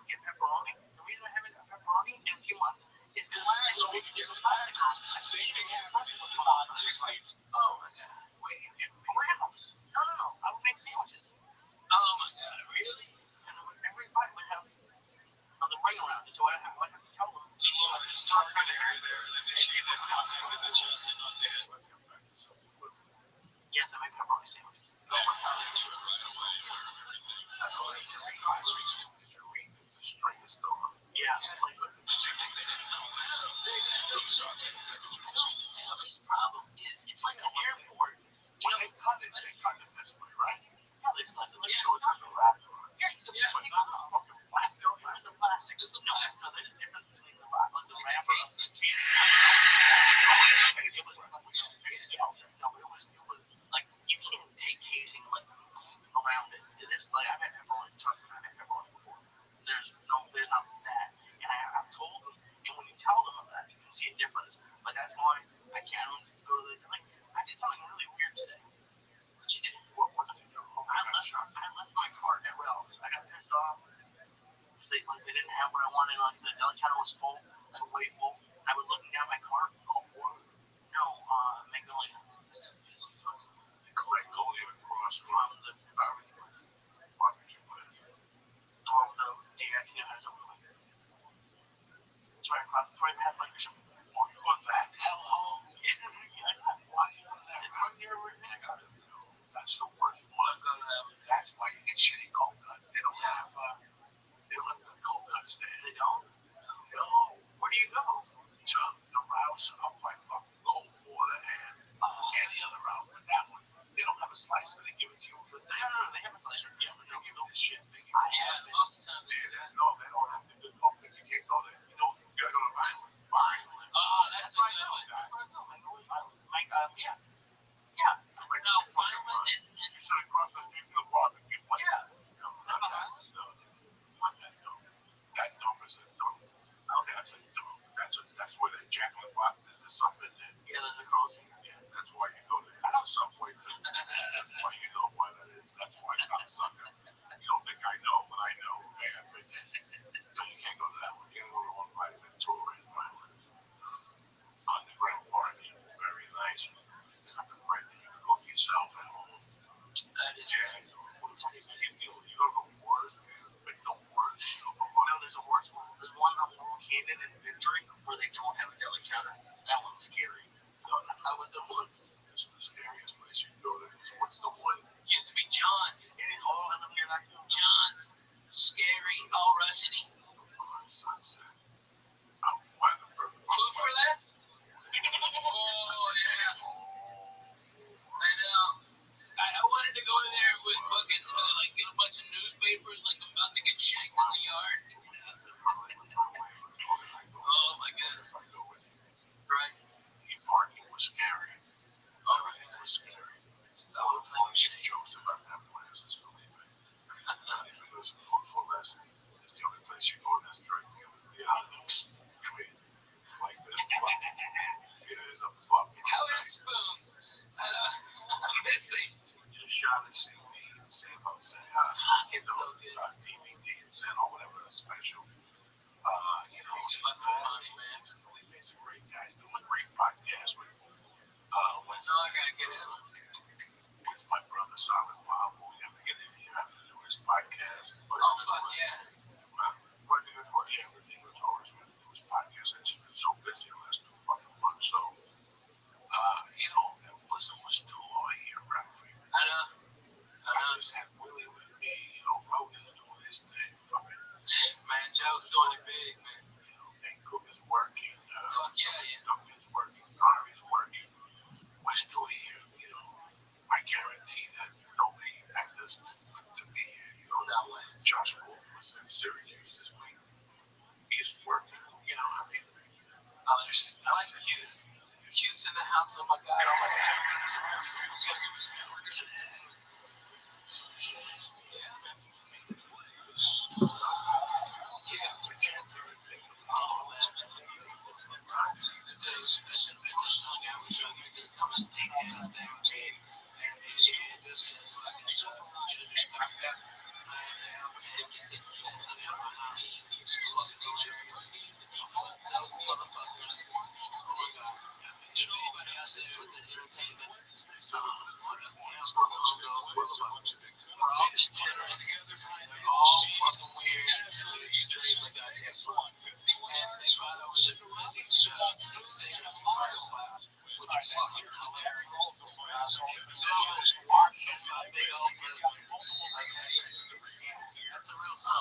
Come on, Lamar.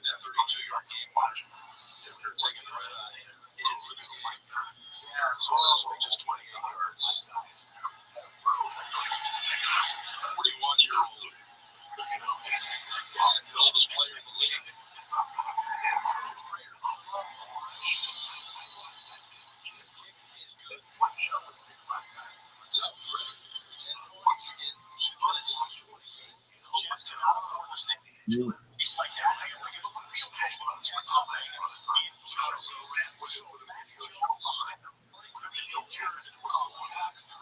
Shit, I want to see. Matt Jones goes by with some cheers all got all kinds of problems with pass receiving. When it comes to injuries for the Niners, so you go to see Jack for the Niners fans, 15 yards on that one. Stevens, 24/7. You wake up with Brody. It's from 7 to 8 with Brody in the morning, and then like 12 to 1. The last two stops of the night for Brody, the comedy store main room or the original room. What's it true? Because he knows so many fucking people. I mean, I don't think people really understand. I was at Fox, and Tom Brady walked up to Brody Stevens and was like, "Hey, Brody, how are you?" And that's fucking Tom Brady, man. Okay, and he was like, "Oh my God," and Brady was like, "You're nuts, man. You know, feeling good, doing good, positive." He didn't say positive. That was hilarious. But I saw it. I don't see it. I see it, and I'm not even fine. I'm not even sitting there. I'm not even close, bro. It's fucking funny, man.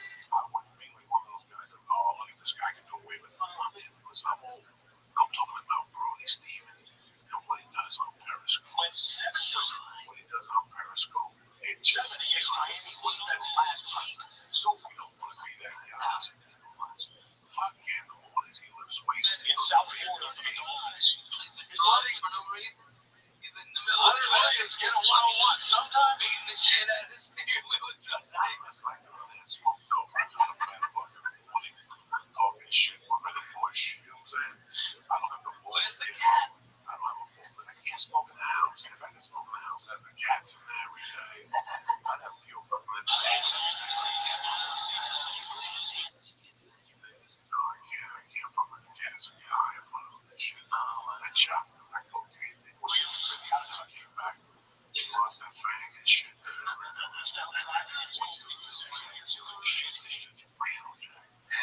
Hey, this is hilarious. I remember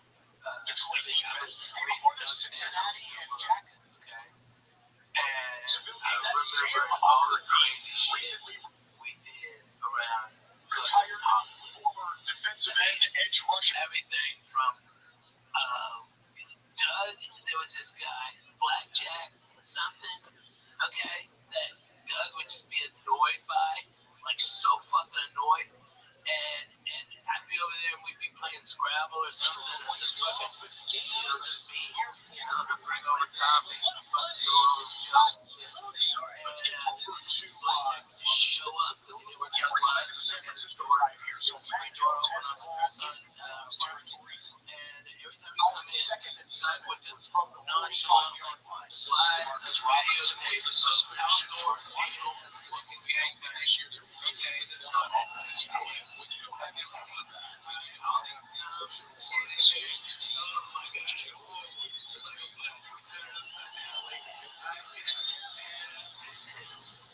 while Will was a kid,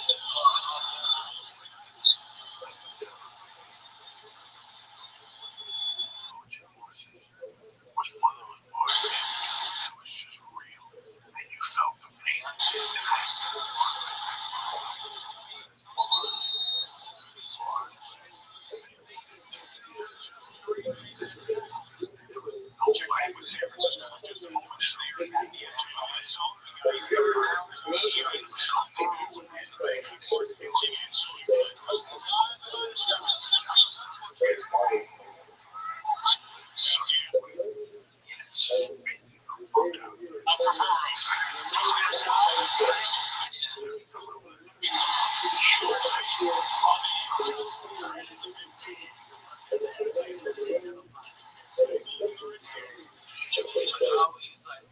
man, I can talk to you. Alright, you're a fucking comic. Let's go over to Coach and Horses. Alright. And we just walk over to the Coach and Horses. And it was a Bud Light and a Middle Light production. And just had a beer. And it was, I remember one night we were going to Coach and Horses. And this guy decided to talk about this shit about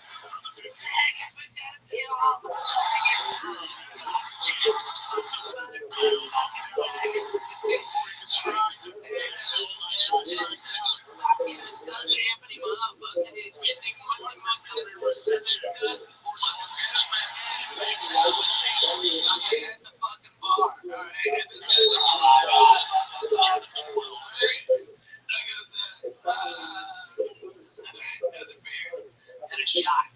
We was real maniacs. Nobody's like that now.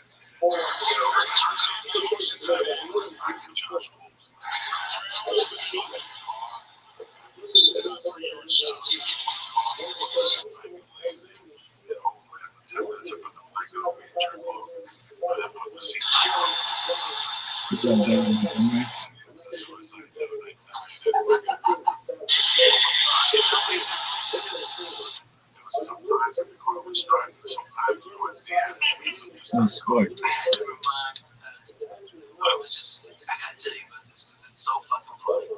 Because we were on the road with Douglas, okay? And I remember we were sleeping in his Oldsmobile Cutlass, okay? And we fucking raved the booze, like porno fucking clothes or with the beer all over. So it just smells like residence beer, cigarettes, and like so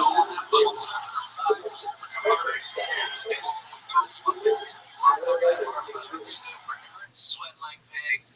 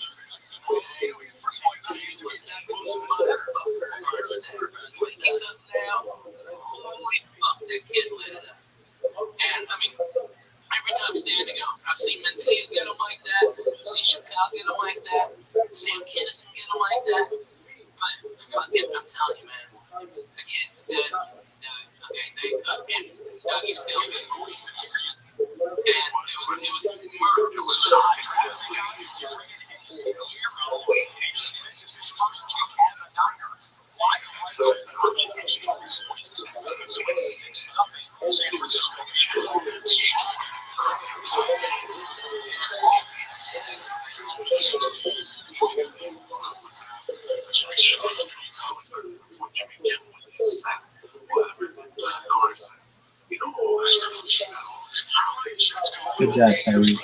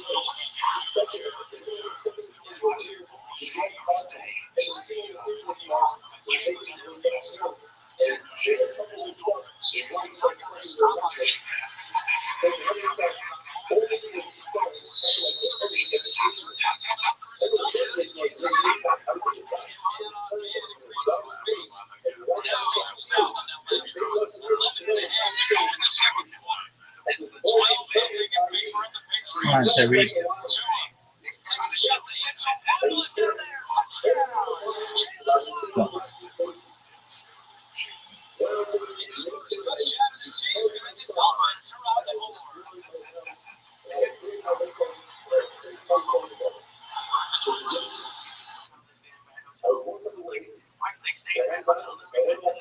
Go.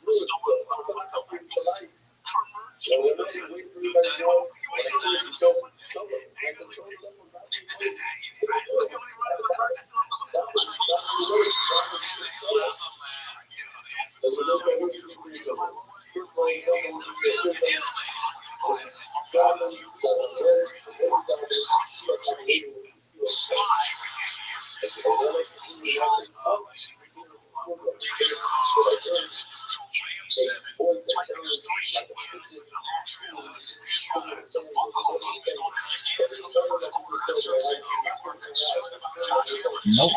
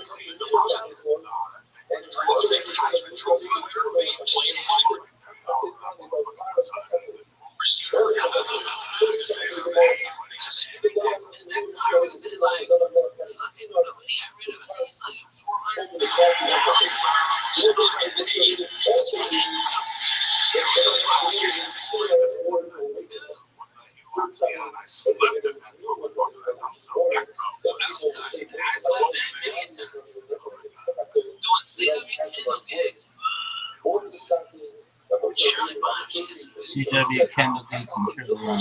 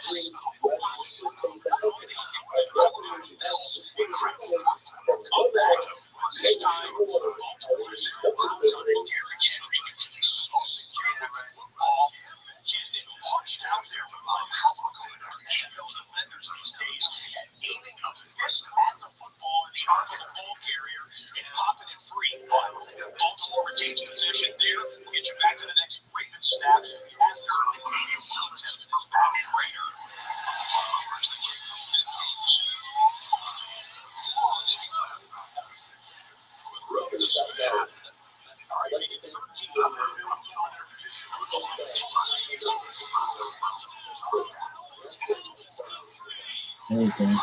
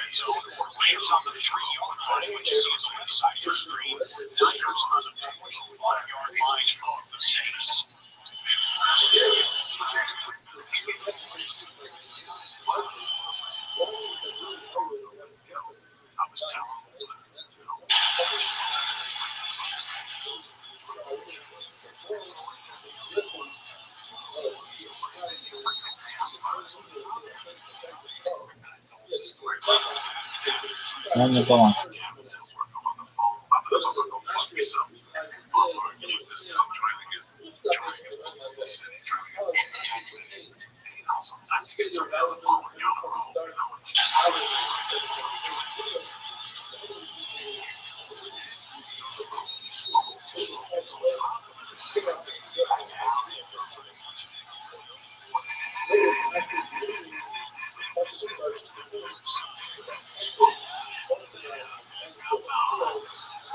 No.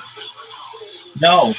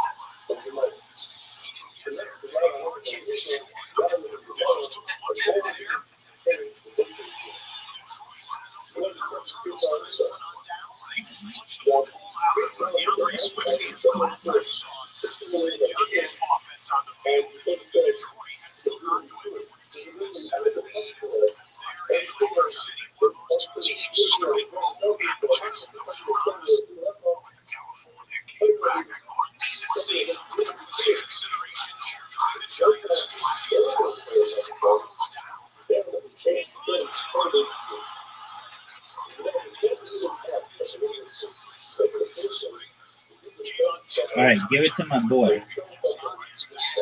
Hold on.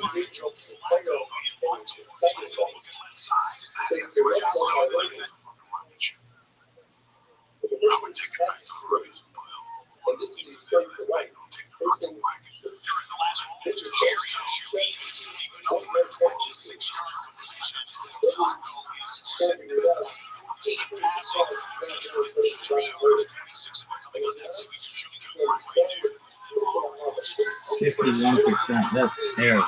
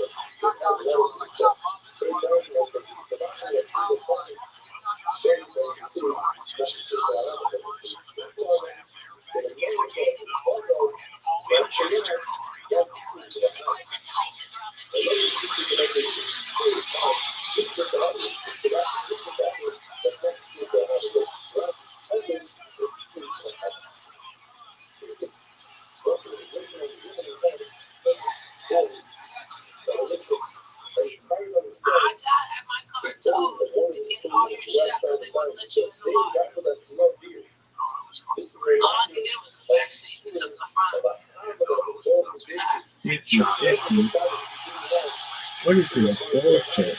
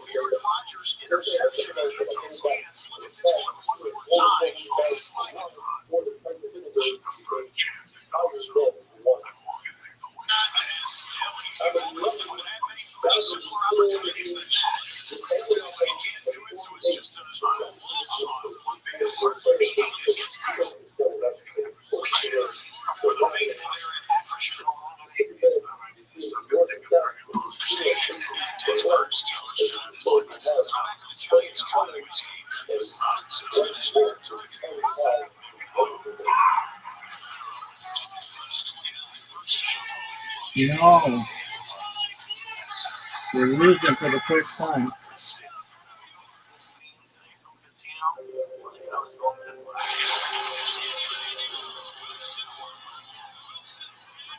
Maybe.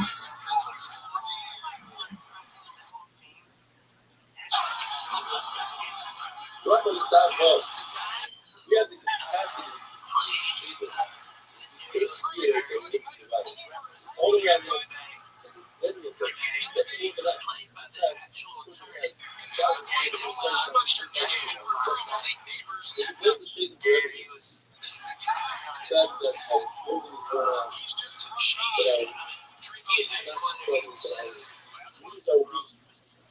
why the Giants drafted him as high as they did in last year's draft, and Malik McDaniels is producing.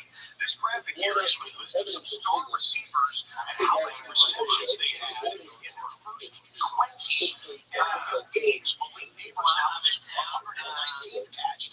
Today is only game number 17. Malik Neighbors, Bowers, young receiver there as well. He's an active player still on the list as well. And then, by the way, Russell Wilson, 16 of 17 passing, 221 yards, and a touchdown. There's some alarm in Cincinnati as Burrow has come out of the game. This is the last video we have of him. Let it trade out one myself. Walking into the blue medical tent, Burrow. This is slow motion video, but he was still walking slowly as well. I just wanted to show you what's into that video as we have Jake Price with the quarterback. I think the pass, I'm pretty sure he was playing either way. Ship away. How about the game? In the game, shot field goal is good. And 3 on the board. Offensive trouble. So, I'm happy to donate my time against the Miami defense. By the way, the defense has given us this weekend, I'm in Oxnard. This is the scoring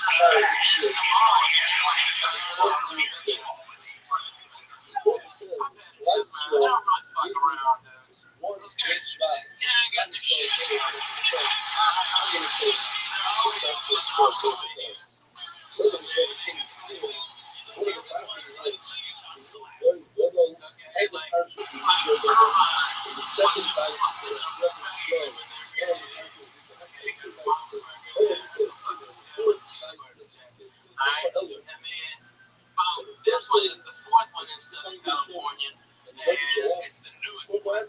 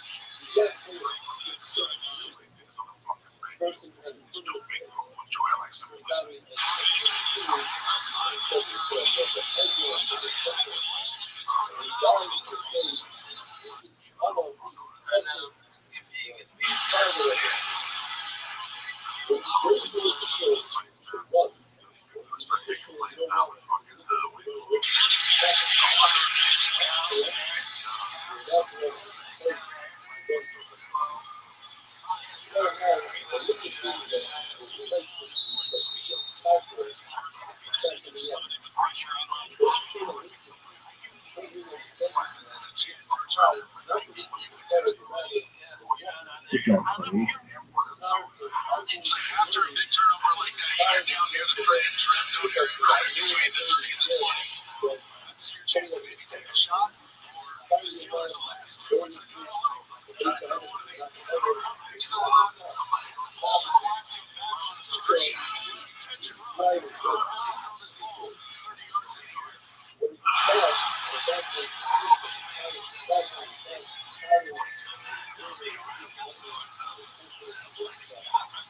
I'll get out of there. That's not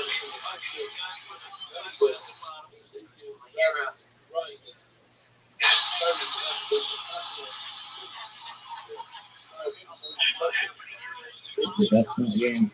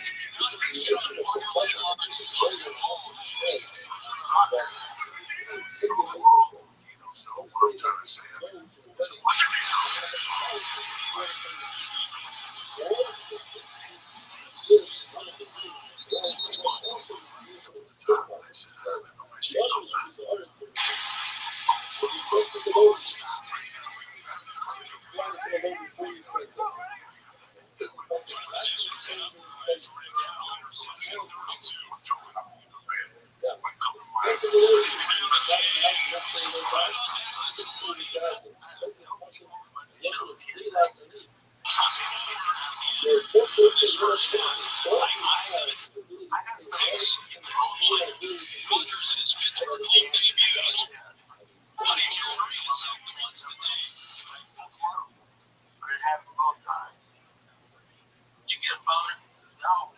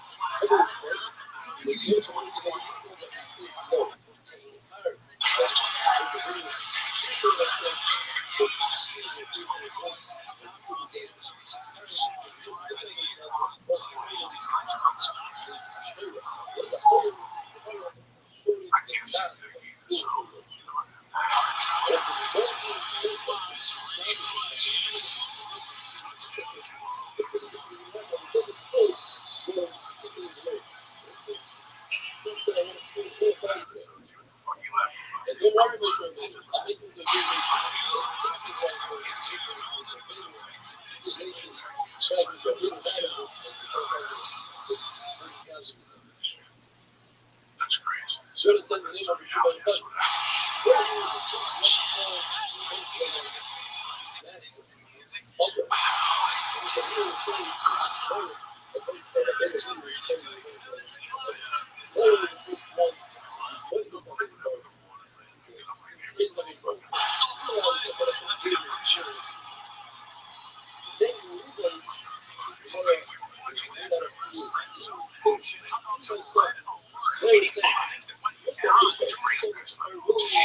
What's there for the Cowboys?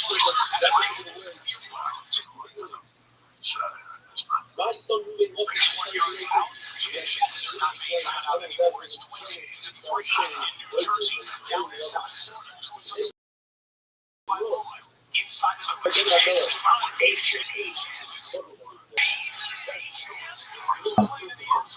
touchdown. a son. It's Great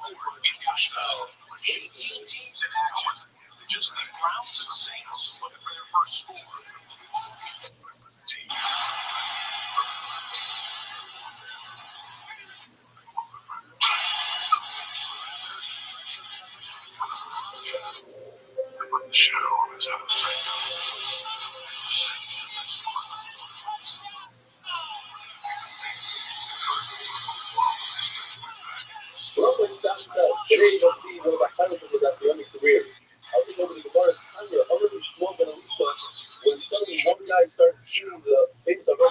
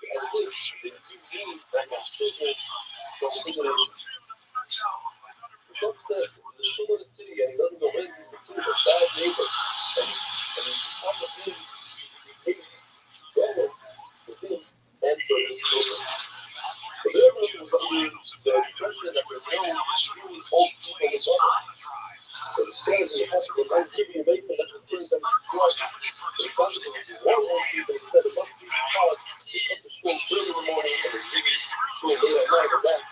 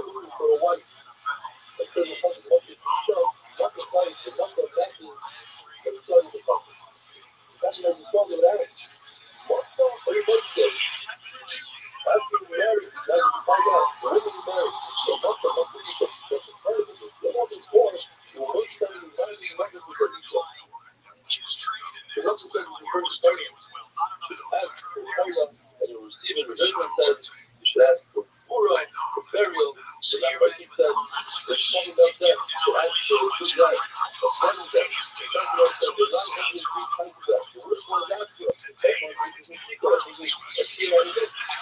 Astro is like taking care out of work. Very difficult. But Astro didn't need that.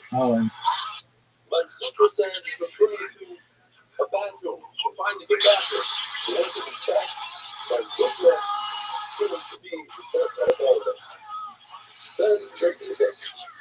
All of that said, Simon Field, from insurance happened. What does he love the most? He loves all that things to earn us, never got a lot. He likes the places that they come to the bottom of our life and more than sure to come to I love that he is both the diamond and the word. When a fighter brings a knockout, he changes the way he used to word at home, and goes down to the field, and then changes to where he is diamond and win in the same place. Rabbi and Rabbi, they had three controlling further, but they chose the diamond by the pillars of winning the word. He says, no choice, I think of taking on like his boss, who ever got what I'm that I love to go around.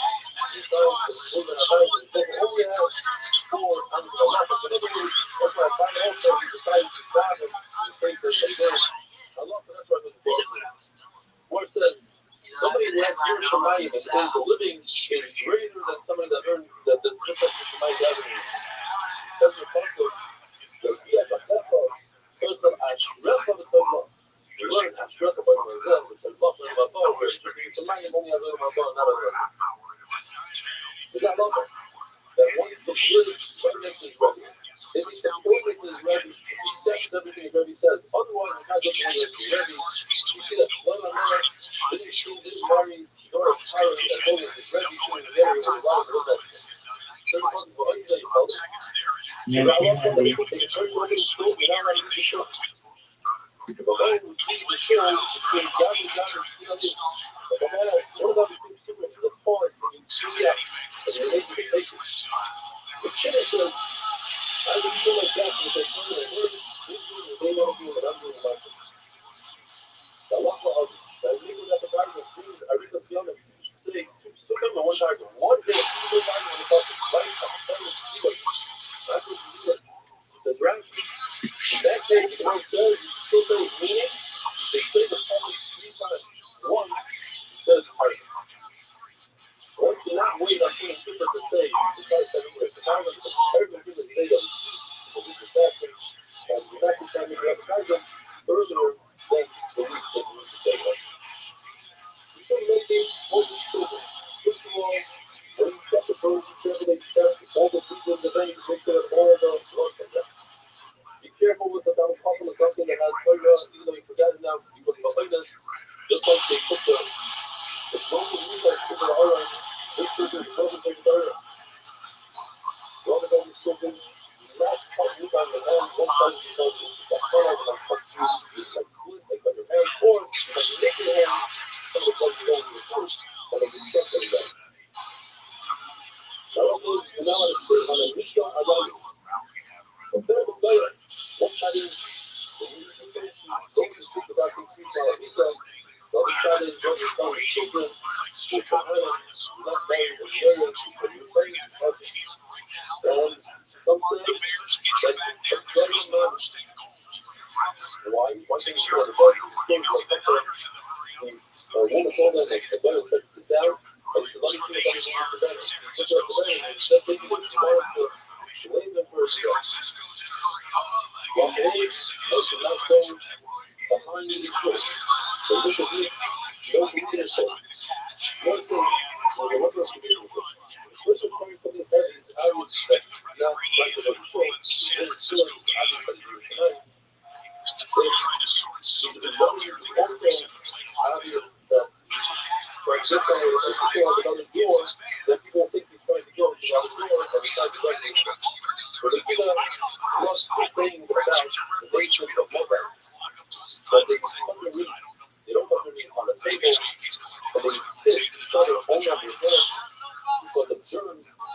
Only when they discuss bad things they're doing that feels for no one else to do. So I like speaking with the feelings. That to me is in 3 areas. When they hate, when they want to back in, and when they adulation.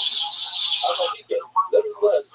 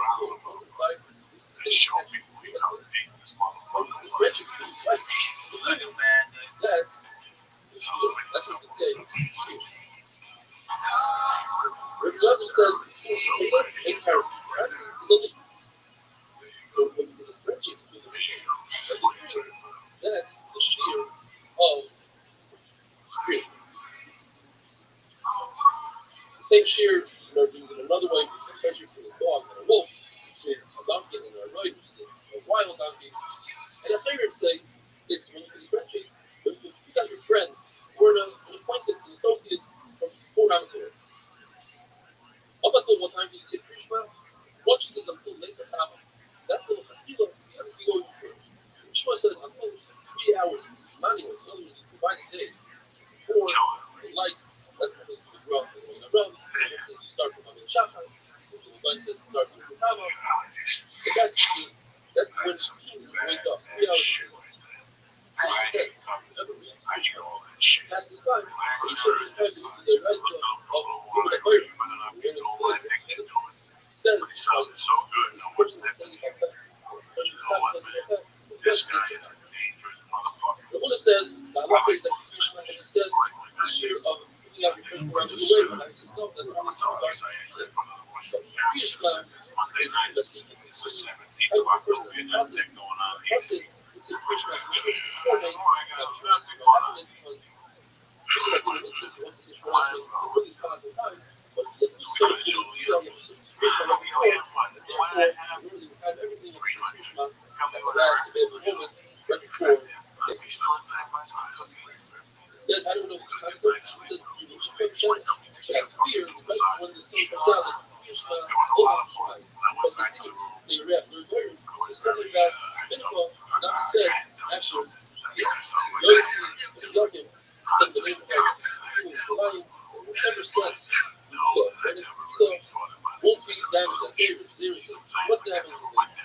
Or say, why, if you had a monetary loss, and you know, that's the king, they find it, see, supposed to see people get out king. It's between a billion and 8 king. But Bruno says, you know, we saw the Fila, and he's happy the entire day out of his smile and stuff. Hashem smells like TikTok, and we say, or in one shot says, you want to see that Mincha, otherwise it's an excellent thing to do, or you have a good receptor. This is a cover with the day of the Fila, it's like part of when Ezra, maybe he says part of it. There you go. When Ezra is because of the 18th of the Fila that from the middle package for Shmuel Rothschild is a bit of good fast, and I think that's why it's a Rothschild package for us right now.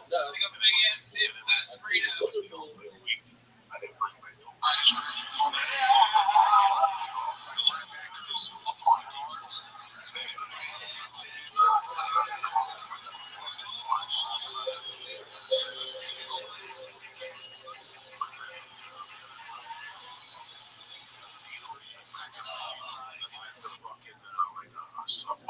Rabbi Dad knew the word about the story. The mayor had to look at neighbors. See, died and this is dying. The world is changed to one thing that happened to you. Without thinking, what is the head of the world? It's really really about yes, they really sick. They don't get rid of the sick. What you do is value you will prove us that the value is prove us and replace the prove us. They know what that is. How the possible source. The number. Don't be that correct for maybe number. Because we think it's good, came out of the sun. I just said, shut up. We get the fuck. You also know that you are, when you know more fight from his life than ever. In fact, it's little other person that held Christian, they're going to get heaven, but we're Christian. There's a man who's supposed to do. Long live with the man on the man on the stick. The parent of Ashtola, living Ashtola, his first name is Aaron, and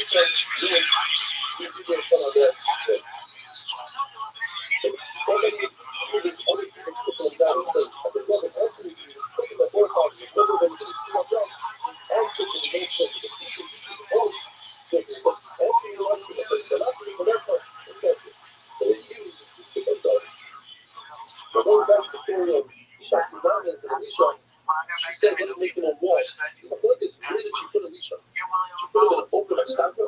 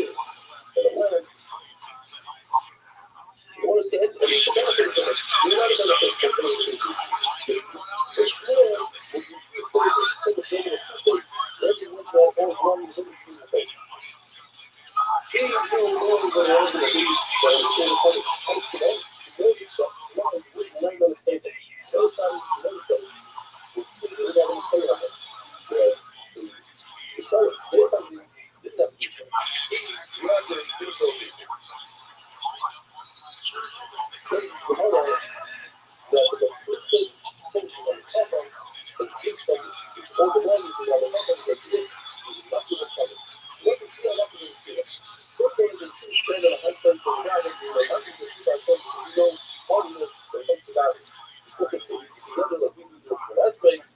And you're not supposed to eat and drink before davening. If you do, then you dive up and then you start to run and collect. More than I was in Yeshua, the creation I said I'm full 3 hours into the day. Try to send it. Say creation, that's what it's not to do. You would count on the fire. Don't say it's a creation before the one after. What is it to that? What's like this game now? Like I said, don't say it's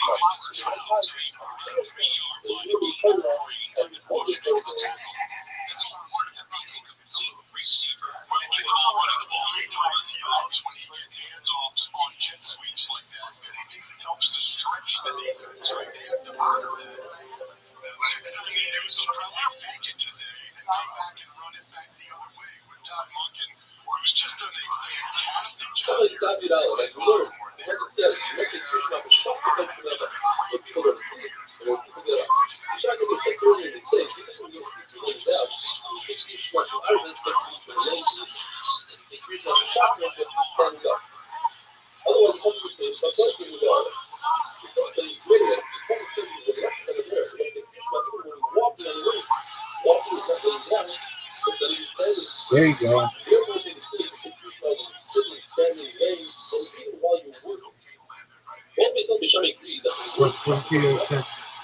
You're not giving them a touchdown?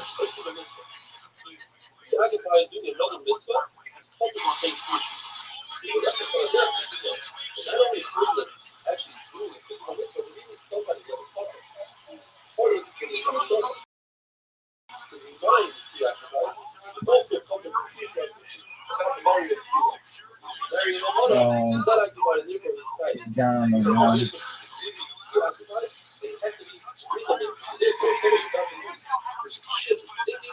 That's not enough.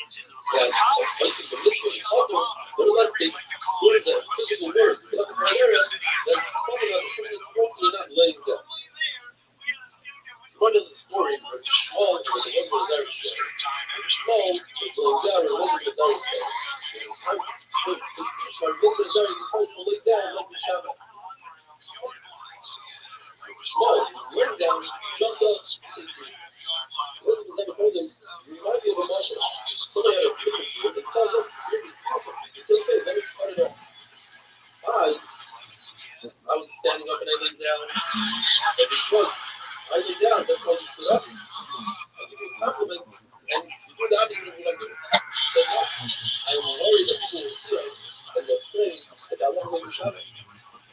What's the difference? Because you still say you also lay down.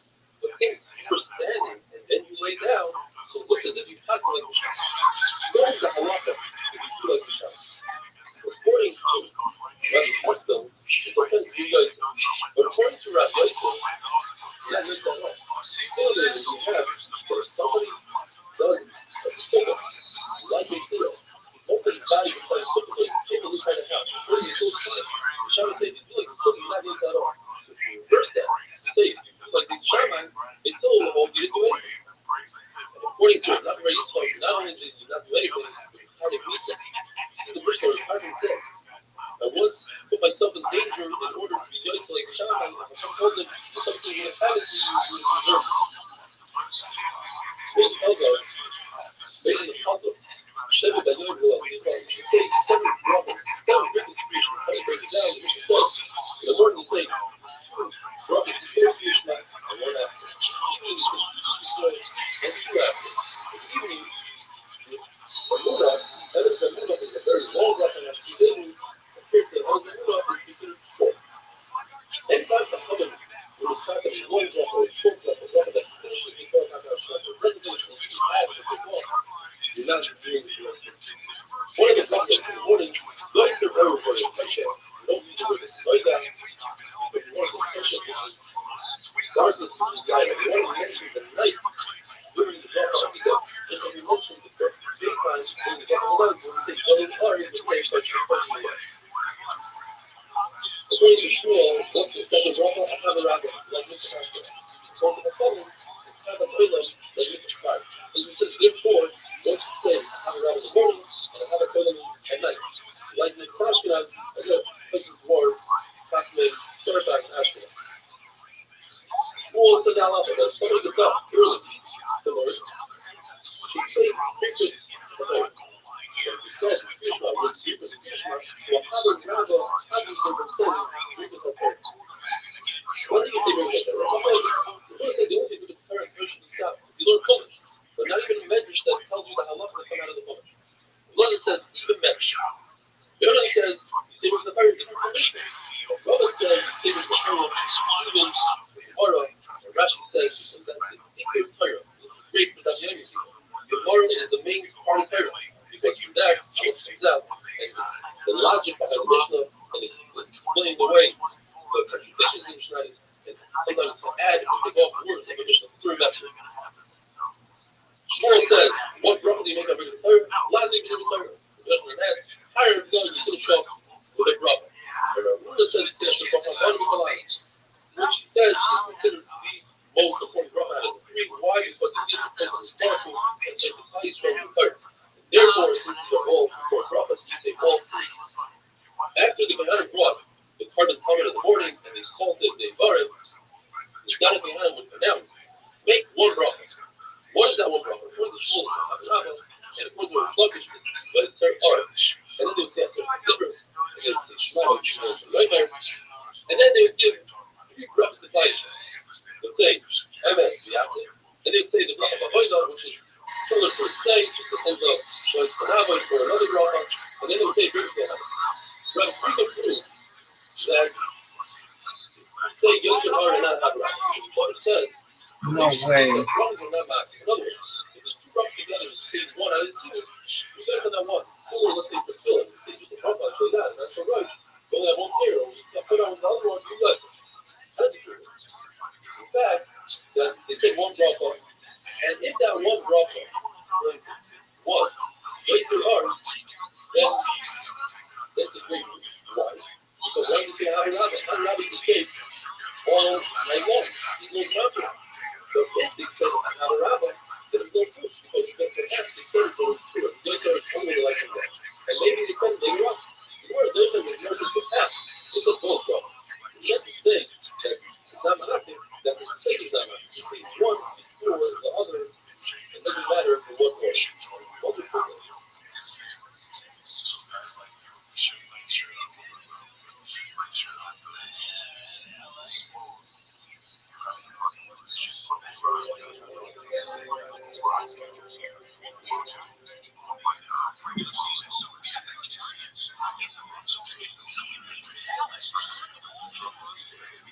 Rabbi is exactly great. Although it is a midrash, the shouldn't say it's a midrash, so that's only part of the Torah that we have. Which man is a midrash? Today, since a midrash is so important that we can say it's private, the man is public. We're 24, which Mars is the man, every week the different Israel will take over this midrash. But the thing telling Israel, the household Israel will say, well, bracha, and they will say, Misha Shika is more device of the Yashkin, the Nathan, the Hava, the Akva, the Shol, the Rosh. We're going to go through a series of questions regarding these brachas. First, it starts with Myra. It starts off thinking that he's saying Shabbos. It says, Yod the Or, but it finishes off Amara Varov. And the same thing in Shabbos. It says the same Amara Varov. He finishes off Yod the Or. In both cases, he starts it because he finished off correctly. The reverse, if he started off correctly, but finished off incorrectly. The Shabbos, he started off Yod the Or, he finished Amara Varov. And in Myra, he started off Amara Varov, he finished Yod the Or. Not Yod. The person is holding his hand up. And he thinks that it's beer, but in fact it's wine. So he starts saying Shahada, and he finishes off. What about bracha bread? Person thinks they eat bread, and in fact he eats things. And he finishes off correctly. He started off with this. I'm not going to finish off, but he shows his bracha bread. He starts it because here the reason I'm looking at start off with the reward for this, because this is satiated. What happened? It's more than a suffix. If he thought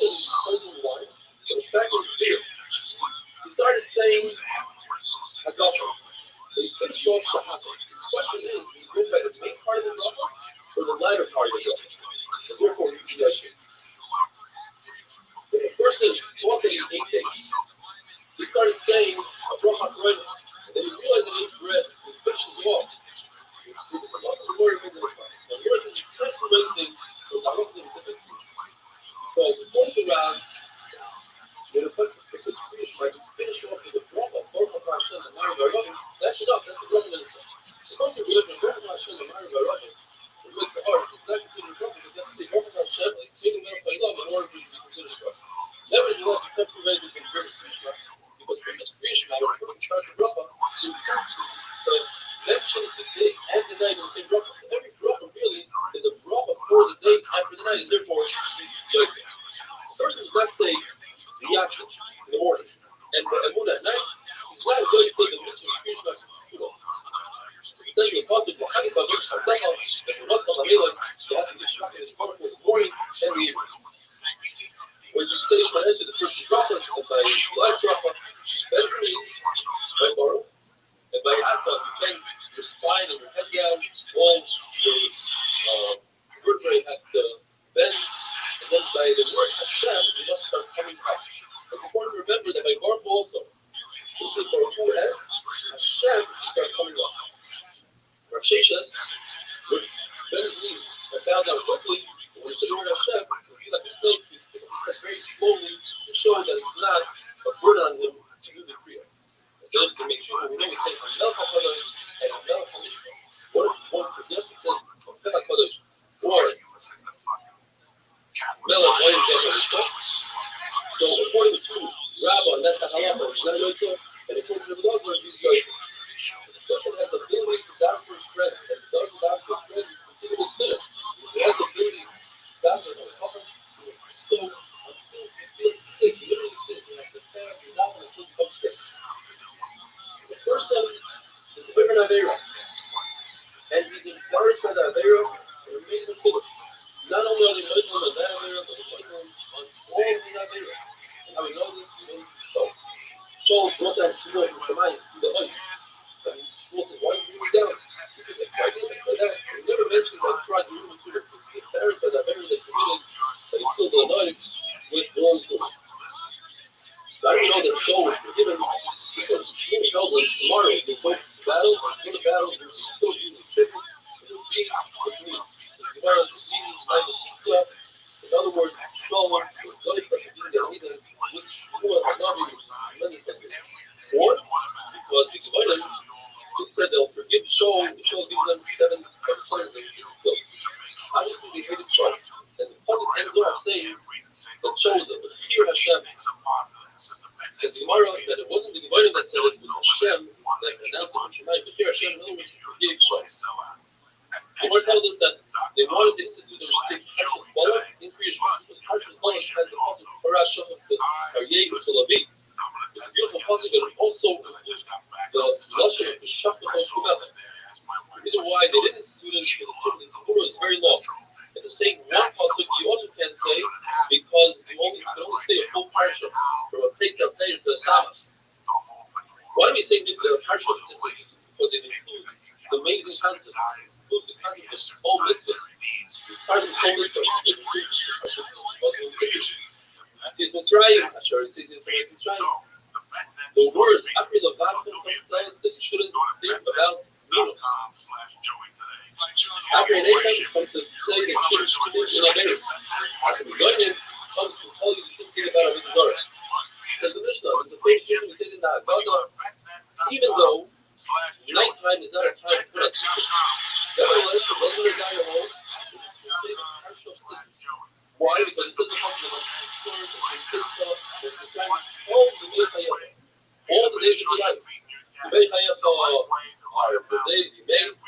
All the Mei Hayafa, the extra phone means when I say it comes to my life. Once you know, all the Mei Hayafa comes to include the time of Mashiach. We're also going to say the partial of sixes as a wonderful.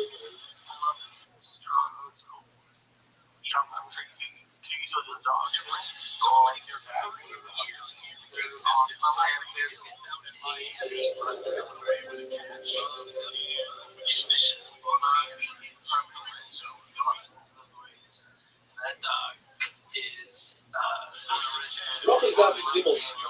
The Gemara tells us that once Mashiach comes, we're not going to be mentioning the law, Torah, but we're going to be mentioning the Tzrayim. So it's slightly muted compared to how we mentioned it today.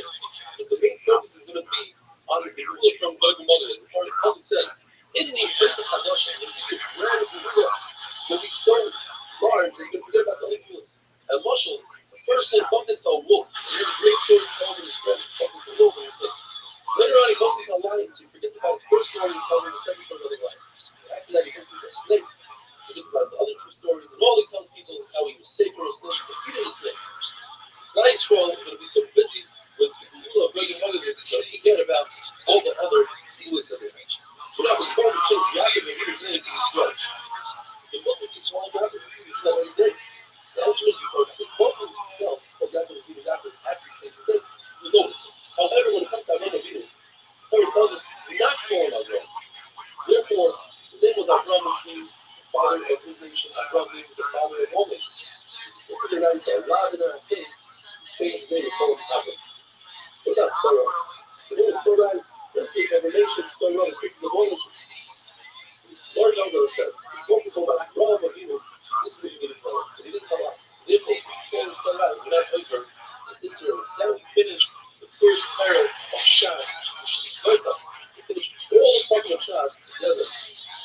Second issue. The decipher was facilitating the third. And when you fix the third, you see the word yourself. Now, if he had no intent to say the word, he's not going to preach about it. But if my intention is to unless you hold, like the Mammon said, mitzvah is three things like that. And then you have that Mammon lives in the mitzvah of creation.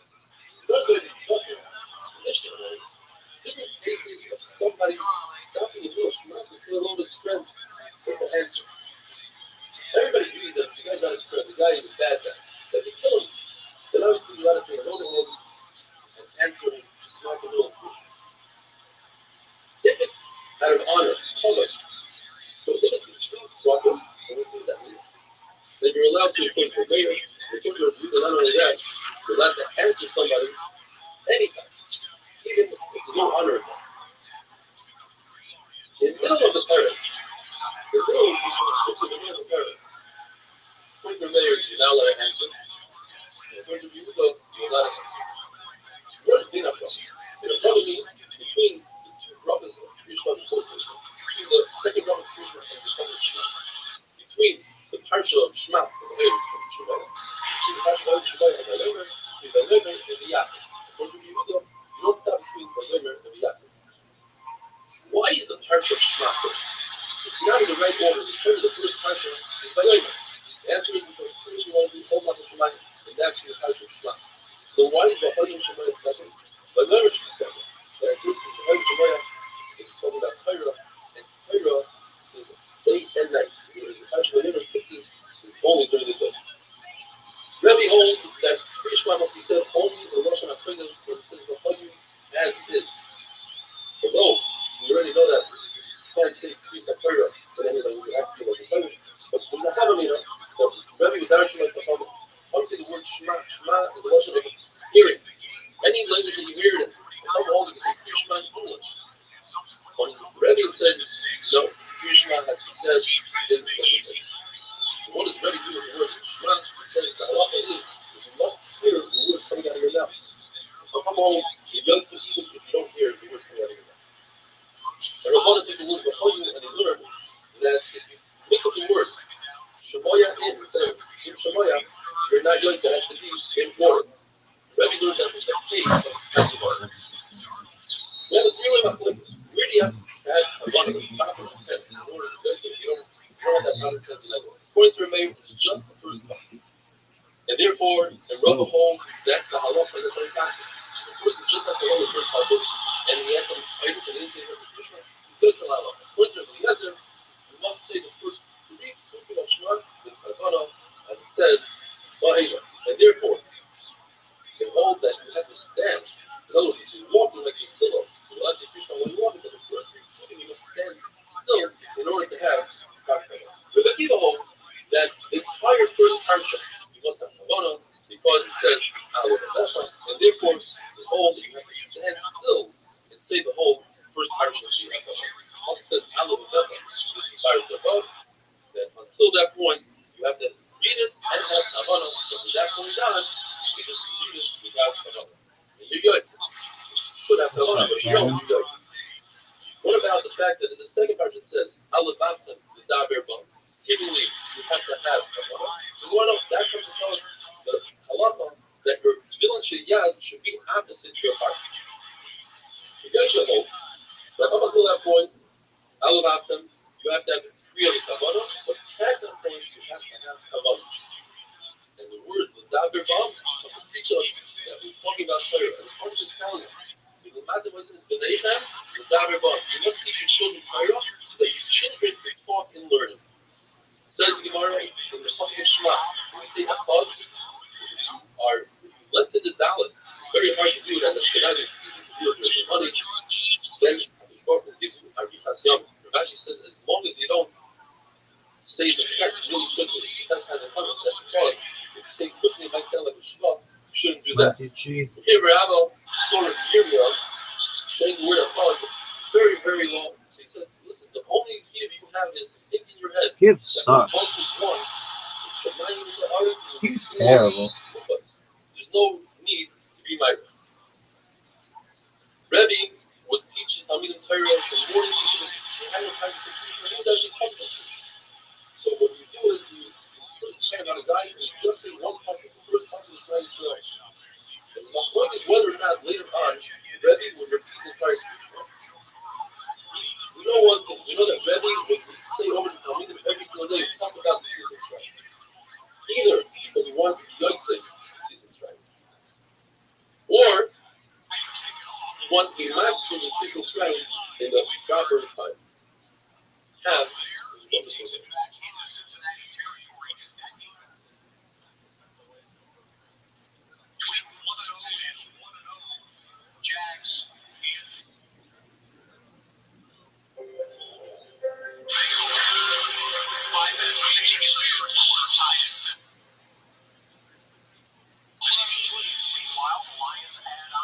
Rothschild'S got the dollar. If you know somebody else that might be interested in that service here, that's entertaining, fun, schmack, a lot of visual aids, search for our share online on YouTube under the Rabbi Shem's Attorney or Instagram. And come think to yourself why, since the beginning of Rothschild'S, over 1,000 views per share.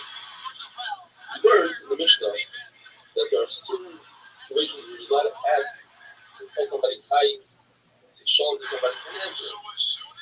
Tomorrow, if you do that in Kriyashma, then certainly you can do that with Halal. Halal is only Rabbana in Kriyashma, and they're right, so although Halal is pursuing itself, nevertheless, you can compare it to Kriyashma.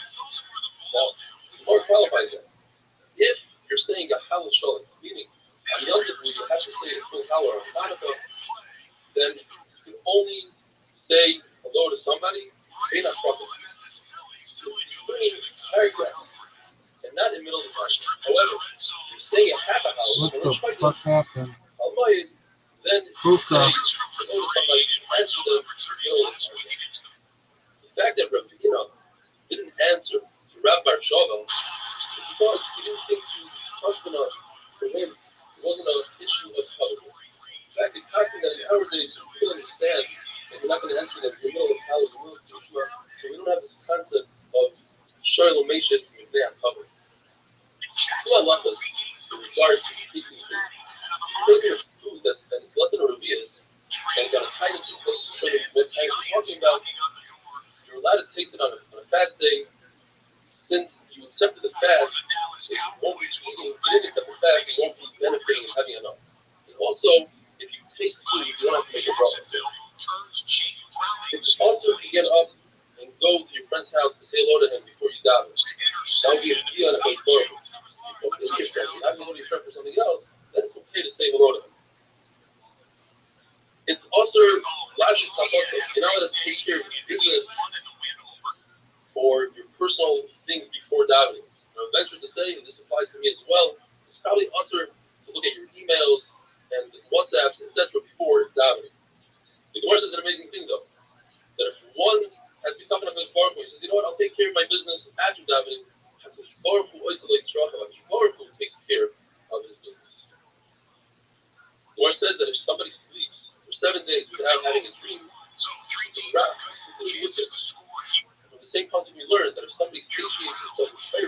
so full of Torah that they won't tell any of the surahs during that day. The other place in the Mishnah, what's considered being a problem? The machlokes between the Enes Shema, Emes, and the Yatzim.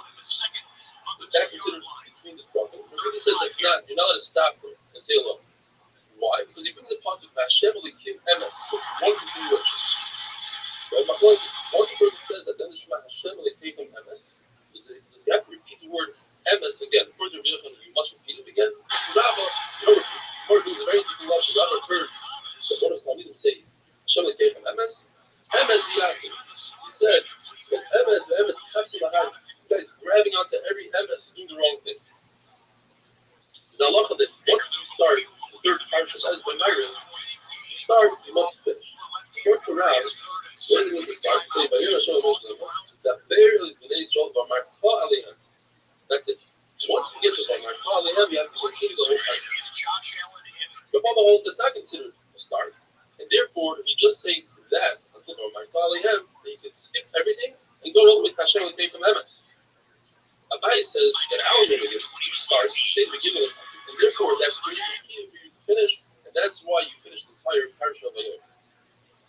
Rabbi says that if you say the third parsha, that you could say, Emes Vayom. But if you don't, and this is a Myra, then you have to say, instead of the third parsha, you have to say, Moidim Anachullah, Hashem, but you say the marriage of Mitzrayim, the son of Mitzrayim, so many stuff about them, you redeemed us from slavery, but see so little reason before it's Alayom.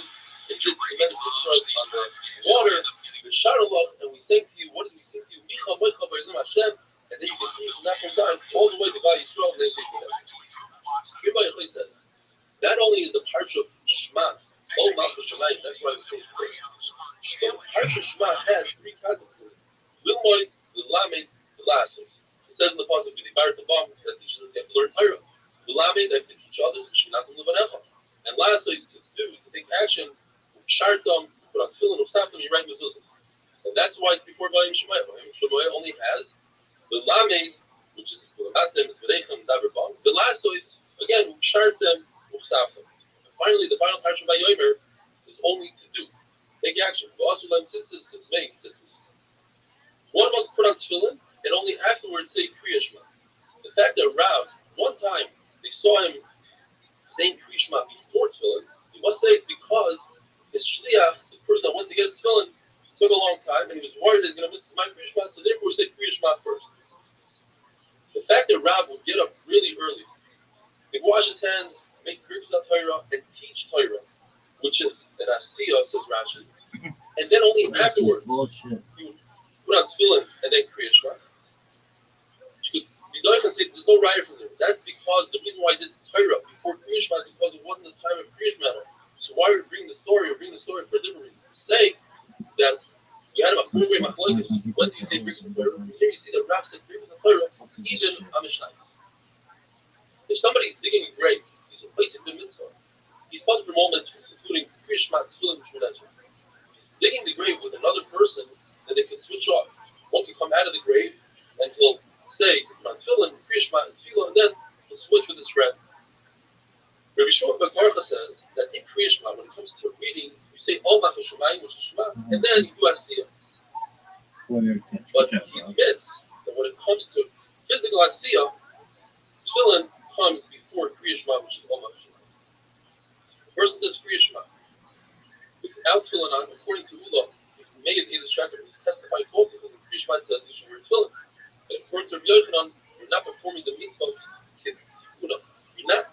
You're not doing the mitzvah as it was meant to be. And also, as if somebody brought a carbon Allah without doing the mitzvah associated with the Shafet, without the Shafet, and the wonderful.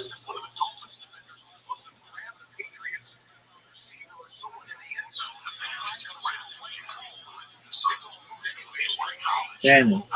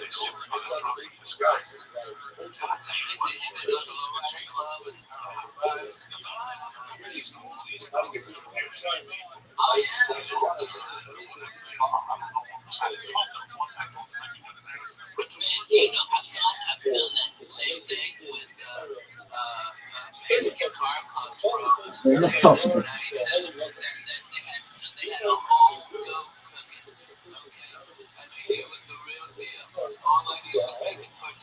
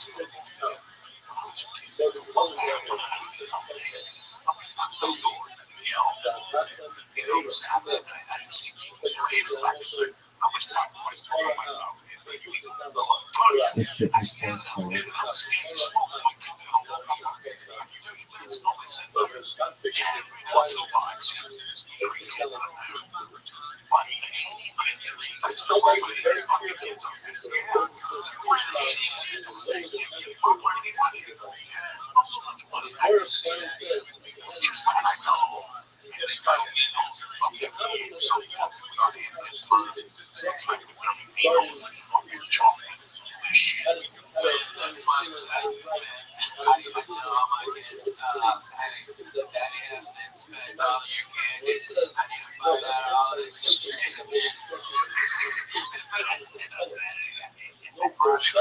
so cool.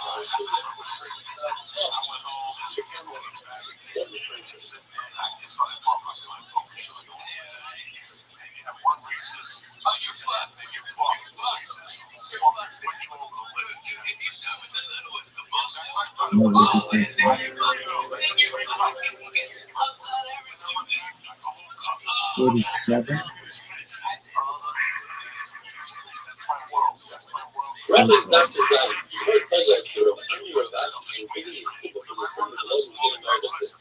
Well, instead, I'm a person. Let me go there and fire now, and I'll come back with what I learned. Keep back with the power. The person makes a mistake to me. This is a word. But go and fire. Let's say a person says we shall not have. He's not sure where he's holding. Holding up the end of the first part, and holding the shall not have. And that's holding up the end of the second part. You can build the first part. According to Rashi, the following I want to apply to the third part. In other words, the parashah would be better than the other part. Therefore, consider that perhaps in the word or something, third parashah, don't take a church. You know it really well, and you probably said everything in the word, don't have to. Second mission.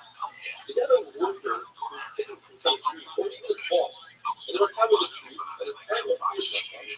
You're allowed to say fierce one on top of the tree. You're invited, but the first part of the fierce one is stop working and it's concentrated on those parts. So the first part, you don't even show them that they concentrate on the entire first part. That's right, it's come off the tree, and that's right, it's sturdy, and they're not concerned that they're able to have the proper cover. These are really sturdy, and have a lot of branches, sometimes in power, with a big tree, you let it stay, and remain on top of the tree. What makes a distinction between a worker who receives a salary for his work, and a worker who only receives food? The one who receives a salary is a lot more careful with his time, and how he uses it, and shouldn't cause a loss to his boss. So therefore, without a tremendous rate, you should only say the tremendous known as the labor. The tremendous rate would say the first 3 levels, and the last 3 levels, and every year you pay the short 54 work of the conversation.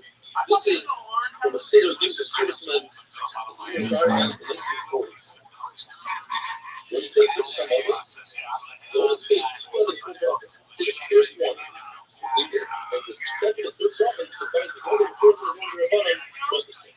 The point of being unlikely, since it's all the Rabbanon, they don't even want to say the Rabbanon. So in other words, there's food. They will not be father that the least time for the owner, and you shouldn't give them the money to the business. Look at the game and set that. I said, this one fucking over. Somebody is advertising with the truck. Doesn't have the same fusion. But says you should come and suffer. And from the left of the left, we learn that a person, this is the thing that makes him advertising his head with the mitzvah of marrying a Messiah. Therefore, he is fucking from the fusion. He has a million people. He occupies everything. Therefore, a person is preoccupied and not in the and it's very occupied now, but it's not a mistake. It's high in creation because he's obligated to think everything out of his head. The person who sees an up, he wants the level, and is preoccupied. That's also not a mitzvah. He's frank. No. Person who marries he's not preoccupied. Yes, it's a mitzvah, but he's not preoccupied. Therefore, he's kind of in creation. Lord found this to reveal himself when he got married. He didn't say Yishma because he knew about himself that he's a common. And the Gemara says that anybody who's a mitzvah, that's nothing, he's a common, and he could be a common, during Krishna, he's allowed to say Krishna. But anybody that's not mitzvah, when you reveal that he's a daida, he's pointing this, he says, oh, I could be a common. And I don't say that he could say Krishna regardless. Then although he just lost a lot more because he's answering to me. Unless he's what we call in this is somebody spoiled, likes to hear himself and maybe enjoyment, but rather he can't live without. That is for the time that the issue of the pizza, the result is your body. The first day, this is the right. The first night, the first son, and after the first night, for everybody, when it's the Rabbanon, the Rabbanon were not going to came to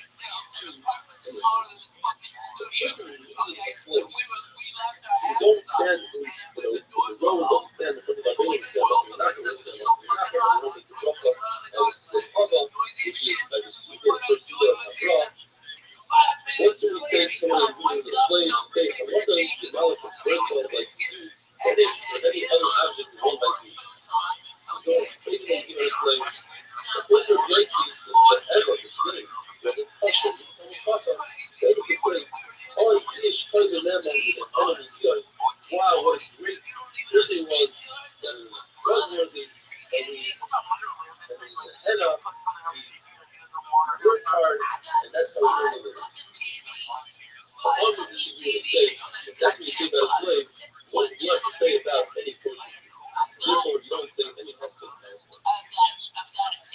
You don't call a slave Mr. or Abba or Ruach. In those days, the way to call somebody in a nice way, unless this slave is the part of the slave, and then you give him that kind of. We only have 3 items. I don't need to be out there. We have 4 in mind, but we don't have any more. In other words, you can't call one of the shepherds Nure, one of her, because the Hashivas is up to 3 others in 40. Whatever is given, and when that's given to Gemara, they'll have things like this, they'll play about that. But now the Gemara agrees, many different people, if that we're running and say, after that, in order to make this one, let's say there's one. And the private committee will go through most of them. With the laws are, we say the following. The laws are enough that we should have a kavod, a akbar, raise the shalom. In other words, we should have peace and harmony, happiness, and we should have the kavod, and that the future should show a lot of hope, and we should have dedication, and we should have a yiddu time, and we should wake up in the morning and find out how you're shemayim, and we should find all our needs. The Rebbe used to say, you also open up Hashem and our shame, and see how hard we have in our life, and we should use rachamim and oils and chasidus, and we should give us graciousness, and we should use good and people to ourselves. Zero would say, let's open up Hashem and for the left dog and the neighbors, we shouldn't sin, we shouldn't be shameful. Rabbi would say, you wasn't for that part of the faith, less coming with a say our occupation should be clear, and we shouldn't have pain in our heart, and we shouldn't have big eyes. And Rabbi would take a famous davening and would say, our instructors, you wasn't for that part of the faith, we should keep a little time everything. And long life, time to shine, to play, to bracha, to parnasa, to sunlight. Time to put your state. We should have kuchukima, we should have wealth, we should have a spirit on your shemayim, and time to malachim, sometimes to be on the Torah. Rabbi would say, you wasn't for that part, she got to live in the hazard part of my life, she got the davening, the hazard part of me, other one, we take her out. We shouldn't say terrible rumors about us, we shouldn't have bad friends and bad neighbors. Something I'm actually something partial, about the partial things with the risk, lawyer, non-guard. Even though Rabbi had guards, still say all these tefillos, and tomorrow we're going to show the field, the rest of the field, I mean, wonderful thing.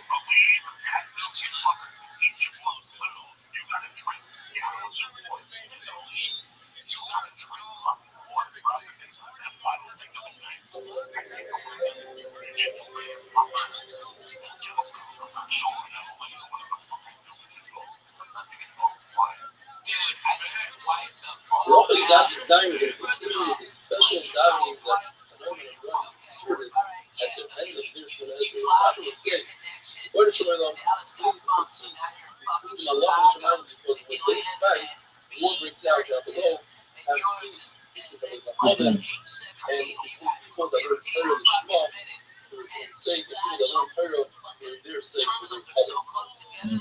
So, learn Torah for their Shema, have a skills to learn, and that's the Torah of Shema. But one of them doesn't say, there you go, Omar Jackson.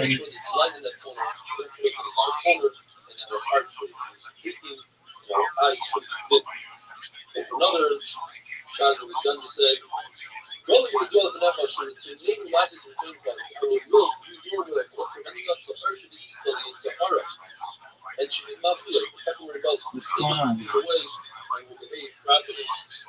Well, just to say, when we say, when we quicker value, when Kai actually started to die, I shouldn't even, I was not really born, rather than I was born or created, I'm still not worthy. I was dust, I was alive, and certainly after I was dead, after I died.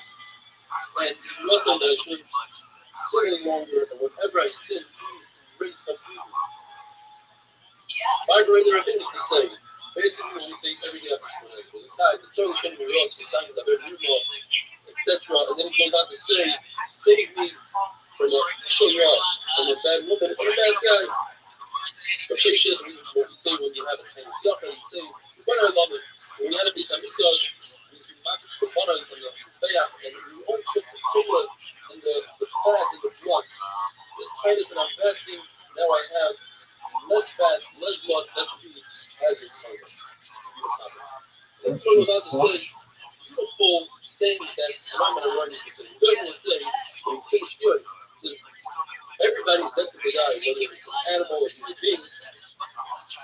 But famous song, I think we should go back to the great words of verses, rules of the Torah, rules of the Torah.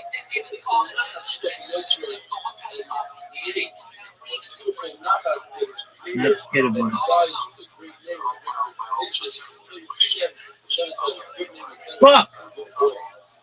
This is my favorite. The mayor would say, both of those people, the more you get try to understand my way of the Rabbi, etc. Which could have the approach for a massive Torah. Have Torah in your heart, and you should always have your Shemayim in front of your eyes. Watch, guard your tongue, guard your mouth from stealing, and you should actually do so with the Hara. So therefore, I will be with you. Dr. Yavin would say, I'm a creation and you're a creation. I go to go play with you and work in the field. My job is easier. I'm closer to home. And what are you going to say? This is unbelievable. The thing is, I'm in on earth. One good is that I'm learning Torah. I don't understand it as well as the other one. So tomorrow, that's not true. The main focus is the effort. And the effort of focusing. To learn the same amount as somebody else, that person understands more than you get the same amount of stars that other person because you have the same intent. Rabbi used to say, a person should always be united when it comes to the heart, trying to quicken when it comes to Yiras Hashem. A person who answers softly will give away with a lot of anger, and a person should always seek peace with his relatives and with his brothers and his friends. And even going in the marketplace, you want to bring the vision that guy never allow someone to say hello to him first, who's always the one to initiate the hello, even to a non-Jew in the marketplace. Rabbi says, the main form of Torah, that's the people in the world, is doing nice and flavor and Jewish. A person shouldn't be someone to just learn Torah and then it's a person who follows Torah like his father and mother and his Rabbi. We're talking about a different type of the Shema, a person who learns Torah. So when the Shema is content, that means in order to after somebody else, that's a person that generally shouldn't be created.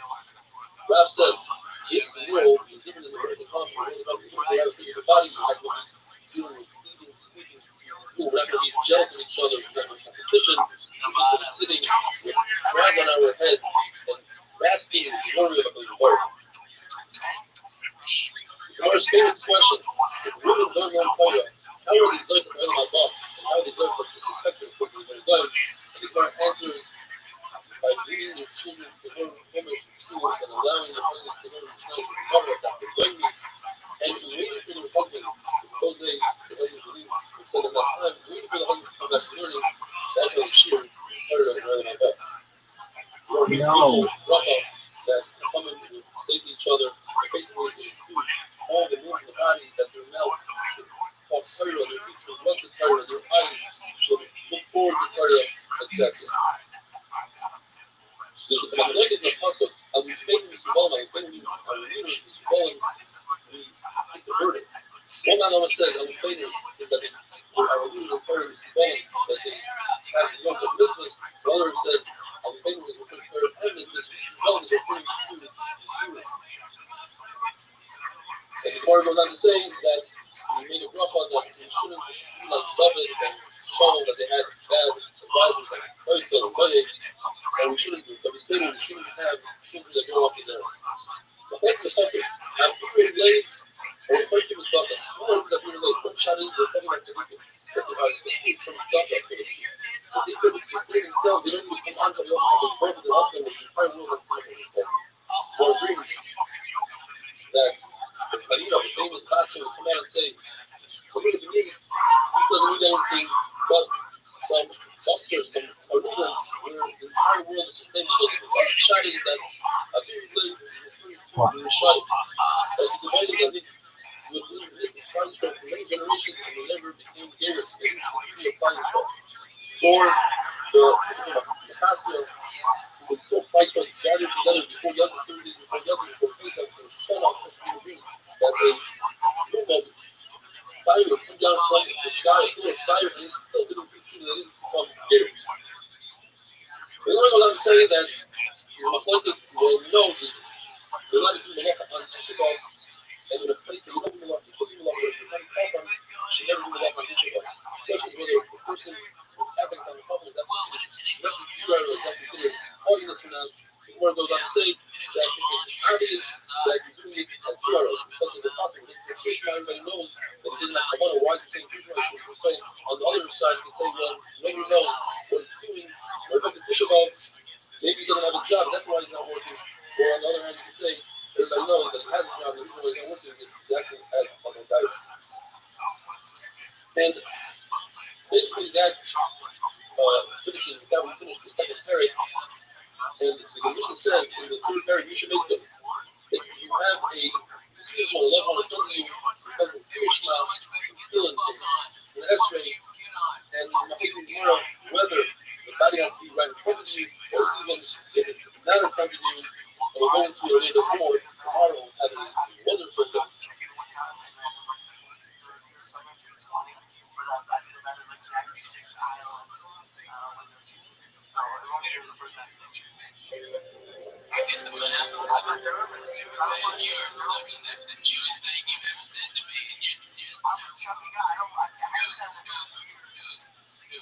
Rabbi cuts. Before we get into some amazing stories, let's first talk about a little bit of what we have to do here today. The concept of quote is learning from the Rosh, poking fun of it that people jealous.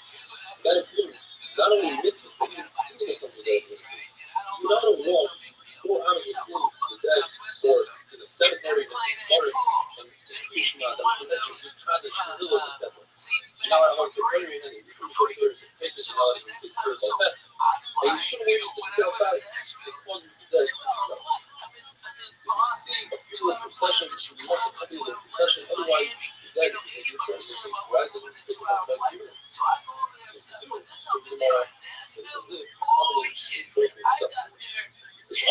before the door, and therefore one has to eat. Because go to his own home, go to his friend's home, go to his friend's home, live a wall, it's simply that for the dead. As an album, it's also makes it also a really wine. That's amazing. That's great. And it's also other people other people don't have to do the job. But I'm trying to hold it along the flight, putting in meat, big wine. And my point is whether or not you're kind of someone who's really with the burial of his own relative. Let's go, let's talk a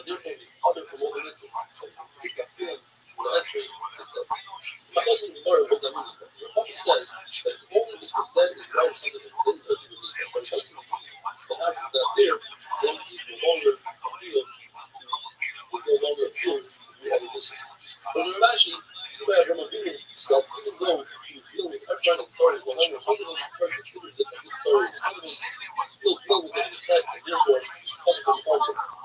What are the people that carry the error over? They are all other functional Ezra. The ones that are in front of the arrow, they haven't had a chance to hold the arrow yet. They are coming from the back. The ones in the back, they already held on to the arrow, they want to hold it again. They must say, those people that come from Rabbi, it's also mitzvah. They're also executing the government on mitzvah. If they have a chance to sit for possible, for the other people, for the argument, they don't have a chance. But the inner ones, standing in the inner room, that they are the ones saying directly to the Rabbi, we're not coming to the comfort. They are following the creation. More than the outer way, they don't really say the Rabbi is the they are higher in the creation. What about the servants, the people that watch the body, like the water that they're not like for nights? They are also considered putting in the club, they are coming in. If that's two of them, then one can go inside and down while the other one watches. On a ship, he's not like his brother, there are nights and nights that's a concern for the woman that it is, and therefore, one should watch the body, because another man that I'm ordered to look inside, and one should keep on and say, creation. There's a disorder to treat homes of the deceased. Without respect, so I can say a lot of times, therefore, no place to fall before the sad or the doctor thinking the same prayer. Unless you're concerned that people will come and steal the same prayer, so you just like if they don't, you throw it on the bottom. Now, the more discusses like here are all the people's stories. What exactly is those people know, what do they hear, what do they understand? Talking about there's a rush, what does he understand? Some of us also think that a good person can think. But if a good set is doing the body, you pay that pain. If there's a mouthful, you charge the debt, he announces that a certain person is about to within a day or so, and the other people, they know that it's coming up. Then people get information and news from visitors. Other than people come up and tell what's going on down below. And in a situation where the person who's manipulating is raped, they will in fact announce that his arrival way before the nipper and really discusses regarding second, the central of the were wondering if your father was ready with nipper, if you know about those things, because Dr. Learning is busy working, Dr. Learning, father's been around, and you're running away, the father is your mind knows about it. Lord said, well, it's a puzzle, but I'm amazing, Lord, bring them right to the wall. Then people don't know anything. I'm listening to referring to the son, in this world, maybe you well, you're not concerned about that. So even whether it's dead, you're concerned about it. It's not you're concerned about the hell or what the hope for it. What the fuck are you guys doing? People says perhaps this title is the heights and open the heights and it's the first order that he went through the parts of going around, which is the hardest influences coming from one day, one short winter day. Says the word of Israel, there's one to the cousin, once his cousin is going to the entire life, there's the bottom, that his wife really bothered him. To the point when he asked him in the cemetery, and he's talking about his tournament. He's sitting in the cemetery, and he heard his young girls on the mikvah with the funny starting. He said, let's climb around the girls and keep going on. Now, I'm very hard behind the picture of the couple of the students. He said, one, I'm not buried, I'm buried in my present time for weeks. So it's not explained since the body is composed, able to fly. So people have this couple of people, whatever, whatever plans, we were showed up in the first, as Rashi is talking about the 7th day of Hajj, the 7 days, and then the second reveal, like the third, reveal 7 days later, everyone then, all of them kind of destroy the crap, so this concept is not planning to reveal and show me kind of the Yeshua, and he made a lot of money. The following year, he decided to do this trip on his own, so when he came down to these cars and showed up, he was saying, let's go fly, I can't fly, so he come back and tell me, he said, I did. So whoever planned for the second reveal, she felt like he was going to come and ruin the crap, so he planned in the first, and therefore he made money for the rest of the crap. Says his wife, how did you know to do this? So he told his wife the secret. The wife had a big fight with his mother of the girl that was flying around and trying to make fun of the mother of the other mother. And he said, I know that your daughter was buried for myself and mine. Third year, the couple went to the cemetery and went to meet the son. Let's go fly around and one walk with the other. I cannot fly because I just could. Do you think where it fucked up? But perhaps someone came, somebody was in there, COVID. Ziri once gave money to a lady that she died and he asked her in her grave, here's the money, and she told her exactly what it was. And Joseph said, tell my mother that we're going to have a visitor soon tomorrow. Please send my phone and my makeup. That's because what the service is, you know the dollar better than the Lord says that I want the shul to put some money on the one thing. And he lived there and he started in front of his son's shul and told him the son of the person that stood money for the orphans, so he wanted to be supportive, and he sees that lady is making the value, the lady heard his Rabbi, they're not going to the shir. And he sees his father, and his father's crying and laughing. Why are you crying? Because you're going to be interested. Why are you laughing? Because you consider you as an individual in Shemai. I'm so big. Have lady go up to Shemai, the captain of Shemai says, where's the money? The money is very good, our money. He said, our money is the same money as our money. I don't want it to get rude. I don't want people to steal it. And in fact, they return the money. I can only see that the dead is going from around me. Look at this. You know, such a fucking person. They go to the Shemai. Marie.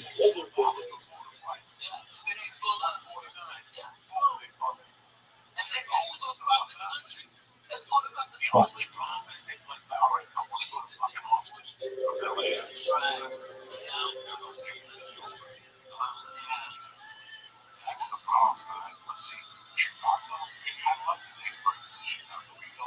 Robert is not just that. The other day, when James was walking in the cemetery, dragging his grave in the cold, slightly around, the cold was kind of his death. It seems like Rebbeinu himself is distracted. Rebbeinu said that he told the president of Rebbeinu, tell the others that when it's Yaakov, that I take my promise and give thanks to others as well. You see that a Rebbeinu Yaakov clearly had what's going on in this world. Because perhaps they don't really care. The both they wanted Moshe Rabbeinu to speak. The Rebbeinu Yaakov said, I really got to have a person to Moshe Rabbeinu. Everything that's done is there to send this punishment. The Allah is speak about the race, about a lot. So that we don't want to speak it, we don't care. Because they don't know. However, to speak about it, any culture. Somebody spoke about their school after he died, and he pulled, pierced his head, and pierced the membranes around the grave. That's because he knows himself. Here's what he spoke about, not necessarily Sure, the lady says that speak about the Chacham, even when the Chacham is in peace, when you read them, nevertheless, the person that speaks about it will fall to begin. Speaking about accumulation, where it says, accumulation says, that there are 45 instances in all of the Mishnayos where somebody said something about the Baruch Hu or other things with giving music. It's excommunication. The Bible says, I only count 3. What are the 3 instances? That a Khalid bin Khalid said that the person of Satan, someone having a fear, and causing suspicion of having a fear, is Jewish discreet. You don't do that to a Yireh on the prayer. That's what Khalid bin Khalid was. In fact, Shmaim and Khalid was there. Did it? They, Shmaim and Khalid did that as a Satan sport. And Yireh said that Khalid bin Khalid was take water with a placebo. After that, tomorrow, that he put him in the meeting. Such a reason that's not true. Khalid bin Khalid was a great man. Nobody liked him. Chachma, years Hashem. Beautiful pictures of Khalid bin Khalid. Who was in fact the Moshe ben Hanoi, who made fun of the concept of his dying, and they put him in the Hebrews, and in fact, when the Moshe ben Hanoi, died, they put a stone on his coffin to show that even the dead, you throw stones at the coffin. That's called Vegas, Daikid Chakamala. The prominent towards the body for him. Like such as Tony Mahago, Tony sat in a circle around himself and he said, Hashem, I'm not moving from the circle until it rains. So the rain really light. He said, no, I don't want this rain. I want strong rain. So it rains really strong. No, that's too much. Give me the proper rain. If you weren't fighting, I would take your favor. It's not your fault. You're speaking like a son to the father, and it's not correct. Fighters to Rome instituted Zaber, the perfect place on every day you go, and put him on a spit or a skewer and roast it. And Shimon should have said, you deserve period. Because even if you know that you touch him outside of his illegal. That's what Christ said. I think the story of counterfeit loyalty. The laws are held that in order everybody holds, in order to take a metal, put it near a stone, and make it not funny, because funny, you have to bring it. So let's just chop it up and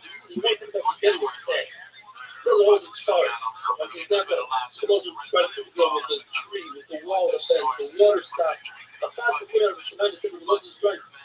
Nevertheless, they didn't accept his words, and not only that, they came from Israel and he died for a period.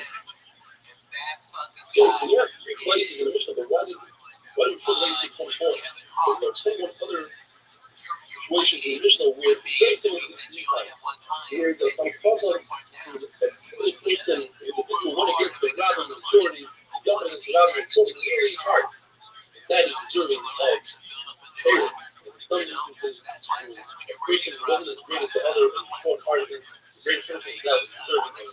It says that tomorrow, you don't think out the dead when it comes to the scope of my creation, people might think my creation. Unless it's the other person that you're facing, you're thinking about right before my creation. People listening to a husband voice, people stuff, because when you rush to the mouth, they should be one by one. In other words, one person was out to speak, okay, that's the next one. If the dead, the body isn't in front of them, it's also creation together, and the other, it's the primary and the system. Because they testify themselves, the parable of tragedy and having it in the sex. How are they for constantly a single lot?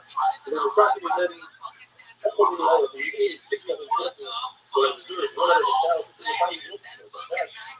It's that philosophical. You can't philosophical, you're talking about because of the news that you're saying, deserving of a greater item. We discussed the other day about people standing in a row and saying nothing, you're not going to listen to the other, the outer row is not comfortable. However, it's more complex. The outer row can see what's going to be heard. The other can hear it, it's part of the human room and it's covered with you. So what I think the concept very complex, the ain't thing of ain't still the negative thing. When it comes to the grown people, somebody doesn't feel ashamed, doesn't feel ashamed, he doesn't feel it's easy, fuck up.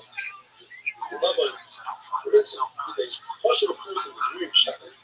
Even though the fear is embarrassing because the Dude, he has so many points. 28. Wow.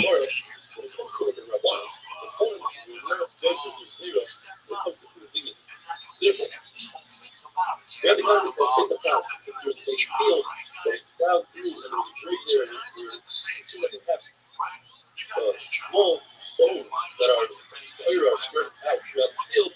If you're on if you're on the way, you're not going to get up off for show your way through the field. And you see that's a kind of old with the Rabbi, they're right in the other different. But the other, besides, it's rough, there's a fork in the road, and he said, I want to get to the crack. The point of power is to get the crack for the cover of the other. Same thing for the cover to get the crack of the other. But you can, where it says that the brother who was playing stepped over the coffin. Yeah. I love that step too. It's that pepper. It's a full pepper up here between the body. And the top of the iron, then the pillow stays inside the iron, provided there's an opening on the side. So, the not concerned that you have most awareness can this head up. The larger person in the heart or something, and you don't have that, that's a mirror. And in order to honor the king without pressure, you got a heart that doesn't have a back. Oh my God. Toilet paper and you come to toilet stone, so you want to carry stone for the bathroom. And the person who's straight down in the streets on the four corners, you must take out the garbage right away, but if you think about carrying this, you're on, you'll give it time. Maybe I was talking to Jesus, I wanted to find an object that's treated for this exception. They're fighting you, it's a story, it's a person that's you're uneducated and you're doing more money than you think. You're part of why shopping is different from the actual Salanta, the special meaning got for the reason because. And another, who's a friend's brother. Who's another, and a friend's brother. Or he's a person who's going to he's just on his son, or shut the fucking face on, he's going to come forward. This is we find it dead. Nobody's going to care. Then you're going to find out another of coming. Why shopping is different? The answer is because we're discussing Shabbat Tyson like Nila and Tyson. And it wasn't said by pulling out even more different things.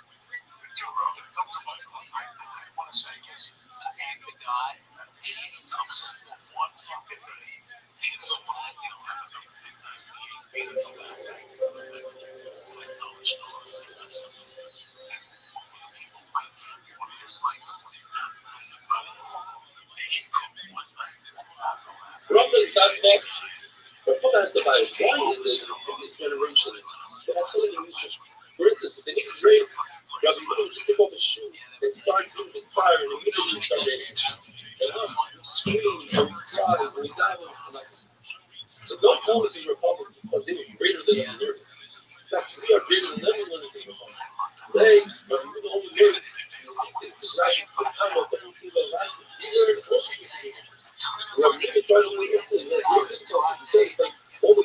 Rabbi Shmuel Rabbi said, when we learn the instance of Yaakov, how a branch that is put into the tank, that branch is really wet inside, it doesn't, you have 15 shadows. What is it? Shadows that the previous generation was also that much. It's very interesting example. It's not so much. The Bible about how they walk in the street, notice a woman wearing a red scarf about her. That felt wasn't appropriate for her to wear red over there and ripped it off her leg. Only to realize that she was a guy. She could wear whatever she wanted. And it was fine for 400 years. She said, because the man was Muslim, it sounds like he might be feeling that is, she's left to put himself in a position where he owes money to make it a flaw to her. The Lord said, so the women don't be pregnant, that's the question about children. That's why they drive. Women, first to me, like white people, I don't know how they do it. So women on the woman position itself, for different reasons. So that women, they can have children that are beautiful and good. That the Lord knows it says, it can be very imperative. Yeah, it's good. What about high heart? You're not worried about high heart. I find from children, you notice it, high heart. It says that it's how many onions is above high heart. Or you're right. It's like a fish. Fish doesn't have high heart. There's water. The water covers high heart. Or the eye. The typical affirmation for Kufa will not be usually from a high heart. It says in the Canon are puzzled with creation like this. Even if the Canon is the age of Canon, puzzled with creation like this. You don't want his father worried about the son's future. He has to go to work early in the morning and can't stop him to shit that early. Philip, the public was concerned won't have a good luck in clean body. Women, as you know, are covered with all mitzvahs, assations, and wrong. Anything that has to do with a specific time. Therefore, me and Shema, in a specific time, the morning and evening, they are covered with creation. Women are covered with filling, and the finish is that I would think that they would hide until because of the extra filling and the mitzvahs that are tied. But that's when women are covered with filling. Now, they are tied of a mitzvah. Why? Because the mitzvah says that man usually make a mitzvah brings longevity, and women need longevity. I think that the mitzvah is covered because it says that in essence the Hilton, and then right after the mitzvah, there's a hekesh, just like they're covered in Torah. They should be covered in Torah. That's when they're tied in the mitzvah. A woman is tied in Shmuel Esrei, but Shmuel Esrei means Rabbanim, and women need Rabbanim. Even though Shmuel Esrei is Erev, Oikid, Doraim, which is man's brother, nevertheless, she puts the Rabbanim. What about Kiddush and Shabbos? Machlokes, whether they are tied with the Raisa or with the Rabbanim, we definitely tied. When Rabbis are tied with the Raisa, it says, Zalman Shalom, Shalom Rizachim. Whoever's tied in keeping Shabbos is tied in mentioning Shabbos and doing Kiddush. When it's Havaya, it's only Kiddush and Rabbanim. Because our mothers, they are tired. Though, when Rabbi says that flight social keep in the evening and the morning, so it seems like it meets the sensation of Roma, nevertheless, they are tired. They don't want to prove that the past, the government of a woman is as a nice because she can make you husband, the man is not a rider, because in the same place it says that husband can be make you his father, and the service direct on it, that says the father only ate a shield of the Rabbana, less than severe associating with fear. And therefore, because if you know, so maybe that's what it means that a woman can make to her husband in a situation where he ate a shield of Rabbana. What it says, the lack of trust in the is not here. It said that you shouldn't act, you shouldn't take pride. If you show favoritism, it's not fight, but it says, it's not show quality level.